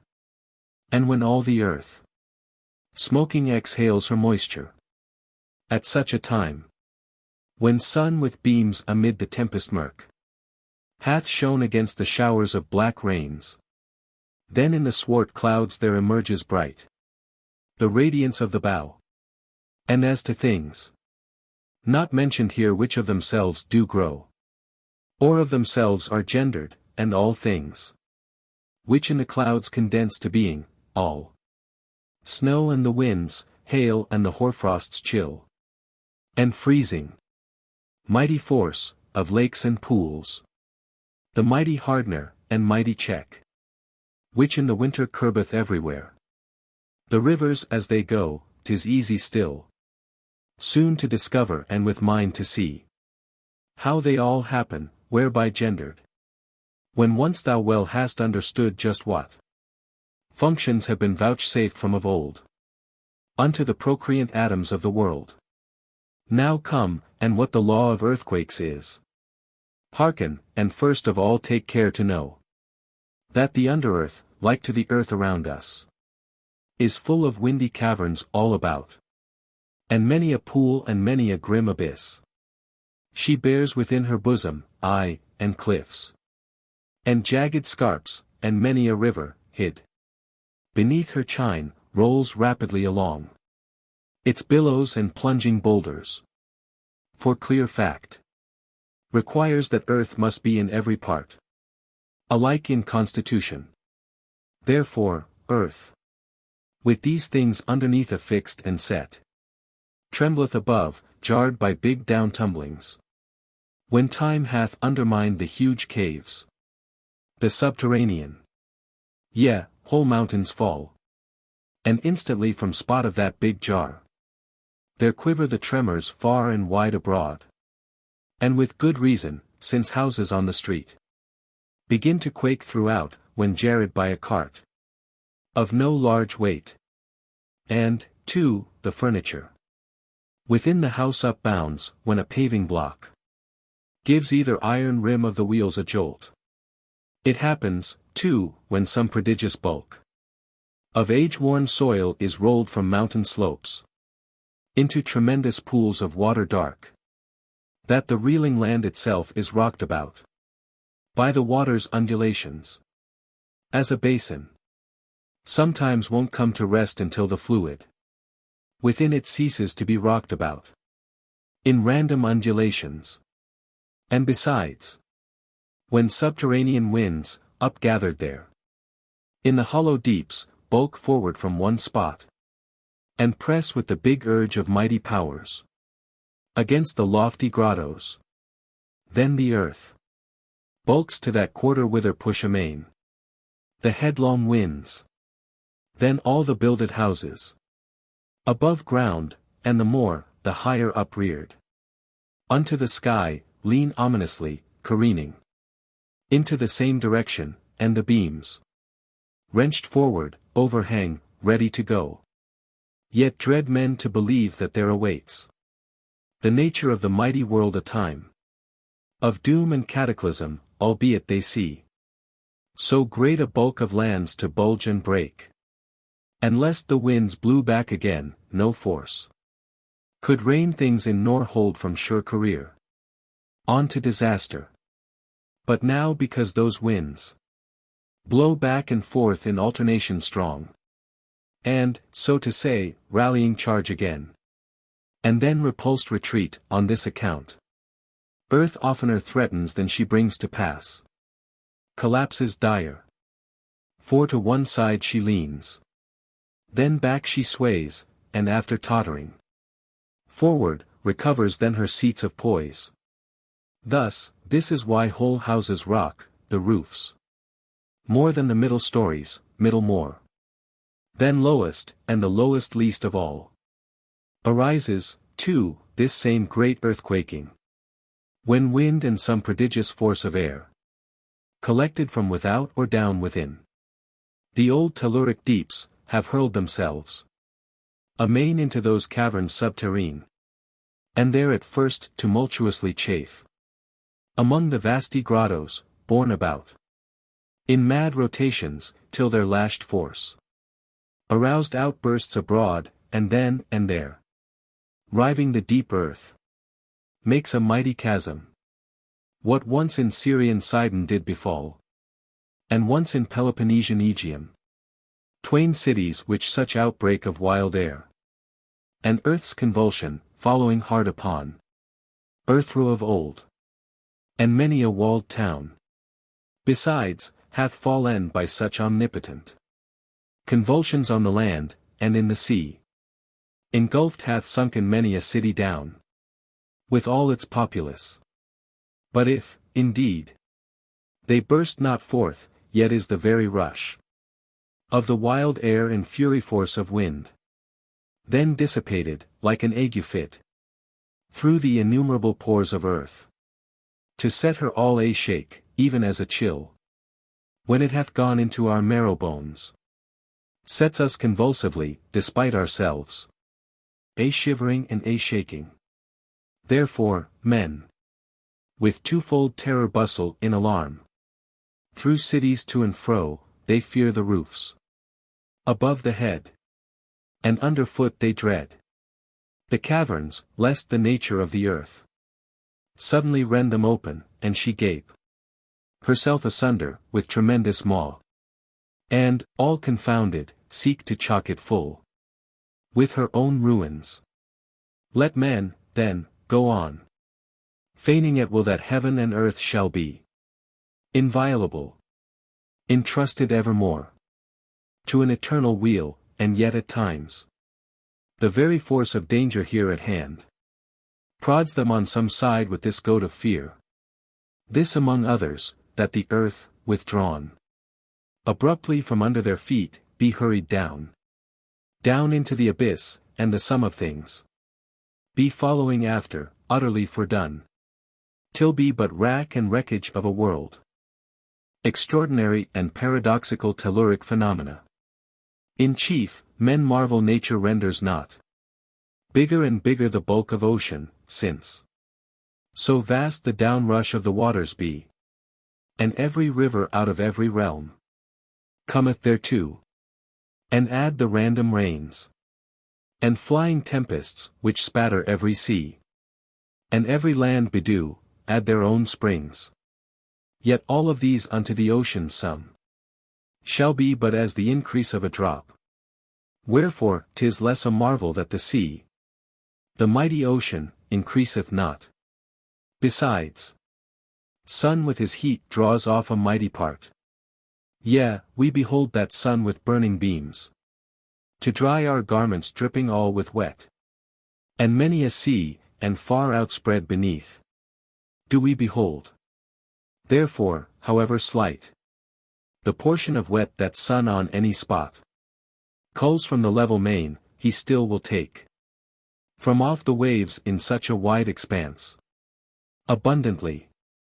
Then, further, also winds, sweeping the level waters, can bear off a mighty part of wet, since we behold oft in a single night the highways dried by winds, and soft mud crusted o'er at dawn. Again, I've taught thee that the clouds bear off much moisture too, uptaken from the reaches of the mighty main, and sprinkle it about o'er all the zones, when rain is on the lands, and winds convey the airy racks of vapor. Lastly, since earth is porous through her frame, and neighbors on the seas, girdling their shores, the waters wet must seep into the lands. From briny ocean, as from lands it comes into the seas. For brine is filtered off, and then the liquid stuff seeps back again, and all re-poureth at the river heads, whence in freshwater currents it returns over the lands, adown the channels which were cleft erstwhile and erstwhile bore along the liquid-footed floods. And now the cause whereby athrough the throat of Etna's mount such vast tornado fires outbreathe at times, I will unfold, for with no middling might of devastation the flamy tempest rose, and held dominion in Sicilian fields, drawing upon itself the upturned faces of neighboring clans. What time they saw afar the ski vaults affume and sparkling all, and filled their bosoms with dread anxiety of what new thing nature were travelling at. In these affairs it much behoveth thee to look both wide and deep, and far abroad, to peer to every quarter, that thou mayst remember how boundless is the sum of things, and mark how infinitely small a part of the whole sum is this one sky of ours. Oh, not so large a part as is one man of the whole earth. And plainly if thou viewest this cosmic fact, placing it square in front, and plainly understandest, thou wilt leave wondering at many things. For who of us wondereth if some one gets into his joints a fever, gathering head with fiery heat, or any other dolorous disease along his members? For anon the foot grows blue and bulbous. Often the sharp twinge seizes the teeth, attacks the very eyes. Outbreaks the sacred fire, and, crawling on over the body, burneth every part. It seizeth on, and works its hideous way along the frame. No marvel this, since, lo, of things innumerable be seeds enough. And this our earth and sky do bring to us. Enough of bane from whence can grow the strength of maladies uncounted. Thuswise, then, we must suppose to all the sky and earth are ever supplied from out the infinite. All things, all in stores enough whereby the shaken earth can of a sudden move, and fierce typhoons can over sea and lands go tearing on, and Etna's fires o'erflow, and heaven become a flame burst. For that, too, happens at times, and the celestial vaults glow into fire, and rainy tempests rise in heavier congregation, when, per case, the seeds of water have foregathered thus from out the infinite. Aye, but passing huge the fiery turmoil of that conflagration.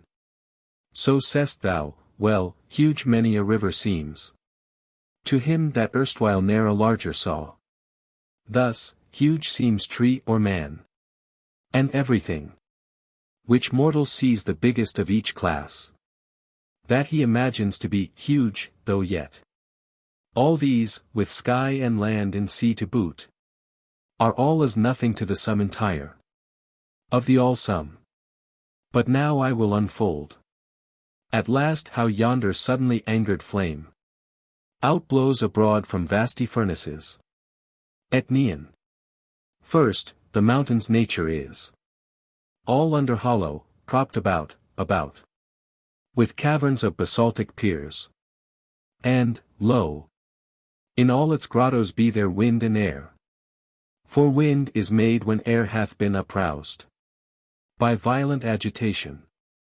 When this air is heated through and through, and, raging round, hath made the earth and all the rocks it touches horribly hot, and hath struck off from them fierce fire of swiftest flame. It lifts itself, and hurtles thus straight upwards through its throat into high heaven, and thus bears on afar its burning blasts, and scattereth afar its ashes, and rolls a smoke of pitchy murk, and heaveth the while boulders of wondrous weight, leaving no doubt in thee that 'tis the air's tumultuous power. Besides, in mighty part, the sea there at the roots of that same mount breaks its old billows and sucks back its surf, and grottos from the sea pass in below, even to the bottom of the mountain's throat. Here through thou must admit there go, and the conditions force, the water and air, deeply to penetrate from the open sea, and to outblow abroad, and to upbear thereby the flame, and to upcast from deeps the boulders, and to rear the clouds of sand. For at the top beat bowls, as people there are wont to name what we at Rome do call the throats and mouths. There be, besides, some thing of which 'tis not enough one only cause to state, but rather several, whereof one will be the true. Lo, if thou shouldst espy lying afar some fellow's lifeless corse, 'twere meet to name all causes of a death. That cause of his death might thereby be named. For prove thou mayst he perished not by steel, by cold, nor even by poison nor disease. Yet somewhat of this sort hath come to him, we know, and thus we have to say the same in divers cases. Toward the summer, Nile waxeth and overfloweth the champaign, unique in all the landscape, river soul of the Egyptians. In mid-season heats. Often and oft he waters Egypt o'er. Either because in summer against his mouths come those north winds which at that time of year men name the Etesian blasts, and, blowing thus upstream, retard, and, forcing back his waves, fill him o'er full and force his flow to stop. For out of doubt these blasts which driven be from icy constellations of the pole are borne straight up the river. Comes that river from forth the sultry places down the south, rising far up in midmost realm of day, among black generations of strong men with sun-baked skins. 'Tis possible, besides, that a big bulk of piled sand may bar his mouths against his onward waves, when sea, wild in the winds, tumbles the sand to inland, whereby the river's outlet were less free. Likewise less headlong his descending floods. It may be, too, that in this season rains are more abundant at its fountain head, because the Etesian blasts of those north winds then urge all clouds into those inland parts. And, soothly, when they're thus foregathered there, urged yonder into midmost realm of day, then, crowded against the lofty mountain sides, they're massed and powerfully pressed. Again, perchance, his waters wax, far away, among the Ethiopians' lofty mountains, when the all-beholding sun with thawing beams drives the white snows to flow into the valleys. Now come, and unto thee I will unfold, as to the birdless spots and birdless tarns, what sort of nature they are furnished with. First, as to name of birdless, that derives from very fact, because they noxious be unto all birds. For when above those spots in horizontal flight the birds have come, forgetting to or with wings, they furl their sails, and, with down drooping of their delicate necks, fall headlong into earth, if haply such the nature of the spots, or into water, if haply spreads thereunder birdless tarn. Such spots at Cumae, where the mountains smoke, charged with the pungent sulphur, and increased with steaming springs. And such a spot there is within the walls of Athens, even there, on summit of Acropolis, beside fane of Tritonian palace bountiful, where never cawing crows can wing their course, not even when smoke the altars with good gifts, but evermore they flee, yet not from wrath of Pallas, grieved at that espial old, as poets of the Greeks have sung the tale, but very nature of the place compels.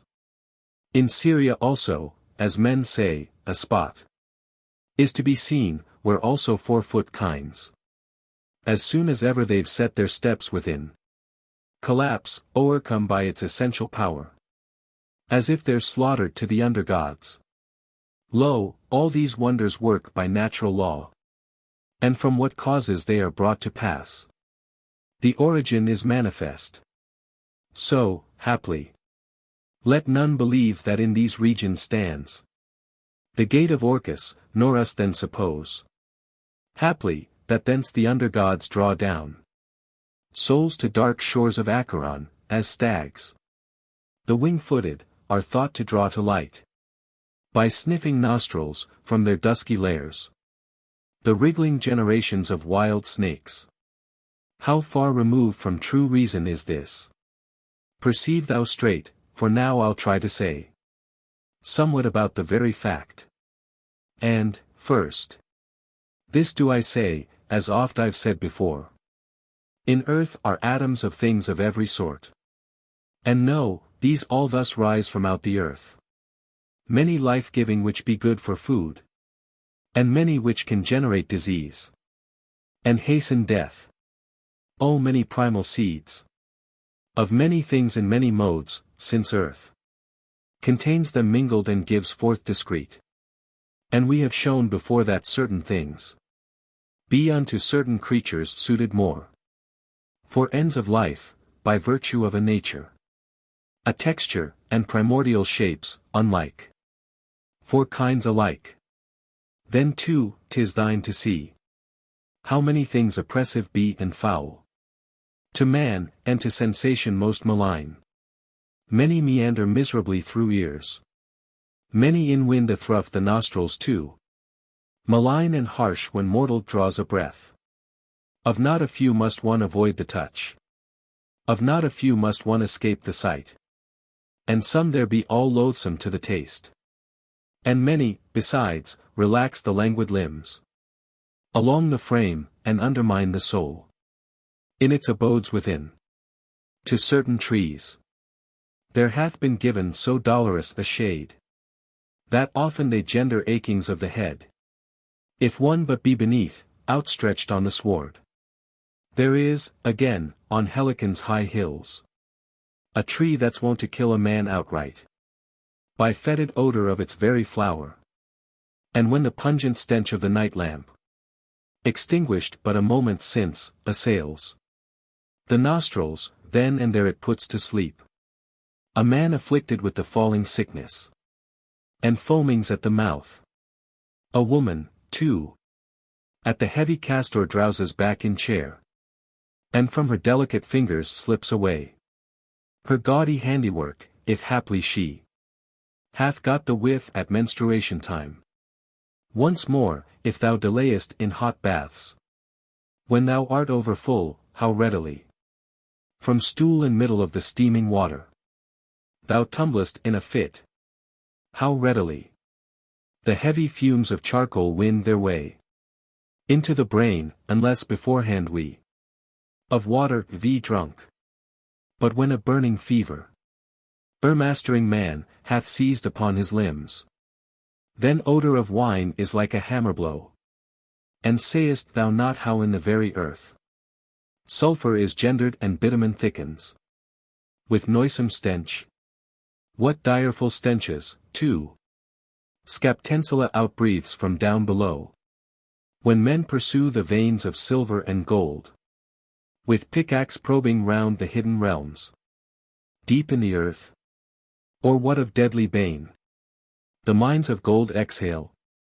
Oh, what a look, and what a ghastly hue they give to men! And sayest thou not, or hearest, how they're wont in little time to perish, and how fail the life stores in those folk whom mighty power of grim necessity confineth there in such a task? Thus, this Telluric earth outstreams with all these dread effluvia, and breathes them out into the open world, and into the visible regions under heaven. Thus, too, those birdless places must upsend an essence bearing death to winged things, which from the earth rises into the breezes, to poison part of ski space, and when thither the winged is on penance borne, there, seized by the unseen poison, 'tis ensnared, and from the horizontal of its flight drops to the spot whence sprang the effluvium. And when that's there collapsed, then the same power of that effluvium takes from all its limbs the relics of its life. That power first strikes the creatures with a wildering dizziness, and then thereafter, when they're once down fallen into the poison's very fountains, then life, too, they vomit out perforce, because so thick the stores of bane around them fume. Again, at times it happens that this power, this exhalation of the birdless places, dispels the air betwixt the ground and birds, leaving well nigh a void. And thither when in horizontal flight the birds have come forth with their buoyancy of pennons limps, all useless, and each effort of both wings falls out in vain. Here, when without all power to buoy themselves and on their wings to lean, lo, nature constrains them by their weight to slip down to the earth, and lying prostrate there along the well-nigh empty void, they spend their souls through all the openings of their frame. Further, the water of wells is colder than at summer time, because the earth, by heat, is rarefied, and sends abroad in air whatever seeds it peradventure have of its own fiery exhalations. The more, then, the telluric ground is drained of heat, the colder grows the water hid within the earth. Further, when all the earth is by the cold compressed, and thus contracts, and, so to say, concretes, it happens, lo, that by contracting it expresses then into the wells what heat it bears itself. 'Tis said at Hammond's fane a fountain is in daylight cold and hot in time of night. This fountain men be wonder overmuch, and think that suddenly it seethes in heat by intense sun, the subterranean, when night with her terrible murk hath cloaked the lands. What's not true reasoning by a long remove? Faith when sun o'erhead, touching with beams an open body of water, had no power to render it hot upon its upper side, though his high light possess such burning glare. How, then, can he, when under the gross earth, make water boil and glut with fiery heat? And, specially, since scarcely potent he, through hedging walls of houses to inject his exhalations hot, with ardent rays. What, then's, the principle? Why, this, indeed. The earth about that spring is porous more than elsewhere the telluric ground, and be many the seeds of fire hard by the water. On this account, when night with dew-fraught shades hath whelmed the earth, anon the earth deep down grows chill, contracts, and thuswise squeezes out into the spring what seed she holds of fire, as one might squeeze with fist, which render hot the touch and steam of the fluid. Next, when sun, uprisen with his rays has split the soil, and rarefied the earth with waxing heat, again into their ancient abodes return the seeds of fire, and all the hot of water into the earth retires. And this is why the fountain in the daylight gets so cold. Besides, the water's wet is beat upon by rays of sun, and, with the dawn, becomes rarer in texture under his pulsing blaze. And, therefore, whatso seeds it holds of fire, it renders up, even as it renders oft the frost that it contains within itself, and thaws its ice and looseneth the knots. There is, moreover, a fountain cold in kind, that makes a bit of tow, above it held, take fire forthwith and shoot a flame. So, too, a pitch-pine torch will kindle and flare round along its waves, wherever 'tis impelled, afloat before the breeze.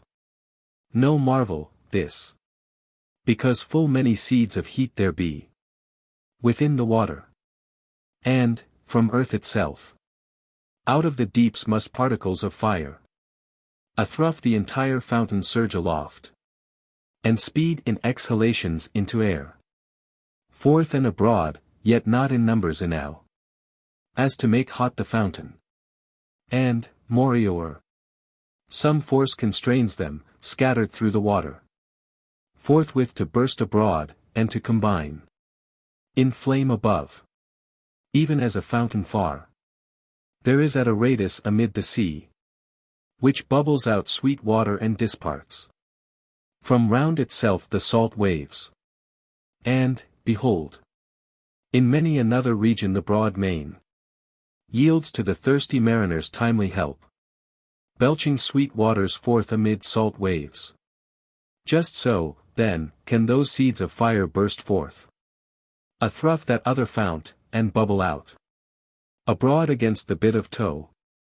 And when they there collect or cleave unto the torch, forthwith they readily flash a flame, because the tow and torches, also, in themselves, have many seeds of latent fire. Indeed.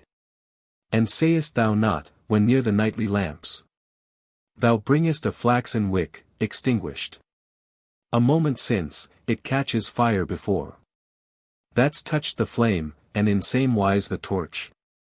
And many another object flashes aflame. When at a distance, touched by heat alone. Before, 'tis steeped in veritable fire. This, then, we must suppose to come to pass. In that spring also. Now to other things. And I'll begin to treat by what decree. Of nature it came to pass that iron can be. By that stone drawn which Greeks the magnet call. After the country's name, its origin.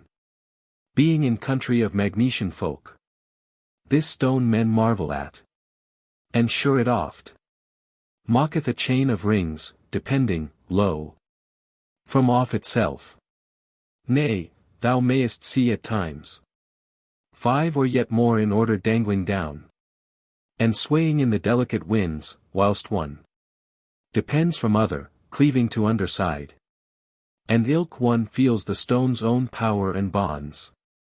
So overmasteringly its power flows down. In things of this sort, much must be made sure, ere thou account of the thing itself canst give. And the approaches roundabout must be. Wherefore the more do I exact of thee. A mind and ears attent. First, from all things we see soever, evermore must flow. Must be discharged and strewn about. Bodies that strike the eyes, a waking sight. From certain things flow odors evermore. As cold from rivers, heat from sun, and spray. From waves of ocean, eater out of walls. Along the coasts. Nor ever cease to seep. The varied echoings athrough the air. Then, too, there comes into the mouth at times the wet of a salt taste, when by the sea we roam about, and so, whene'er we watch the wormwood being mixed, its bitter stings. To such degree from all things is each thing borne streamingly along, and sent about to every region round. And nature grants nor rest nor respite of the onward flow, since 'tis incessantly we feeling have, and all the time are suffered to descry, and smell all things at hand, and hear them sound. Now will I seek again to bring to mind how porous a body all things have, a fact made manifest in my first canto, too.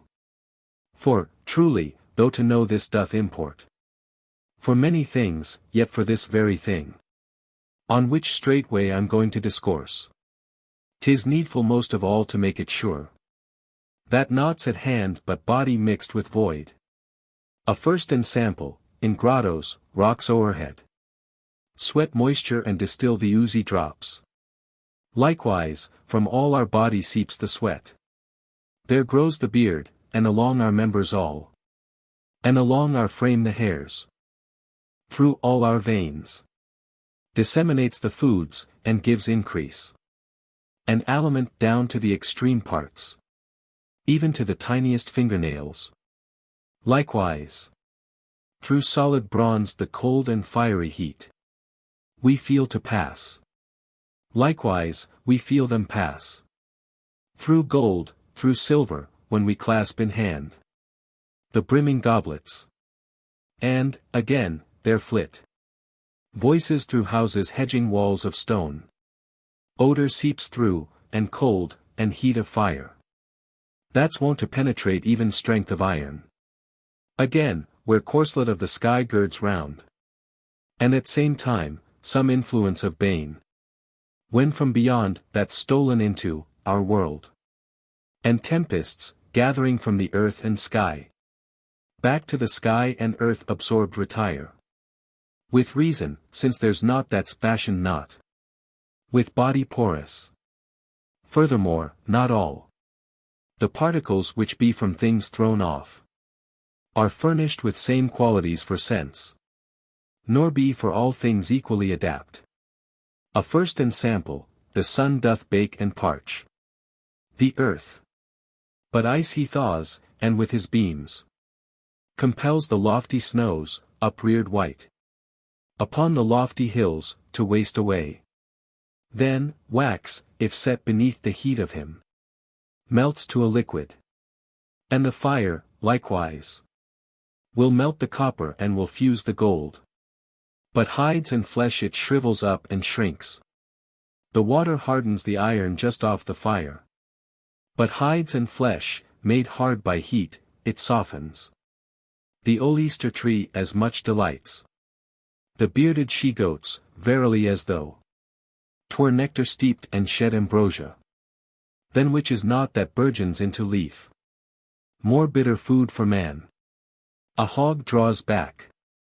For marjoram oil, and every unguent fears.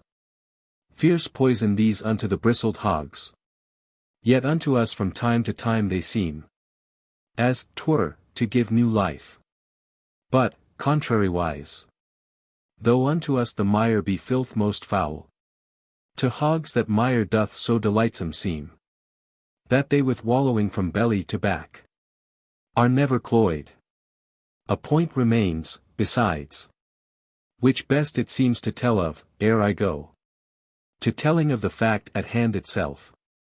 Since to the varied things assigned be the many pores, those pores must be diverse in nature one from other, and each have its very shape, its own direction fixed. And so, indeed, in breathing creatures be the several senses, of which each takes in unto itself, in its own fashion ever, its own peculiar object. For we mark how sounds do into one place penetrate, into another flavors of all juice, and savor of smell into a third.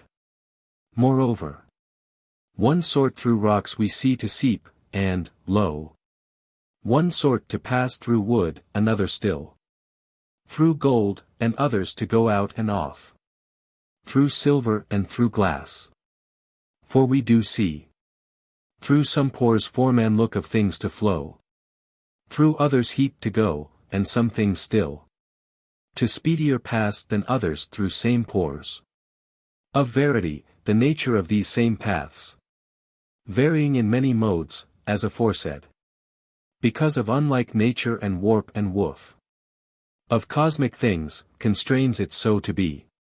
Wherefore, since all these matters now have been established and settled well for us, as premises prepared, for what remains, 'twill not be hard to render clear account by means of these, and the whole cause reveal, whereby the magnet lures the strength of iron. First, stream there must from off the lodestone seeds innumerable, a very tide, which smites by blows that are asunder lying betwixt the stone and iron. And when is emptied out this space, and a large place between the two is made a void, forthwith the primal germs of iron, headlong slipping, fall conjoined into the vacuum. And the ring itself, by reason thereof doth follow after and go thuswise with all its body. And naught there is that of its own primordial elements more thoroughly knit or tighter linked coheres than nature and cold roughness of stout iron. Wherefore, 'tis less a marvel what I said, that from such elements no bodies can from out the iron collect in larger throng, and be into the vacuum borne along, without the ring itself do follow after. And this it does, and followeth on until that reach the stone itself and cleave to it by links invisible. Moreover, likewise, the motions assisted by a thing of aid, whereby the process easier becomes. Namely, by this, as soon as rarer grows that air in front of the ring, and space between is emptied more and made a void. Forthwith it happens all the air that lies behind conveys it onward, pushing from the rear.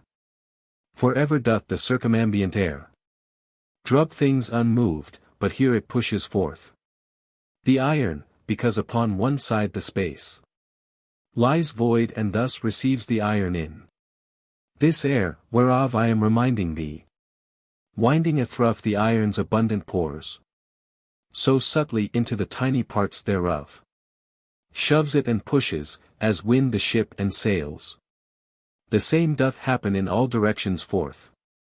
From whatso side a space is made a void, whether from crosswise or above, forthwith the neighbor particles are borne along into the vacuum. For of verity, they're set a-going by poundings from elsewhere, nor by themselves of own accord can they rise upwards into the air. Again, all things must in their framework hold some air, because they are of framework porous, and the air encompasses and borders on all things. Thus, then, this air in iron so deeply stored is tossed evermore in vexed motion, and therefore drubs upon the ring sans doubt, and shakes it up inside. In sooth, that ring is thither borne along, to where that's once plunged headlong, thither, lo, unto the void whereto it took its start. It happens, too, at times that nature of iron shrinks from this stone away, accustomed by turns to flee and follow. Yea, I've seen those Samothracian iron rings leap up, and iron filings in the brazen bowls seethe furiously, when underneath was set the magnet stone. So strongly iron seems to crave to flee that rock. Such discord great is gendered by the interposed brass.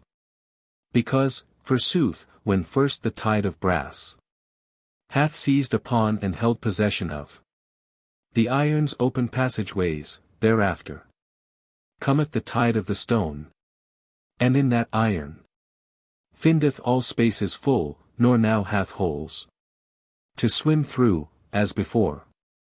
'Tis thus constrained with its own current gainst the iron's fabric, to dash and beat, by means whereof it spurs forth from itself, and through the brass stirs up the things which otherwise without the brass it sucks into itself.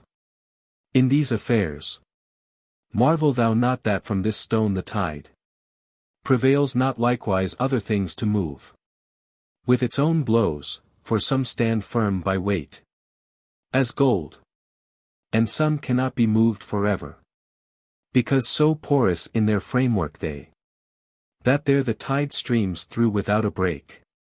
Of which sort stuff of wood is seen to be. Therefore, when iron, which lies between the two, hath taken in some atoms of the brass, then do the streams of that Magnesian rock move iron by their smitings. Yet these things are not so alien from others, that I of this same sort am ill prepared to name ensamples still of things exclusively to one another adapt.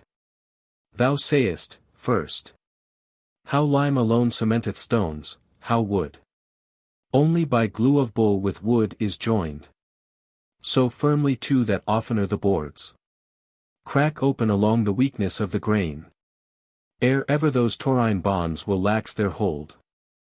The vine-born juices with the water springs are bold to mix, though not the heavy pitch, with the light oil of olive and purple dye of shellfish so uniteth with the wool's body alone that it cannot be ta'en away forever, nay, though thou gavest toil to restore the same with the Neptunian flood.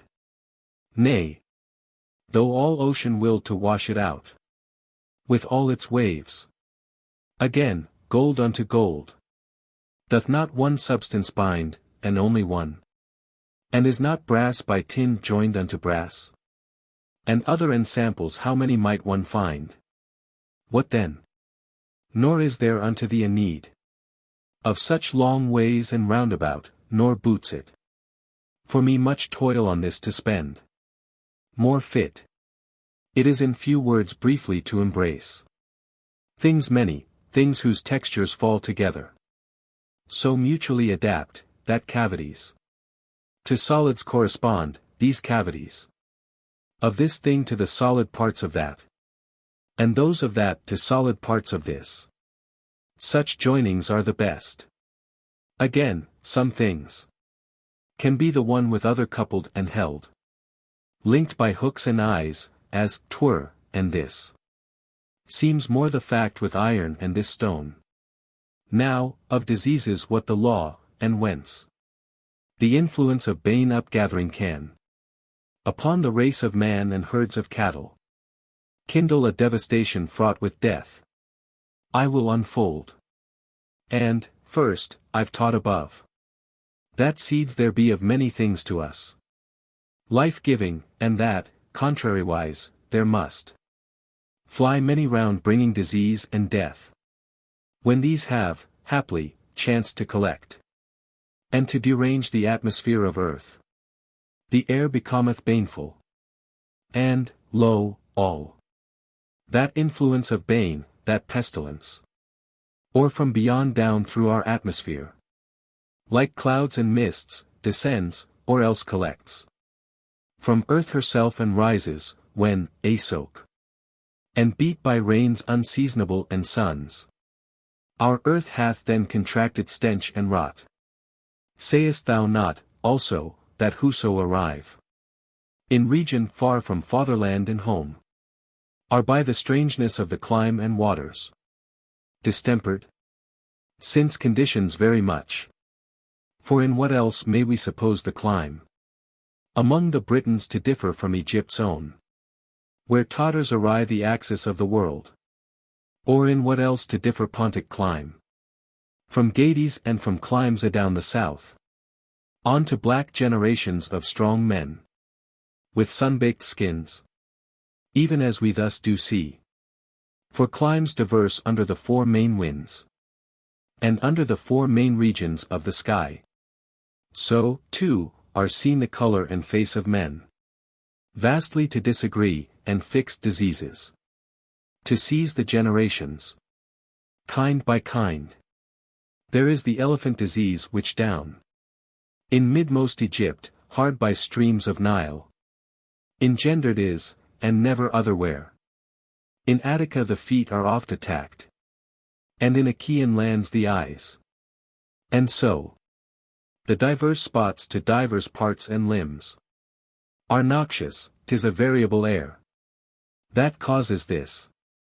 Thus when an atmosphere, alien by chance to us, begins to heave, and noxious airs begin to crawl along, they creep and wind like unto mist and cloud, slowly, and everything upon their way they disarrange and force to change its state. It happens, too, that when they've come at last into this atmosphere of ours, they taint and make it like themselves an alien. Therefore, a sudden this devastation strange, this pestilence, upon the waters falls, or settles on the very crops of grain, or other meat of men and feed of flocks, or it remains a subtle force, suspense, in the atmosphere itself. And when therefrom we draw our inhalations of mixed air into our body equally its bane, also we must suck in manner like. Oft comes the pestilence upon the kine, and sickness, too, upon the sluggish sheep. Nor aught it matters whether journey we to regions adverse to ourselves and change the atmospheric cloak, or whether nature herself import a tainted atmosphere to us or something strange to our own use, which can attack us soon as ever it come. The plague Athens. 'Twas such a manner of disease, 'twas such mortal miasma in Cecropian lands. Whilom reduced the plains to dead men's bones, unpeopled the highways, drained of citizens, the Athenian town, for coming from afar, rising in lands of Egypt, traversing reaches of air and floating fields of foam, at last on all Pandion's folk it swooped, whereat by troops unto disease and death were they o'ergiven. At first, they'd bear about a skull on fire with heat, and eyeballs twain red with suffusion of blank glare. Their throats, black on the inside, sweated oozy blood, and the walled pathway of the voice of man was clogged with ulcers, and the very tongue, the mind's interpreter, would trickle gore. Weakened by torments, tardy, rough to touch. Next when that influence of bane had chalked down through the throat, the breast, and streamed had e'en into sullen heart of those sick folk. Then, verily, all the fences of man's life began to topple. From the mouth the breath would roll a noisome stink, as stink to heaven. Rotting cadavers flung unburied out. And, lo, thereafter, all the body's strength and every power of mind would languish, now, in very doorway of destruction. And anxious anguish and ululation, mixed with many a groan, companioned alway the intolerable torments. Night and day, recurrent spasms of vomiting would rack alway their thews and members, breaking down with sheer exhaustion men already spent. And yet on no one's body couldst thou mark the skin with o'er much heat to burn aglow, but rather the body unto touch of hands would offer a warmish feeling, and thereby show red all over, with ulcers, so to say, inbranded, like the sacred fires o'erspread along the members. The inward parts of men, in truth, would blaze unto the very bones. A flame, like flame in furnaces, would blaze within the stomach. Nor couldst aught apply unto their members light enough and thin for shift of aid, but coolness and a breeze. Ever and ever some would plunge those limbs on fire with bane into the icy streams, hurling the body naked into the waves. Many would headlong fling them deeply down the water pits, tumbling with eager mouth. Already agape, the insatiable thirst that whelmed their parched bodies, lo, would make a goodly shower seem like to scanty drops. Respite of torment was there none. Their frames forspent lay prone. With silent lips of fear would medicine mumble low, the while she saw so many a time men roll their eyeballs round, staring wide open, unvisited of sleep, the heralds of old death. And in those months was given many another sign of death. The intellect of mind by sorrow and dread deranged, the sad brow, the countenance fierce and delirious, the tormented ears beset with ringings, the breath quick and short, or huge and intermittent, soaking sweat. A glisten on neck, the spittle in fine gouts, tainted with color of crocus and so salt. The cough scarce wheezing through the rattling throat. Aye, and the sinews in the fingered hands were sure to contract, and sure the jointed frame to shiver, and up from feet the cold to mount, inch after inch, and toward the supreme hour. At last the pinched nostrils, noses tip a very point. Eyes sunken, temples hollow. Skin cold and hard, the shuddering grimace. The pulled and puffy flesh above the brows. Oh, not long after would their frames lie prone in rigid death. And by about the 8th resplendent light of sun, or at the most on the 9th flaming of his flambeau, they would render up the life. If any then had scaped the doom of that destruction, yet him there awaited in the after days a wasting and a death from ulcers vile, and black discharges of the belly. Or else through the clogged nostrils would there ooze along much fouled blood, oft with an aching head. Hither would stream a man's whole strength and flesh. And whoso had survived that virulent flow of the vile blood, yet into thews of him, and into his joints and very genitals, would pass the old disease. And some there were, dreading the doorways of destruction. So much, lived on, deprived by the knife of the male member. Not a few, though lopped of hands and feet, would yet persist in life. And some there were who lost their eyeballs, oh, so fierce a fear of death had fallen on them, And some, besides, were by oblivion of all things seized, that even themselves they knew no longer. And though corpse on corpse lay piled, unburied on ground, the race of birds and beasts would or spring back, scurrying to escape the virulent stench, or, if they'd tasted there, would languish in approaching death. But yet, hardly at all during those many suns appeared a fowl, nor from the woods went forth the sullen generations of wild beasts. They languished with disease and died. In chief, the faithful dogs, in all the streets, outstretched, would yield their breath distressfully. For so that influence of bane would twist life from their members. Nor was found one sure and universal principle of cure. For what to one had given the power to take the vital winds of air into his mouth, and to gaze upward at the vaults of sky, the same to others was their death and doom. In those affairs, O awfulest of all, O pitiable most was this, whoso once saw himself in that disease, entangled, aye, as damned unto death, would lie in wan hope, with a sullen heart, would, in forevision of his funeral, give up the ghost, O then and there. For, lo, at no time did they cease one from another to catch contagion of the greedy plague, as though but woolly flocks and horned herds. And this in chief would heap the dead on dead. For who forbore to look to their own sick?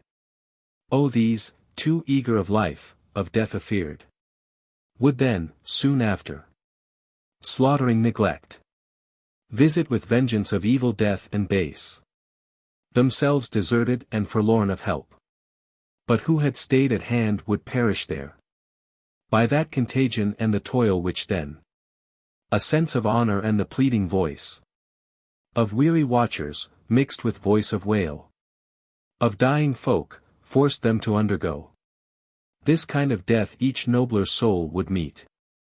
The funerals, uncompanioned, forsaken, like rivals contended to be hurried through, and men contending to in sepulchre pile upon pile the throng of their own dead, and weary with woe and weeping wandered home.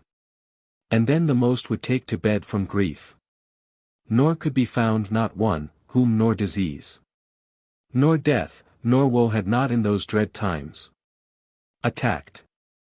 By now the shepherds and neatherds all, yea, even the sturdy guiders of curved ploughs, began to sicken, and their bodies would lie huddled within back corners of their huts, delivered by squalor and disease to death.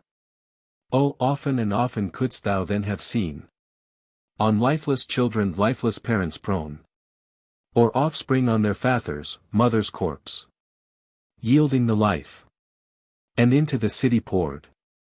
Oh, not in least part from the countryside, that tribulation, which the peasantry, sick, brought thither, thronging from every quarter, plague-stricken mob. All places would they crowd, all buildings too, whereby the more would death up-pile a heap the folk so crammed in town. Ah, many a body thirst had dragged and rolled along the highways there was lying strewn, beside silenus-headed water fountains, the life-breath choked from that too dear desire of pleasant waters. Ah, everywhere along the open places of the populace, and along the highways, oh thou mightest see of many a half-dead body the sagged limbs, rough with squalor, wrapped around with rags, perish from very nastiness, with naught but skin upon the bones, well nigh already buried, in ulcers vile and obscene filth. All holy temples, too, of deities, had death beckrammed with the carcasses, and stood each fane of the celestial ones, laden with stark cadavers everywhere. Places which warders of the shrines had crowded, with many a guest. For now no longer men did mightily esteem the old divine The worship of the gods, the woe at hand, did overmaster. Nor in the city then remained those rites of sepulture, with which that pious folk had evermore been wont to buried be. For it was wildered all in wild alarms, and each and every one with sullen sorrow would bury his own dead, as present shift allowed, and sudden stress, and poverty to many an awful act impelled. And with a monstrous screaming they would, on the frames of alien funeral pyres, place their own kin, and thrust the torch beneath. Oft brawling with much bloodshed round about, rather than quit dead bodies loved in life.